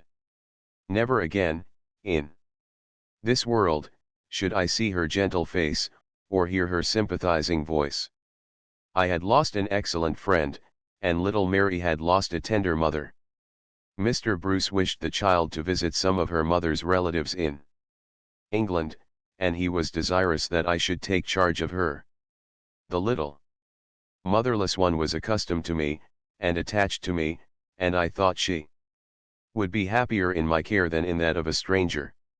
I could also earn more in this way than I could by my needle. So I put Benny to a trade, and left Ellen to remain in the house with my friend and go to school.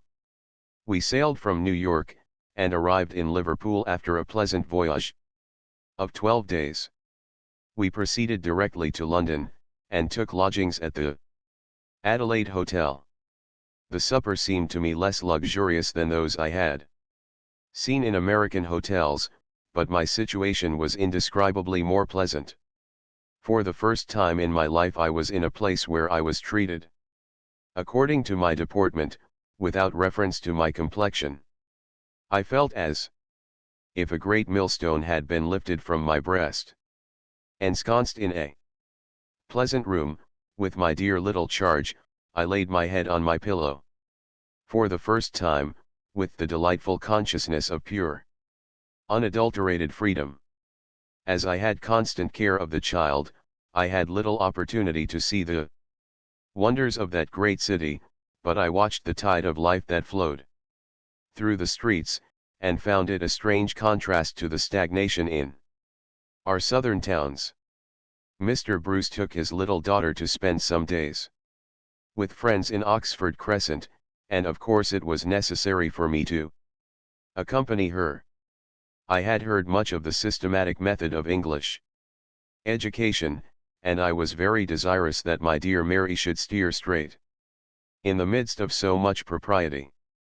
I closely observed her little playmates and their nurses, being ready to take any lessons in the science of good management. The children were more rosy than American children, but I did not see that they differed materially in other respects. They were like all children, sometimes docile and sometimes wayward. We next went to Steventon, in Berkshire. It was a small town, said to be the poorest in the county. I saw men working in the fields for 6 shillings, and 7 shillings a week, and women for 6 pence, and 7 pence, a day, out of which they boarded themselves. Of course they lived in the most primitive manner, it could not be otherwise, where a woman's wages for an entire day were not sufficient to buy a pound of meat. They paid very low rents, and their clothes were made of the cheapest fabrics, though much better than could have been procured in the United States for the same money. I had heard much about the oppression of the poor in Europe. The people I saw around me were, many of them, among the poorest poor. But when I visited them in their little thatched cottages, I felt that the condition of even the meanest and most ignorant among them was vastly superior to the condition of the most favored slaves. In America, they labored hard, but they were not ordered out to toil while the stars were in the sky, and driven and slashed by an overseer, through heat and cold, till the stars shone out again. Their homes were very humble, but they were protected by law. No insolent patrols could come, in the dead of night, and flog them at their pleasure. The father, when he closed his cottage door, felt safe with his family around him. No master or overseer could come and take from him his wife, or his daughter. They must separate to earn their living, but the parents knew where their children were going, and could communicate with them by letters. The relations of husband and wife, parent and child, were too sacred for the richest noble in the land to violate with impunity. Much was being done to enlighten these poor people. Schools were established among them, and benevolent societies were active in efforts to ameliorate their condition. There was no law forbidding them to learn to read and write, and if they helped each other in spelling out the Bible, they were in no danger of 39 lashes, as was the case with myself and poor, pious, old Uncle Fred. I repeat that the most ignorant and the most destitute of these peasants was 1,000-fold better off than the most pampered American slave. I do not deny that the poor are oppressed in Europe. I am not disposed to paint their condition so rose-colored as the Honorable Miss Murray paints the condition of the slaves in the United States. A small portion of my experience would enable her to read her own pages with anointed eyes. If she were to lay aside her title, and, instead of visiting among the fashionable, become domesticated, as a poor governess, on some plantation in Louisiana or Alabama, she would see and hear things that would make her tell quite a different story. My visit to England is a memorable event in my life, from the fact of my having there received strong religious impressions. The contemptuous manner in which the communion had been administered to colored people, in my native place, the church membership of Dr. Flint, and others like him, and the buying and selling of slaves, by professed ministers of the gospel, had given me a prejudice against the Episcopal Church. The whole service seemed to me a mockery and a sham. But my home in Steventon was in the family of a clergyman, who was a true disciple of Jesus. The beauty of his daily life inspired me with faith in the genuineness of Christian professions. Grace entered my heart, and I knelt at the communion table, I trust, in true humility of soul. I remained abroad 10 months, which was much longer than I had anticipated. During all that time, I never saw the slightest symptom of prejudice against color. Indeed, I entirely forgot it, till the time came for us to return to America. 38th renewed invitations to go south. We had a tedious winter passage, and from the distance specters seemed to rise up on the shores of the United States. It is a sad feeling to be afraid of one's native country. We arrived in New York safely, and I hastened to Boston to look after my children. I found Ellen well, and improving at her school, but Benny was not there to welcome me. He had been left at a good place to learn a trade, and for several months every thing worked well. He was liked by the master, and was a favorite with his fellow apprentices, but one day they accidentally discovered a fact they had never before suspected, that he was colored. This at once transformed him into a different being. Some of the apprentices were Americans, others American-born Irish, and it was offensive to their dignity to have a nigger among them, after they had been told that he was a nigger. They began by treating him with silent scorn, and finding that he returned the same, they resorted to insults and abuse. He was too spirited a boy to stand that, and he went off. Being desirous to do something to support himself, and having no one to advise him, he shipped for a whaling voyage. When I received these tidings I shed many tears, and bitterly reproached myself for having left him so long. But I had done it for the best, and now all I could do was to pray to the Heavenly Father to guide and protect him. Not long after my return, I received the following letter from Miss Emily Flint, now Mrs. Dodge. In this you will recognize the hand of your friend and mistress. Having heard that you had gone with a family to Europe, I have waited to hear of your return to write to you. I should have answered the letter you wrote to me long since, but as I could not then act independently of my father, I knew there could be nothing done satisfactory to you. There were persons here who were willing to buy you and run the risk of getting you. To this I would not consent. I have always been attached to you, and would not like to see you the slave of another, or have unkind treatment. I am married now, and can protect you. My husband expects to move to Virginia this spring, where we think of settling. I am very anxious that you should come and live with me. If you are not willing to come, you may purchase yourself. But I should prefer having you live with me. If you come, you may, if you like, spend a month with your grandmother and friends, then come to me in Norfolk, Virginia. Think this over, and write as soon as possible, and let me know the conclusion. Hoping that your children are well, I remain your friend and mistress. Of course I did not write to return thanks for this cordial invitation. I felt insulted to be thought stupid enough to be caught by such professions. Come up into my parlor, said the spider to the fly. 'Tis the prettiest little parlor that ever you did spy. It was plain that Dr. Flint's family were apprised of my movements, since they knew of my voyage to Europe. I expected to have further trouble from them, but having eluded them thus far, I hope to be as successful in future. The money I had earned, I was desirous to devote to the education of my children, and to secure a home for them. It seemed not only hard, but unjust, to pay for myself. I could not possibly regard myself as a piece of property.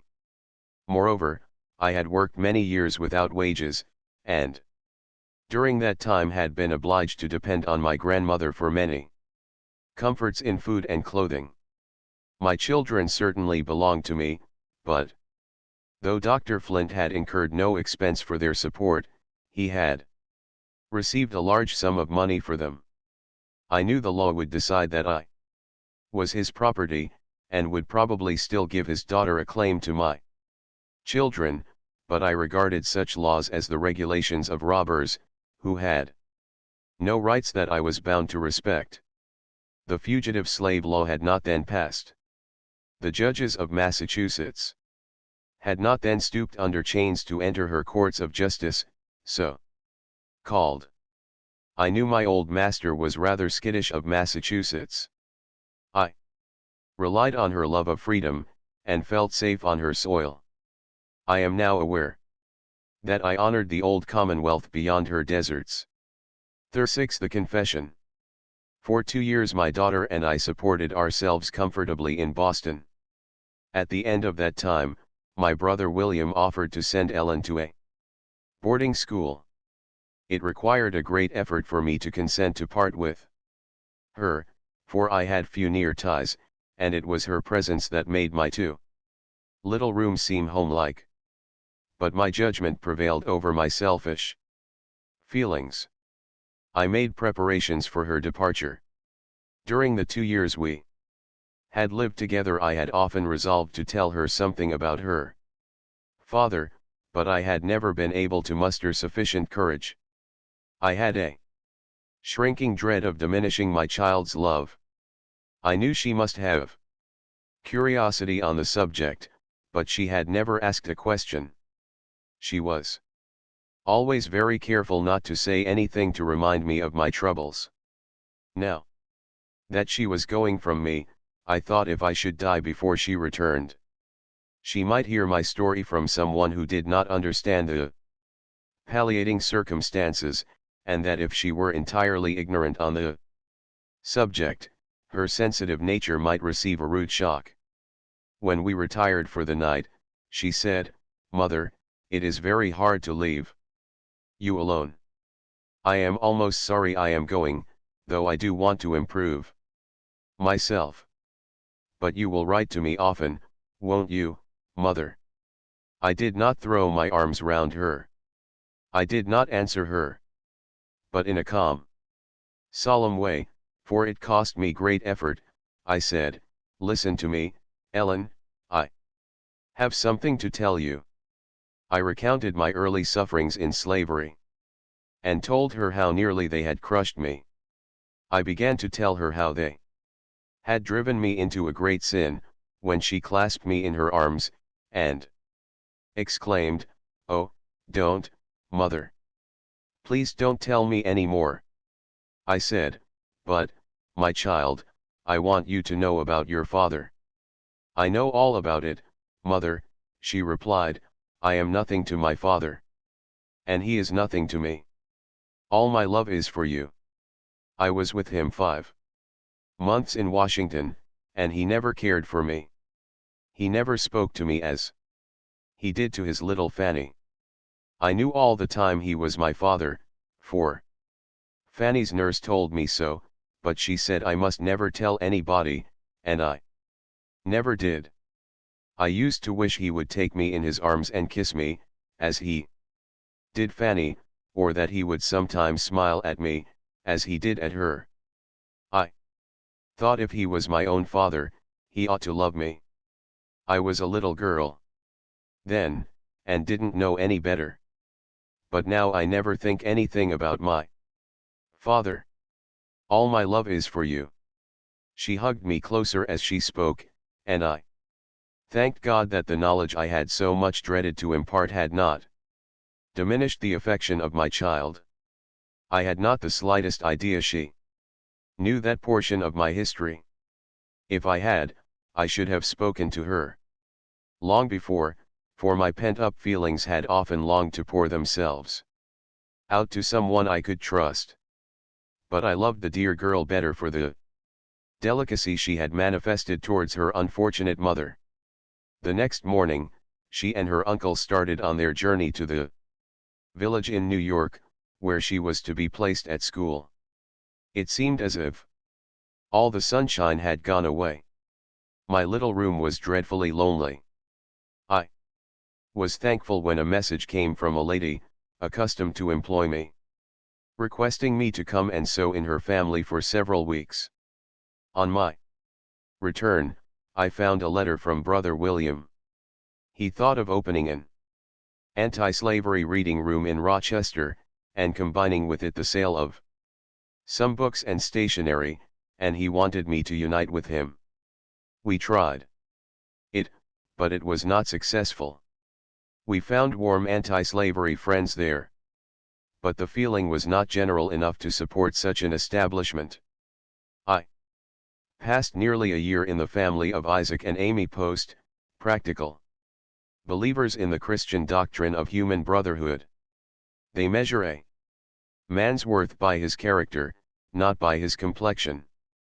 The memory of those beloved and honored friends will remain with me to my latest hour. XL The Fugitive Slave Law. My brother, being disappointed in his project, concluded to go to California, and it was agreed that Benjamin should go with him. Ellen liked her school, and was a great favorite there. They did not know her history, and she did not tell it, because she had no desire to make capital out of their sympathy. But when it was accidentally discovered that her mother was a fugitive slave, every method was used to increase her advantages and diminish her expenses. I was alone again. It was necessary for me to be earning money, and I preferred that it should be among those who knew me. On my return from Rochester, I called at the house of Mr. Bruce, to see Mary, the darling little babe that had thawed my heart, when it was freezing into a cheerless distrust of all my fellow beings. She was growing a tall girl now, but I loved her always. Mr. Bruce had married again, and it was proposed that I should become nurse to a new infant. I had but one hesitation, and that was my feeling of insecurity in New York, now greatly increased by the passage of the Fugitive Slave Law. However, I resolved to try the experiment. I was again fortunate in my employer. The new Mrs.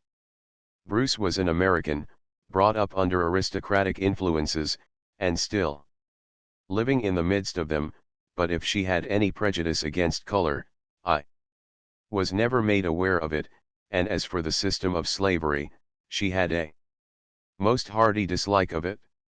No sophistry of Southerners could blind her to its enormity. She was a person of excellent principles and a noble heart. To me, from that hour to the present, she has been a true and sympathizing friend. Blessings be with her and hers. About the time that I re-entered the Bruce family, an event occurred of disastrous import to the colored people.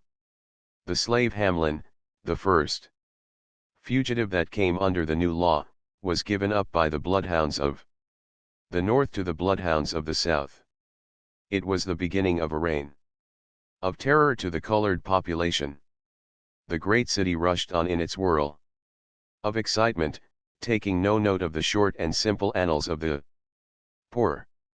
But while fashionables were listening to the thrilling voice of Jenny Lind in Metropolitan Hall, the thrilling voices of poor hunted colored people went up, in an agony of supplication, to the Lord, from Zion's church. Many families, who had lived in the city for 20 years, fled from it now.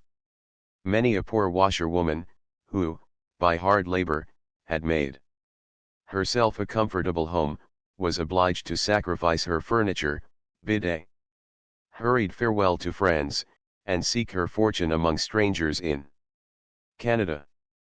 Many a wife discovered a secret she had never known before, that her husband was a fugitive, and must leave her to ensure his own safety. Worse still, many a husband discovered that his wife had fled from slavery years ago, and as the child follows the condition of its mother, the children of his love were liable to be seized and carried into slavery. Everywhere, in those humble homes, there was consternation and anguish. But what cared the legislators of the dominant race for the blood they were crushing out of trampled hearts?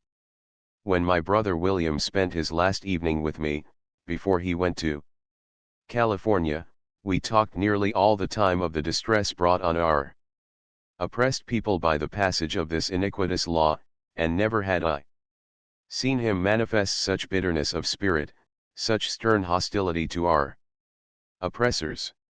He was himself free from the operation of the law, for he did not run from any slave-holding state, being brought into the free states by his master. But I was subject to it, and so were hundreds of intelligent and industrious people all around us. I seldom ventured into the streets. And when it was necessary to do an errand for Mrs. Bruce, or any of the family, I went as much as possible through back streets and byways.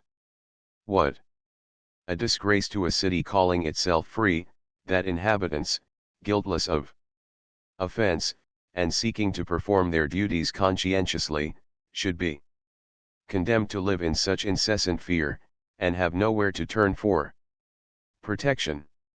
This state of things, of course, gave rise to many impromptu vigilance committees.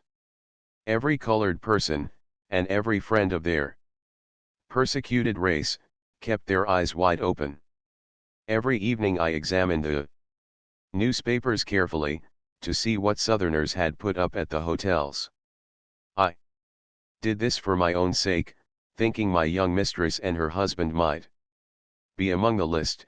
I wished also to give information to others, if necessary, for if many were running to and fro, I resolved that knowledge should be increased. This brings up one of my Southern reminiscences, which I will here briefly relate.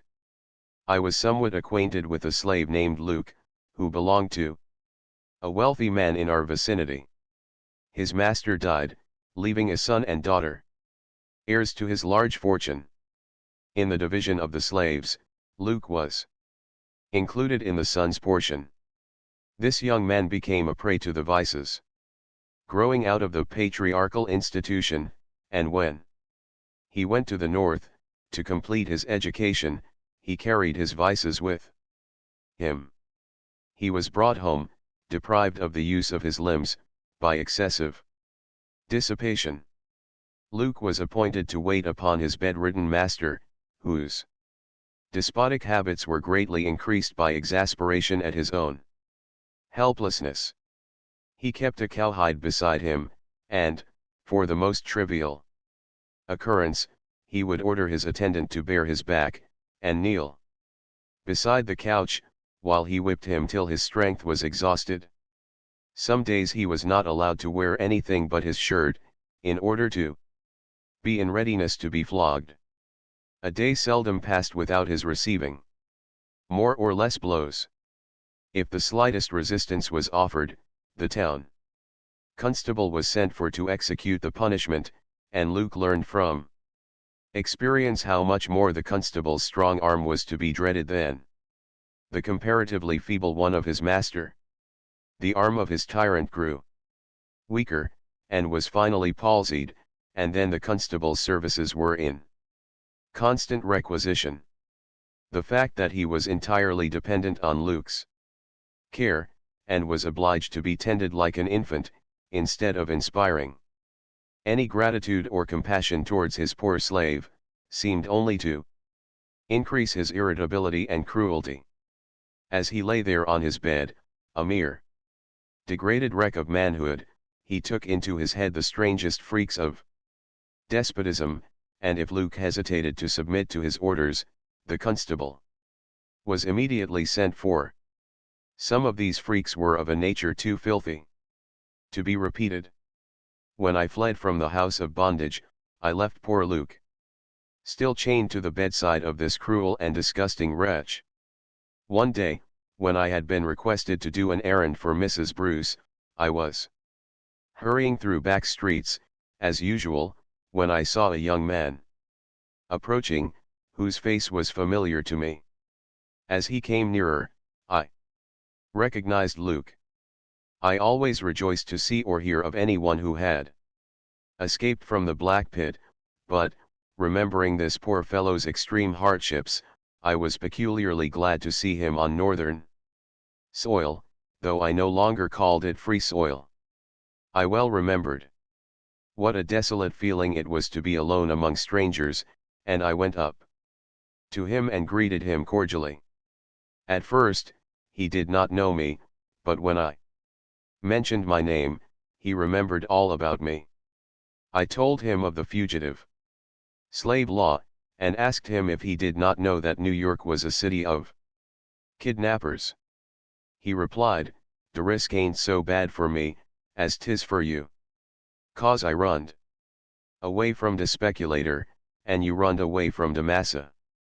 Dem speculators vont spend dar money to come here for a runaway, if they ain't sartin sure to put dar hands right on him. And I tell you I's tuck good car 'bout dat. I had 2 hard times down dar, to let em catch dis nigger." He then told me of the advice he had received, and the plans he had laid. I asked if he had money enough to take him to Canada. Pend upon it, I have, he replied. I tuck car for dat. I'd been workin' all my days for dem cussed whites, and got no pay but kicks and cuffs. So I toughed dis nigger. Had a right to money nuff to bring him to de free states. Massa Henry he lib till everybody vish him dead, and ven he did die, I know didable would have him, and voldent vant him to bring his money long too. So I tuck some of his bills, and put em in de pocket of his old trousers. And ven he was buried, dis nigger ask for dem old trousers, and dey gub em to me. With a low, chuckling laugh, he added, you see I didn't steal it. Dey gub it to me. I tell you, I had mighty hard time to keep the speculator from findin' it, but he didn't get it. This is a fair specimen of how the moral sense is educated by slavery. When a man has his wages stolen from him, year after year, and the laws sanction and enforce the theft, how can he be expected to have more regard to honesty than has the man who robs him? I have become somewhat enlightened, but I confess that I agree with poor, ignorant, much abused Luke, in thinking he had a right to that money, as a portion of his unpaid wages. He went to Canada forthwith, and I have not since heard from him. All that winter I lived in a state of anxiety. When I took the children out to breathe the air, I closely observed the countenances of all I met. I dreaded the approach of summer, when snakes and slave holders make their appearance. I was, in fact, a slave in New York, as subject to slave laws as I had been in a slave state. Strange incongruity in a state called free. Spring returned, and I received warning from the South that Dr. Flint knew of my return to my old place, and was making preparations to have me caught. I learned afterwards that my dress, and that of Mrs. Bruce's children, had been described to him by some of the northern tools, which slaveholders employ for their base purposes, and then indulge in sneers at their cupidity and mean servility. I immediately informed Mrs. Bruce of my danger, and she took prompt measures for my safety. My place as nurse could not be supplied immediately, and this generous, sympathizing lady proposed that I should carry her baby away. It was a comfort to me to have the child with me, for the heart is reluctant to be torn away from every object it loves. But how few mothers would have consented to have one of their own babes become a fugitive, for the sake of a poor, hunted nurse, on whom the legislators of the country had let loose the bloodhounds. When I spoke of the sacrifice she was making, in depriving herself of her dear baby, she replied, "It is better for you to have baby with you, Linda, for if they get on your track, they will be obliged to bring the child to me, and then, if there is a possibility of saving you, you shall be saved." This lady had a very wealthy relative, a benevolent gentleman in many respects, but aristocratic and pro-slavery. He remonstrated with her for harboring a fugitive slave, told her she was violating the laws of her country, and asked her if she was aware of the penalty. She replied, "I am very well aware of it. It is imprisonment and $1,000 fine. Shame on my country that it is so. I am ready to incur the penalty. I will go to the state's prison, rather than have any poor victim torn from my house, to be carried back to slavery." The noble heart. The brave heart. The tears are in my eyes while I write of her. May the God of the helpless reward her for her sympathy with my persecuted people. I was sent into New England, where I was sheltered by the wife of a senator, whom I shall always hold in grateful remembrance. This honorable gentleman would not have voted for the fugitive slave law, as did the senator in Uncle Tom's Cabin. On the contrary, he was strongly opposed to it, but he was enough under its influence to be afraid of having me remain in his house many hours. So I was sent into the country, where I remained a month with the baby. When it was supposed that Dr. Flint's emissaries had lost track of me, and given up the pursuit for the present, I returned to New York. XLI free at last. Mrs. Bruce, and every member of her family, were exceedingly kind to me. I was thankful for the blessings of my lot, yet I could not always wear a cheerful countenance. I was doing harm to no one, on the contrary, I was doing all the good I could in my small way, yet I could never go out to breathe God's free air without trepidation at my heart. This seemed hard, and I could not think it was a right state of things in any civilized country. From time to time I received news from my good old grandmother. She could not write, but she employed others to write for her. The following is an extract from one of her last letters. Dear daughter, I cannot hope to see you again on earth, but I pray to God to unite us above, where pain will no more rack this feeble body of mine, where sorrow and parting from my children will be no more. God has promised these things if we are faithful unto the end. My age and feeble health deprive me of going to church now, but God is with me here at home. Thank your brother for his kindness. Give much love to him, and tell him to remember the Creator in the days of his youth, and strive to meet me in the Father's kingdom. Love to Ellen and Benjamin. Don't neglect him. Tell him for me, to be a good boy. Strive, my child, to train them for God's children. May he protect and provide for you, is the prayer of your loving old mother. These letters both cheered and saddened me.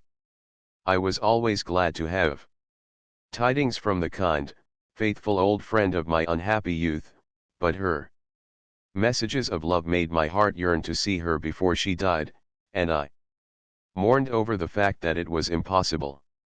Some months after I returned from my flight to New England, I received a letter from her, in which she wrote, Dr. Flint is dead.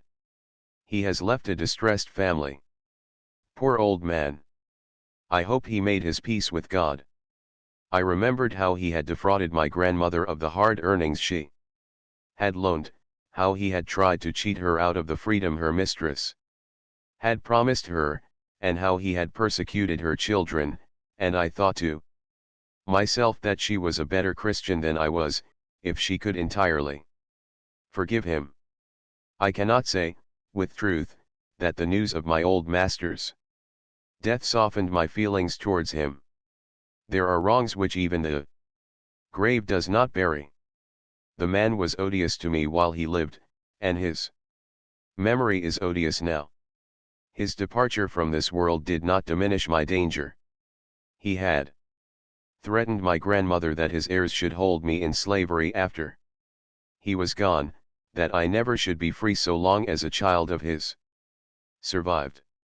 As for Mrs. Flint, I had seen her in deeper afflictions than I supposed the loss of her husband would be, for she had buried several children, yet I never saw any signs of softening in her heart. The doctor had died in embarrassed circumstances, and had little to will to his heirs, except such property as he was unable to grasp. I was well aware what I had to expect from the family of Flints, and my fears were confirmed by a letter from the South, warning me to be on my guard. Because Mrs. Flint openly declared that her daughter could not afford to lose so valuable a slave as I was. I kept close watch of the newspapers for arrivals, but one Saturday night, being much occupied, I forgot to examine the Evening Express as usual. I went down into the parlor for it, early in the morning, and found the boy about to kindle a fire with it. I took it from him and examined the list of arrivals. Reader, If you have never been a slave, you cannot imagine the acute sensation of suffering at my heart, when I read the names of Mr. and Mrs. Dodge, at a hotel in Cortlandt Street. It was a third-rate hotel.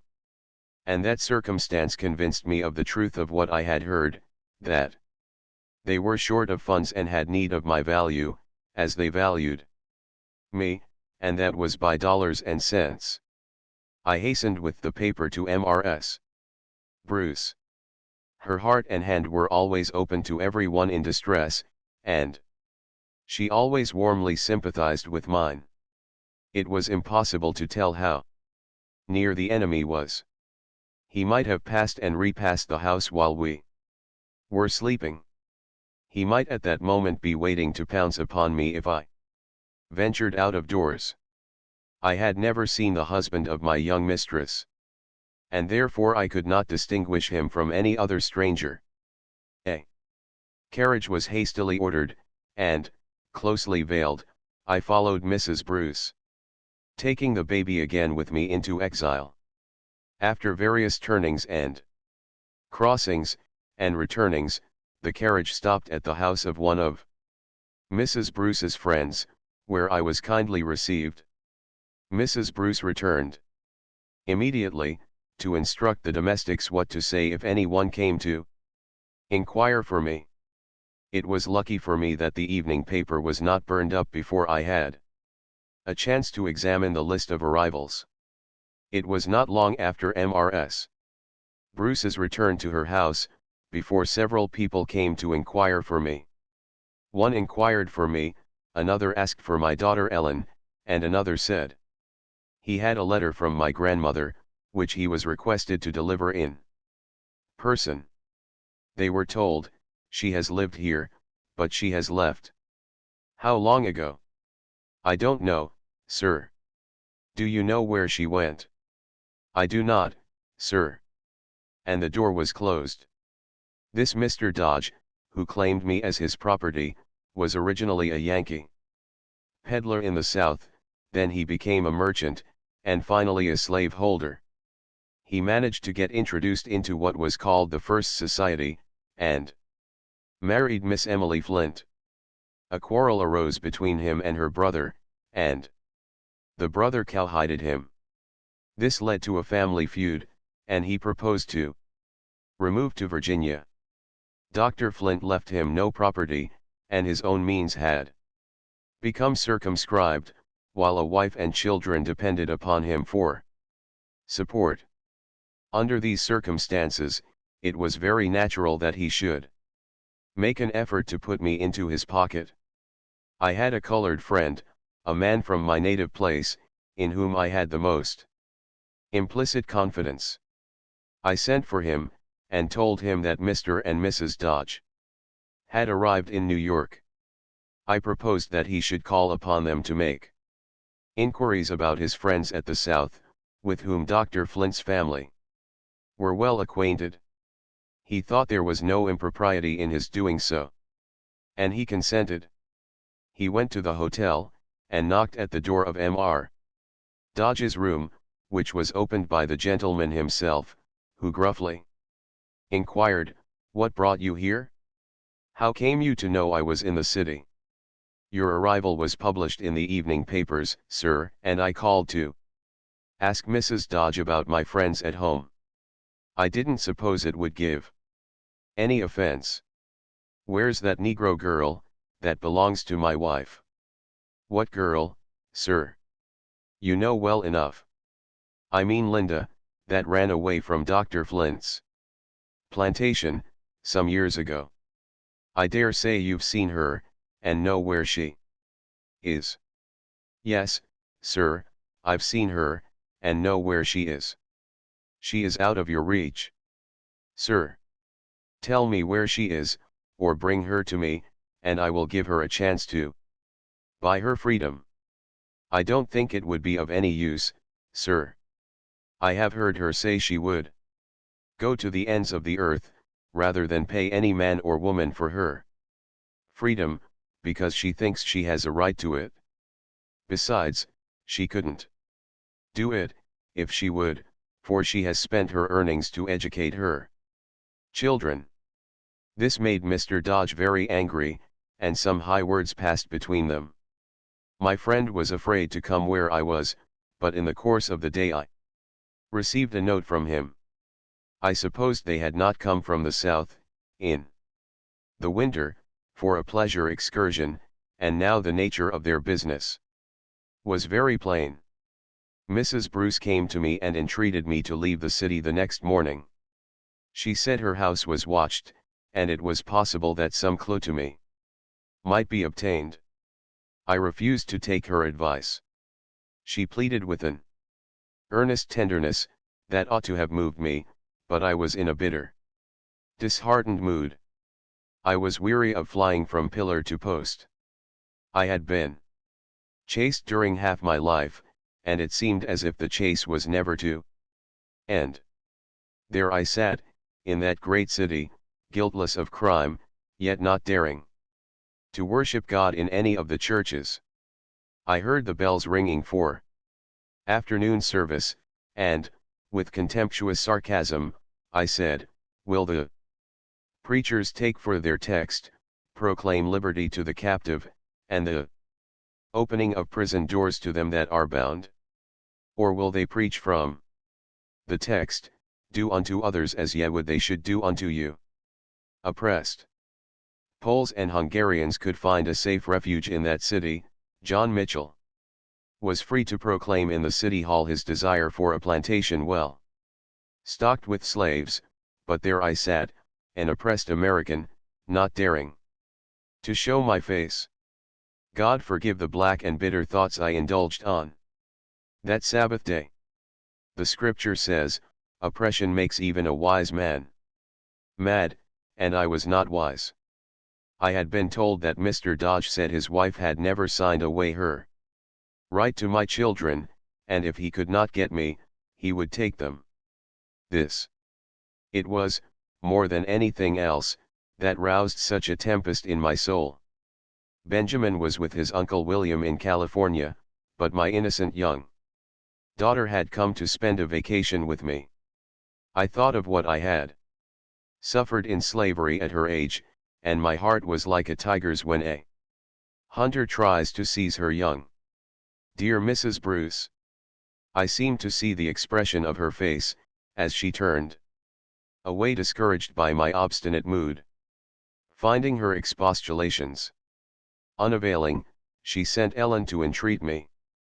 When 10 o'clock in the evening arrived and Ellen had not returned, this watchful and unwearied friend became anxious. She came to us in a carriage, bringing a well-filled trunk for my journey, trusting that by this time I would listen to reason. I yielded to her, as I ought to have done before. The next day, baby and I set out in a heavy snowstorm, bound for New England again. I received letters from the City of Iniquity, addressed to me under an assumed name. In a few days one came from Mrs. Bruce, informing me that my new master was still searching for me, and that she intended to put an end to this persecution by buying my freedom. I felt grateful for the kindness that prompted this offer, but the idea was not so pleasant to me as might have been expected. The more my mind had become enlightened, the more difficult it was for me to consider myself an article of property, and to pay money to those who had so grievously oppressed me seemed like taking from my sufferings the glory of triumph. I wrote to Mrs. Bruce, thanking her, but saying that being sold from one owner to another seemed too much like slavery, that such a great obligation could not be easily cancelled, and that I preferred to go to my brother in California. Without my knowledge, Mrs. Bruce employed a gentleman in New York to enter into negotiations with Mr. Dodge. He proposed to pay $300 down, if Mr. Dodge would sell me, and enter into obligations to relinquish all claim to me or my children forever after. He who called himself my master said he scorned so small an offer for such a valuable servant. The gentleman replied, You can do as you choose, sir. If you reject this offer you will never get anything, for the woman has friends who will convey her and her children out of the country. Mr. Dodge concluded that half a loaf was better than no bread, and he agreed to the proffered terms.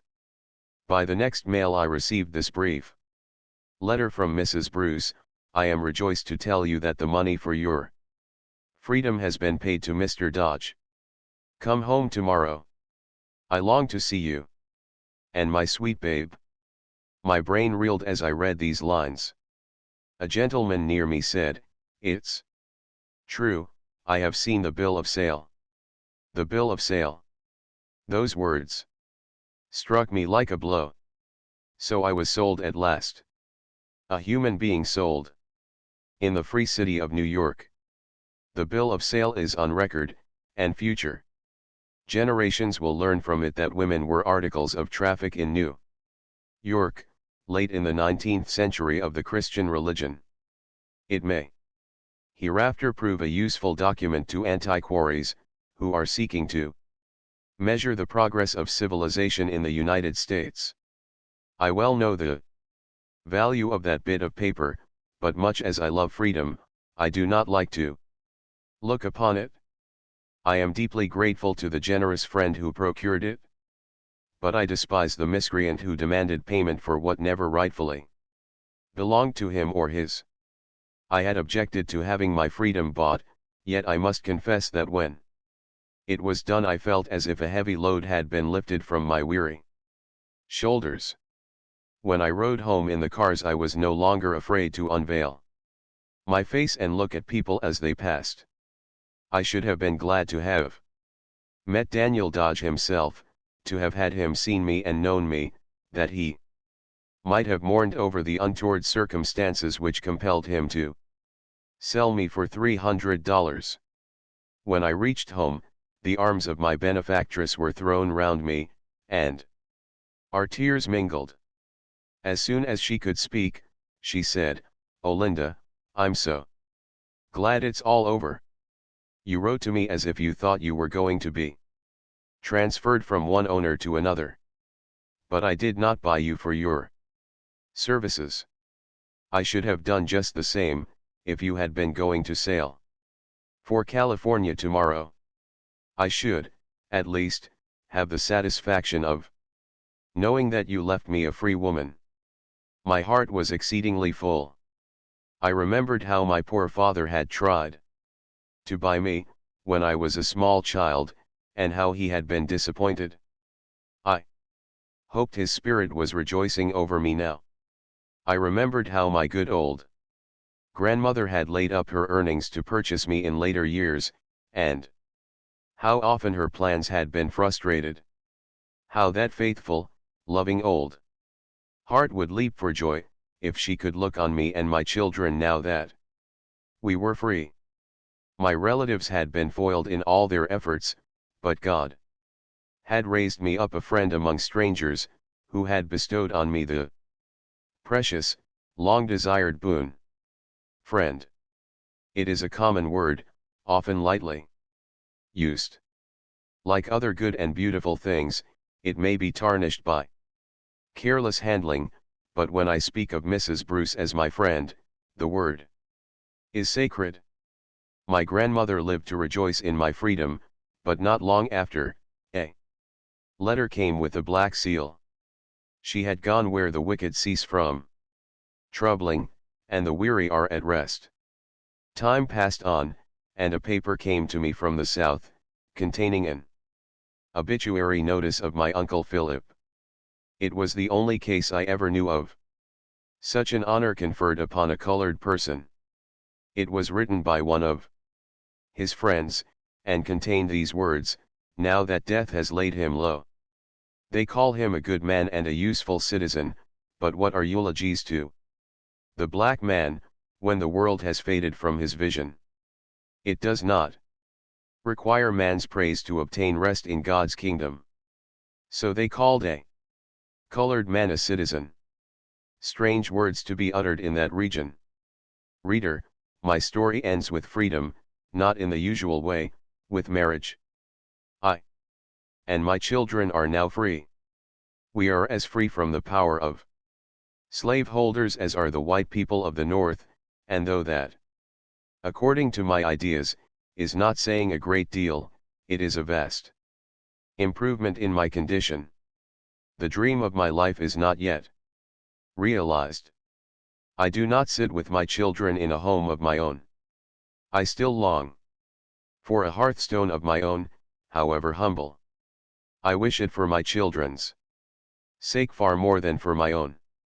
But God so orders circumstances as to keep me with my friend Mrs. Bruce. Love, duty, gratitude, also bind me to her side. It is a privilege to serve her who pities my oppressed people, and who has bestowed the inestimable boon of freedom on me and my children. It has been painful to me, in many ways, to recall the dreary years I passed in bondage. I would gladly forget them if I could. Yet the retrospection is not altogether without solace, for with those gloomy recollections come tender memories of my good old grandmother, like light fleecy clouds floating over a dark and troubled sea. Appendix. The following statement is from Amy Post, a member of the Society of Friends in the State of New York, well known and highly respected by friends of the poor and the oppressed. As has been already stated, in the preceding pages, the author of this volume spent some time under her hospitable roof. LMC. The author of this book is my highly esteemed friend.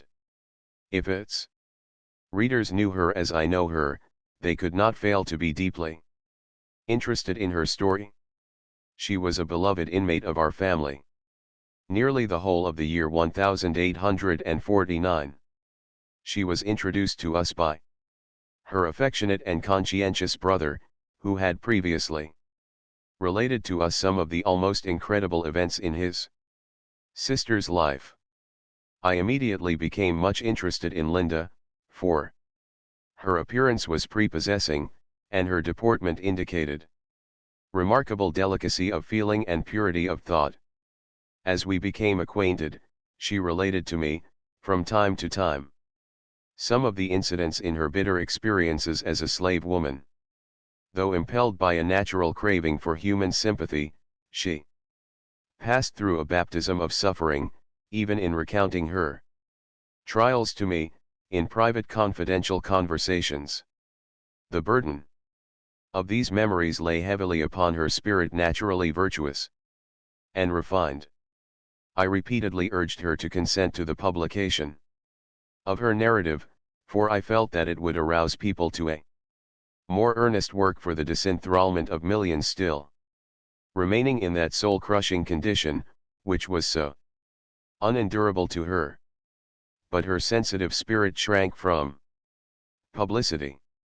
She said, "You know, a woman can whisper her cruel wrongs in the ear of a dear friend much easier than she can record them for the world to read."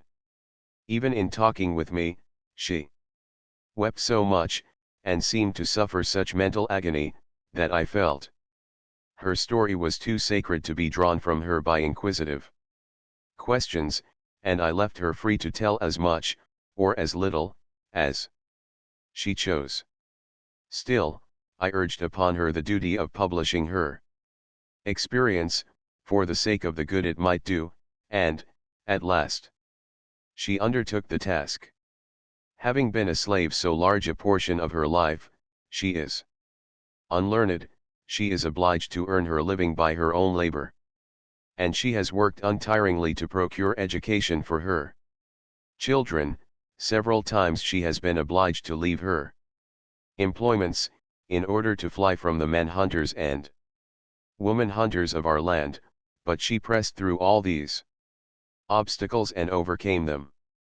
After the labors of the day were over, she traced secretly and wearily, by the midnight lamp, a truthful record of her eventful life. This Empire State is a shabby place of refuge for the oppressed. But here, through anxiety, turmoil, and despair, the freedom of Linda and her children was finally secured, by the exertions of a generous friend. She was grateful for the boon, but the idea of having been bought was always galling to a spirit that could never acknowledge itself to be a chattel. She wrote to us thus: "Soon after the event, I thank you for your kind expressions in regard to my freedom, but the freedom I had before the money was paid was dearer to me. God gave me that freedom, but man put God's image in the scales with the paltry sum of $300.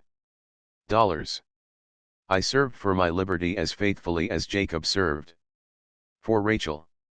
At the end, he had large possessions, but I was robbed of my victory. I was obliged to resign my crown, to rid myself of a tyrant." Her story, as written by herself, cannot fail to interest the reader. It is a sad illustration of the condition of this country, which boasts of its civilization, while it sanctions laws and customs which make the experiences of the present more strange than any fictions of the past. Amy Post. Rochester, N.Y., October 30, 1859. The following testimonial is from a man who is now a highly respectable colored citizen of Boston, LMC. This narrative contains some incidents so extraordinary, that, doubtless, many persons, under whose eyes it may chance to fall, will be ready to believe that it is colored highly, to serve a special purpose. But, however it may be regarded by the incredulous, I know that it is full of living truths. I have been well acquainted with the author from my boyhood. The circumstances recounted in her history are perfectly familiar to me. I knew of her treatment from her master, of the imprisonment of her children, of their sale and redemption, of her 7 years' concealment, and of her subsequent escape to the north. I am now a resident of Boston, and am a living witness to the truth of this interesting narrative. George W. Lowther. End of the Project Gutenberg ebook Incidents in the Life of a Slave Girl, written by herself. Updated editions will replace the previous one. The old editions will be renamed. Creating the works from print editions not protected by U.S. copyright law means that no one owns a United States copyright in these works. So the Foundation, and you, can copy and distribute it in the United States without permission and without paying copyright royalties. Special rules, set forth in the General Terms of Use part of this license, apply to copying and distributing Project Gutenberg trademark electronic works. To protect the Project Gutenberg trademark concept and trademark, Project Gutenberg is a registered trademark and may not be used if you charge for an ebook, except by following the terms of the trademark license, including paying royalties for use of the Project Gutenberg trademark. If you do not charge anything for copies of this ebook, complying with the trademark license is very easy. You may use this ebook for nearly any purpose, such as creation of derivative works, reports, performances, and research. Project Gutenberg ebooks may be modified and printed and given away. You may do practically anything in the United States with ebooks not protected by U.S. copyright law. Redistribution is subject to the trademark license, especially commercial redistribution. Start, full license. The full Project Gutenberg license. Please read this before you distribute or use this work. To protect the Project Gutenberg trademark mission of promoting the free distribution of electronic works, by using or distributing this work, or any other work associated in any way with the phrase Project Gutenberg, you agree to comply with all the terms of the full Project Gutenberg trademark license available with this file or online at www.gutenberg.org/license. Section 1. General terms of use and redistributing Project Gutenberg trademark. Electronic works. 1.a. By reading or using any part of this Project Gutenberg trademark. Electronic work, you indicate that you have read, understand, agree to, and accept all the terms of this license and intellectual property. Trademark/copyright agreement. If you do not agree to abide by all the terms of this agreement, you must cease using and return or destroy all copies of Project Gutenberg trademark electronic works in your possession. If you paid a fee for obtaining a copy of or access to a Project Gutenberg trademark electronic work and you do not agree to be bound by the terms of this agreement, you may obtain a refund from the person or entity to whom you paid the fee as set forth in paragraph 1.e.8. 1.b. Project Gutenberg is a registered trademark. It may only be used on or associated in any way with an electronic work by people who agree to be bound by the terms of this agreement. There are a few things that you can do with most Project Gutenberg trademark electronic works, even without complying with the full terms of this agreement. See paragraph 1.c below. There are a lot of things you can do with Project Gutenberg trademark electronic works if you follow the terms of this agreement and help preserve free future access to Project Gutenberg trademark electronic works. See paragraph 1.e below. 1.c. The Project Gutenberg Literary Archive Foundation, the Foundation or PGLOF, owns a compilation copyright in the collection of Project Gutenberg trademark electronic works. Nearly all the individual works in the collection are in the public domain in the United States. If an individual work is unprotected by copyright law in the United States and you are located in the United States, we do not claim a right to prevent you from copying, distributing, performing, displaying or creating derivative works based on the work as long as all references to Project Gutenberg are removed. Of course, we hope that you will support the Project Gutenberg trademark mission of promoting free access to electronic works by freely sharing Project Gutenberg trademark works in compliance with the terms of this agreement for keeping the Project Gutenberg trademark name associated with the work. You can easily comply with the terms of this agreement by keeping this work in the same format with its attached full Project Gutenberg trademark license when you share it without charge with others. 1.d. The copyright laws of the place where you are located also govern what you can do with this work. Copyright laws in most countries are in a constant state of change. If you are outside the United States, check the laws of your country in addition to the terms of this agreement before downloading, copying, displaying, performing, distributing or creating derivative works based on this work or any other Project Gutenberg trademark work. The Foundation makes no representations concerning the copyright status of any work in any country other than the United States. 1.e. Unless you have removed all references to Project Gutenberg. 1.e.1. The following sentence, with active links to, or other immediate access to, the full Project Gutenberg trademark license must appear prominently whenever any copy of a Project Gutenberg trademark work, any work on which the phrase Project Gutenberg appears, or with which the phrase Project Gutenberg is associated, is accessed, displayed, performed, viewed, copied, or distributed. This ebook is for the use of anyone anywhere in the United States and most other parts of the world at no cost and with almost no restrictions whatsoever. You may copy it, give it away or reuse it under the terms of the Project Gutenberg license included with this ebook or online at www.gutenberg.org. If you are not located in the United States, you will have to check the laws of the country where you are located before using this ebook. 1.e.2. If an individual Project Gutenberg trademark electronic work is derived from texts not protected by U.S. copyright law, does not contain a notice indicating that it is posted with permission of the copyright holder, the work can be copied and distributed to anyone in the United States without paying any fees or charges.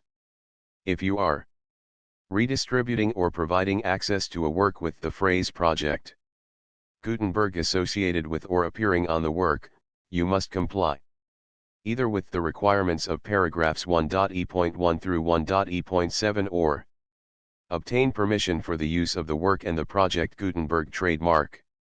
Trademark as set forth in paragraphs 1.e.8 or 1.e.9. 1.e.3. If an individual Project Gutenberg trademark electronic work is posted with the permission of the copyright holder, your use and distribution must comply with both paragraphs 1.e.1 through 1.e.7 and any additional terms imposed by the copyright holder. Additional terms will be linked to the Project Gutenberg trademark license for all works posted with the permission of the copyright holder found at the beginning of this work. 1.e.4. Do not unlink or detach or remove the full Project Gutenberg trademark license terms from this work, or any files containing a part of this work or any other work associated with Project Gutenberg trademark. 1.e.5. Do not copy, display, perform, distribute or redistribute this electronic work, or any part of this electronic work, without prominently displaying the sentence set forth in paragraph 1.e.1 with active links or immediate access to the full terms of the Project Gutenberg trademark license. 1.e.6. You may convert to and distribute this work in any binary, compressed, marked up, non-proprietary or proprietary form, including any word processing or hypertext form. However, if you provide access to or distribute copies of a Project Gutenberg trademark work in a format other than plain vanilla ASCII or other format used in the official version posted on the official Project Gutenberg trademark website, www.gutenberg.org, you must, at no additional cost, fee, or expense to the user, provide a copy, a means of exporting a copy, or a means of obtaining a copy upon request, of the work in its original plain vanilla ASCII or other form. Any alternate format must include the full Project Gutenberg trademark license as specified in paragraph 1.e.1. 1.e.7. Do not charge a fee for access to, viewing, displaying, performing, copying, or distributing any Project Gutenberg trademark works, unless you comply with paragraph 1.e.8 or 1.e.9. 1.e.8.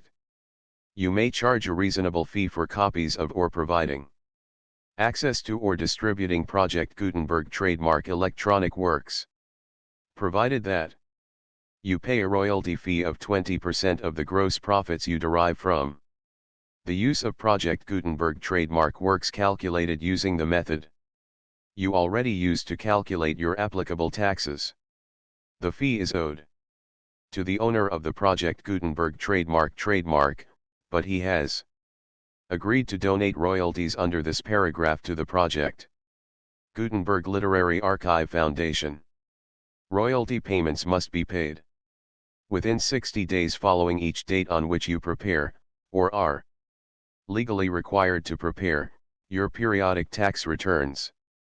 Royalty payments should be clearly marked as such and sent to the Project Gutenberg Literary Archive Foundation at the address specified in Section 4, Information about donations to the Project Gutenberg Literary Archive Foundation.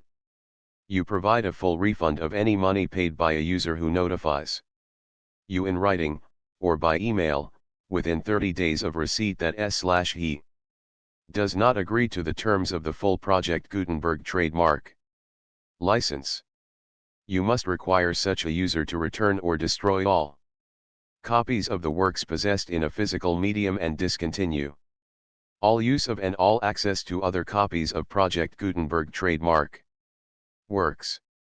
You provide, in accordance with paragraph 1.f.3, a full refund of any money paid for a work or a replacement copy, if a defect in the electronic work is discovered and reported to you within 90 days of receipt of the work. You comply with all other terms of this agreement for free distribution of Project Gutenberg trademark works. 1.e.9.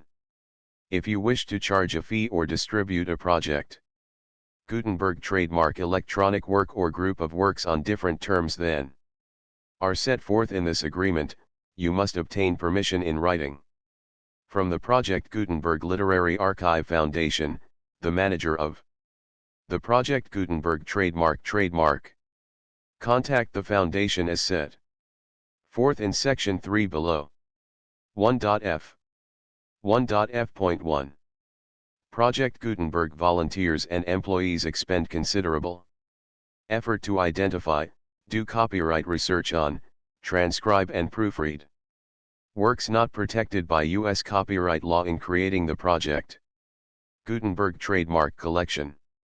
Despite these efforts, Project Gutenberg trademark electronic works, and the medium on which they may be stored, may contain defects, such as, but not limited to, incomplete, inaccurate, or corrupt data, transcription errors, a copyright or other intellectual property infringement, a defective or damaged disk or other medium, a computer virus, or computer codes that damage or cannot be read by your equipment.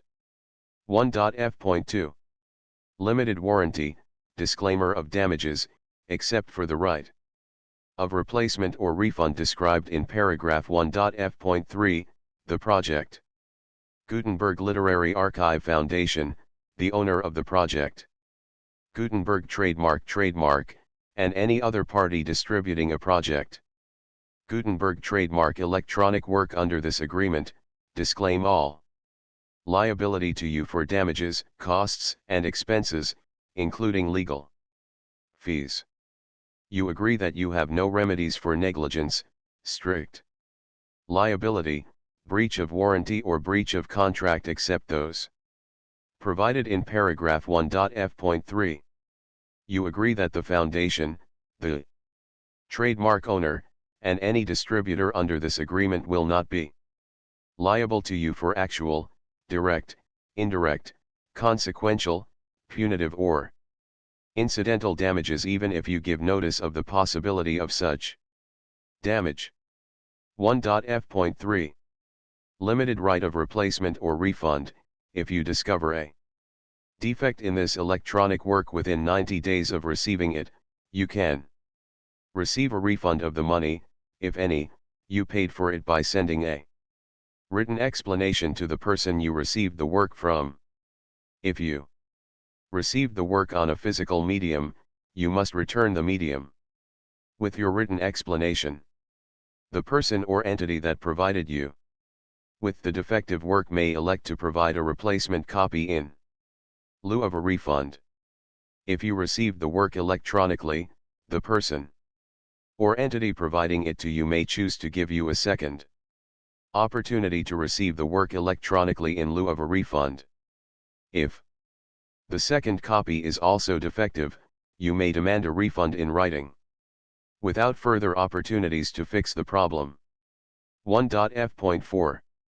Except for the limited right of replacement or refund set forth in paragraph 1.f.3, this work is provided to you as is, with no other warranties of any kind, express or implied, including but not limited to warranties of merchantability or fitness for any purpose. 1.f.5. Some states do not allow disclaimers of certain implied warranties or the exclusion or limitation of certain types of damages.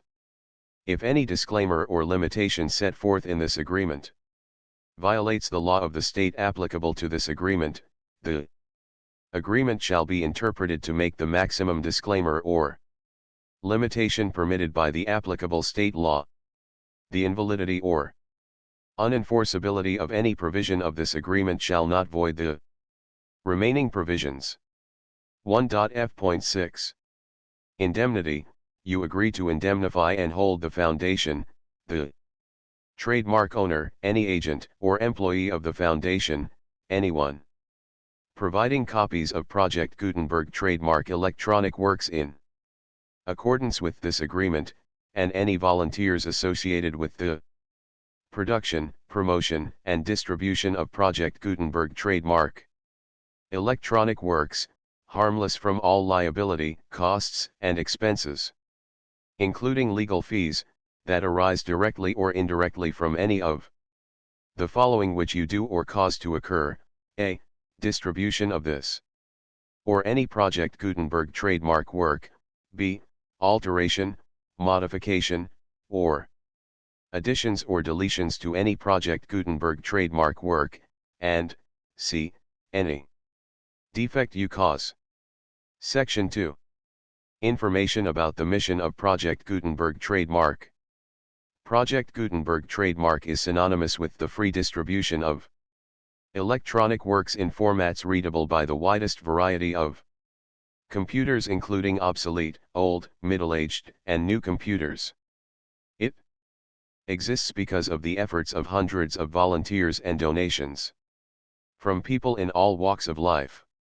Volunteers and financial support to provide volunteers with the assistance they need are critical to reaching Project Gutenberg trademark's goals and ensuring that the Project Gutenberg trademark collection will remain freely available for generations to come. In 2001, the Project Gutenberg Literary Archive Foundation was created to provide a secure and permanent future for Project Gutenberg trademark and future generations. To learn more about the Project Gutenberg Literary Archive Foundation and how your efforts and donations can help, see Sections 3 and 4 and the Foundation information page at www.gutenberg.org. Section 3. Information about the Project Gutenberg Literary Archive Foundation. The Project Gutenberg Literary Archive Foundation is a non-profit 501(c)(3) educational corporation organized under the laws of the State of Mississippi and granted tax-exempt status by the Internal Revenue Service. The Foundation's IN or Federal Tax Identification number is 64-6221541. Contributions to the Project Gutenberg Literary Archive Foundation are tax-deductible to the full extent permitted by U.S. federal laws and your state's laws. The Foundation's business office is located at 809 North 1500 West, Salt Lake City, Utah 841168015961887. Email contact links and up-to-date contact information can be found at the Foundation's website and official page at www.gutenberg.org/contact. Section 4. Information about donations to the Project Gutenberg Literary Archive Foundation. Project Gutenberg trademark depends upon and cannot survive without widespread public support and donations to carry out its mission of increasing the number of public domain and licensed works that can be freely distributed in machine-readable form accessible by the widest array of equipment, including outdated equipment. Many small donations, $1 to $5,000, are particularly important to maintaining tax-exempt status with the IRS. The Foundation is committed to complying with the laws regulating charities and charitable donations in all 50 states of the United States. Compliance requirements are not uniform and it takes a considerable effort, much paperwork, and many fees to meet and keep up with these requirements. We do not solicit donations in locations where we have not received written confirmation of compliance. To send donations or determine the status of compliance for any particular state.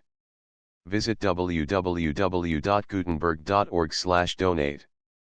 While we cannot and do not solicit contributions from states where we have not met the solicitation requirements, we know of no prohibition against accepting unsolicited donations from donors in such states who approach us with offers to donate. International donations are gratefully accepted, but we cannot make any statements concerning tax treatment of donations received from outside the United States. U.S. laws alone swamp our small staff. Please check the Project Gutenberg web pages for current donation methods and addresses. Donations are accepted in a number of other ways, including checks, online payments, and credit card donations. To donate, please visit www.gutenberg.org/donate. Section 5. General information about Project Gutenberg Trademark Electronic Works. Professor Michael S. Hart was the originator of the Project Gutenberg trademark concept of a library of electronic works that could be freely shared with anyone. For 40 years, he produced and distributed Project Gutenberg trademark ebooks with only a loose network of volunteer support. Project Gutenberg trademark ebooks are often created from several printed editions, all of which are confirmed as not protected by copyright in the US unless a copyright notice is included. Thus, we do not necessarily keep ebooks in compliance with any particular paper edition. Most people start at our website, which has the main PG search facility, www.gutenberg.org. This website includes information about Project Gutenberg trademark, including how to make donations to the Project Gutenberg Literary Archive Foundation, how to help produce our new ebooks, and how to subscribe to our email newsletter to hear about new ebooks. Incidents in the life of a slave girl. Contents. Preface by the author. Introduction by the editor. I. Childhood. 2. The new master and mistress. 3. The slave's New Year's Day. 4. The slave who dared to feel like a man. V. The trials of girlhood. 6. The jealous mistress. 7. The lover. 8. What slaves are taught to think of the North. 9. Sketches of neighboring slave holders. X. A perilous passage in the slave girl's life. 11. The new tie to life. 12. Fear of insurrection. 13. The church and slavery. 14. Another link to life. 15. Continued persecutions. 16. Scenes at the plantation. 17. The flight. 18. Months of peril. 19. The children sold. XX. New perils. XXI. The loophole of retreat. XXII. Christmas festivities. XXIII. Still in prison. XXIV. The candidate for Congress. XXV. Competition in cunning. XXVI. Important era in my brother's life. XXVII. New destination for the children. XXVIII. Aunt Nancy. XXIX. Preparations for escape. XXX. Northward bound. XXXI. Incidents in Philadelphia. XXXII. The meeting of mother and daughter. XXXII. A home found. Thursiv. The old enemy again. XXXV. Prejudice against color. 30. The hairbreadth escape. XXXVII. A visit to England. 38. Renewed invitations to go south. 36. The confession. XL. The fugitive slave law. XLI. Free at last. Appendix. The full Project Gutenberg license.